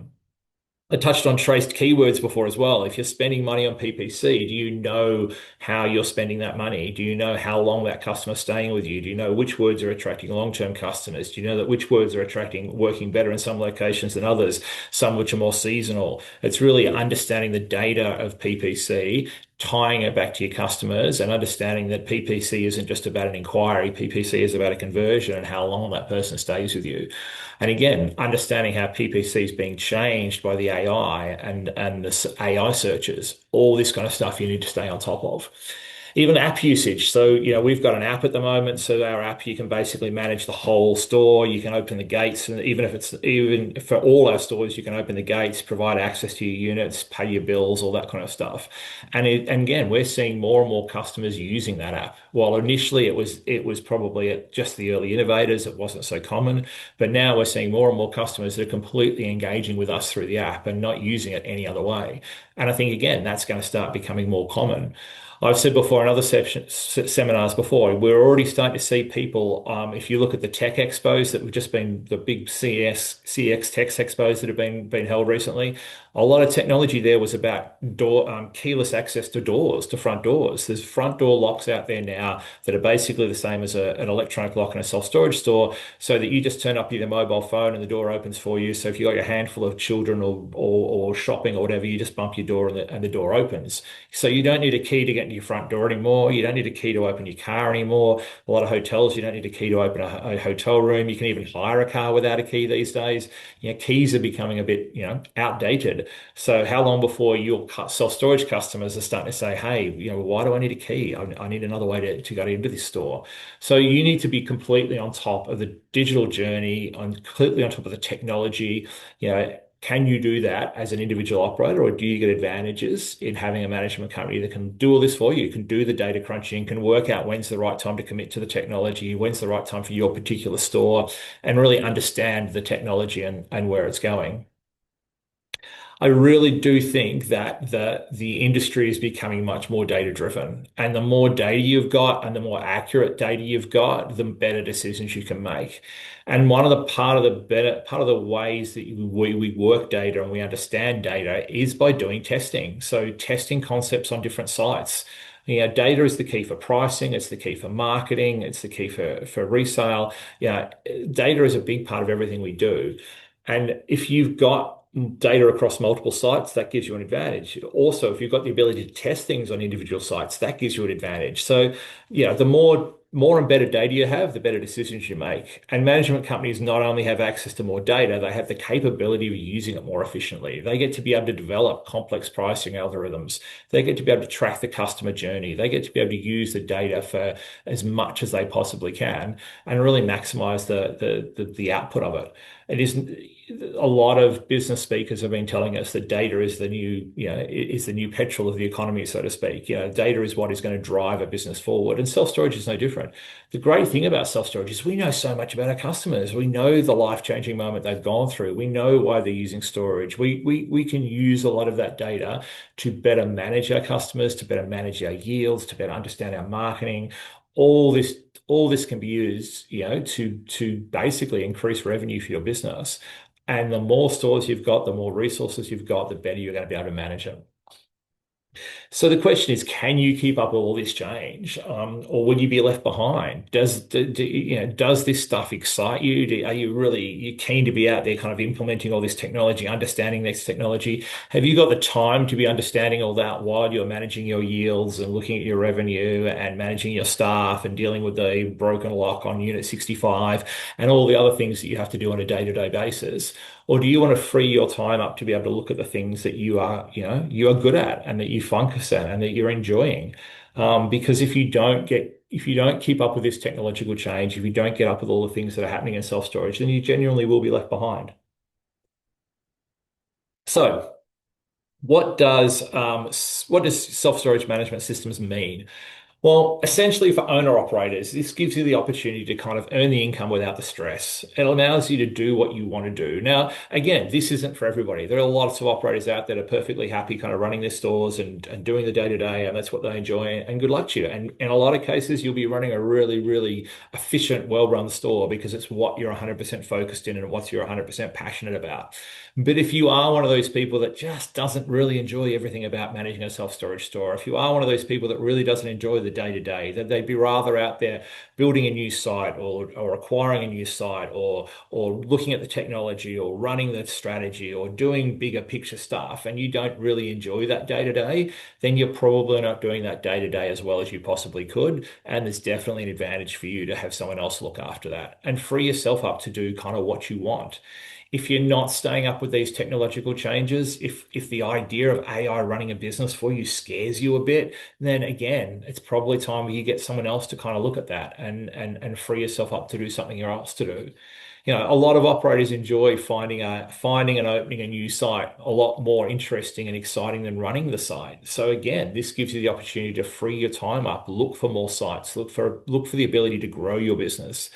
Like I said at the beginning, putting a management company in is an abdication. You still have control of your business. You still have control of the growth of your business. You still get to look at the high level stuff, the strategy, the CapEx growth, where the business is going. So it's not removing you from the business. It's just basically freeing you up to do what you enjoy best and getting someone else who's an expert in what they're doing to do the day-to-day, to do the grind, to do the revenue management, and really work it from that point of view. I think the real advantage for self-storage and where we're seeing the growth in management companies is definitely for investors.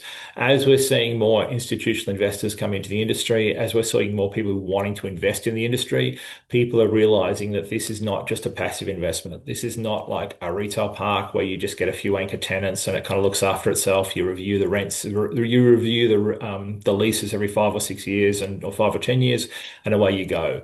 Self-storage is an actively managed asset, and so it needs a good management company. It's not going to be as profitable. It's not going to give the value to its investors unless it's got a good management team. And most investors have no idea how to manage self-storage and certainly don't want to commit to that. So they're looking for management companies that they can have confidence that they're going to be able to basically run the store for them, produce the results that their investors are looking for, produce the reports that their investors are looking for, and they have the knowledge of the industry. They also have the knowledge of the industry to be able to spot good developments and acquisitions. You know, we have conversations with our investors all the time to say, well, you might think this is a good store for self-storage, but we really don't think it actually fits out, you know, due to its location, due to its eave height, due to its, you know, whatever it may be. You know, we have conversations with investors all the time that kind of say, yeah, well, you think it might work for self-storage, but we don't think it will because of this, this, and this. You know, so we're helping them make more educated decisions. We're helping them grow in a sustainable way, and in a certainly profitable way.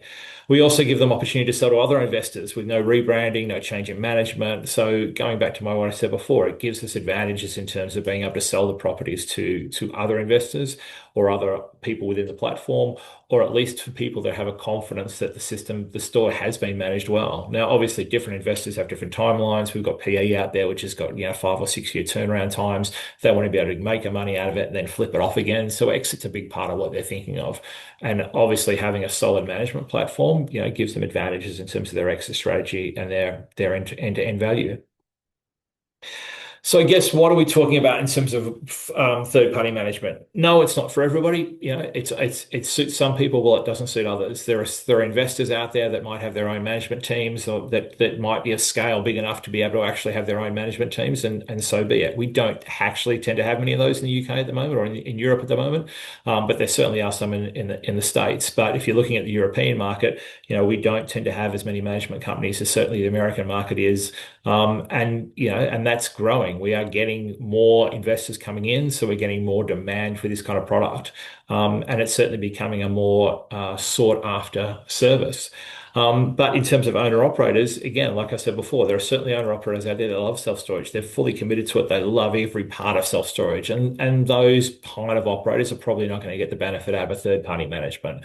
But for those operators who aren't that committed, for those operators who may be getting towards the end of their working lives, that are looking at stepping back a bit, but don't necessarily want to let go of it, for those that are more interested in developing than they are in running, for those that are scared by technology, for those who are just concerned that the bigger operators are doing a better job than they are and they're really struggling to keep up, this is where management companies can really come into their own. We talk about having better revenue discipline, being able to kind of maximize revenue on the store. There's lower operational risk in the respect that we're spreading this across a bigger team, so we don't have individual staff members that you're reliant on. Data and tech is a big part of the industry, and it's a growing part of the industry. And there's no doubt about it that management companies just have better usage of that. They have better usage of it at scale. They have better understanding of it. And like I said before, we have the best people doing a customized role. We're not relying on an owner or a store manager being a jack of all trades and doing everything. You've got yourself a dedicated marketing person. You've got yourself a dedicated legal person. You've got someone managing your pricing and your revenue. You've got experienced people doing things that they're trained for, rather than trying to do 6 different jobs in 6 different places. Obviously, brand and customer experience is a part of it as well. And ultimately, you end up kind of getting a greater long-term asset value by using a management company. So, like I said, management companies are still relatively new to the kind of European market. There's a lot of them in the American market. I know they've got some American viewers, so it's starting to get to American time over there now, and we've got some American viewers on board, and they'd be well versed about what management companies can do because they've been very prevalent in the US market for a long time. But they are definitely coming into the European market. They've been in the Australian market for a little while as well. And I think you're going to see more of them because they do add value. They add value to operators that at all different levels. So that's the end of my presentation. I've managed to actually squeeze it in a little bit quicker than I was going to. So do we have any questions? Oh, yes. Oh, yeah. Oh, there you go. That's making me feel good. Of course we do. Okay. So I'm going to run through some of the questions as they've been coming through on the WhatsApp. So JA wanted to know, is there a minimum and maximum in terms of income for considering third-party management? So presumably the size of the business that they've got? But look, technically speaking, there's not, but the management companies themselves are probably going to want a minimum turnover, because otherwise it's not necessarily worth worth them kind of stepping into it. It does depend a little bit also about the store location. So, we've been looking at we've been looking at even some unmanned stores now and some other smaller locations because they fit within our kind of framework. So they're right next to an existing store, or they can supplement an existing store or something like that. So there's exceptions to the rules, but yeah, I would say most management companies, they're looking for a store of kind of 200 plus units that's got an equivalent turnover rather than kind of, these kind of small 40 or 50 stores. That said, I mean, micro stores are a completely different story. There's probably a management company out there at some point that's going to say, "Hey, I'm going to take on micro stores," but I don't think there is one at the moment. Okay, Lewis, Sorry, go on, Alberto. Do you mind stop sharing your screen so we can have the recording? Oh, sorry, am I not? I thought I stopped sharing it, but I have not, obviously. It's a lovely picture, though. It's a lighthouse somewhere. Does it not let me stop sharing it?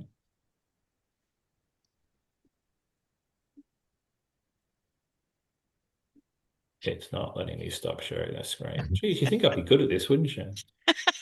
Oh, there it is. Hold on. I can see it now. I'll find it. That makes me feel better about not being able to do mine earlier on. How many years have you been working together, by the way, Emma and Renie? Only a couple of years. Okay. Just over 2 years. Right. There you go. Fab. Okay, so Lewis wanted to know if you're offering third-party management service in Spain anytime soon. Oh, we're not, no. I don't know how many stores you got, Lewis. I'll take it. I'll have a look. But he did have another question as well, which he sort of put on later, which was, do you use your own software and presumably space management systems he's talking about, or how do you adapt to an operator that's already got software and digital access in place? Yeah, so we predominantly use SiteLink because that's what most of our platform's on. But at the same time, we've got a tech stack that overlays that. So we're using the ARIA tech stack at the moment.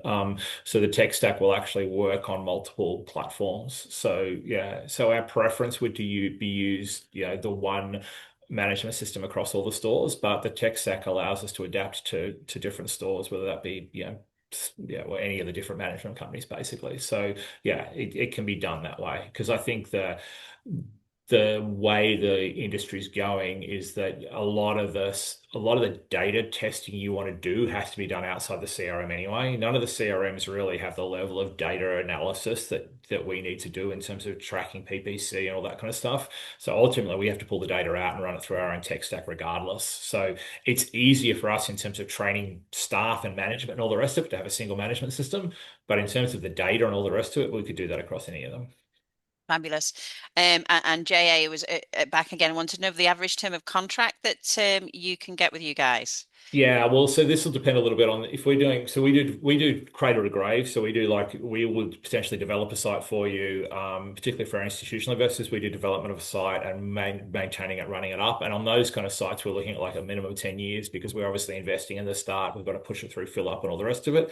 If you've got a mature site, then it's slightly different because obviously we can get revenue from that straight away. So then we would typically be looking at kind of about a 5-year thing, but it depends on the platform. And I know other management companies do different contract lengths. But obviously, if we're in a fill-up stage store, we've got less opportunity to kind of make money out of that as anybody does. We've got to get it up to occupancy to kind of make the revenue the same way the operator does. I mean, we make money when you make money, basically. So we've got to get the store profitable. That's why if we're doing a construction project, obviously we're going to take a longer term on that because we've got to build it, get it through fill up, and then start making money on it. Yes, we make a bit of money on the construction side, but we want to make sure it's profitable. I think you really did answer this earlier on in the presentation, to be honest with you, but I've got a question about which operational mistakes are most common in owner-run facilities. Yeah, I think definitely revenue management is the most common one. I think just not necessarily managing existing customers probably so much more than the new customers. Not understanding seasonal discounting and stuff like that. And I also think local marketing as well. I think don't get me wrong.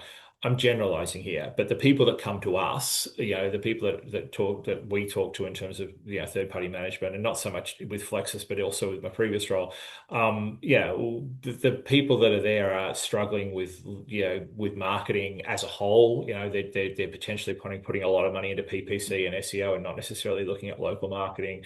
They're not necessarily running the most comprehensive pricing models, which means they're not necessarily kind of maximizing their revenue, particularly out of existing customers. So yeah, I'd probably see that. And I suppose also the mistake that is almost inherent is that they tend to have a lot of intellectual property tied up with one person. Now that's fine until that person can no longer do that role. And in a lot of cases that never happens, but in some cases it does. So yeah, if you lose, one key person out of a business, that can make a massive difference. While in a management company, that risk is spread a lot more. What do you think's the biggest fear that stops owners from delegating the operations? Well, two things, because I don't like spending money, because I look at it and go, why am I going to pay someone else to do something that I can do without kind of, understanding the complexities and how we can add value to it. But I mean, for some operators, they just, it's been their baby and they've grown it and they've loved it and they just don't want to necessarily let go of it. But at the same time, sometimes they're the people that are just so burnt out and tired that they actually need to step away from it and take a break. And like I said, this isn't for everybody. I'm not saying that a management company can run a store better than anybody on this webinar. I'm sure there are people out there with really good, solid sites that they're 100% dedicated to, that can smash it out of the park and can compete with the big operators, can compete with us, and good luck to you. But there's also a lot of people out there that are not in that position, that are a little bit more tired or want to be focused on something else, or don't necessarily kind of enjoy the day-to-day running of a business. Alberto, have you got any questions from the Spanish side before I go into these other ones? No, there are no more questions. We've got 9 minutes until the beginning of the next session. It's going to be with Dave Davis and Renie. So maybe we I've got can more talk. questions. No, got more questions. I have. I was just passing it around, so it's not just me talking. Yeah. So, how does the third party management affect valuation of the business over time? Oh, but I would say it increases the value, but I'm prejudiced. I'm certainly not going to say the opposite. But I think why do I say that? I think because number one is because usually speaking, we'll increase the value. It will increase the value of the business in respect that will increase the revenue. So, if we increase the revenue, we increase the value of the business. I also think that, having a solid management company gives you opportunities for resale. Like I said, it gives you potential attraction to institutional investors. It gives you potential attraction to other people in that management group that are looking to acquire stores. It gives a buyer confidence that it's got a good management system in place. I think also the thing we do, particularly with Flexis, because we do deal with institutional investors, so we are constantly kind of selling properties and all the rest of it, is that we can produce the figures. So we can do the due diligence, we can produce the figures, we can actually give you a go-to-market report, which you can hand on to potential buyers, and they're going to have everything they need, and it's going to be simple and it's going to be clean, and they've got confidence that it's all correct. So we can simplify that process. And I think, are you going to get 20% more for your business for being in a management company? No, of course you're not. But does it incrementally add value? Yeah, I think it does. Does it give confidence to a buyer? Most definitely. And I think it opens it up to buyers that you wouldn't necessarily be opened up to, in the respect that, again, it's a single brand, it's got a management system in place. So if somebody doesn't have a management team, then they can buy this property with confidence, knowing that it'll manage itself and they don't have to worry about that. Yeah, I'm just interested as well. What's at the moment, and obviously, what are your projections as well with this?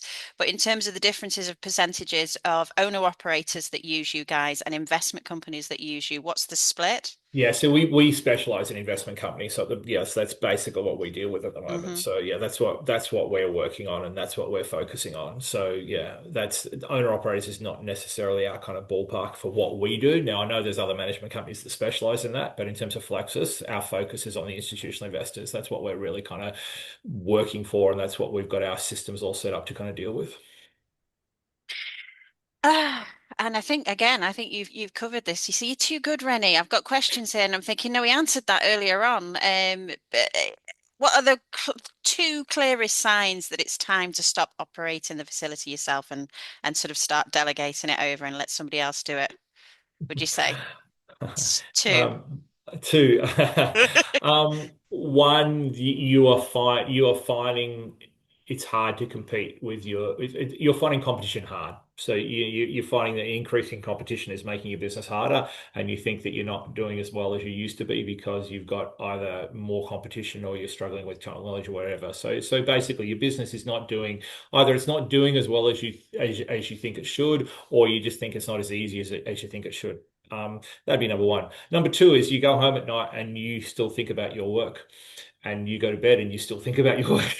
And you're always thinking about your work, and you probably should not be thinking about your work quite as much. And you probably should be spending time with your family, or you're playing golf or swimming or whatever else you want to do with your life. Or for that matter, like I said before, you want to be developing sites rather than necessarily managing sites or whatever. I mean, if your job is all consuming, then it is not particularly healthy for you, and that goes for anybody, particularly an owner operator or a small business owner. You don't want to burn yourself out for your passion, your love.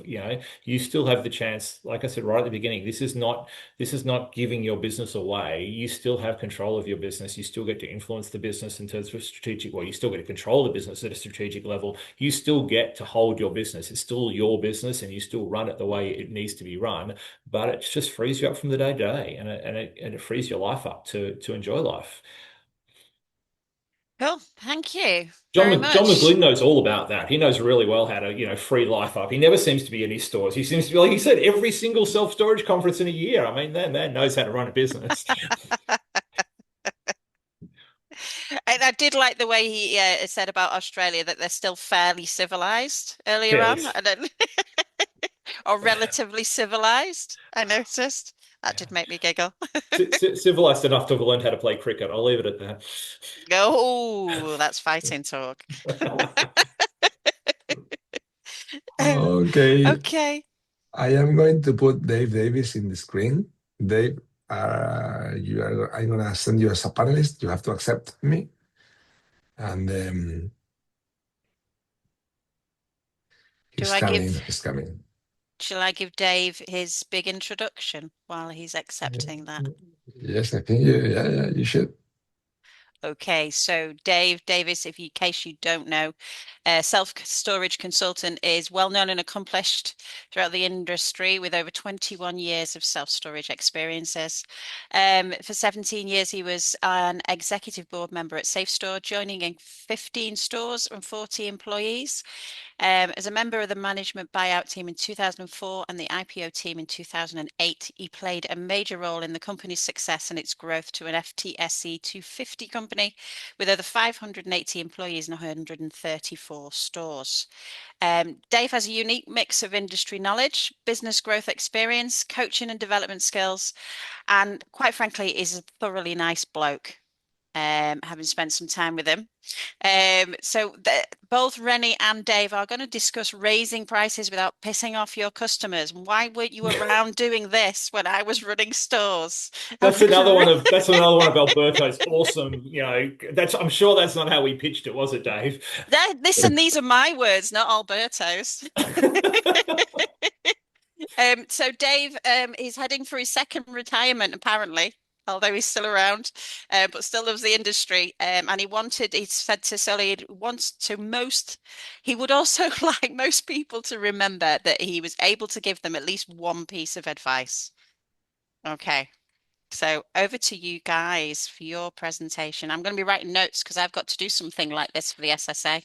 So I'm going to be stealing some ideas. So this was originally meant to be kind of a round table session, but given that it was only two of us, we decided to kind of twist it around a little bit and put a little bit more structure on it. So Dave and I are going to talk a little bit about how you set your pricing. We're going to talk about price matching and a few other things. But yeah, we're going to start off with basically talking about, I guess, how you set your pricing, and what makes, what drives your pricing. So I'm going to throw it to you, Dave, to talk about competition to start with. Okay. Yeah, good evening, everybody. Most operators set their price list based on what their competitors charge. And Renie is going to look at the merits of that or otherwise in just a few moments. But look, the fact is that most of the operators out there set your price list based on what people in your area charge. So, I just want to start there, and let's just run through a few rules that in order that you maximize what you can charge. So first of all, you need to be clear on who your competitors are. And look, those competitors are going to be in a 5-mile radius, no further. In London or in major cities, it might even be less than that. So, the vast majority of customers store near their home or near their work. So you want to be keeping your competition radius pretty small. Only price on a like-for-like product. So if you're a container operator, then price against container operators. If you're a traditional self-storage operator, then don't even worry yourself about what container operators are charging. So got to be a like-for-like product. How does your product compare to your competitors? Are you better? Are you worse? Look, just like when we choose a hotel, we will pay extra for better facilities, even if it's just a few pounds a week. But in this business, those few pounds add up over time. What is your competitors' unit availability? Are they full?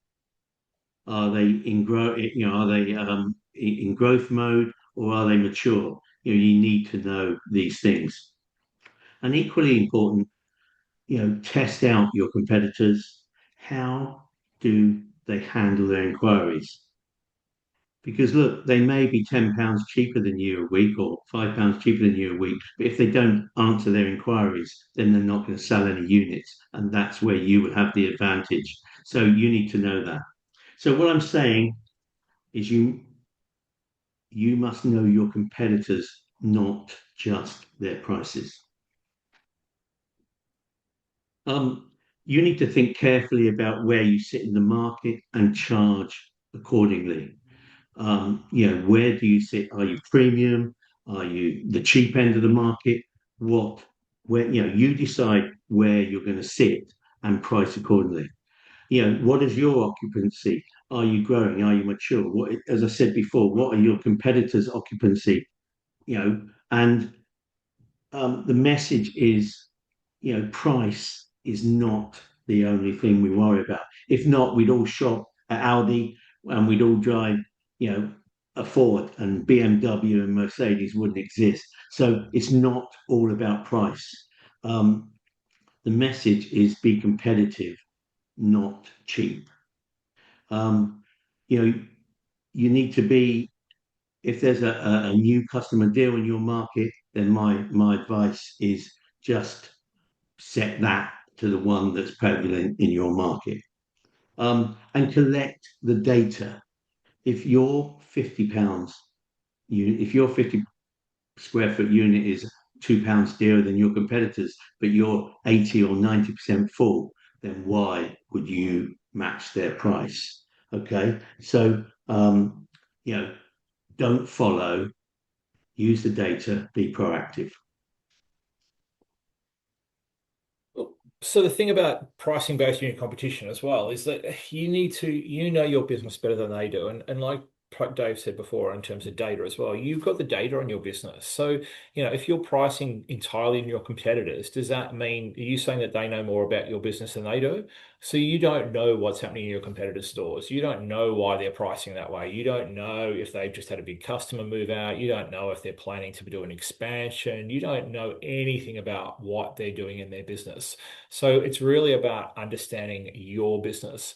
And going back to what I was talking about before in terms of the modern pricing algorithms and all the rest of it, if you look at the way that we're looking at pricing now, we're looking at it based on the data on our business. Now, yes, we consider consider competitors' pricing, and sometimes we know the competitors that are going to be influencing our stores more than others, but we're doing that based on what we know from our data. So we don't go, okay, a competitor's discounting, we're going to discount. We go, okay, a competitor's discounting, that's great, that's in the equation. What's the impact been on our business? And, you know, are we getting less inquiries? Are we getting less conversions? Is it making a difference to our business? And in some cases, that's a yes. In some cases, that's a definite yes. And in some cases, that's actually a no. And so it's about the fact that we're saying we're not ignoring the competitors, but what we're saying is, what is the competitor? How is their impact on our market? And sometimes the impact is not as direct as you think. You know, a classic example is that, you know, we've got some stores that have got a very high level of commercial clients. Now, on the other hand, if you look at an operator like Shurgard, they don't really focus on commercial clients very much. They tend to have smaller units. They don't tend to have bigger units. They don't offer the kind of services that we offer. So therefore, you know, a Shurgard opening next to this other store doesn't have as big an impact as you might think, because of the fact that we've got such a big commercial client base and we're attracting commercial clients into that particular business. And that's not really what Shurgard does. Now, that's just one example, but this is what it's about. It's about understanding your competitors, and it's about pricing based on the data on your business. What are you doing? What can you control? How is everything that's going on outside your store impacting your particular pricing? And something we're going to come back to again is nothing happens quickly in self-storage. So you've got time to evaluate this. You know, you've got time to actually look at your data for a month and go, okay, yep, you're right. You know, it's made a difference. We need to be a bit more aggressive with our pricing. We need to do something about it, discounting or whatever. You're not going to lose half your customers in a month. You're not going to lose a quarter of a customers, a tenth of your customers, probably not even a fifth of your customers in a month. So, you know, take the time to analyze the data and move it forward. I think also it's about, you know, selling at your price list. So discounts, there's discounts and there's promotions, and this is the thing. You know, we all use promotions. We We give 50% off the first 8 weeks, and we give a month for the first pound or whatever it may be. And these promotions are to get people to come through the door, and that's fine. Even that you need to do, you know, based on data and for purpose. But in terms of selling at your price list, you know, that's what your price list is for. Sell on your merits, sell on your features.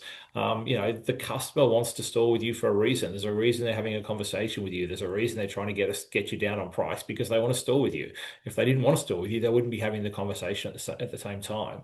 So, you know, you don't want to be doing these special deals. You don't want to be discounting your core rate.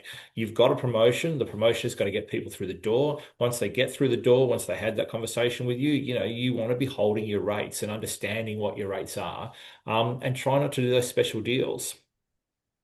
If you do have to do a deal, if you do just need to do something to push it over, then, you know, make it a short-term deal, not a forever one. Don't discount the rate by €3 or £4 or whatever it may be. You know, give them an extra week free. You know, give them a free padlock, give them merchandising, give them, you know, if you're talking about an existing customer, you know, delay the price rise for a month rather than giving them a price rise straight away. You know, looking at what you can do that means the customer will be paying the price list for the majority of their stay, because you don't want to discount forever. You don't want to end up with a customer that is way below what the rack rate is because they're on this forever discount that they never ever catch up on. So, you know, stick to your price list as best you can. Make sure your price list is right. Make sure your price list is informed. Make sure you're using data to drive those decisions. But at the same time, be confident that your pricing strategy is solid. And remember, you don't necessarily need to take every customer on, particularly if you're at maturity. Now, if you're at fill-up stage, you've got a different pricing policy, so it's all good. But if you're heading up to 70, 80%, you know, this is at the point when you want to be maximizing revenue on every customer you get. And in that case, sometimes it's better to let a customer go and let a high-paying customer come in. You know, it's the same as what the hotels do. It's the same as what the airlines do. If you've got a handful of seats left in a flight, they're not giving those seats away because they know right up until the last minute somebody's probably going to be ringing up and trying to get onto that flight. Self-storage is the same. As you hit maturity, you should be definitely maximizing your revenue, not being quite as focused on occupancy, and really managing to try and get as much yield as you can from every single customer. Sometimes that means letting a customer go because you know the next customer around the corner is going to pay the full price rather than necessarily discounting just because of the sake of it. price matching. So this is the thing that Dave and I have a slightly differing opinion on, but we're working on it. My philosophy on price matching is that, look, the thing about price matching is it's not a pricing decision, it's a promotion. Price matching is just trying to get somebody to necessarily come to you. My concern with price matching is that I think if you're price matching a customer, you're essentially giving them a reason to give you a cheaper price, because self-storage is not like a TV. It's not like I can go to a local retailer, a Curry's or whatever, look at all the fancy TVs, and then while I'm in the store, get on my phone and find out who's going to sell me that TV cheaper because it's exactly the same TV. Self-storage is not like that. Every self-storage is different, if nothing else, because of its location. So the customer wants to store with you for a reason. So that's not to say that they're not necessarily going to get the cheapest price they can, but if somebody's coming to you to say, can you match my price? They're coming with you because they want to store with you. Otherwise, they would have just paid the cheaper price at the other store. So I think price matching is a promotional tool rather than necessarily a pricing kind of a pricing tool. But at the same time, there's a time and a place for it, I'll let Dave kind of sell the merits of price matching. Yeah, well, look, we're not as far apart as you think, Renie. Look, my view is that you should offer price matching. You should tell the customer that you will price match. And look, for one customer, it will encourage them to visit the competitor to find the cheapest price. But for another, maybe they think that you're already the cheapest. But look, it doesn't matter, because when someone calls you, or when you're on an inquiry with someone and they want you to price match with your competitor down the road, then what they're saying to you is, I want to store with you. That's the simple fact, right? It just gets you, it may get you an inquiry. And look, they may live closer to you than the competitors. You may have a facility that they particularly want. The key thing is that price matching is not necessarily price matching. Look, I'm a salesman, right? Things are not necessarily what they seem. And just because I'm going to, I tell people I'm going to price match, it doesn't mean that I'm going to price match. That is a salesman's prerogative. So, the point is, the customer tells you that they can get that 50 square foot unit for £20 a week, and you say, look, I'm really sorry, Renie, I can't get to, £20 a week, but I could get to 22. How does that sound? Right? Because don't forget, they want to store with you, and they're getting it cheaper than maybe you were advertising. And look, if all else fails and they say, no, I want £20 a week, and you've got plenty of 50 square foot rooms, then you match it. But you only match it for, the length of stay that they're going to stay. So for instance, they say, I want it for 3 months. So you only price match it for 3 months. And at the end of 3 months, you don't tell the customer, but at the end of 3 months, you then put a price increase through in the normal way and put the price up to the normal price. And if you do have a price match customer, then you should always look to allocate them the room furthest away or on the second floor or whatever. So price matching is not necessarily price matching. The customer's talking to you because you're the preferred location. And look, only match genuine competitors, only match same size units, and only match the initial length of stay, not ongoing. Yeah, so price matching is probably more of a marketing tool than necessarily a pricing promotion, because you're got to get it through. And like Dave says, Dave's a salesman. He knows how to make this work. He's using that price match guarantee to then kind of maximize the yield on the customer once he gets the call and once he has the conversation. But you want to make sure, if you are doing this, that your staff are equally well trained, so that they are also trying to do exactly that. They're trying to push that customer up and see if they will pay a little bit more, and not just giving it away blanket for anybody that comes in with a verbal small quote that said, "Oh, by the way, the guy down the road said he'd give me a rusty old container for $10 a month." Will you match it on that for your state-of-the-art high security store with Nokē and all the rest of it? Well, clearly not. You've really got to put some parameters on it. So what we want to talk about next is we want to talk a bit about existing prices. And I think this is, again, something that I think that a lot of operators probably get so caught up in what the rack rate is and what the discounting is and how much I'm giving away in terms of discounts and all the rest of it. If you want to maximize yield on your business, and coming back to the presentation I just did before in terms of where I see revenue leaking out of businesses, I see revenue leaking out of businesses due to price rises or price management on existing customers.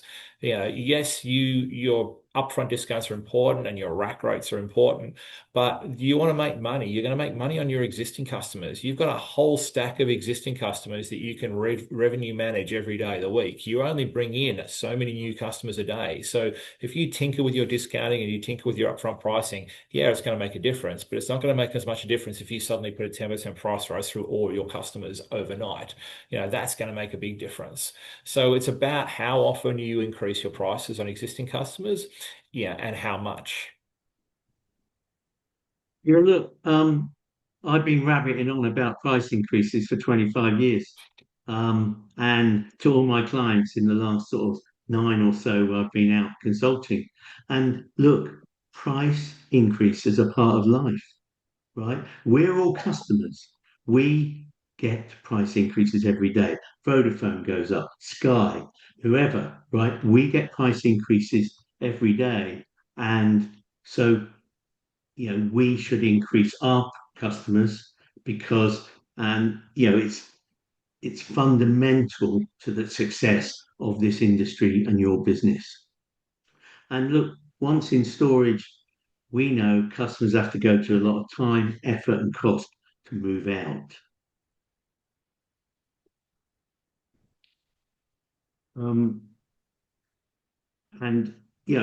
So once we've got over ourselves and we're going to increase prices, then you need to put some clear thought into how you're going to do it. And it's not about just putting 5% or whatever you're going to put on every customer. You should be looking at what individual customers are paying against your price list. How far are they from your price list? You should be looking at unit availabilities. 50s are 100% full, 75s are only 40% full. You should be looking at the data to determine what individual customers get rather than just doing a blanket 5% increase.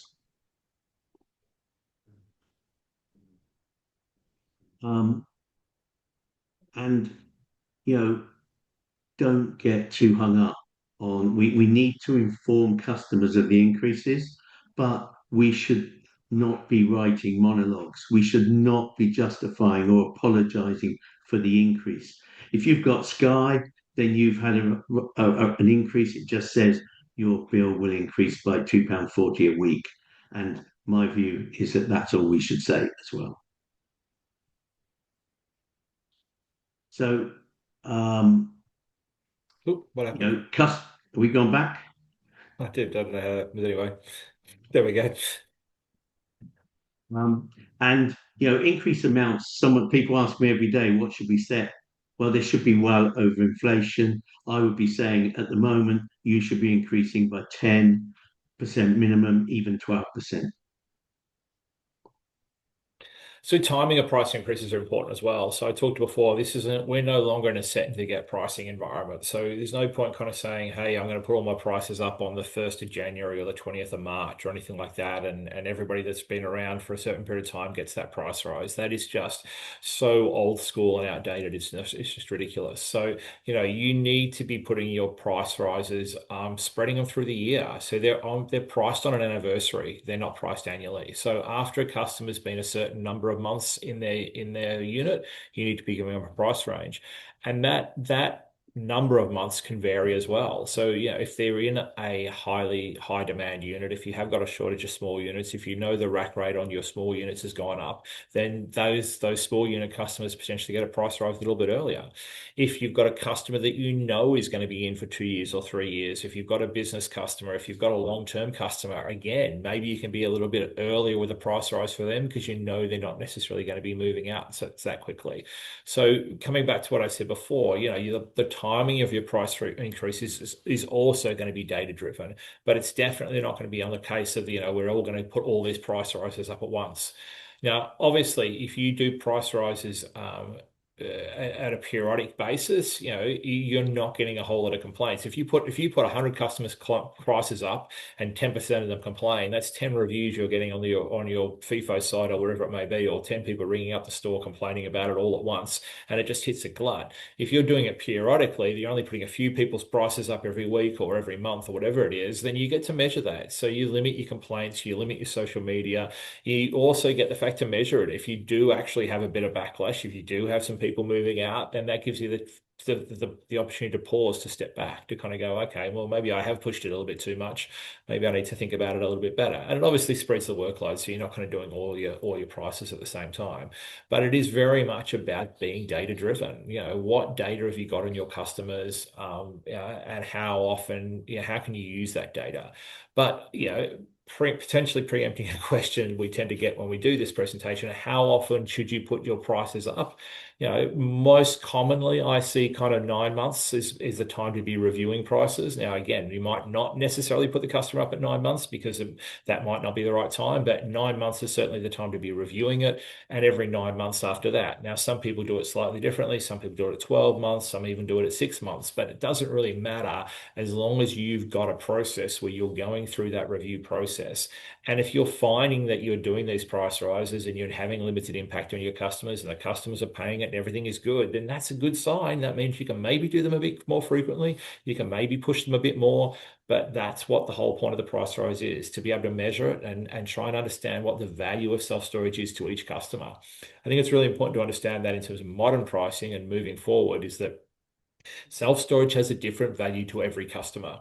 If I've just been kicked out of home by my girlfriend and I'm living in my mate's place and he's got no room whatsoever, and I've got to find somewhere to put my stuff this weekend, or my girlfriend's going to kick it out on the street and it's going to get drowned with rain, I need storage now. I'm a high value customer. I'm going to pay for whatever storage I can get, whatever's close enough to either my girlfriend's place or my mate's place, and I'm not going to worry about it too much. And this is a customer that you can definitely push pricing on.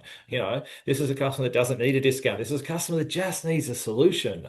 If you've had a death in the family, another kind of classic case where somebody wants a solution really quickly, and they're a lot less price sensitive than, say, a student who's looking at moving his stuff in 5 weeks' time when he gets kicked out and he's got time to shop around and all the rest of it. So understanding your customers allows you to understand when you do price rises, when you do initial pricing. It helps you with the whole process. It's got to be more data driven.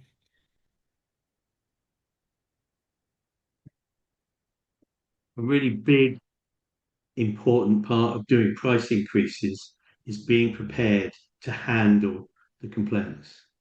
And look, the vast majority of customers, probably more than the 80%, will accept the increase without complaint. You will be astounded, if you haven't done increases before, how many people do not complain. You will get complaints, but you won't get as many as you think. And look, you're either a complainer or you're not. I'm a complainer. I've saved £54 on my car insurance today because I complained, and it was handled in a really structured way. And don't forget, a customer that complains at 10% increase will complain at a 3% increase. So don't be tempted just to go for inflation. And again, on some of your units, a 10% increase will just be a few pounds a week. So, bear that in mind. And,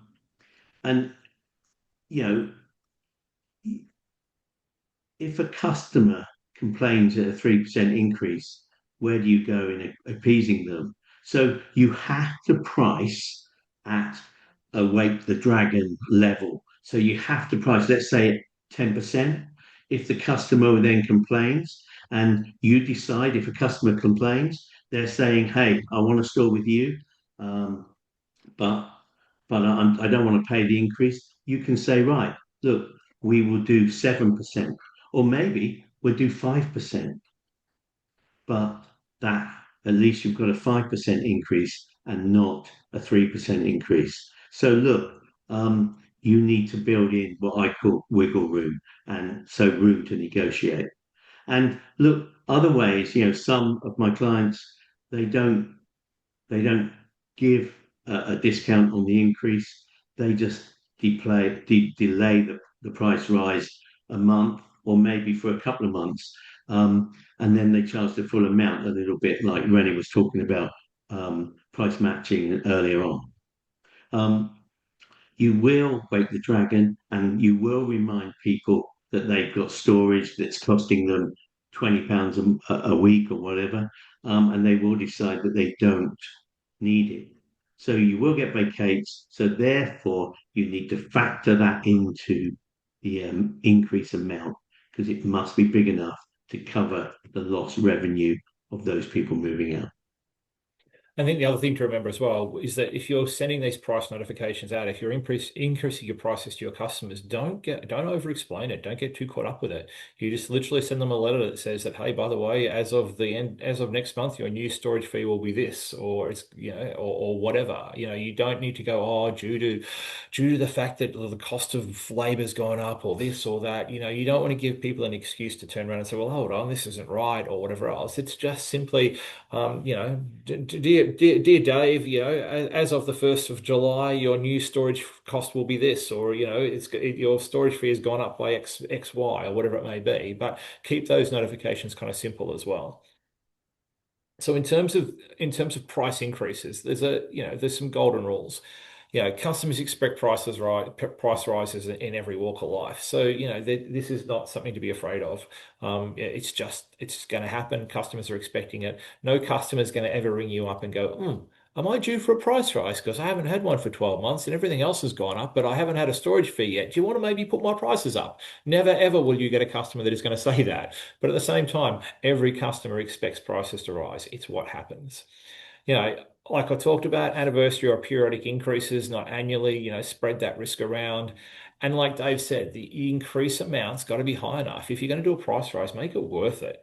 Don't do it for 2% or 3%. Make it worth the effort. Make it cover the cost of vacates, and make it worth the effort. It's generally speaking better to be doing a decent price rise every 9 months or 12 months than trying to I'll do a 3% price rise at 3 months and then another 3% price rise at 6 months or whatever else. Do it once, do it properly, and kind of work it out. Sorry, I'll let you pick up, Dave. I took over the first time. You must, going back to that, the increase amount, you must be able to build in negotiation room. So if you half the price, or if you take a quarter off, you're still getting a sizable increase, wiggle room. Don't justify the reason for the increase. You will get complaints, not as many as you think, but be confident when talking to customers and deal with them immediately. So have a plan and have everybody trained and everybody ready if someone comes to complain. And look, never ever say we'll scrap the increase. Everybody has an increase, even if it's small. Because if you say, Renie, of course, Renie, we don't want you to move out, we're not going to increase your rent, then guarantee Renie will be the first person ringing when the next increase goes through in 9 months' time or whenever it goes through. So, bottom line, everybody has an increase, even if it is smaller than you would like. Yeah, and if you open the door for negotiations, then you've opened that door for negotiations for every single price rise you move forward. So if somebody knows they can negotiate a price rise, then they will definitely be that person that negotiates the price rise every single time. So, you definitely need to keep that in mind. And like I said before, I said this is where I see operators constantly. They are losing profitability, they're losing revenue because they're just too cautious with their price rises. They don't understand the customers, they're not doing data-driven price rises, and they're probably just being too cautious. They're trying to be too nice. They're worried that it's going to cause a problem, and they're not maximizing the yield on their customers. Self-storage customers fall into two fairly clear groups, short-term and long-term. We know that customers come for a short-term need. We know that they have that short-term need, and often they move out within 6 to 9 months. But if a customer's there for 9 months, they're probably going to be there for 12 months, 2 years, 3 years, 4 years. So it's understanding those long-term customers, understanding those customers that have seen value in the product, that realize that it's more than just a house move or more than just a baby being born or whatever else is. This is a space I want to use. I want to become what the US call lifestyle customers. And these are the ones that they see value. They understand what self-storage is worth, and they're willing to pay that higher price. So understanding your customers is the key to it. And I think this is where pricing has changed. And this is where we're going to finish on a little bit of kind of, how has pricing changed? And that is that in the old days, it was a kind of, I feel like the prices should go up, and I've got a bit of a gut feel on it, or the competition's done this, or maybe I'm a little bit full, or, all inquiries are up, so maybe I'll put a bit of prices up. But it's all very kind of structured and not particularly data driven. It's all pretty much about the fact that I think it's the right thing to do, or someone else is doing it, and so maybe that's what I should do. The new way of pricing, and the way that the big operators are doing it, and the way that more and more operators are doing it, is very much data based. It's about understanding the data, and using that data to manage your pricing. It's about maximizing your revenue. It's about looking at occupancy. It's about looking at demand. It's about changing prices, not just on the availability of a unit, but the knowledge of the customer, about how long the customer's been with you, about how often they're using their unit, about what they're using it for, about what postcode they come from. Any bit of data that you have can be used to change the pricing, whether that be changing the pricing for an existing customer, whether that be changing the pricing for a new customer. But data is very much driving pricing. Dynamic pricing is not something of the future. Dynamic pricing is something that the majority of the industry are doing to some extent now. The thing is, though, dynamic pricing isn't just what it used to be. It isn't just about changing pricing because I've got a unit that I'm on short supply. It isn't just about giving a price rise on a bigger customer because there's no bigger units. It's about pricing based on the person. Coming back to what I said before, it's about understanding the value of the customer and pricing to match that customer.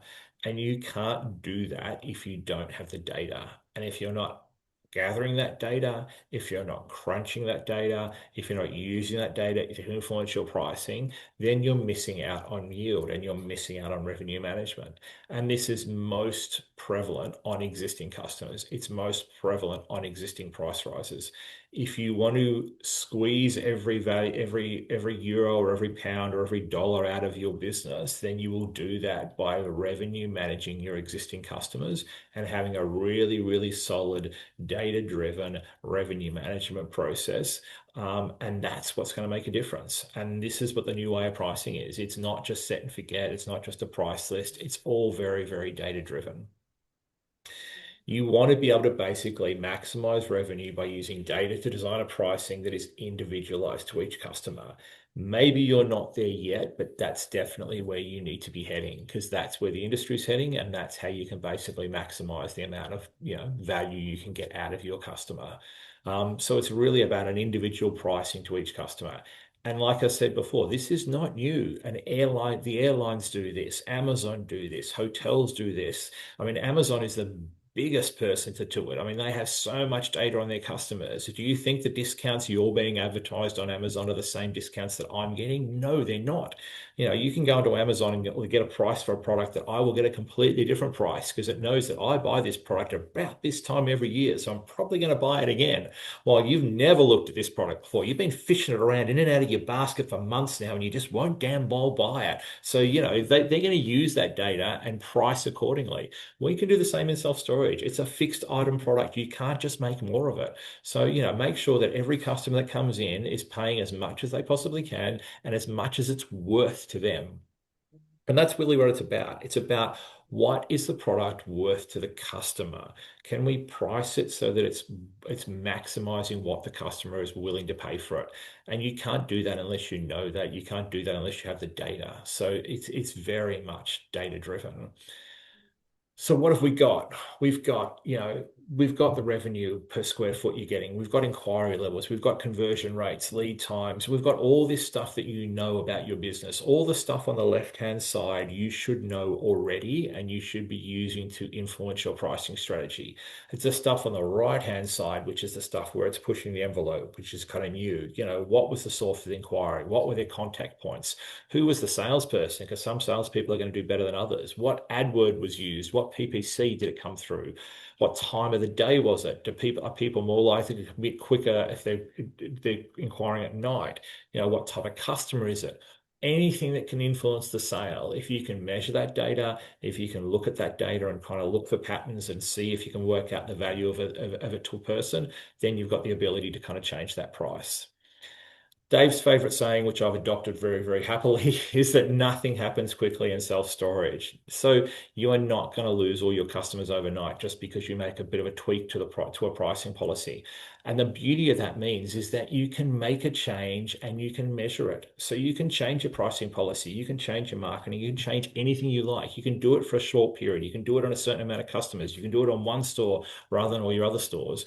But you can measure it. And if it doesn't work, okay, fine. You fix it, you go back and you do something different. But if you make a mistake, you're not going to lose 20% of your customers. You're not going to lose 10% of your revenue. What you are going to do is get valuable data to make more informed decisions going forward. So our pricing these days is very, very data driven, and it's very much about trial and error. It's about making changes, measuring the changes and seeing how far you can push the envelope. And it's about understanding the true value of self-storage to your customer. And before we go to questions, I think just one small point is that, you know, going back to the data, if you're going to make a change, make one change, not more than one. Yes. Because, you know, if you make two changes, you won't know which worked or which didn't work. So that's just a valuable point. Very good point. Don't change 20 things at once because you're never going to know what made a difference. I think we've got a few minutes for questions if we've got any. Yes, Mrs. Greenwood. We do have some questions. So I've got a question from Hayley Fincher-Jones and Lewis, and they're roughly around the same topic. So I'm going to kill two birds with one stone. So Lewis was asking, would you increase prices on the fill-up process? And Hayley was asking, what would be a great pricing strategy when existing operator opens a new store? So they're sort of roughly on the same lines. All right, so I haven't had the chance to test this yet because I'm just about to open my new store, but I've been talking about this for a long time, so I'm going to put my money where my mouth is and test it when we open our Chester store. And that is the fact that I'm a believer, the fact that when you first open a store is actually your best time to be actually measuring what the ability to move prices is. Because when you open a store, hopefully you've done your research, you're opening in a store that's got demand for a product. As soon as you put that first sign on the side of the building or the side of the development site that says self-storage is coming, there is somebody out there that's going, yes, I can't wait for you to open. You know, they're the ones that are ringing you up going, hey, you're going to open? When are you going to open? When can I move in? Now, this is a customer that is dead set to store with you. This is a customer that doesn't need a discount. This is those first few customers you get are the ones that are ideal to measure where the pricing point is. So obviously you're going to do your market research. You're going to price yourself roughly around your competitors and whatever else. But at the same time, use that first month or 2 months to kind of try and be a bit aggressive with your pricing. Try not to discount as much as you necessarily need to do, and get a chance to measure and use that pent-up demand of customers that have just been waiting for you to open to give you an idea of what your prices are. There will be plenty of opportunity to discount after that and plenty of opportunity to run promotional prices and all the rest of it. But I genuinely think that first 4 to 8 weeks is a chance for you to actually, you know, potentially, you know, be a bit softer on your upfront discounting and see what those customers are willing to pay. That being said, obviously fill up, you know, you're in occupancy occupancy phase rather than revenue phase. Every customer you want to get in is important. So once you've taken up that pent up demand, once you've taken up that first 4 to 6 weeks of customers, certainly once you start getting to that point where you've got customers moving out, you're obviously going to be a bit more aggressive with your pricing because you're in fill up stage. So you want to fill up as quick as you can. You want to get empty. You want to get bums on seats, so to speak. But at the same time, what I came back to before still rings true. Existing customers, that's where you might be running better upfront discounts. You might even be doing a little bit of a deal to get a customer in, particularly a big commercial customer. But once they've been with you for that 6 to 9 months, even when you're in fill up stage, you should be managing your existing prices. So often I see operators don't put prices up for the first 2 years because they're worried people are going to move out. But that's not how you're going to maximize revenue on your business. You've got to be looking at those existing customers and putting price rises through on those existing customers right through the fill up stage. Okay, I've got a question here from Soleil, and I've come across this myself in my own experience, but I'm going to ask you the question. So how do you manage if 2 customers are friends and one is paying more than the other?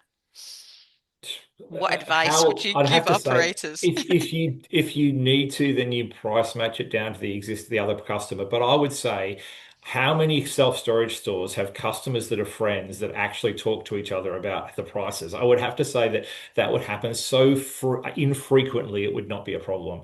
I use the example to say, when was the last time you got on a plane and sat down and said to the person next to you, how much did you owe my fare? I got it for 70 quid. What did you pay for it? Yet every single person on that plane probably paid something different for their ticket. I almost guarantee you that the person you sit next to on a plane will not have paid the same as you. But you're not going to talk to them about that. Who goes home at the bar and says to their neighbor, hey, you got a self-storage unit with me. How much are you paying for that unit? It just doesn't happen, all right? And in the odd case it does. So you're fine. You just say, oh, look, that person was on a promotional deal. I don't know why you didn't get that deal or whatever else. But number one, they'd have to have the same size unit, because if they've got a different size unit, you can just simply say, well, unfortunately, we've got high demand for your unit at the moment, so your price is higher. So not only would they have to be friends, not only would they have to talk to each other, they'd have to have exactly the same size unit. Amazing, Renie. Amazing. Even if they didn't, just because it's 1 in 1,000, you could just match it. Yeah, exactly. Yeah, have I got time for one more question, Alberto? Tron Jordheim is knocking at the door, but is he? But very fast question. Okay, very quick, because I know this comes up all the time. This is one for Dave. So what advice do you give operators when they've got Reginald Smith who comes to them after these price increases and says, well, I've been a valued customer with you for 15 years. Why are you increasing my prices? How would you handle that, do you think? Well, that's very interesting because, again, that's very rare. Mm-hmm. We really do not see that because, as we talked about, everybody expects a price increase, right? You get a price increase whether you've been with Vodafone 5 years, 10 years, or a month, right? So it just doesn't happen. But again, look, be common sense. If that customer comes to you and they've been with you for 10 years and they're threatening to move out and they've been a valued customer, then because it happens very rarely, you can give them a short-term discount, never a forever, right? Just say, look, I'll tell you what, I will give you, next month free, or I'll give you 2 weeks off the next month. So look, you don't want to be upsetting people. You don't need to upset people because it costs you nothing. Amazing. By the way, I have to say thank you to Renie. Thank you to Dave Davis. Dave, you make it. I forced you to come here, and thank you very much. You did. He was in Malaga like a few weeks ago, and I said to him about he had to participate in this marathon because we have 27 countries at the same time talking about self-storage. That's amazing. And by the way, I have to say that I am a customer of Dave Davis. We've been together for a few years, and it's extraordinary what it has happened to our pricing in Trasteros Plus in our company, and I am very grateful and happy. I don't know if Dave Davis is accepting new customers or not at this time, but if you can convince him to work for you, you are going to have probably the best pricing consultant of self-storage in the world helping you. So maybe it's worth a try. Thank you very much, David. Thank you. Thank you. Thank I'm you. retiring. Again. Again. Again. All right, guys, Okay. enjoy the rest of Okay. your marathon. Okay, so thank you very much. I have to take you away and I have to bring Tron to the Lovely. screen. Thank you, Cheers, David. guys. Thank Be you, Renie. good. Thanks, Bye-bye. so Bye-bye. bye-bye. He Right. is coming. Tron Jordheim is coming now. Tron, you have to accept to be a panelist. Ah, we've got Tron next, have we? Yes, we do. Before. Okay. Oh, just for his 5 minutes. Yes, yes, Right. yes, yes. Hello, Well, Tron. he How doesn't are get you? his big Hello. introduction yet. Hello, hello. How are you? How are you, Tron? Thank you very much for I'm good. I'm good. participating.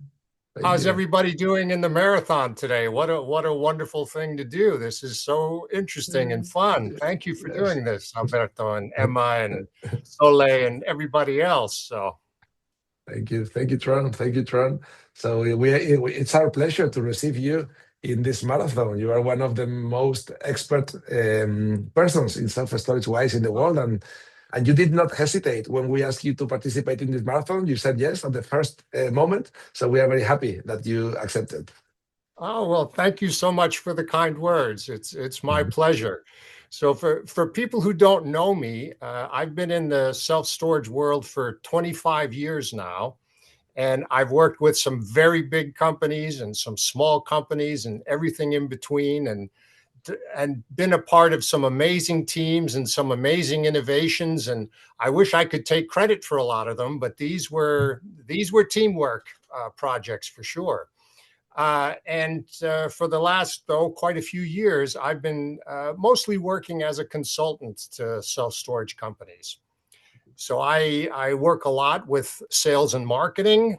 I help people with organizational growth and organizational change, because especially in the self-storage world, things are always changing. Companies are growing, conditions vary, and knowing how to structure for success is so often a challenge.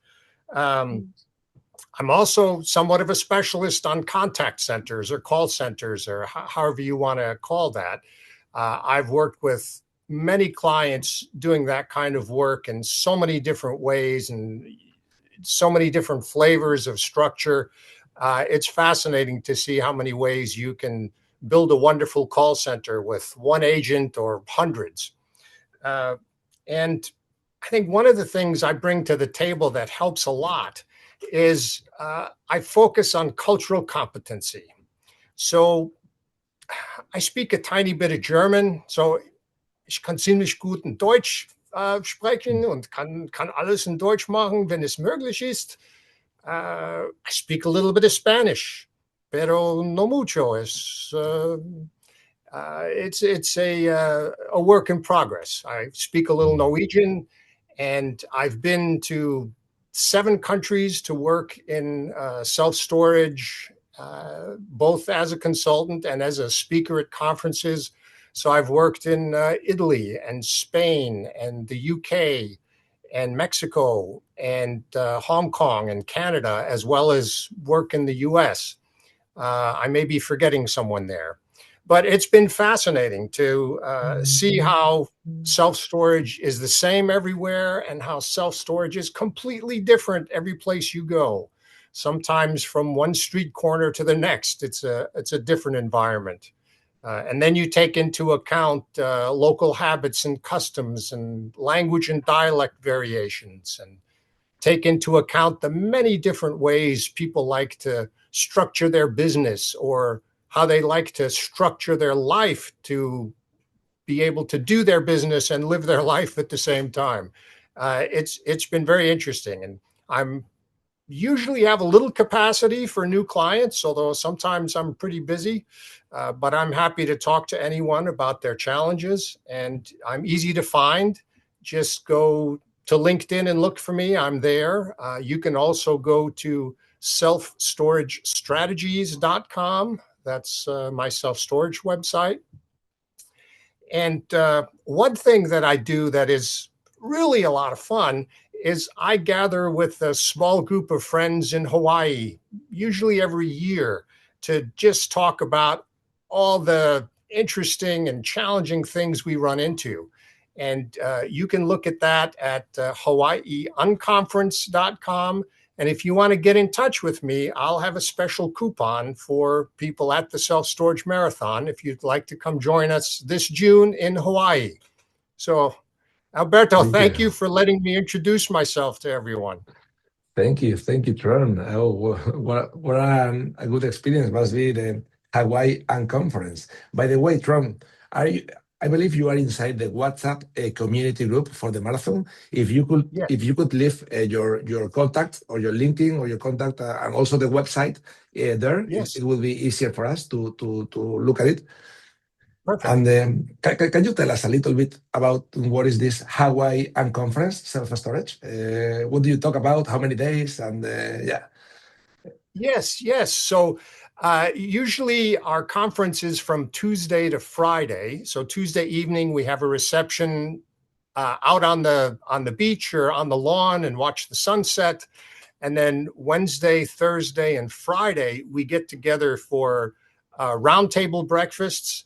And then we have some sessions. And by about noon or 12:30 in the afternoon, we're done. Then people go and enjoy themselves, have some family time. Most people come a few days early, stay a few days late, bring their families.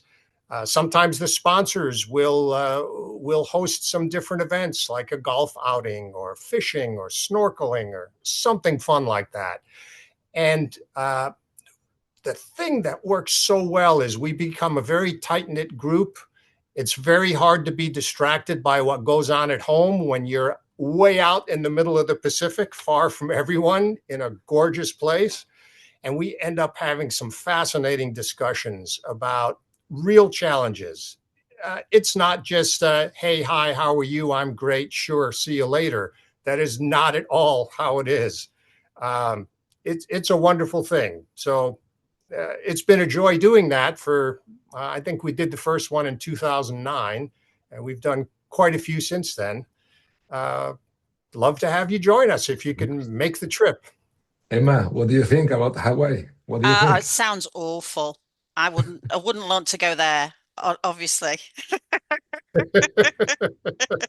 You know, it does take a day or two to get used to being in Hawaii. You can tell the people who just got off the plane yesterday or the day before. They don't have the right vibe yet. It usually takes a day or two, and then you can tell they're okay. I'd just be in awe. So you'd have to tell me what the vibe is, and I'll try and persuade the SSA to pay for me to come. Oh, I think they could handle that. Yeah. So, Tron, it's time to bring Fede from Guatemala in. So don't go too far away because I will put you away, but you are coming in a few, later on, you are coming to do a presentation and also a roundtable. So don't go too far away because you are coming back. Okay. Thank you very much. Con mucho gusto. Adios. Gracias. Bye-bye. See you later. Okay, so while Alberto gets everything set up, our next speaker is Federico Waltz. He is CEO Mr. B from Mr. B Storage, sorry, alongside his prolific portfolio of self-storage sites in Guatemala, El Salvador, Costa Rica, and the Dominican Republic. He's also an influential figure in the broader self-storage community. He's been a speaker and/or a moderator at numerous industry events in Guatemala, the United States, Spain, and Asia, sharing his insights and his expertise. Additionally, he's also co-founded and presided over the Self-Storage Association in Guatemala for over 6 years. He's going to talk to us today about frictionless scaling and how to use integrated technology across multiple countries. And the little bit of information that he gave Sole, he defines himself as helping teams and systems grow up together so the business scales without losing its mind, which is, obviously sounds quite a positive thing. So, Federico, is that fair? Are you okay with that introduction? I think is wonderful. Thank you so much. Okay. And also, it's the second time in a row that Federico comes to the marathon. So he was last year, and he's this year. Thank you, Fede. Thank you very much. Brilliant. No, thank you for the invitation. Thank you. Always happy to talk about self-storage. Okay, so we will leave you alone, me and Emma, and you can start your presentation, Fede. Perfect. Let me figure this out and hold on. Da-da-dum. It's okay. We'll have a chat while you get your things up and running. We kind of left you very quickly there, didn't we? Hold on. Let me do share screen. Okay, I'm coming back then. I'm coming back. I love this magic. All right, here we go. Fantastic.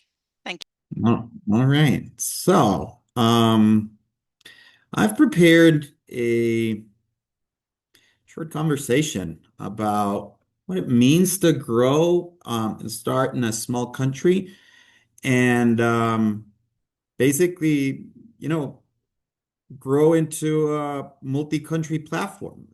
We've been in business for over 27 years now. I've been managing the business for over 14 years. And the idea was to share a little how we've evolved over the time from becoming from being a local operator and into a multi-country platform. And I wanted to share with you what really scales in self-storage and what breaks first, right? So most people think in a multi-country expansion fails because of real estate, regulations, or systems. In our case, it failed, but it also succeeded because of people we couldn't see at a distance, right? So that's kind of the framework that I'm going to try and hear. And we're going to divide this presentation in 4. So we're going to be starting with the illusion of scale, then the real bottleneck, then a mindset shift, and the blueprint from operations. So let me start with a dangerous idea. Almost everybody who comes into the industry believes this. And everybody that I've talked to when they start in the industry says, well, basically, self-storage is easy to scale. And as you scale, it starts to paint a different picture, right? Because it creates a lot of moving parts, and it's not so easy. It becomes a living machine. So if scale were just about copying buildings, this would be a very easy industry, right? You once get your design and building and your mix and your everything, and you just copy, paste it, and repeat it over time. But it's not the case.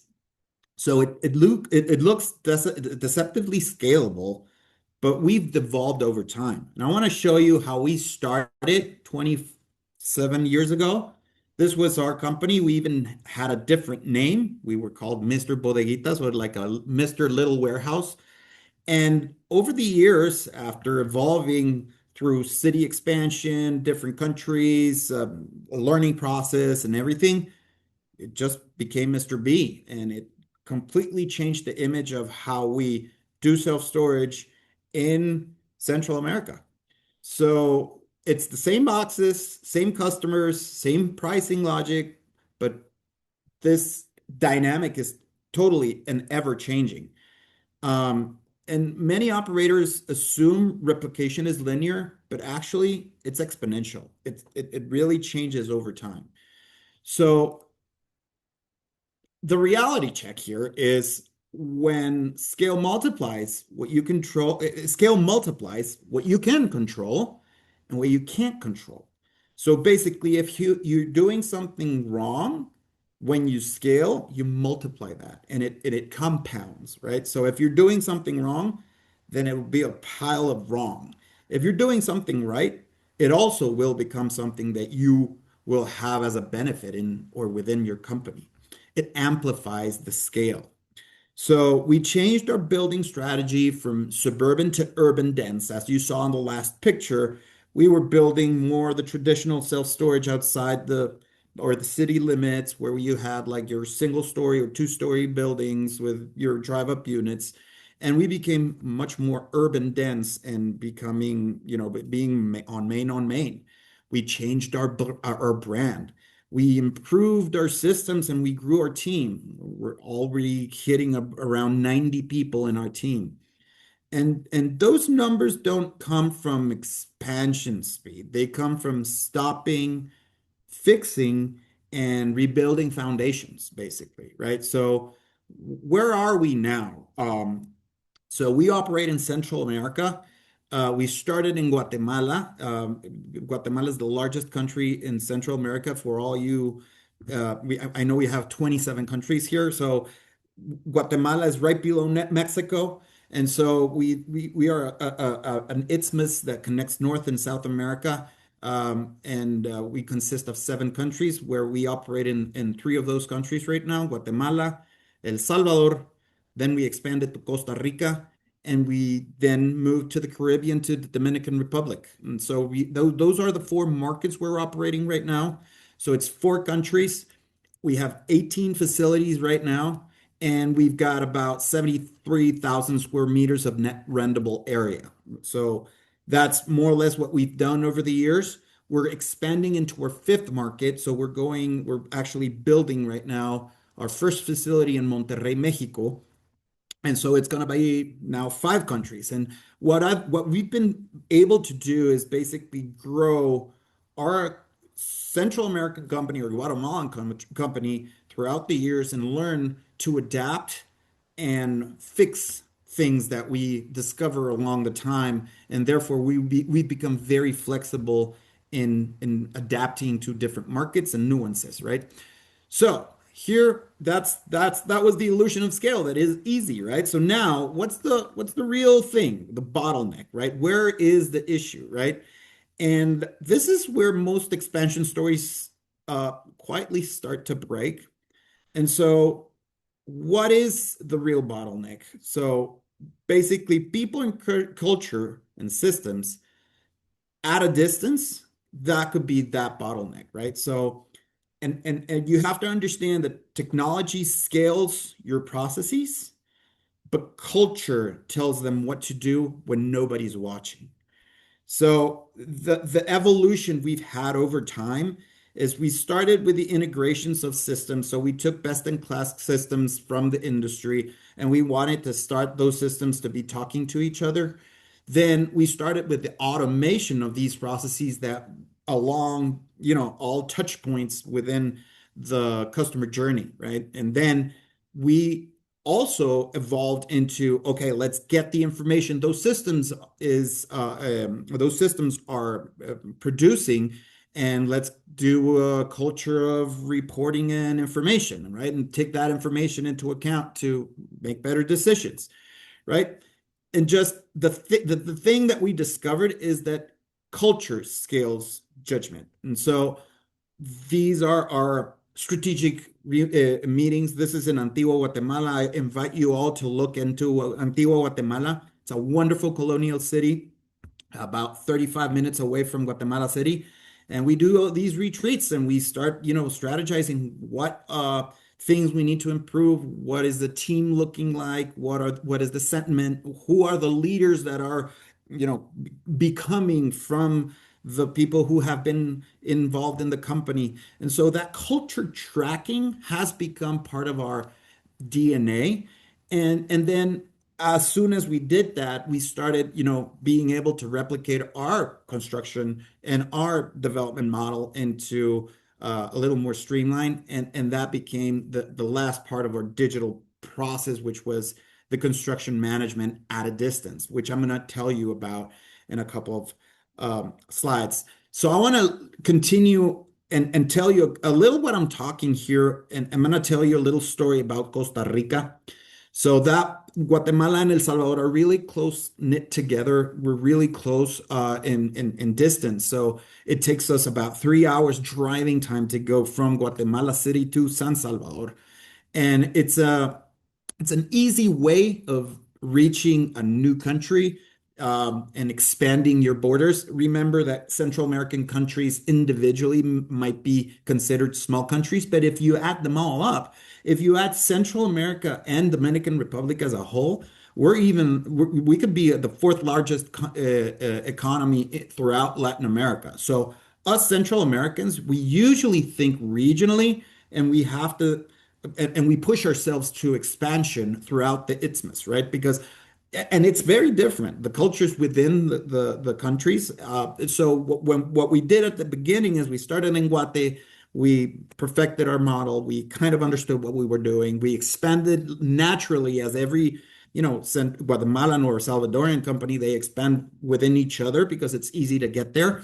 So we expanded in El Salvador and it went well. We had a Salvadorian partner. We kind of had like the same construction company because they operated in both countries. So we had a lot of advantages of being able to work within those two countries. But then we said, let's really test this out. Let's go to Costa Rica, which is a little further away. Costa Ricans do feel a little like the culture within Costa Rica is a little different from what we are used to in Guatemala and El Salvador. And so we said, like, this is going to be a very good example or very good test for our company to see if we can really replicate our model outside our backyard.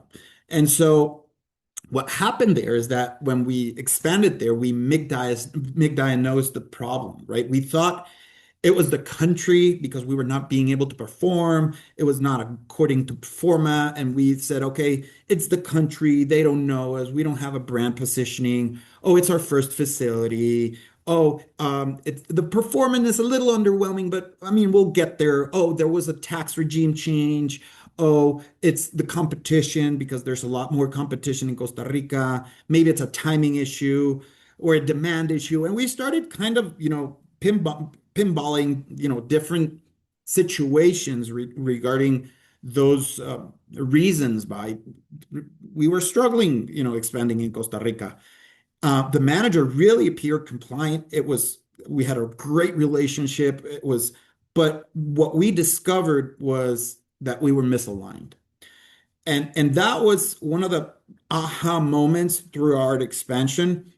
And by the time the numbers confirm a culture problem, it's already very expensive. And so we would have been able to really understand what was going on, but the lack of visibility and confusing trust in the person with control was something that we understood that it was something that we needed to track. And so the moment of truth is that it didn't improve when we changed the systems.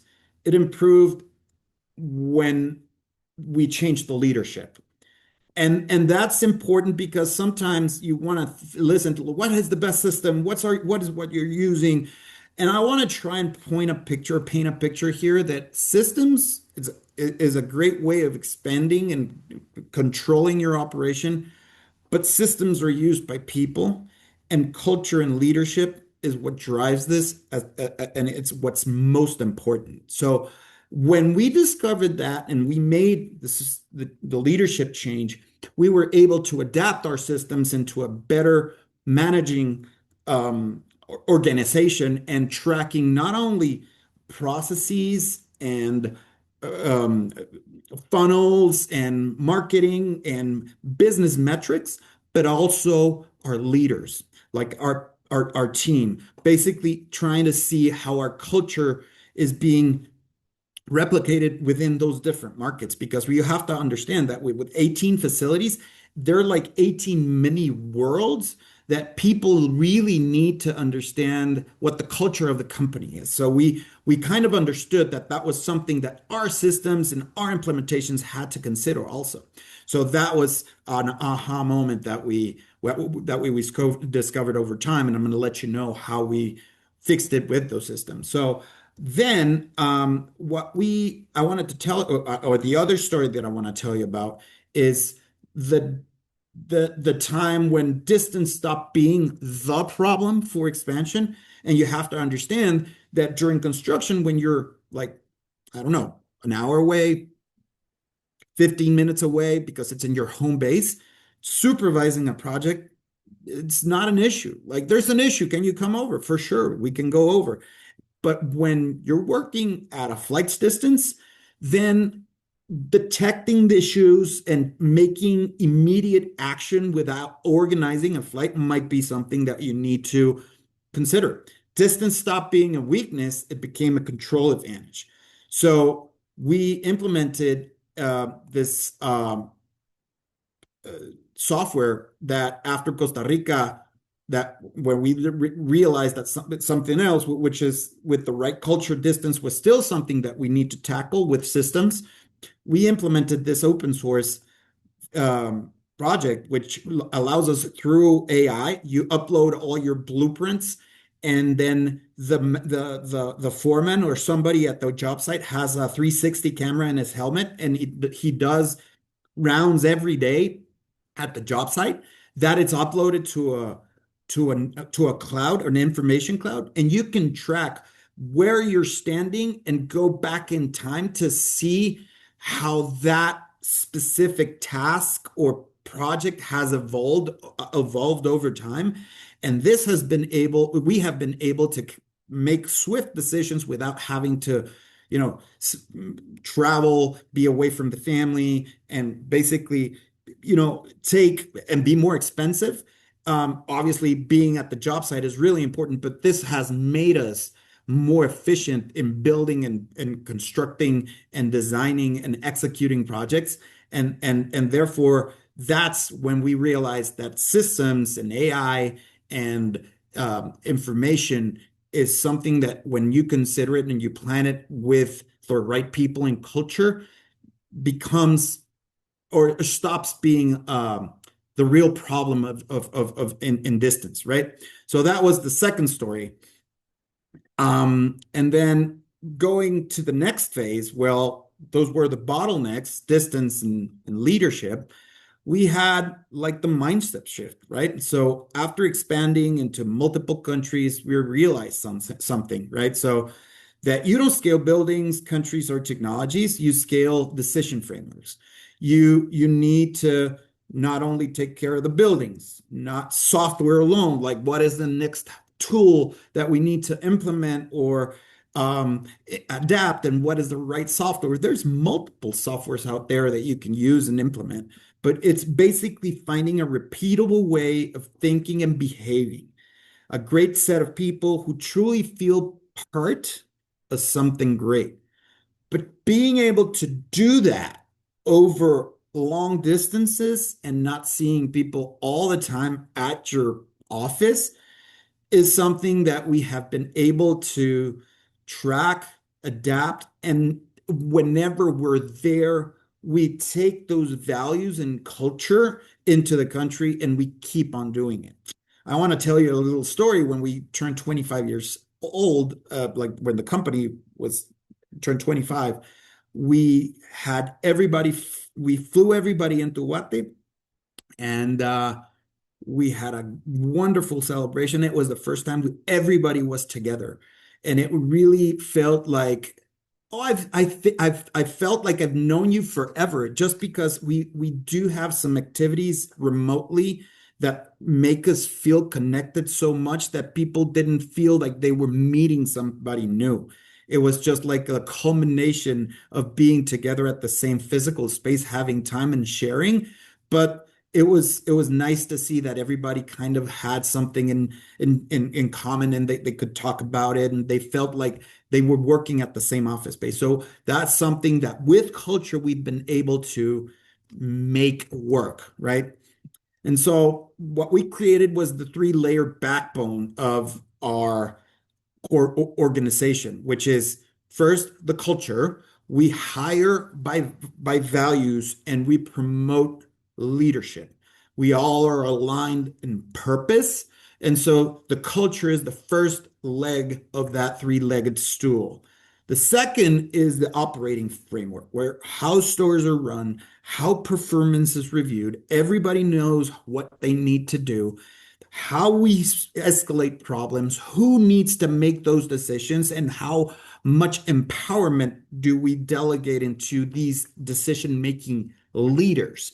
And we're trying to promote leadership within the company. And the third one, which is what we're trying to share here, is a little on the technology and data. But the main thing about the data stool or area of the 3-legged stool is the visibility. We need to have the data project the visibility of what we need to report. And those early warning signs need to come really quickly, and being able to compare across different markets has also given us certain type of advantages, because we can, beta test different little things throughout different markets. So that leader replication model is, we don't hire managers, we replicate leaders. And for us, it's constant training. And so we have outings and leadership seminars and resolution workshops. And we also are very out and open about public recognition through all those leaders that really become the player of the year, right? That MVP. And we track that not only by performance, but by value. So we also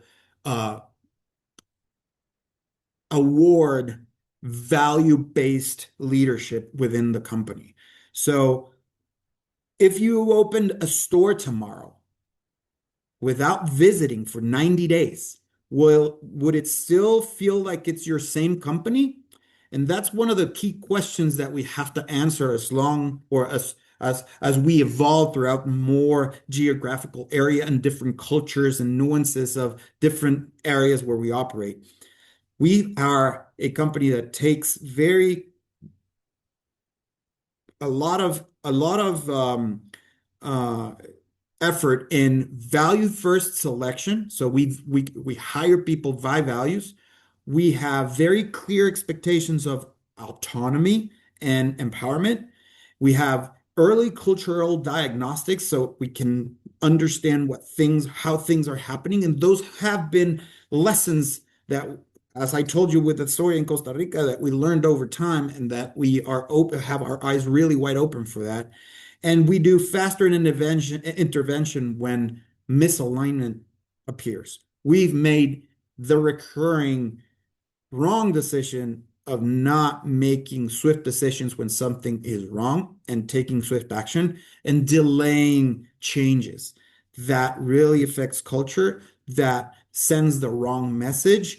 And that was one of the most important things about the mindset shift.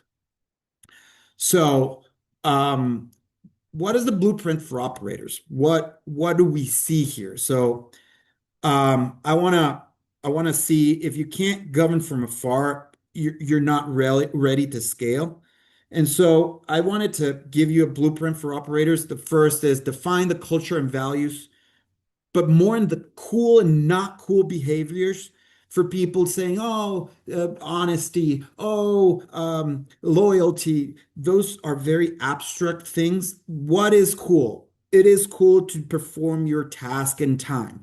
What we say, we'll deliver. Very cool, very clear actions that you can share with your team. We do not get late, or we do not approve of lying. Those behaviors are what we try to give our team as a benchmark. Then we design for distance, and we create A+ leaders. So we create leaders, and so we design for distance.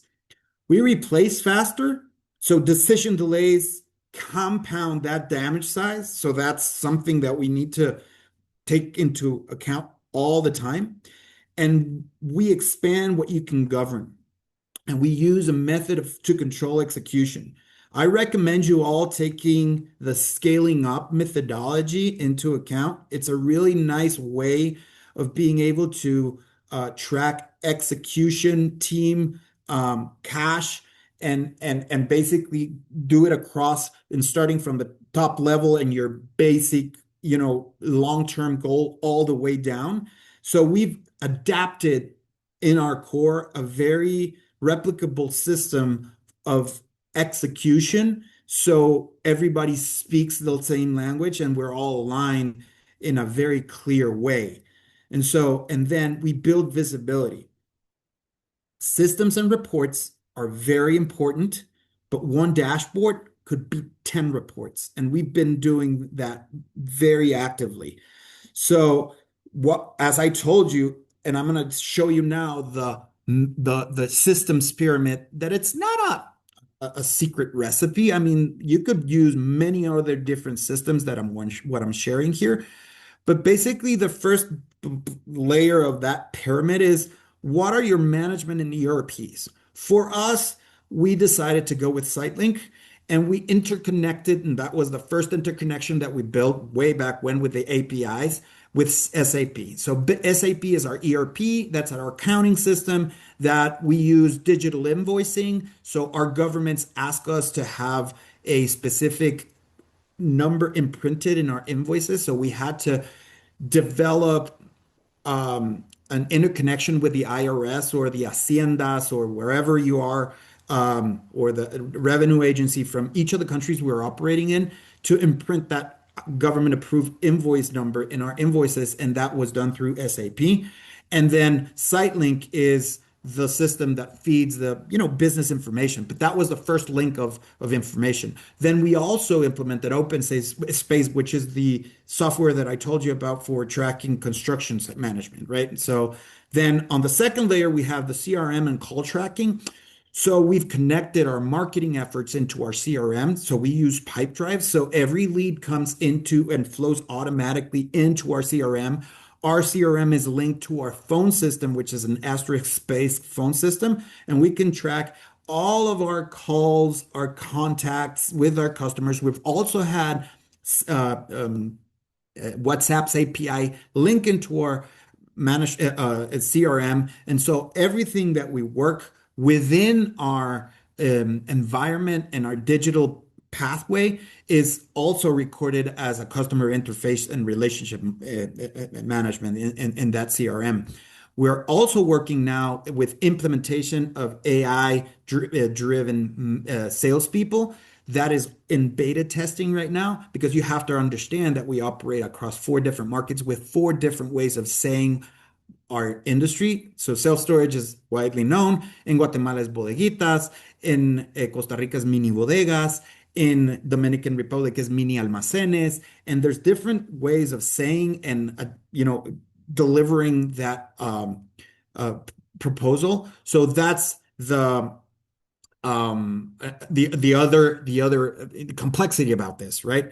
And then the next layer is the onboarding and training. So we use Teams, Microsoft environment to, have our training purposes, our communication within sites, meetings, and everything. And we've implemented a people or talent administration system called Human, which I'm going to show you how we can track our leaders within that system. So we track ENPSs, we can track how your goals and priorities are being met, how your leader is tending to your needs, and how you as a leader are tending to your subordinate needs. And that involves around a 360 evaluation, and how are your values decision-making process based on what we have established as a baseline values. And so that onboarding and training and HR and human resource and human resources tracking is important for us. Then the interface tools, we do Nokē, we do Open Tech Alliance with the access controls, and we've also developed a Mr. B Call Guru, which is an interface that has many different tools and processes that we can that we have been able to digitize. So all the information flow, and this is Mr. B Call Guru, is kind of the link, the systems link between all of our systems across the data stack. And then one of the things that we do take into account very actively is every system that we implement has to have 2 purposes. One, making everything a little easier to manage or quicker to manage. And the second one is to provide data. And we've been able to implement both Power BI, Plecto, and we're also now implementing Microsoft Fabric, which is the AI-driven platform from the Microsoft suite. So we're also trying to use our data into AI decision-making processes. And I want to show you a couple of examples to start, ending the conference here. So this is an NPS evaluation for both when customers decide on taking the unit and when the customers leave the unit for any reason. We have over, in this segment of time, 528 evaluations, and we can track on a per country basis what is the execution level per country, and which of the countries probably are more sensitive to certain things, and most likely here we might be being very aggressive on the price increases, and we can see that on the exit inquiry or exit EMPS, we've seen that this country specifically is affecting, and so we can take corrective and preventive action going forward. And for example, here on the Human app, you can see a total org chart. You can get into knowing the person, what are their likes, dislikes, and whatever by just clicking here.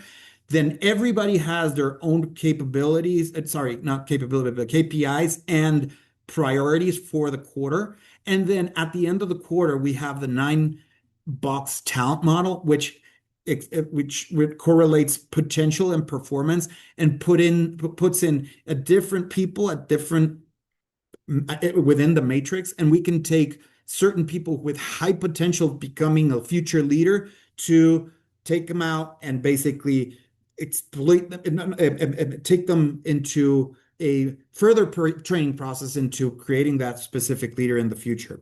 Or others that are, happy where they are, and basically it's a trusted professional and we keep them there. So the key line here is you can't govern from afar. You're not ready to scale it. And a great KPI dashboard can speak louder than 10 reports.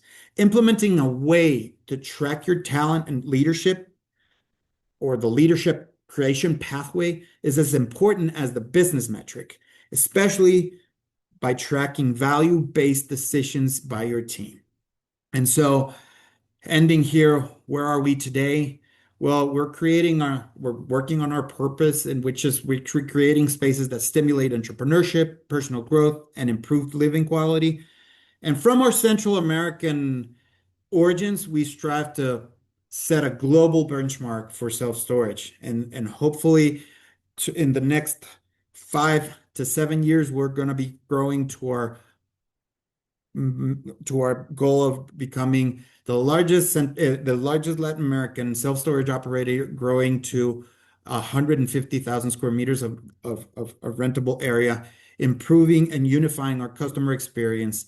And we didn't grow because we were right. We grew because we were willing to create or correct ourselves early. And so as a final thought, expanding businesses isn't about geography or systems. It's fundamentally a leadership design issue with systems that can track it. And that's something that I just wanted to share with you all. I hope I'm in time here. I think I'm 2 minutes off, but try to keep it to 30, Alberto. I think that was excellent. Thank you very much, Federico. That was really, really interesting. The amount of analysis that's gone into designing the systems is really fascinating, and you can see how it's helped them grow so well. I do have some questions for you, if we've got a little time for some questions. We've got 5 minutes. We've got plenty of time then. Okay, so one of the questions that interests me is what one thing would you never compromise if you were going to give some advice to somebody on? What would you never compromise on when you were expanding to a different country, to a new country? What would I never compromise? Yeah. Making wrong decisions on talent acquisition. Right. I think it's the most important thing. So you hire somebody not only by what they can bring to the table on experience and knowledge, but most importantly, values. And we've had our share of pain because we went more on the, oh, it's a new country, oh, we're totally alone, this is like a rock star, and then we kind of misaligned the values of the person, and we had to make painful decisions to mend those mistakes. So values and good people is something that I would never compromise again in going forward, regardless of what they bring to the table. I'd rather teach certain type of traits and abilities than having somebody whose values don't align with what we believe. So values are more important than the actual relatable experience as such. I Yeah. get what you mean. Do you think you could possibly stop sharing your screen, Sure. Federico? Just means we can all see one another. Fede, can you remember us how many countries you operate at the moment? So we operate right now 4 countries. We're actively operating 4 countries right now: Guatemala, El Salvador, Costa Rica, and Dominican Republic. Those 18 facilities that we operate right now are within or around those 4 countries. And I have to be truthful, it's the 4 cities, right? So it's Guatemala City, San Salvador, San Jose, Costa Rica, and Santo Domingo in Dominican Republic. And right now, we're building our first facility in Monterrey, Mexico. So it's going to be 5 by the 3rd quarter of the year. Okay. Which is the most expensive per square meter when you rent it to the customer? Choose one country. The most expensive per square meter? Per square meter? Dominican Republic. Dominican Republic. Okay. You have to understand that it's an island, so the scarcity of that land resource is important, right? So, and it's a very, very compact city. So real estate is really expensive, and therefore it correlates to the pricing of your product. Mm-hmm. By the way, Emma, would you like to remember us which 27 countries have been represented today here? Because it's amazing. I mean, I'm so surprised. We have 27 countries, people from 27 countries here all together speaking about self-storage. I mean, now it's like 2 o'clock in the morning in Asia, so many Asian people are sleeping. But what time is where you are, Fede, in Guatemala? It's 1 p.m. 1 p.m. So it's like midnight in Asia, 1 p.m. in Guatemala, and 8 p.m. here in Europe. So it's amazing. It's in Spain, at least. Yeah. Do you want me to run through all of the countries? Please do. Okay, so we've had people from Germany, Argentina, Australia, Belgium, Bulgaria, Colombia, China, Spain, Finland, Guatemala, of course, Hong Kong, Italy, Monaco, Norway, Panama, Peru, Poland, Portugal, Dominican Republic, Scotland, Singapore, South Africa, Sweden, Thailand, the United Kingdom, and the United States of America. And I think amazing. I love it. I'm so happy. 27 countries speaking about self-storage. I mean, it's crazy. Incredible what you've achieved, my friend Alberto. You are truly the self-storage ambassador. The UN you're the UN of self-storage here. I am Donald Trump.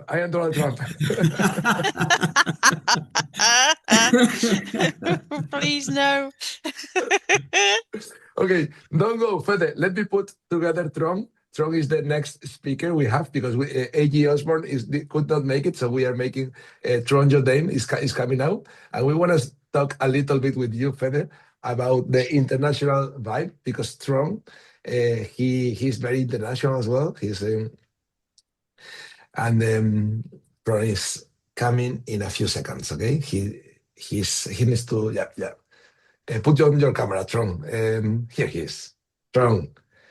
Hello. Have you met Fede from Guatemala before, or is it the first time? We've met. I think we've met at the ISS show a couple of years ago. Yes. So we've met, but on neutral ground, you could say. So yeah, amazing. Okay, so good to see you. Thank you so much, Federico. That was really insightful. I appreciate that. Amazing. Thank you, Tron. Good to see you. Okay, I'm going to ask you a question, Fede and Tron. Okay, you've been traveling to many self-storage conferences in the world. If I am an operator with 4 or 5 facilities in an European or Latin American country or Asian country, which conference would you recommend to go if you could only choose one per year? Fede, you start, or Tron, you start, whoever you want. Try it, Federico. Asian, European. I might be biased, but I'm all about variety. But if you have to pick one, I truly loved the European conference Okay. because it's a little more, or it's closer to what we experience in the Latin American industry to what the US experiences as a market, right? So if you really Paola, apunta. Paola, Fede, free ticket for the next European conference. Let me ask I if really Paola is here. enjoy the European conference. I've been to the European conference. I don't remember if it's Let me try three to or put four Paola. times.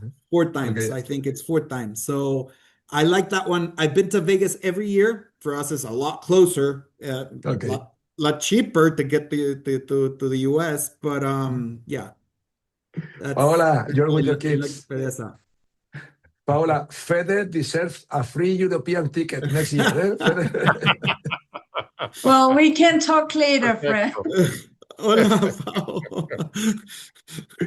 Okay, Very so good. Very good. okay, so Fede chooses FEDESSA. Tron, which one would you recommend? I'd say if you have to go to one, go to the one that's easiest to get to, because you're going to meet some really interesting people and you'll learn a lot and it'll motivate you to go to the next one. So just go to the one that's easy for you and get to one. Okay. And you, Paola, if you could choose only one and you could not choose FEDESSA, which one would you recommend? To be honest, I always I love the Asian self-storage conference a lot. Okay. The atmosphere, yeah, it's different. Yeah, no, I always, the two that I attended, I really enjoyed it. Okay. So and it was also very interesting as well. So And you, Emma, choose one for next year. Which one do you want? Hawaii, FEDESSA, Asia? Which one you want? Oh, I choose Hawaii. Hawaii. Good choice. Emma, we both go to Hawaii then. Yes, I think so. I think it needs to join SSA UK and FEDESSA outing. Alberto, we need to organize a Latin American conference and start the one in Antigua, Guatemala. You know, that would be awesome. Indeed. With the ambassador present here, we need to have everybody travel to Latin America. That would be amazing, and we can visit a volcano, and we can. It's a Oh, paradise. Guatemala is a You know paradise. what? If you like pizza and you like volcanoes, we can take you to hike up a volcano and make pizza at the lava river flowing down the volcano. Yeah. Okay. Speaking about pizza, if I had to choose one conference, I would probably choose something between Italian self-storage conference and the Spanish self-storage conference, because I think that both Spanish is bigger than the Italian, but the Italian is amazing. So much good atmosphere. I was this year with Cesare, with Francesca, that she's listening to us, with an amazing team. So Italy would be, and it's in Milano, which is very easy to go there. But I would also choose the Spanish self-storage conference because it has the perfect size, 200 people, and it's in Madrid, and it's translated into English, and we visit an amazing facilities. It's not very expensive because Spain is still not a very expensive country. So I would probably choose Spain or Italy. I don't know. And if in Italy, they have pizza. Okay, so I see that AG Osborne is here. So Tron, I'm gonna ask you to wait because AG Osborne is gonna do his presentation. Thank you very much, Fede and Paola. See you soon. And I love your kids, Paola. And don't forget the free tickets for Fede for No. I will, and I see I have a call tomorrow with Tron as well. So, fantastic. Thank you for the invitation. Thank you for the invitation, Paola. Great to see you, Tron. Also, Emma, nice to meet you. Alberto, Thank you. Okay. Bye for now. Okay. Bye. Thank you. Okay, I'm going to put everybody away. I'm going to bring AG Osborne to the Okay. So AJ Osborne is now coming on. He is the CEO and founder of At Self Storage Income and a self-storage investor and business builder. He helps investors build businesses And he has been invested in self-storage for over 2 decades and grown a portfolio of $350 million in assets. One interesting thing about AJ Osborne, I was reading his LinkedIn, so I hope he doesn't mind me saying this because this is on his LinkedIn. He suffered a debilitating illness a while ago, which left him reliant on his family for many months and lost his job in the process, which at that point he promised himself that he ever got out of hospital and recovered, he'd teach as many people as possible about our incredible industry because there's investments in that is what kept him going. So he's going to talk to us now about how to find storage deals in 2026. And I'm going to turn it over to you, AJ Osborne. Is that okay? Are you ready? We cannot Well, we hear can't you. hear you. We cannot hear you. Oh. By the way, I must say that I read the book of AJ Osborne and it has inspired me a lot. And I have recommended to many people in Spain. It's a great book. Yeah. No, not yet, not yet. Not yet. Click on the arrow of the audio in the Zoom. There is a little arrow and you can choose where the noise is coming. No, no, Anyway, yeah. I will continue talking before AJ comes because yeah, he has inspired me a lot, and he's got an amazing YouTube channel that I follow, and he has inspired me for my YouTube channel. So I did my YouTube channel because AJ Osborne, so it was great. Awesome. AJ, can you hear us? Yeah, you can. I can hear you. I don't know if you can hear me. We can hear you, but we don't see Okay. you. But if that's okay. Here we go. There we go. No, okay, no, I apologize for that, guys. So let me see if all this will work, but thank you very much. Thank you, AJ. So I'm really excited about this topic. Should I jump on in? Sure. You've got people from 27 countries listening to you at this moment, so all yours. Awesome. You can share your screen. Thank you. Thank you, everybody. I'm talking about the storage industry today, and I've got a few things that I'm going to cover on because it has been a wild ride, right? So this, overall in storage, everybody, we've had a really rough in the United States as well as a few other countries last 3-4 years. The self-storage industry got hit with higher interest rates, slowed the housing market down. Now, while that sounds bad, it also leads to the environment we're in today and what's changing, which I'm so excited about. I've been in this industry for over 20 years, started in the early 2000s. I've built up over 400 million portfolio. We have roughly right now about 15,000 plus doors. I wrote the 2 best-selling books in our industry. I have the largest platform for the self-storage industry. And we operate, manage, we do it all. So in storage, we do developments, conversions. We've really built a self-storage company. And that's how we looked at it. Back when storage wasn't really popular, banks didn't really want to loan on it. It wasn't a very good market. It's extraordinarily fractionalized. Even back then, it was roughly 10%, maybe less, was even institutionalized. And we looked at this industry and I was like, this is a business. This isn't just a typical real estate asset.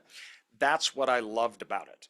And that's what gave it all of the benefits that we saw. So in this industry, we spent huge amounts of capital, not just buying deals, but we invested in technology. We invested in associations. Our main goal has always been to lower the barriers of entry. We did not want our industry to become like the hotel industry, where only a handful of players, which were the biggest of the big, owned the industry. We wanted to make sure that independent operators could stay independent. That was really, really important to us. So what we're going to talk about today, we're going to talk about a few things. Why we love storage, how to find deals. We're going to break into the industry, where it's at now and what that means. and then we're going to talk about a few changes. So I'm going to cruise through this here so we can make sure we hit on all of these things after my tech issues. So we'll jump in here. But self-storage is the lowest defaulting real estate asset class as far as commercial real estate goes. There's no tenants, there's no toilets.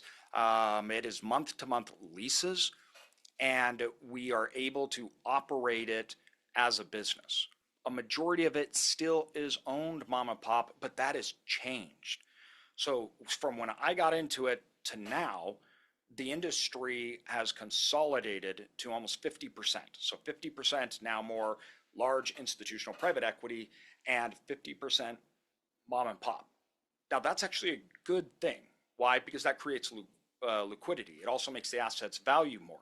It gives you exit opportunities. Whereas when we first got into it and were really buying it, it was purely a cash flow play.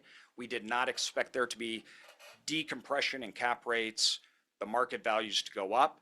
And so you were a little constrained by that. So although the consolidation has happened, it's still mom and pop generated, and that still leads to great opportunities. Now, when we are looking for deals, we want to keep it on a three-part strategy. Basically, you have broker relations, you work directly with operators and sellers, and then you have a networking aspect where you work with others to get deals. So there's the traditional broker method, there's the direct outreach, the hunting, like you're actually trying to figure out exactly the asset you want to buy. And then there's the networking and the communities where assets are traded and sold. Now, these are all very important. The reason why they're important is times change. So we've gone through periods where most of our deals came from brokers. We've gone through periods where most of our deals came from working directly with an owner. And then we've gone through periods where most of our deals came from people that we knew. That changes due to different changes in the economy and how the industry is changing. So it was always important to us that all three of these avenues we were searching to find deals because we didn't know. I don't know what will happen or what will change. Most people, when we look at it, you take what I call the fly fishing approach. I'm sorry, I'm from Idaho. It's a Rocky Mountain state. And so we're big fly fishermen here. And that is, you're trying to find everything. You're trying to match it. You're trying to get a broker to give you a deal. You're trying to get everything perfect. And it's a lot of work. When you get it nailed down, it's good. But I really began to think we need to take a different approach. And that approach was be the bear. And the bear method was the difference of me trying to go out and find that one operator or find and get everything perfect to get that owner, to where the bear just walks into the middle of the river, sits down, and fish come to him. They just jump up and he just catches them in his mouth and eats them. The ideal method is that you are in the path of opportunity, not chasing opportunity. Now, that's a very different way to go about it. That takes time to cultivate all these different methods. So when we look at it, broker relations is the corner and has been the corner foundation, but the key here is relationships. It's not simply that you are on an email list, that you are talking to brokers. Like, you need to be having a relationship with them, because not all brokers are the same. And two, brokers give deals to the relationships that they have. So you need to build that up. You need to find brokers that understand what you want within your buy box, your opportunity, and they're going out to create and find opportunities for you. And that is a big difference. Most people think I'm on a list or I talk to brokers and they just don't have any opportunities for me. They have the opportunities. They're going. You're just not seeing them. And that's because you may know them or talk to them or be on a list, but there's no relationship there. And you can't tell a broker, I want a good deal, because that doesn't mean anything. A good deal is different from everybody. You got to be specific. Now, when we look at the criteria in your buy box, that's where it comes. You got to be specific. You got to give those brokers exactly what you're looking for and wanting so they can do that work for you. Now, working with brokers, right? No good deals. Instead, you say, I'm looking for this, this, and this. Exactly. Put them to work.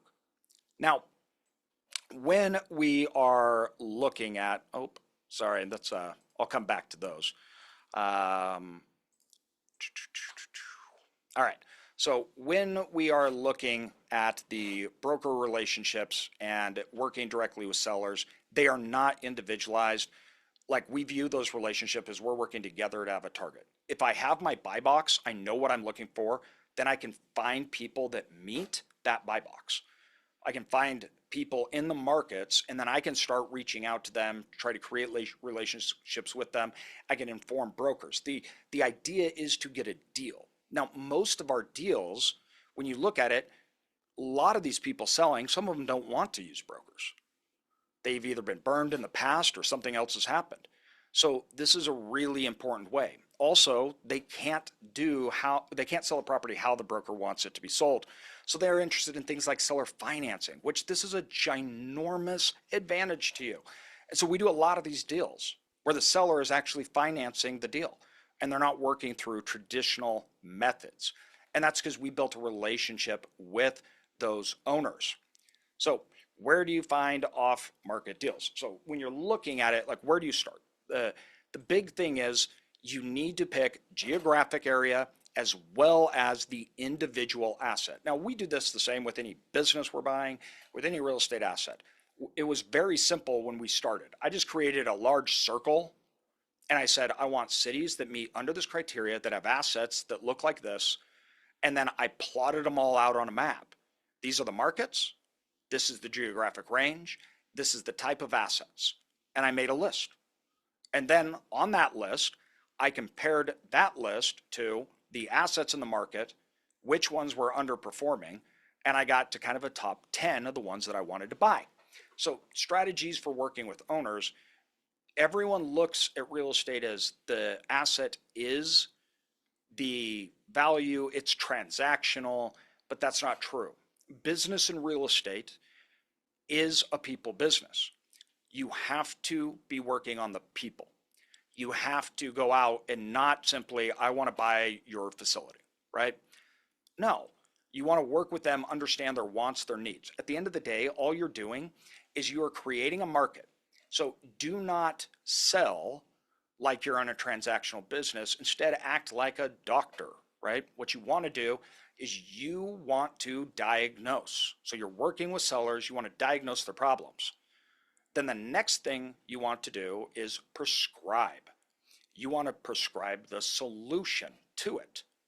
Now, notice we're not talking about, oh, here's the sell point, here's what I want you to sell it to me. You're trying to help them solve their problems, right? And that is a very big difference. It's a little more effort that few take, and that little more effort reaps all the rewards. When we look at the actual follow-up, everybody, when you're doing it, it's important to be consistent, but not annoying. And that's the difference of having a relationship and transactions. Being consistent on your touch points with brokers, individuals, people that own these assets, your networking, it needs to be genuine and it needs to be real. You're consistently reaching out to them, building a relationship, not consistently asking them to sell you an asset. Then you're just annoying. I can't tell you how many times I bought an asset where there was endless amounts of people that were asking to buy that asset. Why they sell to us? Because they actually knew us. And I built a relationship, not a transaction. Networking and communities. We buy tons of assets this way. At the end of the day, a lot of people don't want to go through broker methods. They don't want to have tons of people looking at the assets, and they don't want people going and talking to maybe their manager. They want it done. They want it done quick, clean, and easy. So they sell to people that they know within their networks that they have approached and talked to before. This is a very common transaction. Most of the transactions that we do are not even seen really by the public. They're done off market. And when I say off market, I just mean that the relationships, everything we had, they were going to sell them. Maybe they were getting ready to put it on market, but they just didn't go through with it. That's a huge portion of the market that is sold.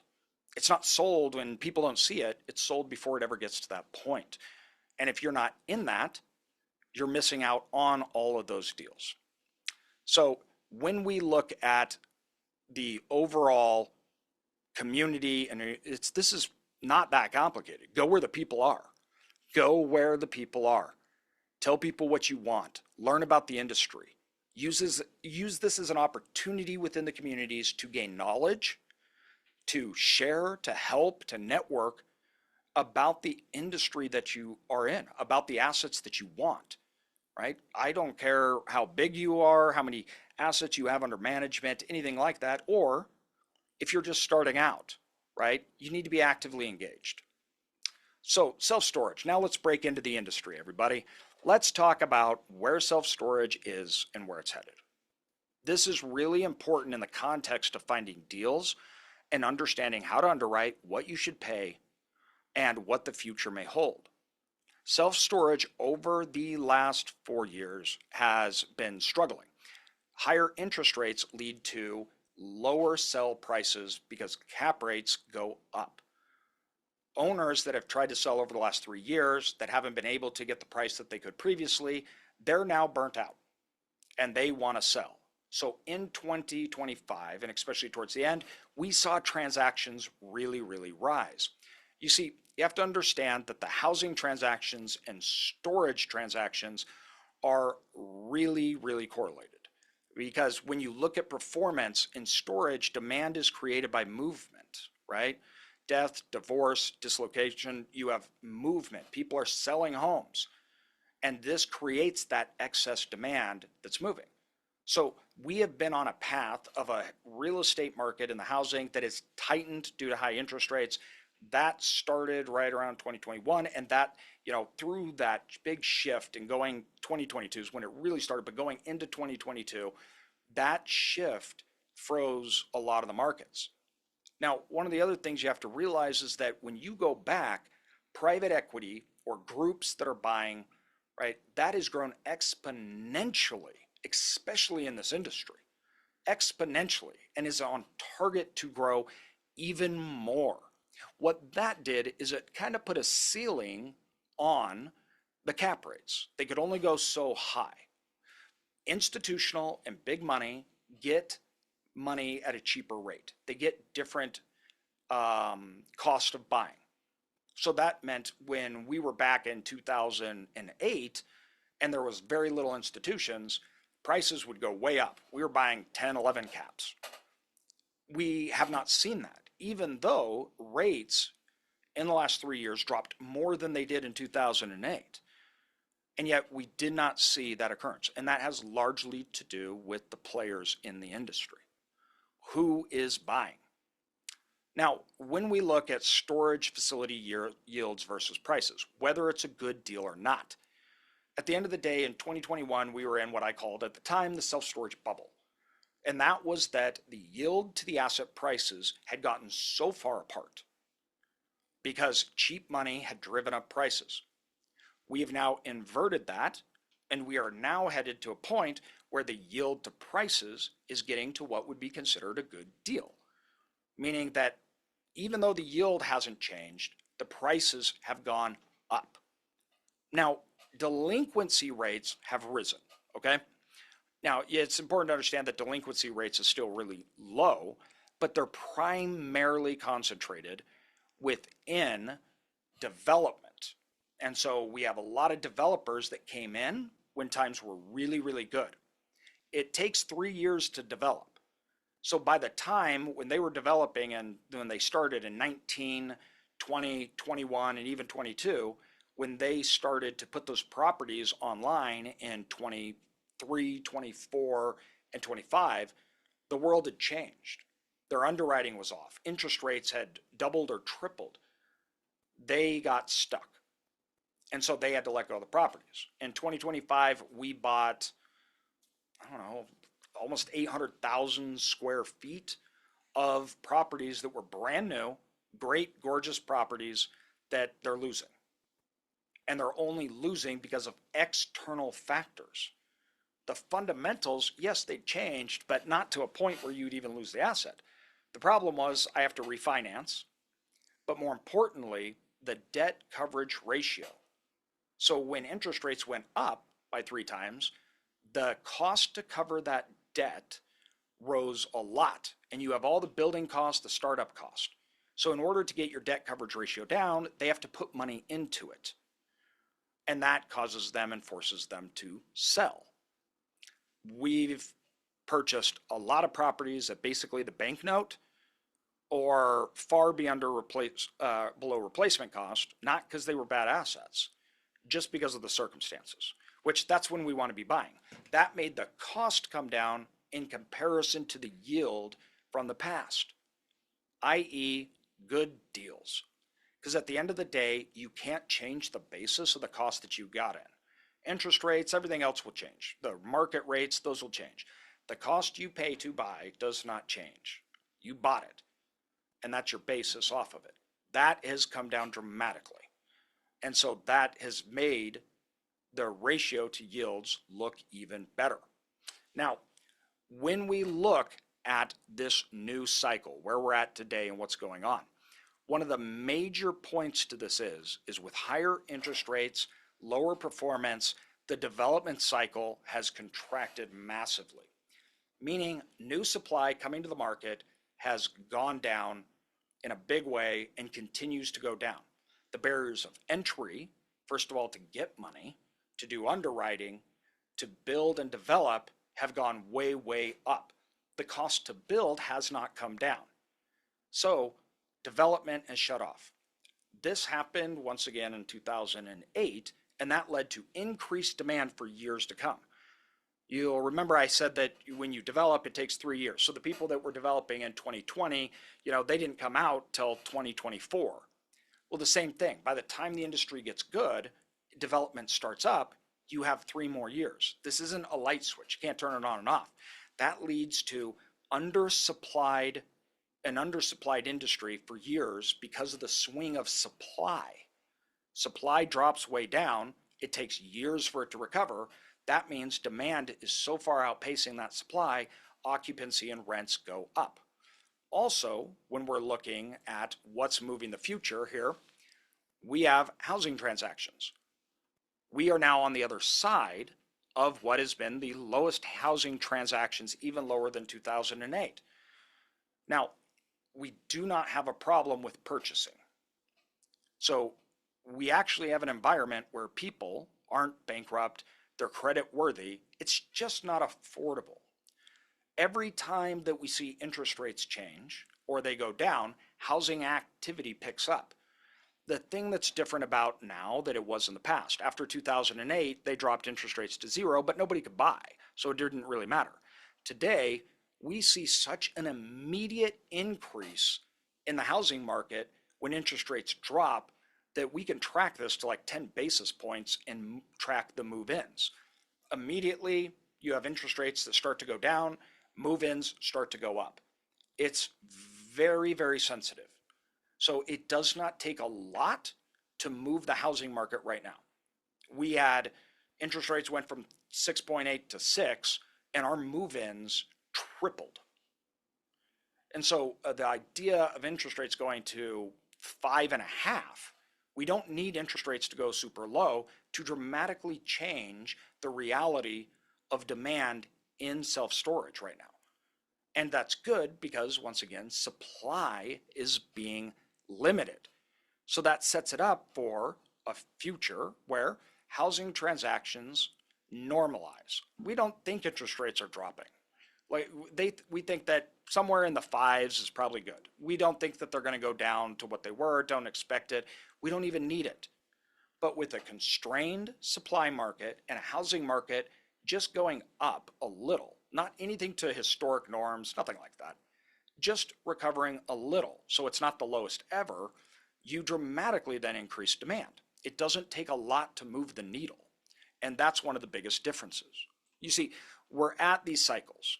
And when you look at the cycles that have been presented, right, you have a perfection time. That's 2020, 2021, that bubble time. Then you have a realignment. Cap rates have to come up, revenues are down, things that were overpriced, they have to move down. That takes years. So that's taken 3-4 years. Then people start selling because they had to sell. They couldn't wait any longer. The development drives up. Demand had dried up. As that turns around, revenues start to rise. then cap rates start to come back down, and then the development cycle picks back up. Right now, we're probably getting close to revenue rises. So in 2025, we saw stabilization of rates and occupancy. Now we're actually seeing rates start to rise. So we're already on the front end of that recovery, but supply won't recover that quick. Money will move back in, but we're at the other end of it now. That is really exciting. That is the perfect conditions to be buying. That is the conditions you want to buy it, as opposed to the opposite end of it. Yield is high compared to price value. Demand had been going down. It's stabilized. Rates, revenues starting to recover, yet the price of the assets have not. That is the perfect storm. So interest rates, when I talked about how they're more sensitive, you get this trifecta, everybody.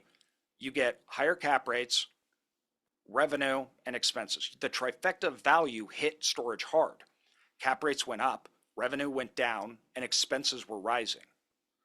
Now, when you flip that in inverse and you have cap rates dropping, revenue going up, and expenses maintain, you get that opposite end of the cycle. What does that look like?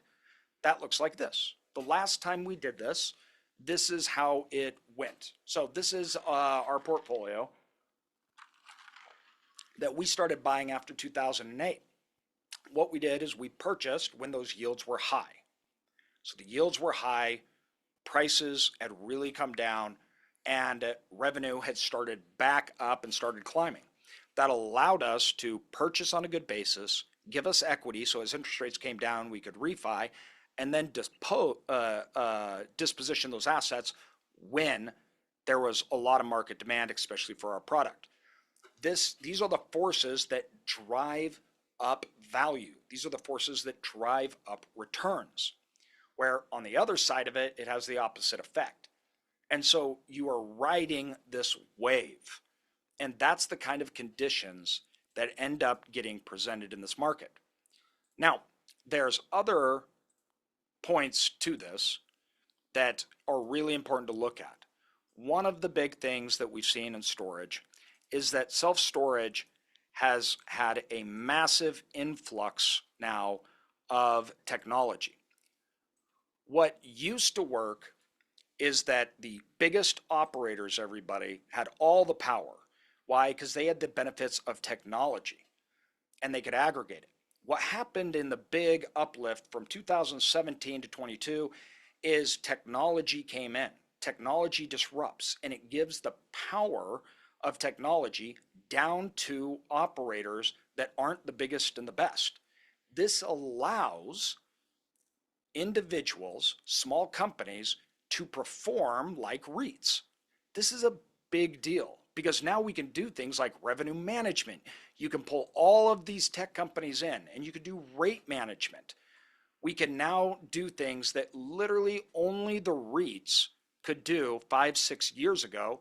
Now independent operators can do, and they can perform. So it's not just an economic shift that we have. It's not just a shift in the overall standing of our industry, of supply constraints. It is also a shift in the power and ability for individuals to operate at a level that they hadn't been able to operate before. This allows us to, first of all, find deals. Before, when we were looking at deals, you'd have a deal come up, we'd have to go out to the market and look at the market and secret shop. We had no access to occupancy. You had no access to any of that data in the market. A lot of it was a guessing game. We think there's demand. After doing surveys, we believe that there's demand more than there is supply, and we believe that's changing. Now, if you don't have a lot of information, that makes it tough. Whereas today, when people are entering into the market, you have things like Tracked IQ, you have national brand software, where you can actually go in and look and analyze, which we actually announced on the podcast today. You can go see occupancy. So today we can go see occupancy, actual occupancy from the assets in, like, let's say Dallas Fort Worth. That was not possible 2 weeks ago. This radical change gives you the ability to analyze markets, to actually look at the operating part, make better decisions, understand yield and projections. Then you have the power of rate revenue management to operate those assets in a way that only the biggest companies did. So this is the perfect storm, not just because we're at the bottom of the cycle, but also because the ability to analyze, buy, and operate has come down to everybody. And that is a competitive advantage that was unheard of just a little while ago, that's now open for all. So it is such an exciting time because it's all happening at once and leaving the perfect opening for you to find, analyze, buy, and operate assets in this industry that are also great yield and good buys. It doesn't mean that it's easy, of course. We got to work hard, you got to do it all, but the opportunity is there. And that's what gets me so excited about what's going on. After living through this and being in this industry and going through these cycles, our firm's buying more than we've ever bought right now. And we wish we could buy everything. I want to buy everything I can get my hands on right now. Absolutely everything. And that's going from 3 years where we didn't buy hardly anything. And now we're hiring. It is just a full on run. Right when everybody else is paused and the industry's slowing down. So now's the opportunity. Now is your opening. And it is not just because deals are good, but the entire economic force and the wave that will push this industry forward through supply constraints, through technology, through lower basis. And this industry will, over the next 5 years, we're going to see outperforming of other industries due to these forces that none of us even have control over. So it's very exciting. I know I have to stop at 12:30, so I'm trying to keep this short and concise. I can see you try and wrap it up there, but you're so enthusiastic about it, and it is very exciting. So I didn't want to interrupt you. Yes, no, I'm trying to stay on my time. There's so much to talk about, but really, it is a phenomenal time in the storage industry. One we only see like every 20 years. Thank you very much, AJ. Thank you very much. By the way, thank you very much for your personal brand and you're a content creator and how you inspire other business owners. We follow you from Spain, from Europe, from many parts of the world. You help us a lot. And I have a question for you. Yes. What benefits is it for you to spend your time, your knowledge, helping other business owners to improve their operations and their knowledge about self-storage? Why do you do that? So there's a few reasons that I really got started in generating content and producing information. And when I actually wrote the first books, everything, I was just giving out our playbook, everything that we had. And one of the things that people ask, they're like, why are you giving away your secrets? And I have to explain to people, in storage, if I have a storage facility and there's another one across the road, and the other one across the road has 60% occupancy and is lowering rates, that doesn't mean I'm doing good. That's not how the industry works. We either all do good and all perform, or we all suffer. Self-storage, number one enemy is self-storage. It's oversupplied markets. The better my competitors do, the better I do, because there's better marketplace. But one of the main reasons was I became a quadriplegic overnight. I was hooked on life support, and when I was coming out of that, I was months on life support in the hospital, and I was paralyzed, and I was like, I didn't know what I was going to do, and so I thought, I'm looking out the window. I had Christmas the next day. I was going to get to go home for the first time in months to see my kids open up presents. And I'm like, this is incredible. Like, I'm not worried about losing my house. I'm not worried about my wife having to leave our 4 children and have a paralyzed husband try to work and pay the bills. And so I didn't know what I was going to do after that because we didn't ever know if I'd even walk or anything else. And so I made a promise that I would share my information, that I would give to others what I had and that allowed me to be protected. And so I started from the hospital and I started talking about this and sharing with others about everything from economics to business and how we've built multiple companies worth over $100 million and what those journeys look like and how to do it. That other people could gain more financial control and stability, that the things that saved my family's financial life, other people could have. And so with that promise, I really started. Now that transformed our business in ways that had never, it wasn't planned. It wasn't, you know, a lot of people there go, we're going to make content because I want to get X amount of customers or I want to do it. That was never the plan. I wrote books just to write them and just to give out my information. But what it did is it created a community. It created huge opportunities for my business. I mentioned networking and community. All of a sudden I had people reaching out saying, hey, I have a deal here. I have a deal here. So then our companies grew and we all grew together. So everything from our software systems, which everyone can use. And it was on this same vein of the same reason that we started back in 2014, an association for storage operators. And that simple premise is that we all do better together than we do individually. At the end of the day, either the REITs were going to get so big that we couldn't compete, or individual operators, we could all compete and do better. So it's in my best interest for people to do good. It creates deal flow. It creates everything for us. And then two, I felt like I had to because I made a promise in the hospital. I was like, if I get out of here, I'm going to do this. And I did. So now I'm stuck doing it. But I love it. I love it. It's fun. I love making communities, sharing with others. I love seeing how others change their lives and improve. It fuels me, and it gave me a purpose out of the hospital when I'd lost everything. Amazing, amazing, amazing. AJ, we have Tron knocking at the door because he's the next panelist. So I have to put you out of the panel. If you want to follow the conference, you are more than welcome. And thank you very, very much. Thank you very much. Thank you, AJ. Thank you very much. Bye-bye. Bye-bye. Okay. Tron. So Tron now gets his big intro because he only came on 5 minutes before. So if you don't know Tron, amongst his other achievements, he's the founder and the managing partner of Self Storage Strategies, a joint venture with Touhey Self Storage. They consult on all facets of acquisitions and operations, which include everything to do with self-storage management and operations. They acquire self-storage facilities and offer third-party management services in the USA, and the Touhey Self-Storage Call Center serves clients across North America with outstanding business models. He also, as he did mention, and I just think I'd mention it one more time, he hosts the Self-Storage Hawaii Unconference too. So I am aiming to make him my bestest friend ever. So today he is going to talk about the cost of missed opportunities when calls go unanswered. And I would just drop in the last thing that he passed on to Soli in that survey, and the topic that most interests him is how we invent the future.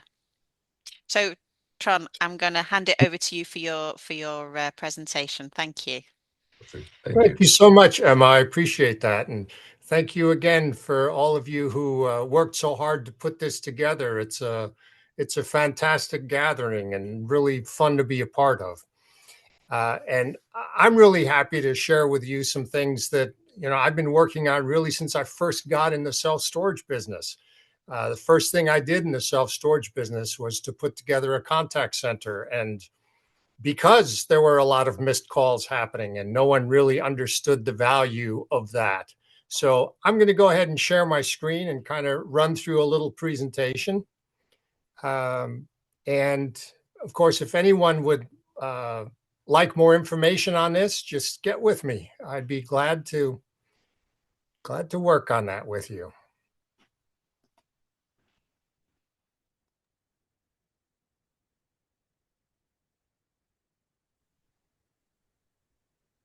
Okay. So, fantastic. Are we good? Are we up? Yes. Up yes. and running. Yes, fabulous. Wonderful, wonderful.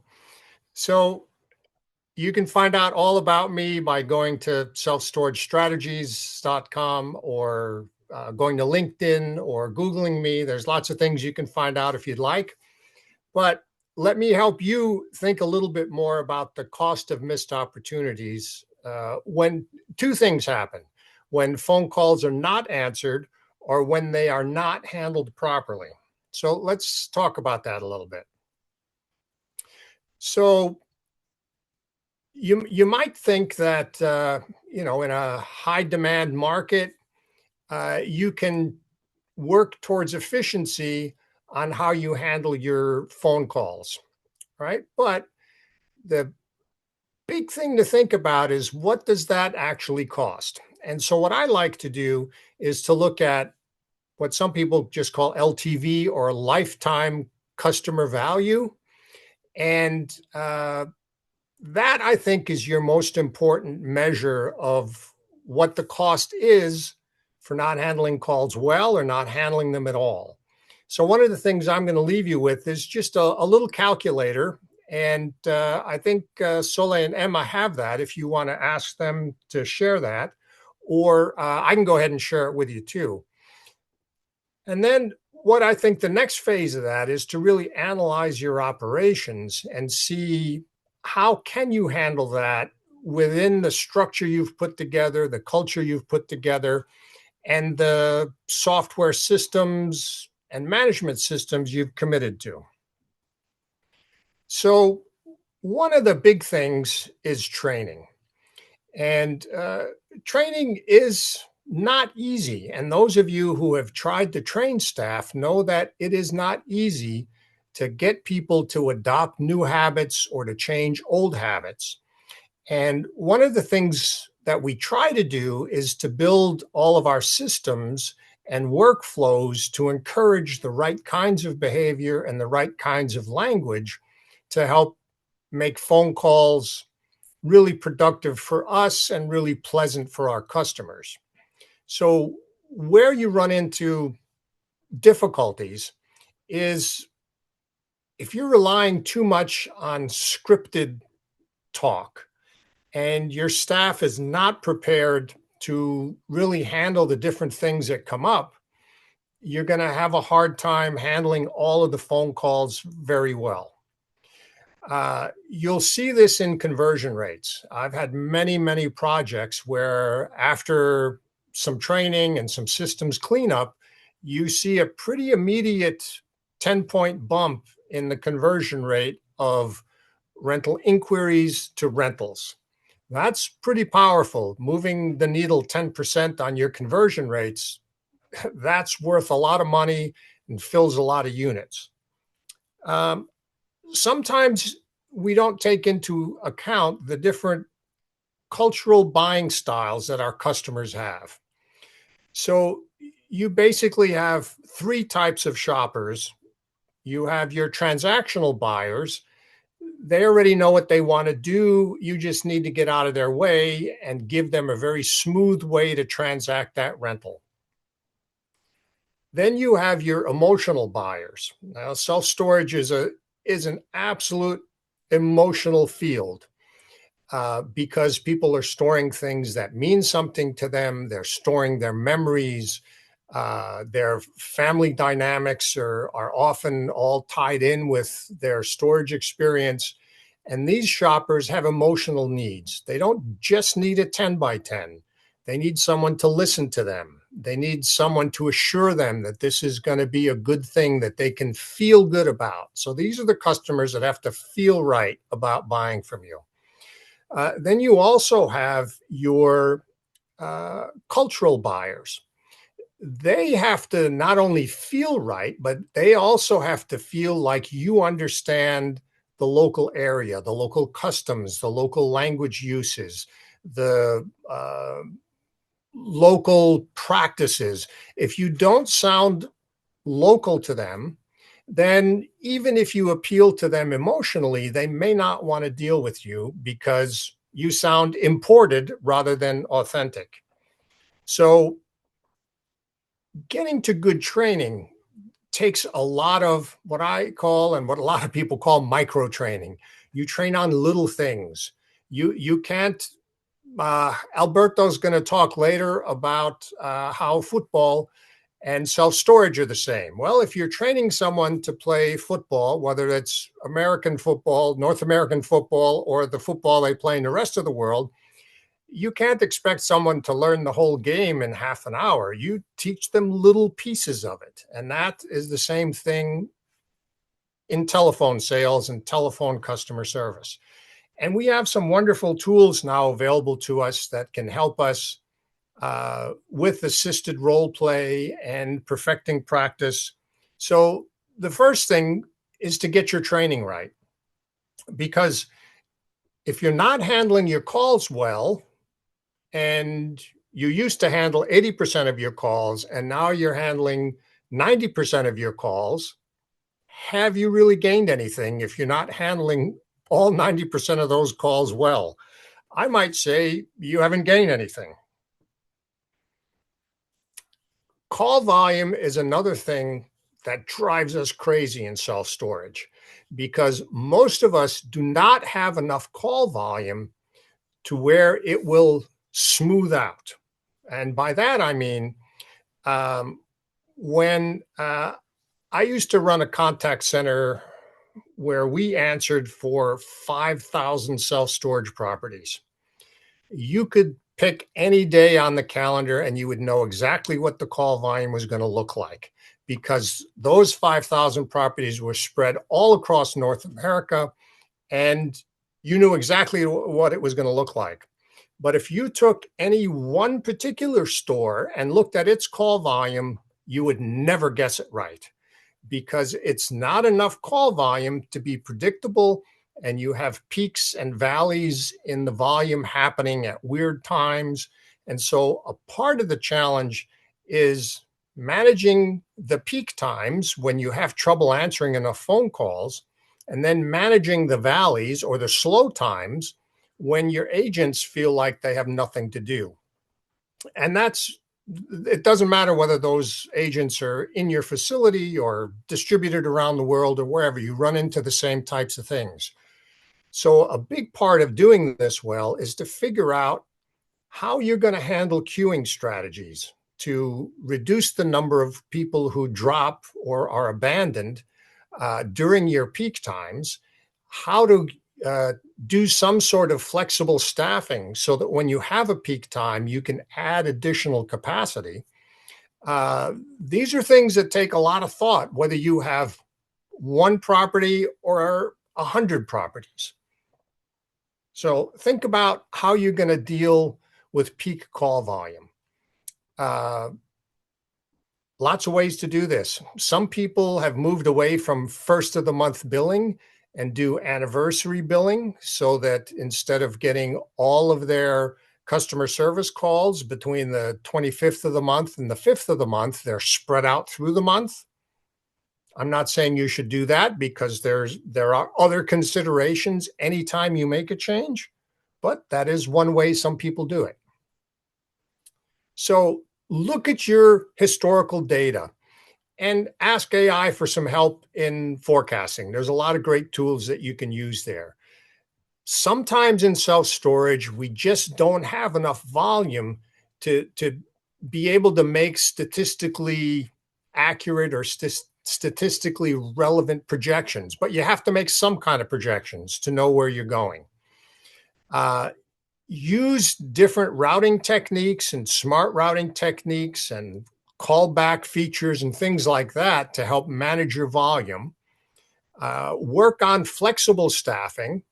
And for those of you who work in multilingual environments, find multilingual support, because if you're in an area where there may be 2, 3, 5 languages spoken widely, and some of your agents can only handle calls in one language, that's not totally helpful.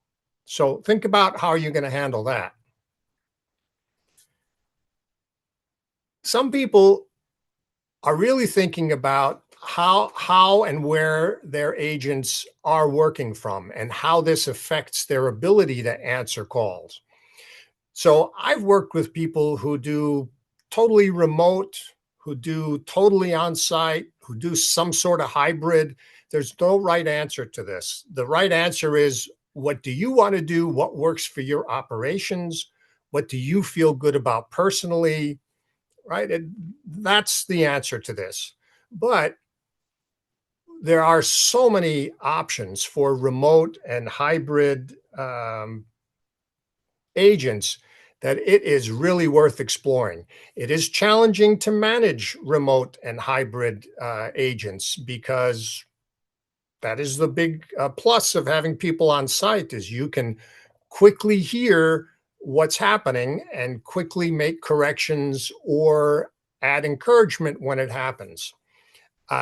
But on the other hand, as it's stated here in the slide, you don't have any real estate costs with a remote contact center, and you probably don't have very many technology costs either, because everything is software as a service that you use. So there's pros and cons both ways. And again, you have to figure out what works for your situation.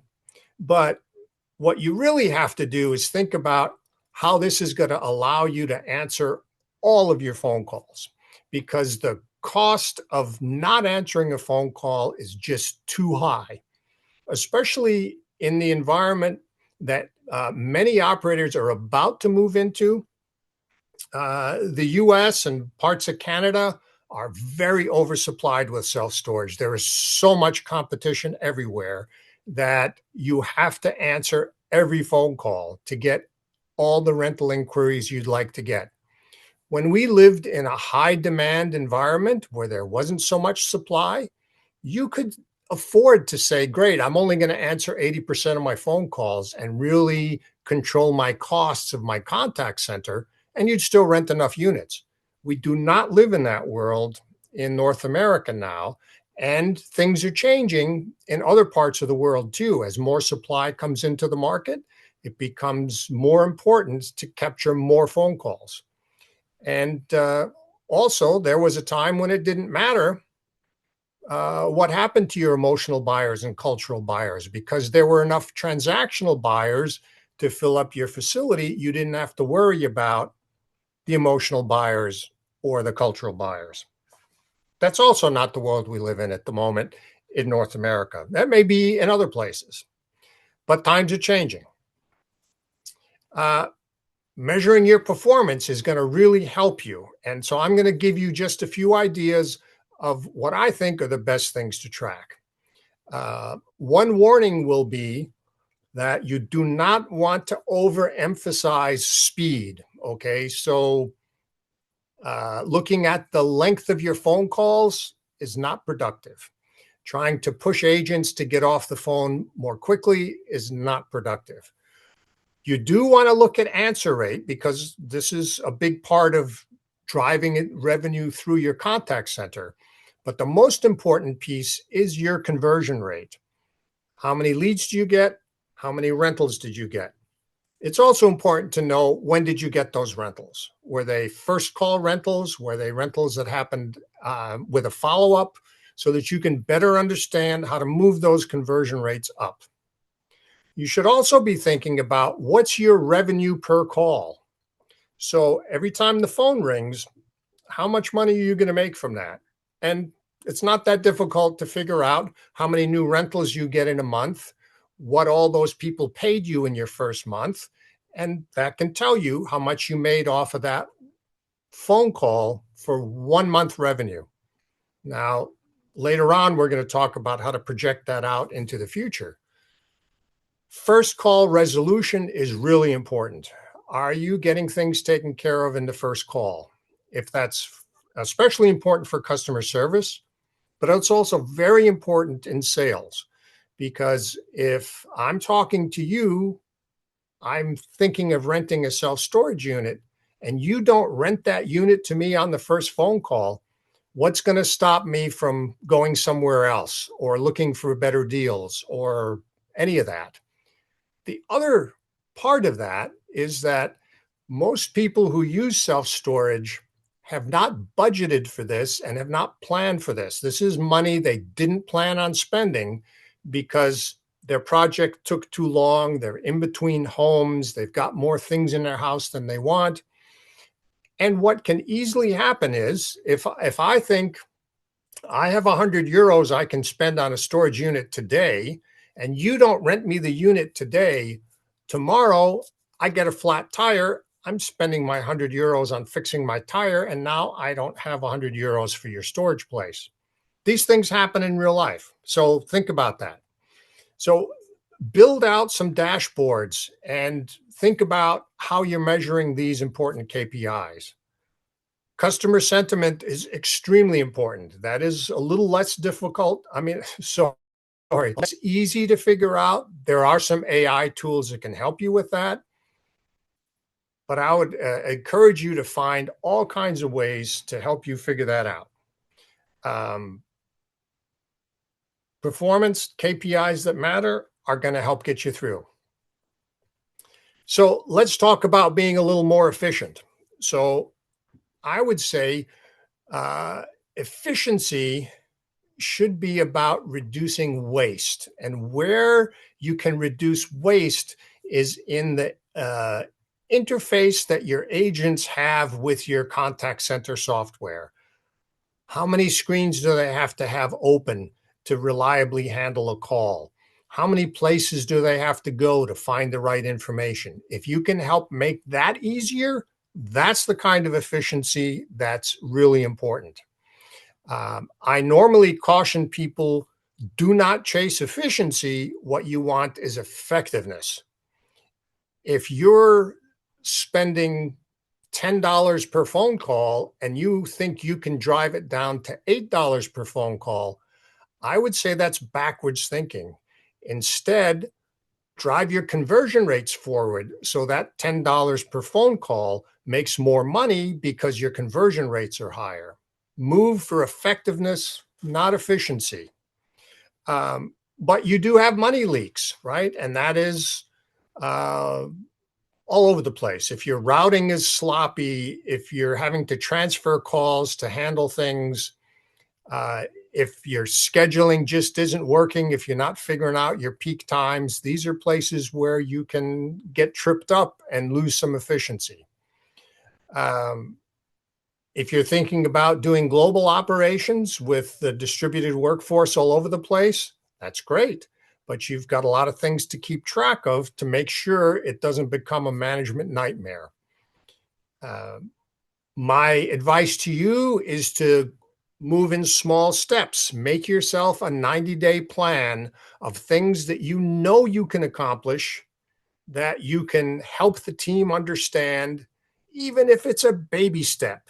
Work on these 90-day transformational plans and slowly over time make yourself far more effective, and at the same time becoming more efficient because your effectiveness gets rid of some of the waste.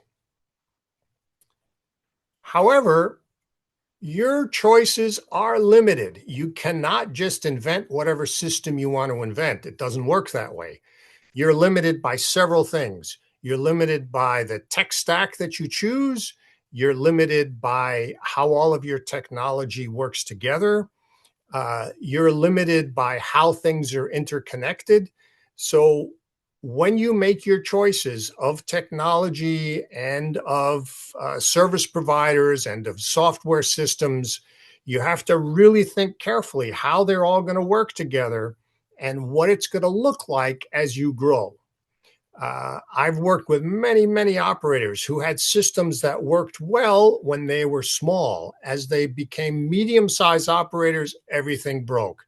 This was what Federico was talking about earlier as he was going from country to country, that some systems worked well in the beginning, and then you had to examine and say, well, you know, what can break when I make this next move? That's going to happen with your technology choices. You also have to think about your business size and what budget do you have available. You just have to make smart money decisions about what you invest in, how you spend, and what your expected return can be. Your market structure is going to mean a lot. Where are you? What kind of customers do you have? What are the particularities of this market? And then your choice in how you put the company together is going to mean a lot as well. Many self-storage operators are independent entrepreneurs. And the most important thing is to decide, how is self-storage going to fit in your life? How do you want that to be? How much time do you want to spend on it? How much emotion do you want to put into it? And let that decide how you structure your company. Now, it's a little different as you grow a larger company and you have more staff and more layers of management. Then it still comes down to how do you want to live and how do you want this to fit into your life? But when you have a large team to help you make it fit, in many ways, it's more possible, although it's also much more complicated because there's many people to keep track of, many projects to manage. And what does the management intensity look like? All these things we're talking about, someone has to manage them, someone has to track them, someone has to improve them. You can't just say, great, we're going to do this and then start doing it and then let it go, right? Management intensity has a lot to do with how all of this comes together. So think about your goals, think about your limitations, and then determine how you're going to prioritize things. Yes, speed to answer, reducing hold times, very important. Conversions, yes. Get effective training, get effective follow-up process. Customer satisfaction absolutely has to come first. Sometimes my clients have a hard time understanding when I ask them, the most important thing is what do your customers say on the phone? That's less important sometimes than what your salespeople say. If your customers are saying, oh, that sounds great, sounds like a wonderful idea, great, I think I would like that, you've done it right. So you've got to prioritize the customer satisfaction. And one way to do that is to get your cultural alignment straight, right? Because people do not want you to feel or look or sound imported. They want you to be local, whatever that means in your locality. And it can mean a lot of things in a lot of places, but be sensitive to that.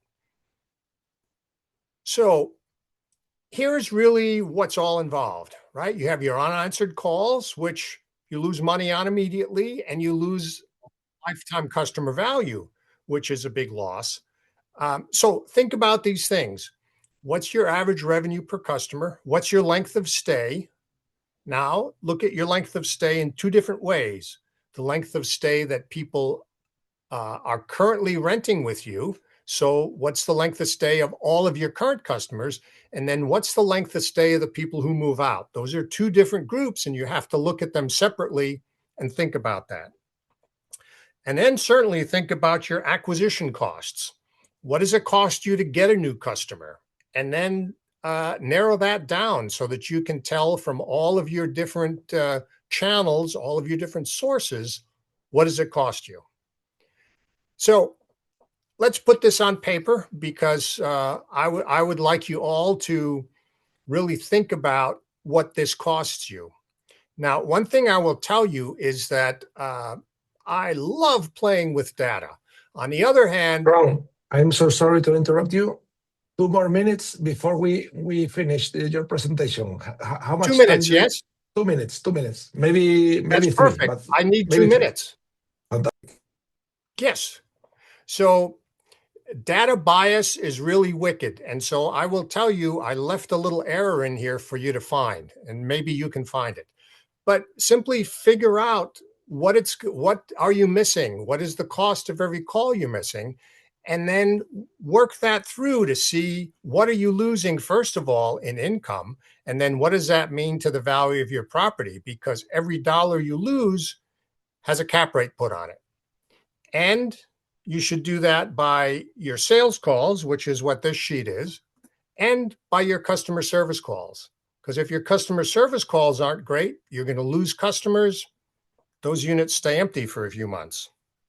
So either get with Soleil or get with me, and I will get these sheets to you. And then you can figure out for yourself what this looks like and take some action. So with that, I just want to say thank you so much for having me here. And it's been a wonderful time. I hope I gave you something to go home with. Amazing, amazing. Thank you you very so much, much, Tron. Tron. That was really, really interesting. I don't know whether we've got time for one question. Have we, Alberto, before? Yeah, One question. one. He's been very strict with me. So what do you think is the biggest myth that operators may have in their minds about call centers? What do you think that that would stop them from looking at that as an option? Yes. Also, Tron, could you stop sharing your screen, please? Oh, of No course. sharing? I'm Yep. sorry. Yep. I knew I Yeah. missed something. Good. Well, I think the number one myth is that it's easy. You just get some people to answer the phone and they rent units for you. I think that's the number one myth. And then the answer to probably all the other questions that people have is, it depends. It depends. Whatever your question is, it depends. So Fabulous. Thank you. I know that you have shared your details in the WhatsApp group, so thank you very much for that, Tron. And I think we've got. I think Alberto's going to do his thing about putting you in the corner. Yeah. yes. Now, All right. Tron, don't go too far away because you are coming back in 5 minutes. Now we have the 5 Gotcha. minutes presentations for Digital First, Robbie Cameron. Okay. And Hasta luego, chus. Hasta luego. See you in 5 minutes. Don't go too far away. Robbie, where is Robbie? He's celebrating his birthday already? Let's see. Robbie's Is he here? coming. He's coming. Yes, he's Robbie Cameron.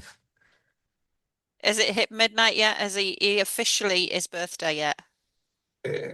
Not yet, but Robbie, is it midnight? Well, I mean, I'm sure it's midnight in some part of the world, so maybe we can sing happy birthday to Robbie. Robbie, where He's are you? frozen. I'm back. Who is Marilyn Monroe? Who wants to sing happy birthday to Robbie? You wanna? I'm not Few sure more that hours the yet, global Alberto, world few more hours. needs that. Okay, Robbie, could you please tell us what is Digital First and why we, as a self-storage operators, we want to hire for digital marketing your agency? What can you make for us in Spain, in Italy, in UK, in many countries, please? Yeah, sorry, Alberto, my internet just cut out there, but I think I got the last part, which was, what can Digital First do for you? Yeah. Correct. So, look, Digital First does self-storage marketing. So it's essentially a REIT scale team that will join you from day one. And we've been going for about 6 years, but we've been in the industry for about 20 years. And so we paid a lot of school fees to a lot of agencies to understand the product and the industry. And eventually we couldn't find a self-storage digital marketing agency that would give us everything we wanted as a self-storage operator. We own and operate over 100 facilities ourselves. So we intrinsically tied to the industry. We know how it works and we know the product. And without being too clever, we were able to put some resources into self-storage marketing because we live and breathe it. We talk about it every day. And so understanding the digital side, we took those capabilities in-house after learning from various agencies. And self-storage is quite a unique product. It's not like selling, a pair of shoes where you can get another pair because it's on special, or you can get a pair that you can wear the next day. There's a needs-driven element to it. There's a location driven element to it, and understanding the self-storage product then really helped us to market self-storage in a better way, that we believe better than your typical digital marketing agency that doesn't understand the product. So when you have conversations with us, it's very much around the same language that you talk. So conversion rates, move-ins, occupancy levels, and even within occupancy levels, there's financial occupancy, unit occupancy, GLA occupancy, and these are all just, they're natural to us. So we like to say we speak self-storage. We've got about 30 team members at this stage. We operate across multiple countries in over 10 languages. And so very excited to, get cracking on the marketing side. We are Google partners as well. And certainly we've run over the years, we've run various campaigns on Meta, TikTok, radio, TV adverts. So we really do have the experience all the way back to Yellow Pages, and we love the industry. We love the product. Myself, I've been in the industry for 20 years, and we'll be driving somewhere on holiday. We'll see a self-storage facility, and it'll spark your interest, and you've got to pop in to go and visit, even though we all know what it looks like and how it's operating. But that's who we are, and really excited to see if anyone would be interested in a conversation. We can do kind of a little audit for your brand on your website and your marketing performance. So we can give you kind of some benchmarks on what we think should be done, and hopefully we can do some business from there. Hope you got all of that. Robbie, don't forget to put your contact details in the WhatsApp groups, please. So Perfect. if somebody We'll do wants to that. contact you, also your LinkedIn or your email, wherever you want to be contacted. Thank you. Perfect. Thank you. Thanks. Okay, Emma. So now just before we start, we start the very, very last panel session for the last of the 2 days of this amazing marathon, I just wanted to make a special thank you to all of our sponsors who've helped make this happen. So our gold sponsor, Xspirit, which I hope I've pronounced that right, and our silver sponsors, Digital First, Self Storage Maps, Trasta Tool, Sanchez, Nokē, Carrera, Box Kepler, Kajate, and obviously I'm going to get shot if I pronounce these wrong, so I do apologize. All Box Manager, and then our bronze sponsors, iBidOnStorage, Trastero Plus, Self Storage MBA, Kinnovis, Self Storage Summit, Trasta One, and Stora. Thank you so much for your contribution and helping us make these things happen. It's very much appreciated. And I also want to say a last thank you to our lovely translators who've had a tricky job and have worked really, really hard behind the scenes to make sure that everybody can understand what's been said and what's going on. Emma, you need to come more often to Spain to better improve your pronunciation. We want you more times in Malaga. I will suffer coming to Malaga to do that. That's fine. Yes. Okay. Amazing. Okay, so I'm going to put inside the screen Hayley, my very good friend from Palma de Mallorca, Plant Space, and Tron Jordheim. Tron, you are coming back. So you need to accept to be a panelist for the last round table. We are going to speak about reception, yes, receptions, no. Hello, Hayley. How are you? Hi, I'm great. How are you? Very well, very well, very well. We're really excited about this round table.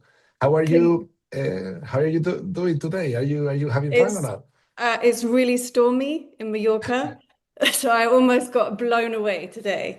But I'm happy that I've been able to sit inside and listen to this conference all day. And congratulations, it's been really useful, considering I've been 20 years in this and still learning things. So well done, Alberto. The best part of the marathon is coming right now. This round table is going to be the best. Okay, so Hayley, you are the owner of Plant Space, one of the owner. You've got how many stores? You've got 8, 10 stores, 20, I don't know, but you've got a few in Mallorca 10, Island. 11. 10, 11. Fantastic. I've been visiting your sites a few times, and I'm really happy that you are my friend, because you've got a fantastic business, and I copied many things that I could implement in my company in Malaga. So it's very good. Thank you very much. And Tron, all of you know Tron and Robbie. So Hayley, I would let Glad you to be back. Hi, Robbie. Hi, Hayley. Hi, Tron, nice to meet you. So Robbie and Tron are here to help me unpack how many facilities do you need to justify a call center and get rid of receptions. But before we start with talking about numbers, I want to just slow down a little bit and make sure everyone understands what a call center actually is, because we might be talking about different things. So what's a call center? What does it take care of? And is it in-house? Is it outsourced? Please explain to all of us. Robbie or Tron? Go ahead, Robbie. Yeah, I was going to say, Tron, I mean, I just listened to your chat on missed calls, and it was superb. Really some great takeaways. And I love the final answer of it depends. I mean, I think that is fantastic, and we're probably going to use it a lot in this panel discussion. So look, yeah, we own and operate about 100 facilities ourselves. We do have a call center that we had set up a number of years ago. I think we probably reached a capacity or a group size, which was maybe typically too large for starting a call center, but that was part of our journey. And so I actually went to go ask our call center manager. It's a lady by the name of Holly that we employed 15 years ago. So I actually had the privilege of employing her 15 years ago, and she's changed jobs multiple times. She's managing the call center at the moment. I said, what do you think? You know, what's a call center, and how many stores before we should maybe build one? And she said, right, you know, you could probably have 3. And at a number of 3, yeah, you could put a call center in. And I suppose she used the same rhetoric. It depends. You know, are you going to have them manned? Are they unmanned? What size are they? What call volumes are you putting? So on and so forth. But we do handle a number of calls, and obviously there's a chat functionality to it as well now. And I think it was critical for her. She kept mentioning the training capability of the people in that contact center or call centers. Would they have any experience in self-storage stores? And I think we were really privileged to have that opportunity that we train our staff. They first go to stores for about 6 months. They experience being assistant store manager, and then move back into the call center. Yeah, Tron, I don't know what your thoughts are. Well, I think if you'd have asked me this question 10 years ago, I'd have probably had a very different answer. But I think what I would say now is everyone who answers a phone call is a call center, is a contact center. Whether you have 1 property or 1,000, however you're handling your calls, you're a contact center. Because you've got some routing mechanisms, you're using some kind of software to track your calls and move your calls where they have to go. And if you have 1 person taking 10 calls a month, or 10 people taking 1,000 calls a month, you have a contact center. Okay. And would a contact center also be answering emergency calls, web inquiries, WhatsApps? Would it include everything? Well, to bounce that back again, it depends, right? So it depends on how you're handling that, because some operators have the same people handling all of those things. Some people will split that up depending on which area of contact they're focusing on, where they try to handle people the most, and they may have different specialists handling all of those things. And the specialists maybe don't spend all day handling the WhatsApp communication. They may do other jobs, and that handle WhatsApp is their second or third thing that they do that day. So what's fascinating is that everyone handles their businesses somewhat differently. And one of the both challenges and beauties of the self-storage world is most of us are very creative entrepreneurs, and we invent all kinds of ways to handle things, some of which we bump our heads on and some of which are just brilliant, right? So I think it depends on how you handle it. If you have a larger phone volume, you probably don't want those people trying to handle other things as well. If you have a smaller incoming phone volume, you can probably have 1 person handling all of those things, just, as they can. They're moving from interface to interface, basically. Okay, and what absolutely cannot be handled by a call center? What has to be handled on site? Robbie? Yeah, so I mean, I'm going to agree with Tron most of the time. I mean, if I'm honest, I think the one thing that we found, which was slightly different, is we did have an emergency situation in some of our stores in South Africa, where it was quite a large scale event, which was outside of our control. It affected a number of our stores, and that would have absolutely flooded the telephone lines and WhatsApp chats and live chats. And so we sent out bulk communication to the tenants at the store, and then gave them specific numbers to call and specific WhatsApp channels. And then we allocated staffs only for that emergency. So we segmented it off. So I suppose the short answer is kind of what should they never handle, was this emergency type situation, because business still needs to run, right? And I know I don't want to be insensitive, but we need to handle the emergency situation in the best way possible with the cleanest route to communication. But at the same time, I don't want to stop, the rest of the country, the rest of the region, generating business and continuing, because that underlying, ability to deal with inquiries and create move-ins is the cash flow, which puts everyone in a position of employment and strength. So I think that split, potentially an emergency situation, is something we'd say, okay, don't put it through the general contact center. You might allocate 1 or 2 resources, but I love Tron's analogy of, there are specialists for certain things, and we've paid those school fees. We've had people handle everything, and then we've tried to split it out. And again, it depends on the volumes of calls that you're getting. And I had a look at a couple of our stats. And I think this will vary across regions. And I've kind of bulked a number of regions together within Europe, UK, and South Africa.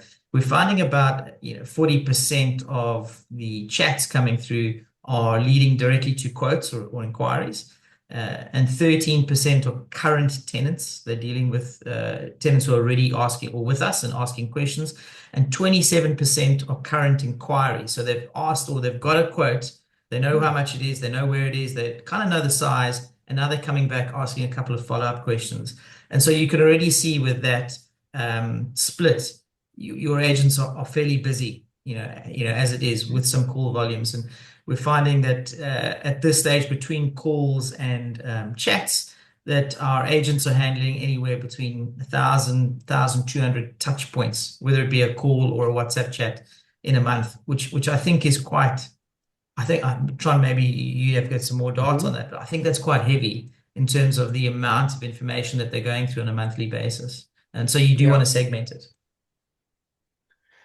Yeah, and 30 contacts a day, that's a busy day, because some of those take a little while. So yeah, I think that's right. And I think that the things that your contact center can't handle, maintenance things, right? You can't do that. I mean, sure, you can FaceTime with someone and they can show you that the lock is a little sticky, and then you can help show them how to do it. But typically those things don't work. I had not thought about the emergency part, but that is absolutely right. Don't have them handle the emergencies. Have a different system in place, because you can crash your whole operation with one disaster someplace. So, but also, if you don't have a plan for handling that one disaster someplace, you're going to be stuck, and you're going to have to put it all on the contact center, and then you're stuck. So yeah. And the in-person visits. There are times when you just have to meet somebody at the site for one reason or another. And sure, you can have two-way video at the site, but that's, for a lot of people, that's just not enough. The other consideration is, what kind of an environment are you in? If you're in a high demand environment where you have very little competition, well, you can just say, great, we don't meet anyone at the site. You either do it online yourself, or don't do it at all. We don't even have contact center people. You just do everything self-service online, and that's all you do. And in a high demand environment, you can build a good business like that. So if you did operate a store like self-service, everything online, what technology would you need for the smooth running of the site? And what tech failure could completely cock everything up? Internet access, of course, is going to always destroy things. If you don't have enough redundancy, then you'll be down, and there'll be nothing you can do. So you just need a good management software. You need a great website, and you need those to talk to each other nicely. And you've got yourself a self-serve operation, basically. Oh, of course, the gate interfaces, the door interfaces, those will get screwed up anytime, all day long, if you're not careful, right? So. Do you have any comments, Robbie? Any other technology or aspects that you'd need to keep in mind if you wanted to be unmanned? Yeah, I think as Tron mentioned, the gate access control, I think is going to be really important. One of the others we found was, and we don't specifically have unmanned owned facilities, but as Digital First, we've got a number of clients who've got unmanned facilities. And they've said that kind of the on-site CCTV monitoring has been quite helpful as well. You can kind of just see who's at the gate, what's happening, if people are, and you know, it's self-storage. We can be open. We know the product. Sometimes people stay in, you know, longer than they should be. The gates get locked. They can't get out. You know, someone's in the lift. You know, it happens. I think we were at FEDESSA in Stockholm when someone couldn't get out the lift. You know, not even at a self-storage facility. So these things do happen. So a good CCTV monitoring system, I think, is vital. And we have installed some off-site monitoring companies. There's a lot available, so that even after hours they can kind of sync in with that, because a lot of the expectations sometimes from a call center is that it is 24 hours, and practically I think that doesn't happen everywhere for a number of reasons. I would actually be fascinated to find out how many people have actually got a 24 hours opposed to a kind of a extended business hours contact center, and if it makes any difference. I suppose I wanted to ask you, Haley, I mean, a couple of stores, 11, 12 stores, 10, 11 stores. Do you have a contact center? We do, but we still have site managers. But the site managers tend to run, you know, the face-to-face, accepting deliveries, making sure the site's running properly, debt collection, but we centralize all our calls. So we've got a kind of hybrid model, I suppose. Yeah. If we move on to thinking about customer experiences, and now imagine that a customer goes into a site with no reception and it's totally unmanned, but there's a call center. What do you think the customers are gaining and what do you think they're losing? Well, In I think terms it's of all about customer the experience. Yeah, I think it's all about the expectations you set for the customer. So if the expectation you set is, you know, this is so great, you don't ever have to talk to anyone, you can just do it however you want to do it, whenever you want to do it, and you know, you can text somebody if you have a question and it's so easy, then that's the customer's expectation. You know, if their expectation is come in, you'll have a smiling face to greet you and we'll take care of any questions you have, then that's their expectation. So I think self-storage customers are pretty flexible. I think if you set the expectation for them, there'll be enough in that market who'll say, great, sounds good, that you can build a business from it. Okay. I just want to give you a quick anecdote. My dad's 80, very smart, very intelligent. Loved going to his local bank sort of every few days, but then the bank closed and he had to set up online banking. So I had to sit with him and set up 3-step authentication, which was quite painful. And with this in mind, do you think having unmanned storage is going to be difficult to sell to older people? Well, exclude them from your marketing segments if you don't want to deal with them. Oh, harsh. Or have a reception and have, you know, senior days and take great care of them, and you'll rent to everybody in the area who's over 80. I mean, I think you just choose which way you want to do it. Yeah. But I wouldn't try to do both, right? If you try to do both, it's hard to do. You kind of end up doing neither that way, I think. I don't know. What do you see, Robbie? Because you work with a lot of customers who do a lot of different business models, right? Yeah, look, I think unmanned facilities are certainly growing. We're seeing more and more of the type of facility come online, and you know, they're obviously located often in very high density urban nodes, and I don't want to you know, paint with a generalized brush, but typically those type of locations would have a younger demographic living in that area. Okay. Sorry, Haley, Tron, you still with me? I'm still there? Yeah, you were just Just glitching. froze for a second. Okay.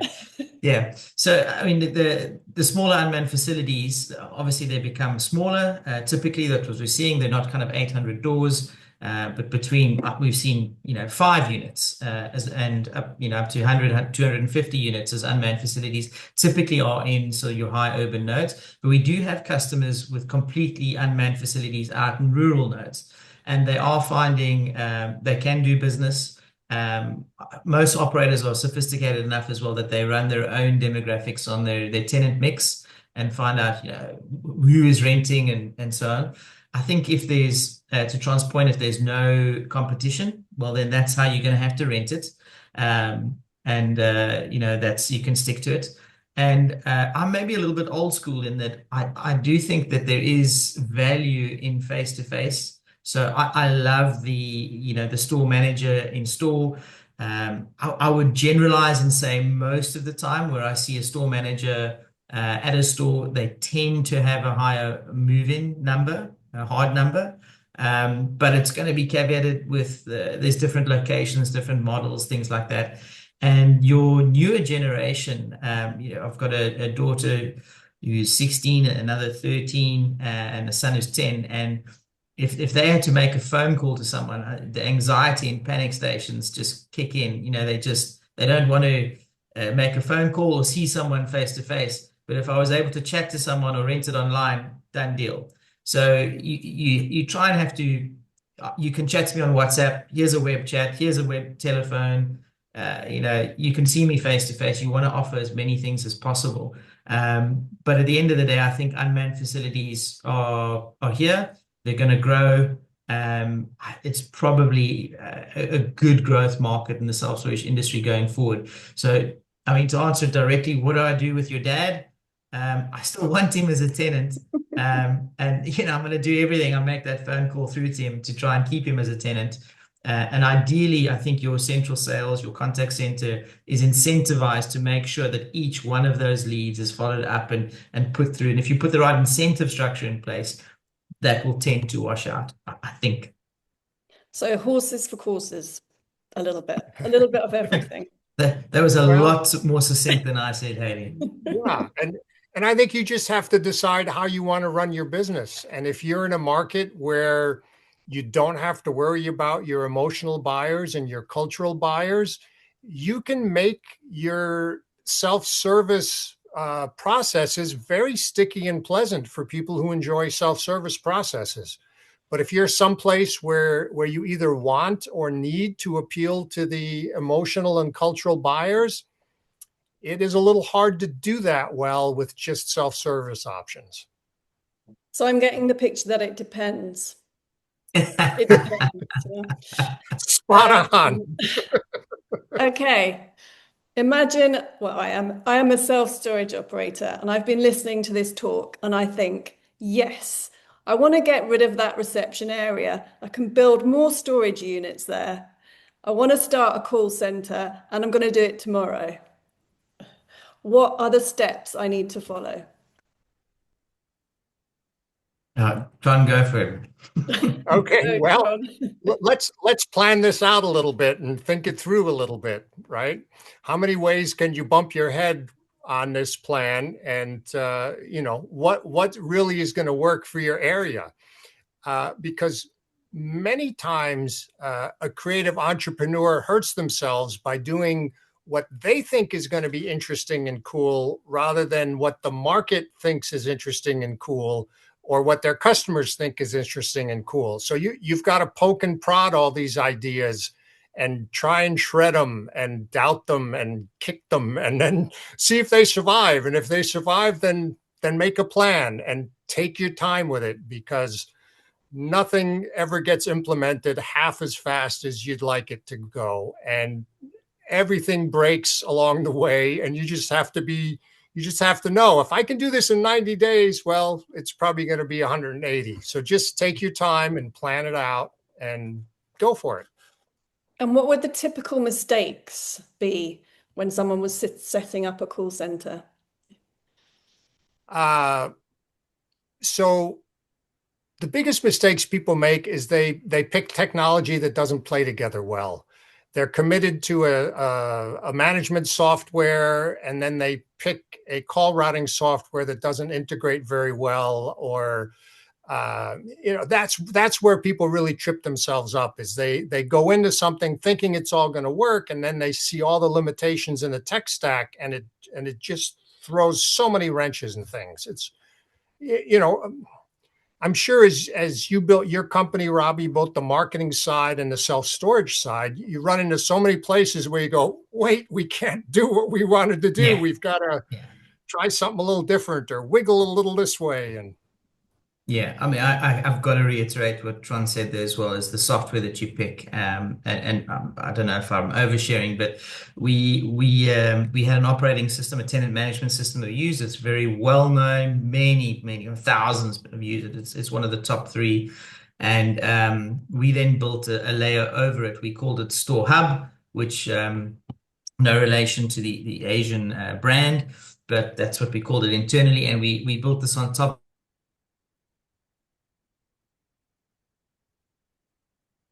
But you're phasing out just a little bit there, Robbie.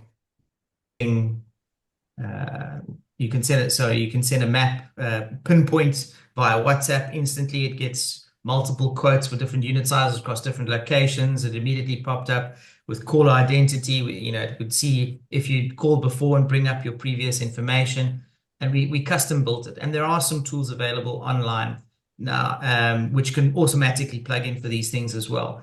But to Tron's point, if it doesn't talk to your tenant management system and your gate access control system and your CCTV and then your billing system, you're going to end up with an enormous headache when you realize we need to change this. And changing it is infinitely more painful than taking it slow initially. So I find one of the biggest areas is, okay, well, we're going to have a call center. We're going to put 5 people in it. I've allocated the space. Here's all the telephone numbers going in. We're going to have a WhatsApp and a live website and pull the software in. Go, day one. And probably the right tactic would have said, okay, let me put 1 person in. Let me take some of the overflow calls. Let me learn a bit about how this is going. This is how it's working. Okay, I know I want to put WhatsApp and live chat on, so I'm going to choose the right software to grow. But just let me do calls. Okay, I've got calls. I've got it right. I know how to do it. Let me add live chat. Let's see how that goes. And I think taking that slow approach, knowing that you're going to build out, is probably less painful than just jumping in the deep end. But it's been successful for us, so I would definitely say go for it. I don't know if you find it good on your side, Haley. No, I think it's really helpful as well. It enables the store managers to focus on the people they've got in front of them. And we've got a call center manager that speaks multiple languages as well, which is really helpful for where we are. She's yeah. So if we go back to the original question, which was, at what point should someone think about setting up a call center? Is there a right time? Can it be any time? Can it be at the beginning of an operator's journey? Or is it depending on the size of their portfolio, how many units they've got, their revenue? I mean, what advice would you give to the operators listening now? Should they just go for it with the 90-day strategy? or when's the best time? Tron, let us know. Yeah, your thoughts. I think you have to have the budget for whatever. I can't hear you, Tron. You're muted there, Tron. Sorry about that. I zigged when I should have zagged. Yeah, I think any time is the right time. If you have the budget for it and you can see when you start breaking even and when it starts making money for you, I think it's like any other operational decision. You're going to invest time and money into it. And if it seems worth it and you're going to get to your payback point fairly quickly, anytime's a good time. And of course, it depends on how you want to run your operation. You may do this with, one site with 100 units, or you may decide to wait until you have your 5th site. I think, whatever's comfortable for your planning. And that's not the perfect answer, but I think people have to understand their own businesses well enough to know how it's going to play in and how it pays for itself. Okay, Robbie, any other thoughts on that? When's the best time? I think the numbers are going to come into it, the finance side. So look, if you've got unmanned facilities and that's what you're growing with, then naturally, yes, you want to probably do that as soon as possible, so that you can unlock the value there. If you've got manned facilities, it's an understanding of, there's salary costs to take into account. So if I produce a contact center, is there costs for the operating software, the location, where they're going to be hosted. You know, is that one of my stores or is it a separate office? And then am I looking not to employ, you know, 2 or 3 managers at a store, but maybe 1, and that's supplemented with a central sales team or contact center team, and then it makes kind of financial sense. And if you've got that analysis and you can say, look, we can afford to go down this route, I think that's a good starting point. And then it's also to monitor it. It's not a case of, you can say you don't have to, you know, never go back. And in Tron's chat before this, he was talking about all sorts of KPIs. It's not how quickly did you answer, you know, it was did you actually convert it? So if it starts working, it'll start paying for itself. Yeah, were there any other KPIs that you would set up, Robbie? I know that, yeah, Tron mentioned various in his talk. No, I mean, if anyone's listening to this, you really need to grab the recording of Tron before this, and he had some great takeaways, which was things like, you know, don't try and measure for time on call or the speed to answer, but actually, I mean, you can look at answer rate, which is great. Did you actually answer the call, take the chat? And the conversion rate, did I move this along the conversion funnel? And each business, I mean, we've got so many businesses globally. There is a difference between inquiries and leads and transparent pricing and translucent pricing. And you need to understand what your measurement metrics are. So if it's not showing pricing, then it is, am I able to move them to capture their details as an inquiry? And am I able to move that into a moving? If you are showing pricing online, well, I need to move them from, I'm interested and I know what the price is, to a moving. But it all ends up, it's self-storage, right? With moving, we're trying to shift the money from your pocket to mine. And if you can measure that, well, yeah, then it's going well. Perfect. I know, Tron, you mentioned like the timetables that you'd run your call center for out of hours calls, early morning, really late at night. How do you think AI agents will be handling calls in the next few years for self-storage? So Maybe I think for either of you. I think Go for it. there's a couple answers to that. So one, I think we're going to see voice agents doing a lot more work in self-storage, and different people will find different use cases that work. The overnight calls are probably a great place for that. Overflow calls might be a great place. Certain types of customer calls might be great. The transactional callers might be great. I mean, we're going to see so much work being done in that area over the short period of time. And there'll be people who move too quickly on that and make a mess of it. And then there'll be people very deliberate about it who will all look at and go, whoa, that's brilliant, right? So, I mean, we're going to see a big mix of that. Robbie, I'm sure you've got some thoughts on that too. I mean, very briefly on that, I do think, yes, AI is going to start handling calls going forward. I mean, we also do an analysis of when people actually phone, and typically that is during business hours, much less outside of business hours. But, you know, if they know they can get an answer through and a genuine, proper answer, if the experience is actually, I do get the answer I wanted, because often, you know, the frustration is, just want to speak to a human being. Just give me the straight answer. But if AI is clever enough to get there, then I think we'll get more calls. The other thing to consider is it might not be AI handling the calls directly, but it might well be these agentic agents. So if you've seen the new web browsers, they're able to take action and actually go and get quotes and book things online. So they might not even go through the central sales. It'll just use the general AI tools, which is an agentic agent, to perform all the tasks for you. We chatted earlier today, Google has announced something called a Universal Commerce Protocol, where you can essentially just get a product. It will go to the website. You click pay with Google Pay. You never visit the website itself, but you've purchased the product and it will get delivered to your house. And so, yes, that means central sales is actually out of the loop. But again, back to old school, I think at some point you just want to speak to someone. So it seems to me like we need a little bit of everything. And it all depends.